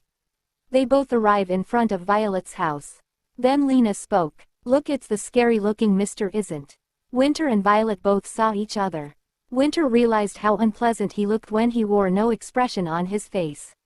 He walked over to Violet and spoke in a much brighter tone than usual. Sorry about leaving the work to you like that. I simply couldn't bring myself to work today. Besides, a lot of it was something I wanted to ask you to do. Violet spoke. When were you going to tell me? Tell you what? Winter was puzzled. That your parents drugged me. Winter paled. He asked, how did you know? That's not important, she replied. He continued, I was going to tell you after the divorce. I was worried you might decide to run away before the 3 months were up. She hugged her husband. She felt immeasurable rage against the Bloomings. But she couldn't decide whether to be angry at her husband or pity him for the victim that he also was. Then came the pain, the terrible pain she'd felt that day, crushing her soul again. Don't blame it on me. You disappeared for a whole year after the incident. That was enough of a punishment, don't you think? And I'm also offering you a divorce. So please, don't blame me anymore. Violet hadn't been able to make up her mind about how to respond towards her husband. Winter just kept telling her not to blame him, and this was a completely unexpected response. Winter loosened his arms a little, and spoke. You said you felt like dying when you were with me, right? Violet's eyes shook slightly when she saw the expression on his face. He had the look of a man facing a tsunami. He had no intention of doing anything, prepared to be washed away. Violet stared at him without saying anything, and he continued. That's why you left me. I know that. That's why I agreed to the divorce. Violet had said this place made her happy, that being with him was hell, and none of that had changed. She spoke in a soft voice. I'm not even angry yet. What are you so worried about? Of course, I am a little angry at you as well. But I think your parents are the ones I really need to be angry at. You come after that. For now, please give me some time to think. Winter thought about what she meant. He continued, you must mean you don't want me to come visit you for a while. Yes, that's right. I need time, she replied. A scary calm had come over her. She expressed rage in a completely different way than he did, and it made it impossible for him to gauge exactly how angry she was. After a while, during that time, Violet planned a strategy to do significant damage to the Bloomings and give her husband something she hadn't been able to thus far. By the time she left the house, it was afternoon. Pim spied her leaving and followed. She asks, Violet, where are you going? I'm going to the Chiron post office, Violet replied. Pim spoke, that's great, let's go together. You probably don't know how to send intercontinental mail, so I'll help you. You know, about the dress you bought Lena yesterday. She liked it so much she insisted on wearing it to bed. Winter must have visited the marketplace with Lena. Pim walked with her even though Violet hadn't given her consent. Pim asks, where are you sending the letter? I'm writing to my parents-in-law. She replied, the only way to send a letter from Lacrown to Chiron was by ship. If you got lucky the letter was delivered quicker than usual, but depending on the ship's course it could take over a year. On the other hand, this continent had lightning-fast mail based on the strong magic that surrounded the continent. It was expensive, but not impossibly so. Pim said that sounds like it'll be quite expensive. Is it that urgent? Violet replied, yes, it's very urgent. Violet went to the post office with Pim and sent a letter to the Bloomings. They'd be coming soon to Chiron, and she'd be able to hear an answer directly from them. She thought, with this, she will be able to strike a blow against the Duke and Duchess. And at the same time, she will be able to give Winter something I previously couldn't. Meanwhile in Lacrown, tea party at the Blooming household, in Lacrown. One of the Catherine guests spoke. I heard everyone who's a Conic Hotel Social Club member got an invitation. They're even running the train and ship that gets you to the party, and paying all the expenses for the whole trip. Another one said, I suppose you'll be staying at the hotel's best suite again, Madam Catherine. I envy you. By any chance, would it be possible for us to get an invitation to? With their most recent tea party over, James sounded nervous. He didn't send us the opening party invitations, either. He seems seriously upset. Catherine shouts, still, our son loves us. He'll stop being angry when he sees us in person. I certainly hope so, Duke Jane replied. While they worried, their butler came running up to them. Quote, Sir, Madam, there's a letter from Madam Violet Blooming. James took the letter and read it on the spot. His hands began to tremble. To Duke Blooming and his wife. I have heard from the doctor about the vile drugs you had me take. I was very angry at first, and unable to figure out why you'd do such a thing. I'll hazard a guess and say you probably wanted us to divorce each other. I heard that my husband grew upset at hearing this and stopped sending you money. I'm currently undecided whether to be angry at my husband, or forgive him. I'm certain my decision will have a huge impact on my husband either way. If I forgive him and ask him to do so, he will resume sending you money. The choice is yours. I will forgive the unforgivable, only on one condition. I want you to give him one thing I couldn't give to my husband on the day of my marriage to him. Make Winter Blooming the first successor to the title of Duke Blooming. He is your oldest son, a talented individual, and someone who will bring prosperity to your family. He is also the only person who can help you maintain your social life. I will not negotiate. I await your reply. Violet Blooming. Reading the context. Catherine shouts. How dare this devil of a... At night Winter's mother came back. He asked, why are you back? Line hesitated at Winter's irritable tone. Your money has made their condition much better. I wanted to thank you. Then just send a telegram. What a waste of time this is. He replied. Line closed her eyes at his coldness. He continued, Mother, it's not that I don't understand. But what you did was unforgivable. Line hung her head, her shoulders were trembling. Winter clucked his tongue. He spoke. Past events aside, if it's more money you want, I need you to tell me something. Do you know anything about people having their bodies switched? She replied, not really. I have heard there are a few conditions in which that can occur. He continued, okay, then, what I really want to know is, he said glumly, how does someone that experiences that die? At his words Line was startled and she spoke. What? Why are you asking such a thing? Die, he spoke. I plan to die 3 months from now. But dying just switches my body with my wife's, and death continues to elude me. I own too much, and I'm tired of it. Of course, I'm leaving it all to my wife. Don't you dare try to get your dirty paws on it. Line asks in a trembling voice. Does your wife know about this?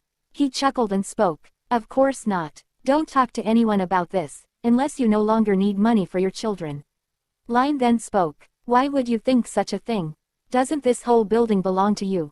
Why would you want to die when you have so much? Line had thought that Winter had a good life. Even when she'd worked at the restaurant and seen him being beaten and locked up in the stables, she thought it would probably be better than living with her. She'd been thankful he was still alive. She'd left for Alika when she was certain he'd soon grow up and be able to fend for himself. She'd kept wondering about Winter after she had more children, and then heard news of his marriage, his failed attempt at a title. The marriage had gone on, however. She'd thought Winter was doing okay. Winter spoke. Just tell me how I can die. She then spoke. Not everyone experiences these body swaps. As far as I know, it won't occur in the event of an accidental death or death due to disease. So I can't die on purpose. He'd expected it would be something of the sort. Winter tutted. That meant he would only be able to die when he wasn't intending to. It probably wouldn't be hard to get murdered if he loosened security around him a little, considering the many enemies he had. Should he wait for someone to come along and try to kill him? He had to die once the 3 months were up, however. While Winter thought, Line held out a pouch. Don't say that. Take this. You used to like these when you were little. Winter took out an envelope he'd already prepared from his inner jacket pocket and held it out to her. Line took it and hesitated. Winter gave a hollow laugh. He then spoke. No need to make a face like that. There's no one in the world anyway who'll love me without wanting something in. Then she left. I want to hold hands. Violet's voice suddenly rang out in his head. She'd said she didn't need anything, and instead had something she wanted to do. She'd taken his hand and smiled. There was only one person in the world who only wanted to hold his hand. Winter thought of her hands he would no longer be able to hold, and looked at his big, rough palms. Winter set out late at night without a bodyguard, and Hyel followed him out. Where are you going at this time of night without any security? This isn't Lackround. You should take one with you. Winter got angry and shouts. Don't meddle, he retorted as he began walking away. He walked to the dark alleys in the outskirts. The road that led to them had a sign warning that this was a crime-ridden district and that going about alone was not advised. The surroundings were quite dark. Winter walked on without a second thought. He found a bar as he went along, so he took a seat and began drinking cheap beer non-stop.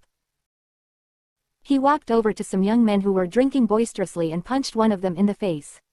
What the hell is with this guy? The guy shouts. One of them threw a bottle of beer on the floor. He was about to punch Winter, but apparently their difference in stature convinced him otherwise. He just fumed instead. He grabbed Winter by the collar at least, and Winter leaned down to give him a better grip with a satisfied look on his face. Another young man pulled on his friend's shoulder. Hey, let's just ignore him. There's something strange about this guy. What the hell is wrong with him? All of them looked confused but backed away, apparently afraid something was up. Here, stab me. He wondered if it counted as suicide if he was the one who provided the weapon. Seeing him offer them a knife, the men swore at him with guarded looks and got up from the table. Feeling Winter's strength from the grip on his arm, the man paled. Instead of stabbing him further, he dropped the knife and desperately rushed back to his friends. This man is completely insane. I told you we should just leave. It's best to simply ignore crazy bastards like him. The bunch swore at him and flipped tables and chairs, making a mess of the place. Then they proceeded to leave the bar. His first attempt having failed, he muttered. Why can't I end my own life? Winter woke the next day on the hotel bed, feeling perfectly fine. The soft sheets made him frown. Finally feeling the hangover, he sat up and Hyel walked in with a grimace. Sir, you don't remember how you got back, do you? Do you think I would? Winter replied. Hyel continue. You passed out at the bar, and the owner of the bar moved you to a bed. The owner found your business card in your wallet and came to me this morning, so I brought you back. It cost exactly 5,000 lon. It ended pretty cheap, actually. That's a hellishly expensive beer. Winter muttered. Hyel continue. What is it that you want, exactly? What can I do to make you stop with this juvenile foolishness? There are limits to what I can do to cover for you, you know. Said Hyel, giving him a deadly glare. Hyel didn't have the warmest of faces, and now he looked ready to kill Winter if he bothered him any further. Winter replied, I went there to die. Don't pay them next time. Hearing this, Hyel was too stunned. He then spoke. What is that supposed to mean? Just leave me to die, said Winter with a frown. Hyel clamped his lips and said in slow, clear tones, I'll pay again to bring you back if this happens again. And after that, I'm quitting. All right. Having remembered something, Winter called out to him as he left, don't breathe a word of this to Violet. Hyel was unable to contain his temper. He screwed his eyes shut and shouted, and if you die that way, I'm telling the little mistress immediately that it was suicide. And she won't even come to your funeral. He stomped out of the bedroom with a disgusted look. Hyel left the hotel immediately. The stress from all this manhandling piqued his stress levels. He had his own house in the capital, but here his only lodgings were at the hotel. He had only one place to go. Winter was angry but his hangover was killing him. He muttered, shit, it's harder to die than it is to build a hotel. He lay in bed with his arm over his eyes to obscure the bright sunlight when he heard the door open. You're here, he said. You knew it was me? Asked Violet. You sound different from other people when you move about. Really? Like what? She asked. Hottie, said Winter, both hands covering his head. My head's splitting open. Violet laughed a bit and then spoke. It's your own fault. Are you here to get angry at me? He asked. Yes. Why did you drink so much? Violet had come to scold him, but from Winter's perspective it was more of a reward than anything else. It made him decide he'd drink like this again whenever Violet refused to meet him. Winter sat up and Violet looked surprised at the wound in his neck. She asked. What happened to your neck? Winter felt his neck with his hand and lied without missing a beat. What? I don't remember. I had too much to drink.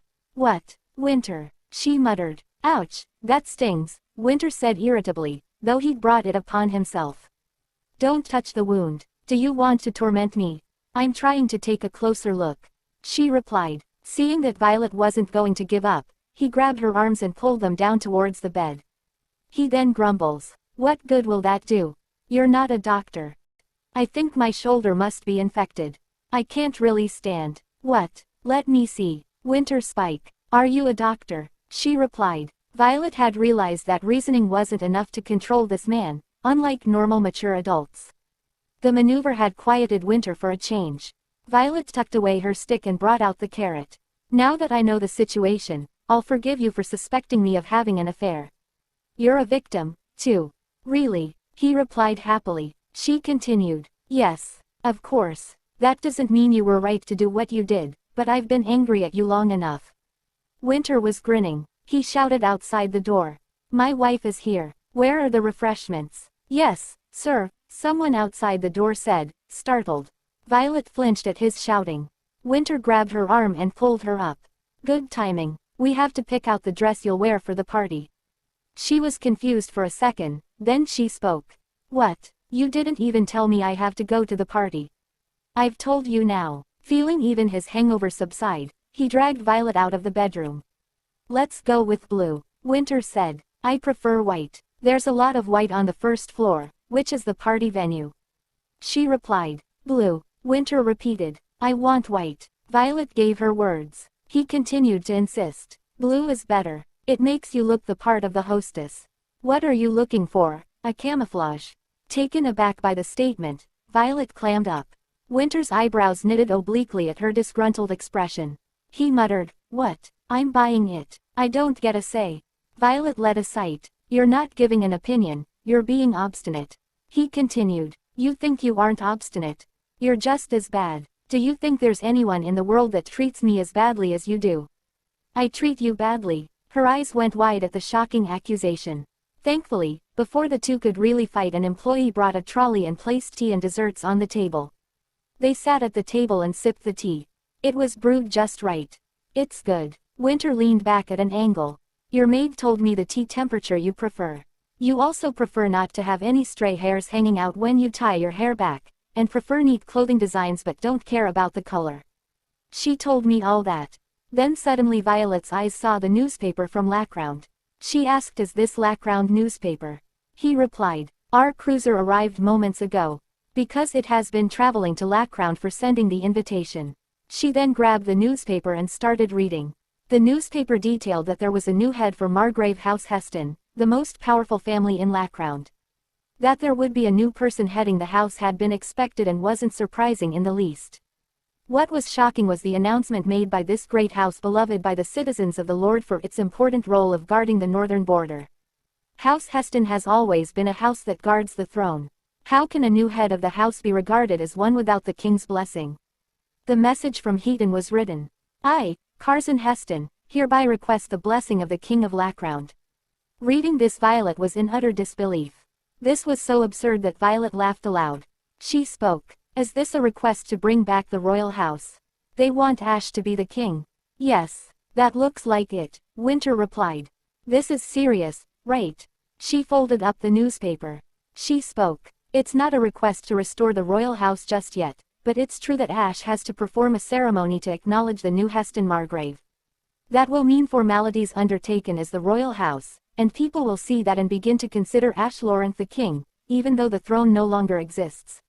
He'll be the constitutional king who always takes care of such large events in the country. That'll allow him to slowly cement his position as its leader. Winter tutted and swore. That, son of a bitch. Then closed his mouth because he was afraid of Violet's scolding. Violet looked disappointed. Even the great, respectable House Heston was doing the wrong thing to maintain capital and power. This was disappointing, even if it was how things worked in the world. House Heston had the support of the entire population, and Ash had no choice but to plan a ceremony to acknowledge the new head of the Margrave House Heston. Ash had been forced to return the Long Leawood land to her, and he didn't have the money to move a great house like House Heston. Violet began to suspect that perhaps she'd been the commodity used in this deal. The previous Heston Margrave was 68 this year, and his son who was taking over the role was 47. His wife had passed away recently. Feeling the onset of a headache, Violet brought a hand to her forehead. It can't be. Her brother couldn't be intending to marry her off without even telling her. Her brother was capable of such a deed, yes, but not House Heston. Violet calmly folded the newspaper. She muttered firmly, never. She wouldn't sit still and let that happen. Rather than being forced to stand at some wedding she didn't walk, she'd run away somewhere even farther. And if there was some way for her to win with less effort, she'd take it. The scene shifts to the next day at Violet home. Jen walked in and began to fuss over it. Little mistress. Tada, Jen said again, and Violet recovered enough to speak. What is with that revealing dress? A gift from Lord Blooming. Jen replied. Violet replied, I told him not to send. Jen said. He said it was very cheap. The finish is not at all high quality, as you see here. There are no ornaments, either. Jen lifted the dress for her to see. Jen's description was far from correct. In fact, the dress was immaculate. Furthermore, Violet had never worn such a fancy dress that revealed her legs, shoulders, and chest as much as this one did. He said he would take you to a conic bar wearing this. I don't know why you fought, but he said it was to be a makeup date. A sudden date, Violet muttered. Jen asked, will you be going? I know he's of mixed blood, but how can a person like you go somewhere so? Jen regarded Violet as the most precious person she knew, and didn't like the idea of Winter taking her to a secret bar that not many even knew the location of. Violet, on the other hand, disliked the dress. She had to try it on, at least, so Jen began to help her put it on.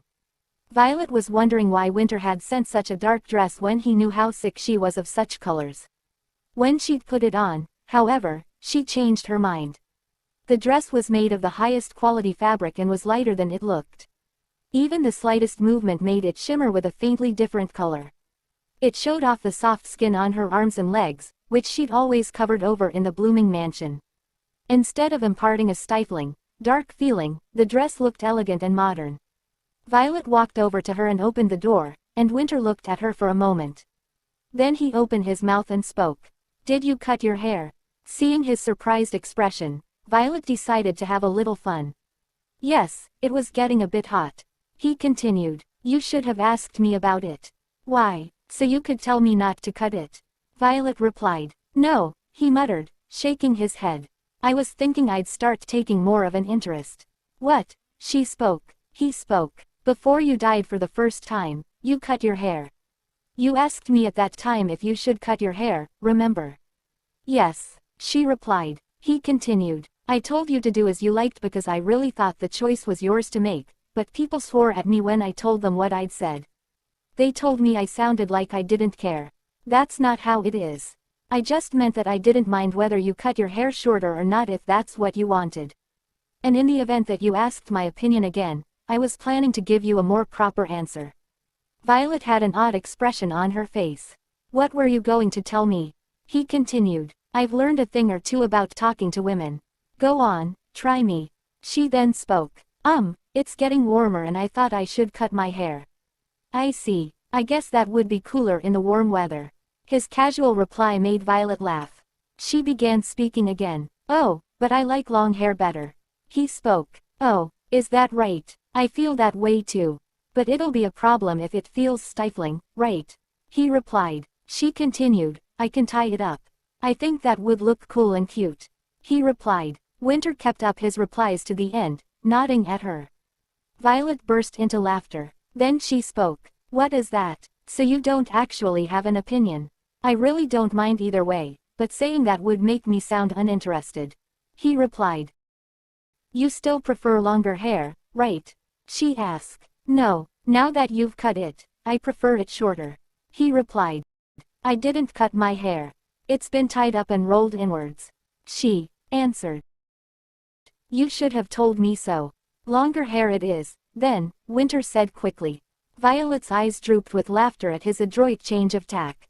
Finding Jen's skills surprising, he looked at Violet's hair and mumbled, I didn't know you could do something like this. Fascinating, Violet muttered. Jen is very good at these things. Having had a good look, Winter held out his arm so Violet could take it. She wrapped her arm around his softly and he began to walk. It looks good on you, he said. She asked, why did you choose a black dress? To make the expensive gems stand out. He replied. She continued. So they're expensive even for you. I'm scared I'll lose them. He told her. They're insured. If someone steals it, the insurance company will go after them with a shotgun, so no worries. But if you don't like the dress, you can put on a different one. There's lots of them at the hotel. Moments later, they arrived at some kind of warehouse that housed the bar. Violet asked quietly, "This is a bar?" "Yes," he replied, walking towards it and knocking on the black painted wooden door. Violet was feeling a little excited. This felt like a game of hide and seek. It was bright and cheery inside, and filled with people who either had the conic gray eyes, or silver hair, or both. Winter pointed with his chin at the menu on the table. He asked, "Any foods you know?" She replied, "I've never heard of these dishes before." "Kaiant, is it?" "Kiante." He corrected her. "I see." Violet looked uncomfortable as she nodded. Winter grinned. He spoke. "Happens to me too, at times." "What?" she asked. He spoke. "I asked for blue plaid at a boutique and the seller told me it's called Latika. Apparently it's the name of the person who made it. How was I supposed to know? Can you tell?" Violet stared at him without replying, and Winter grumbled in outrage. "Well, of course there's no chance that you didn't know that, princess. Blue plaid is called Latika. A person named Latika of House Genis popularized it. And I have no clue what to order, so please order something you eat often." Violet quickly explained, changing the subject afterwards and pushing the menu towards Winter. Winter thought long and hard as he inspected the menu. He spoke, "Let's go for something exotic." "Exotic?" she repeated. He continued, "Yes, nobles like exotic, though they don't like outlanders." "You're right," nodded Violet without denying it. Winter thought for a moment before saying to the server, "Hey, bring us an ishing." The man was surprised. "Really? You never buy us anything.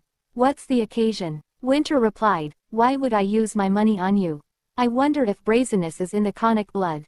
Winter looked ready to grab the man by the collar. He dashed away in fright. He proceeded to bang at the bell hanging to one side. "Mr. Winter is buying us ishing." "What? Really?" the guest muttered. "Thanks, Winter." Everyone began moving about gleefully, and Violet got up as well, confused as to what was going on.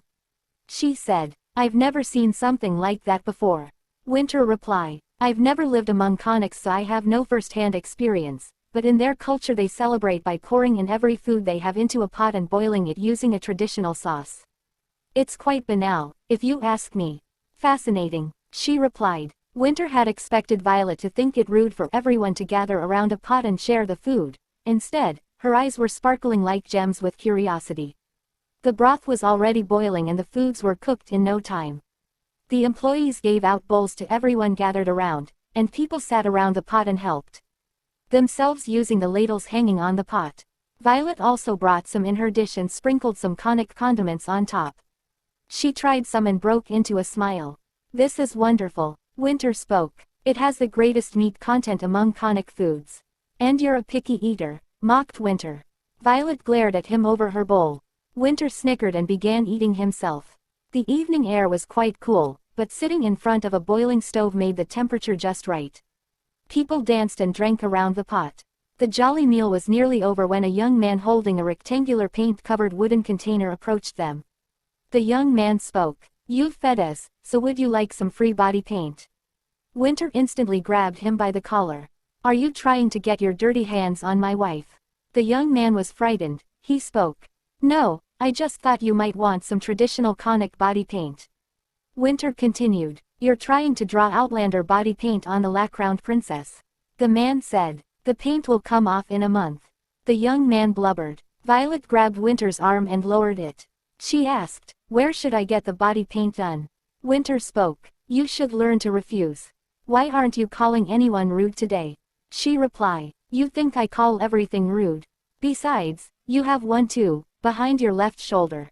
Winter tutted. Violet pointed to her left shoulder. "Please draw one here." "Yes miss, it won't take long." The young man put down his wooden box and took out a pen with bluish-black ink. He carefully drew onto Violet's shoulder while she remained seated in her chair. A unique conic pattern of flowers and snakes trailed across both her shoulders.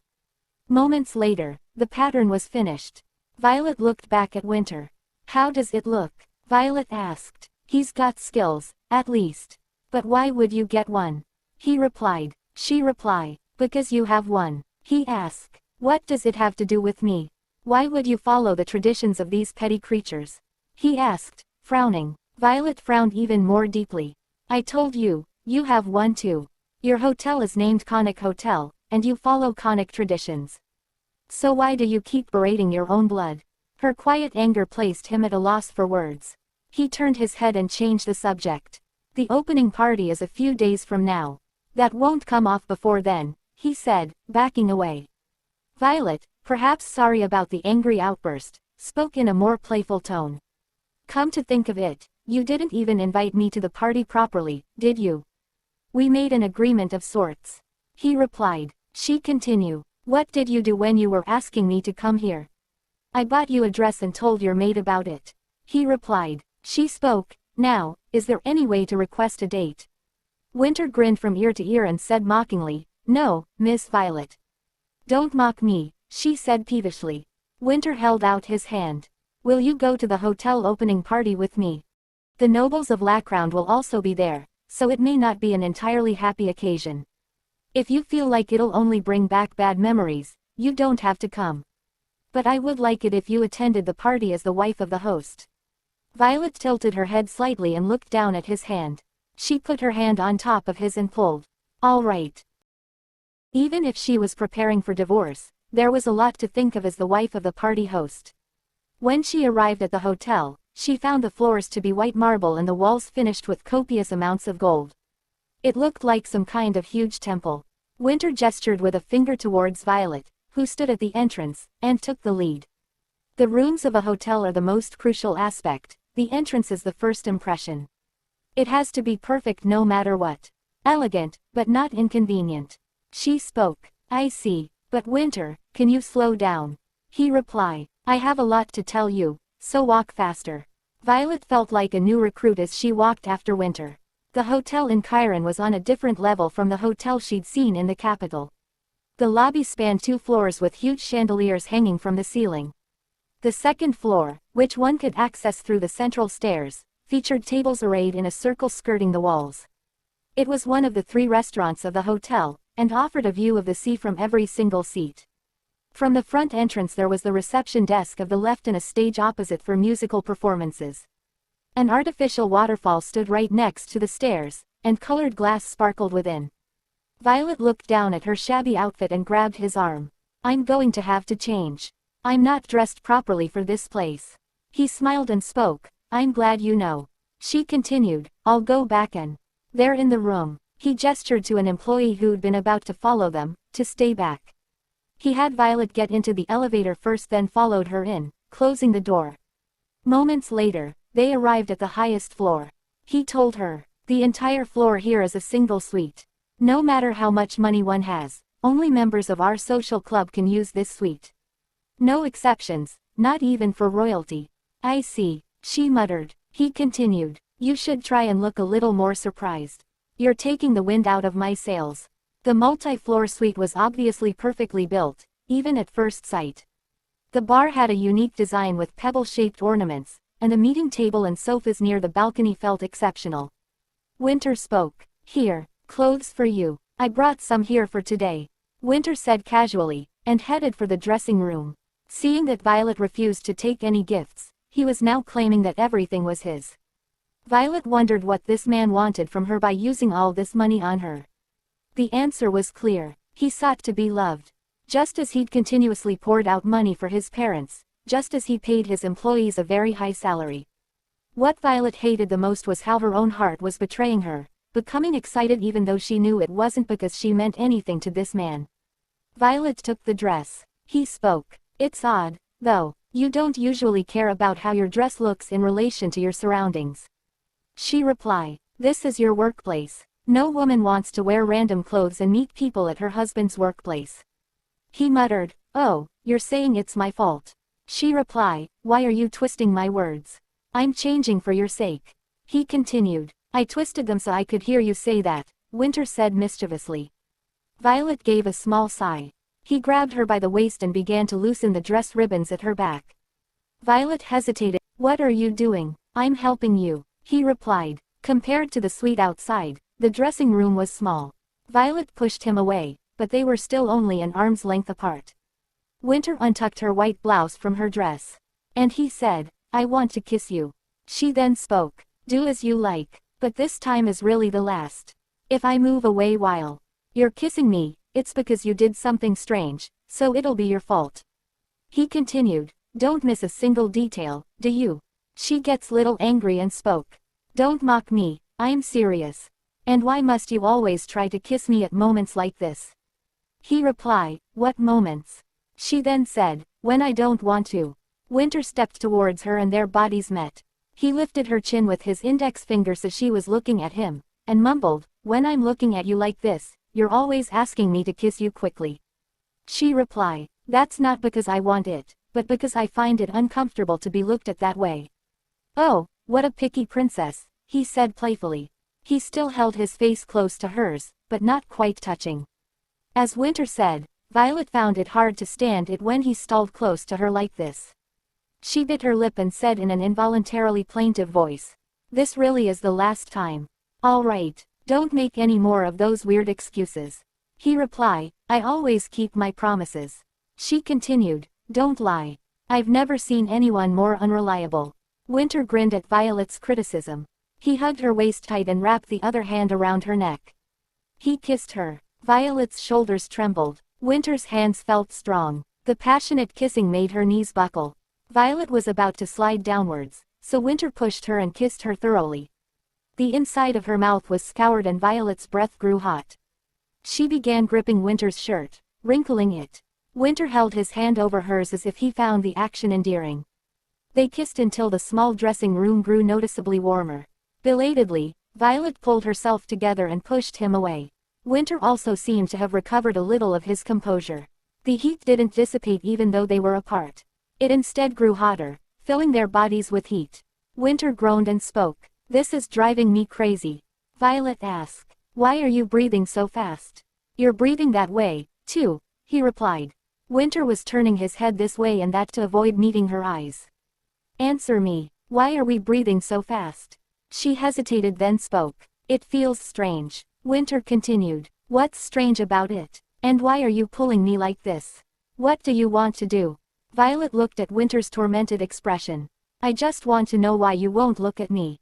Winter spoke gravely as if this was a life and death situation. "We're still a married couple." "Yes," she replied. He continued, "And the look on your face tells me you'd very much like to take me to bed." "Don't lie," she spoke. "I'm serious. I get that look a lot from women." Violet frowned and glared at him.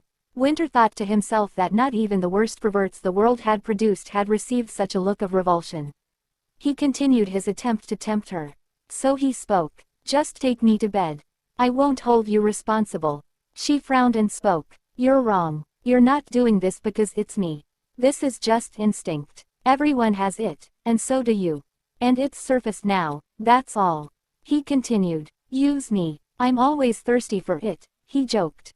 Violet didn't respond. She was considering whether this feeling of her chest heaving, this desire to take all Winter's clothes off and touch his entire body was really sexual hunger. She closed her eyes as if giving up and nodded. Winter carried her and walked out of the dressing room.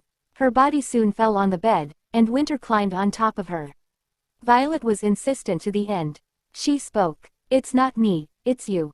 He laughed a bit then spoke, "It's always me, and if you want to think of it that way, go ahead." She asked, "Please turn out the lights." He replied, "They've been out from the start. The room has great lighting. What can I do about it?" After a while then she spoke, "Well then we can wait until evening." He frowned, "It's too late. You agreed to this." She said, "Don't walk over my words. Wait, what are you doing? This is not allowed by House Lawrence." Winter starts kissing her but Violet can't believe what he is doing. He replied, "You hate to be called a princess, don't you? So don't pretend you are one in moments like this." She shouts, "Wait, what?" Violet's voice broke up. Her eyes were filled with consternation, then with pure pleasure. The two came to their senses 5 hours later. Violet, wishing to pretend nothing had happened, took a shower and dressed herself. She moaned as she flopped onto the bed. Winter, on the other hand, was humming as he came back to the bed. Seeing Violet fully dressed, his face was filled with dissatisfaction. He spoke, "Where are you going? Didn't you say you have a lot to show me? Our schedule is a mess because of you." Violet sounded angry. Winter tutted and laid her softly onto the bed. "Don't do anything stupid, and lie down. We can do it tomorrow." She frowned. "How can you do this to me? You didn't hate it, did you?" He replied. She hesitated then replied, "I simply couldn't speak." He then spoke, "Well, why couldn't you?" "It's because you liked it." She cursed him, "You're a scoundrel." He laughed at Violet's naive words. "You can't say anything worse, can you?" She frowned and spoke, "You're arrogant, rude, and a sex addict." She was still in shock, and her best rendition of swearing sounded extremely cute to Winter. It made his head spin. He lay down beside her. He hugged her close and mumbled, "This is it." "What do you mean?" she asked. He continued, "This was the married life I wanted." "What do you mean by this?" Violet asked, embarrassed to have her face buried in his chest. Winter closed his eyes. Being naked, having sex like animals, then sleeping, skin against skin. That sort of thing. Violet's face fell at his words. It came as a shock to her that just as she'd wanted a married life where she could share tea and chat, Winter had also had something he wanted. He'd asked her what kind of couple they'd be if they couldn't even converse without brushing their hair. Her husband had told her what he wanted as well, but she hadn't understood. Regret filled her, and she sat up. When Violet left his arms, Winter looked up at her. "You don't like it?" Perhaps he'd always been paying close attention to her actions. 3 years. Winter had felt like a cold wall to her during those 3 years, but how had he felt about her? Had she seemed to always have her back turned towards him? Like she'd felt about him? Had he thought that she also refused to listen to what he wanted? He asked, "What? Are you crying?" Winter jerked up with surprise. Violet softly wiped her tears away with her palms and smiled. "I felt sorry." He asked, "For what?" She continued, "It was tough for me at times because I didn't understand you, but I've been thinking you probably felt the same. I'm sorry. I knew so little about you. This time I really, truly understand." Winter sat frozen, unable to even reach out to wipe her tears. He stared at Violet's smile. Then finally he wiped her tears and they hugged each other. Thank you for tuning in to watch this season unfold. Your support means the world to us. We're excited to continue the journey with you in the next story. Until then, take care and stay tuned for what's to come.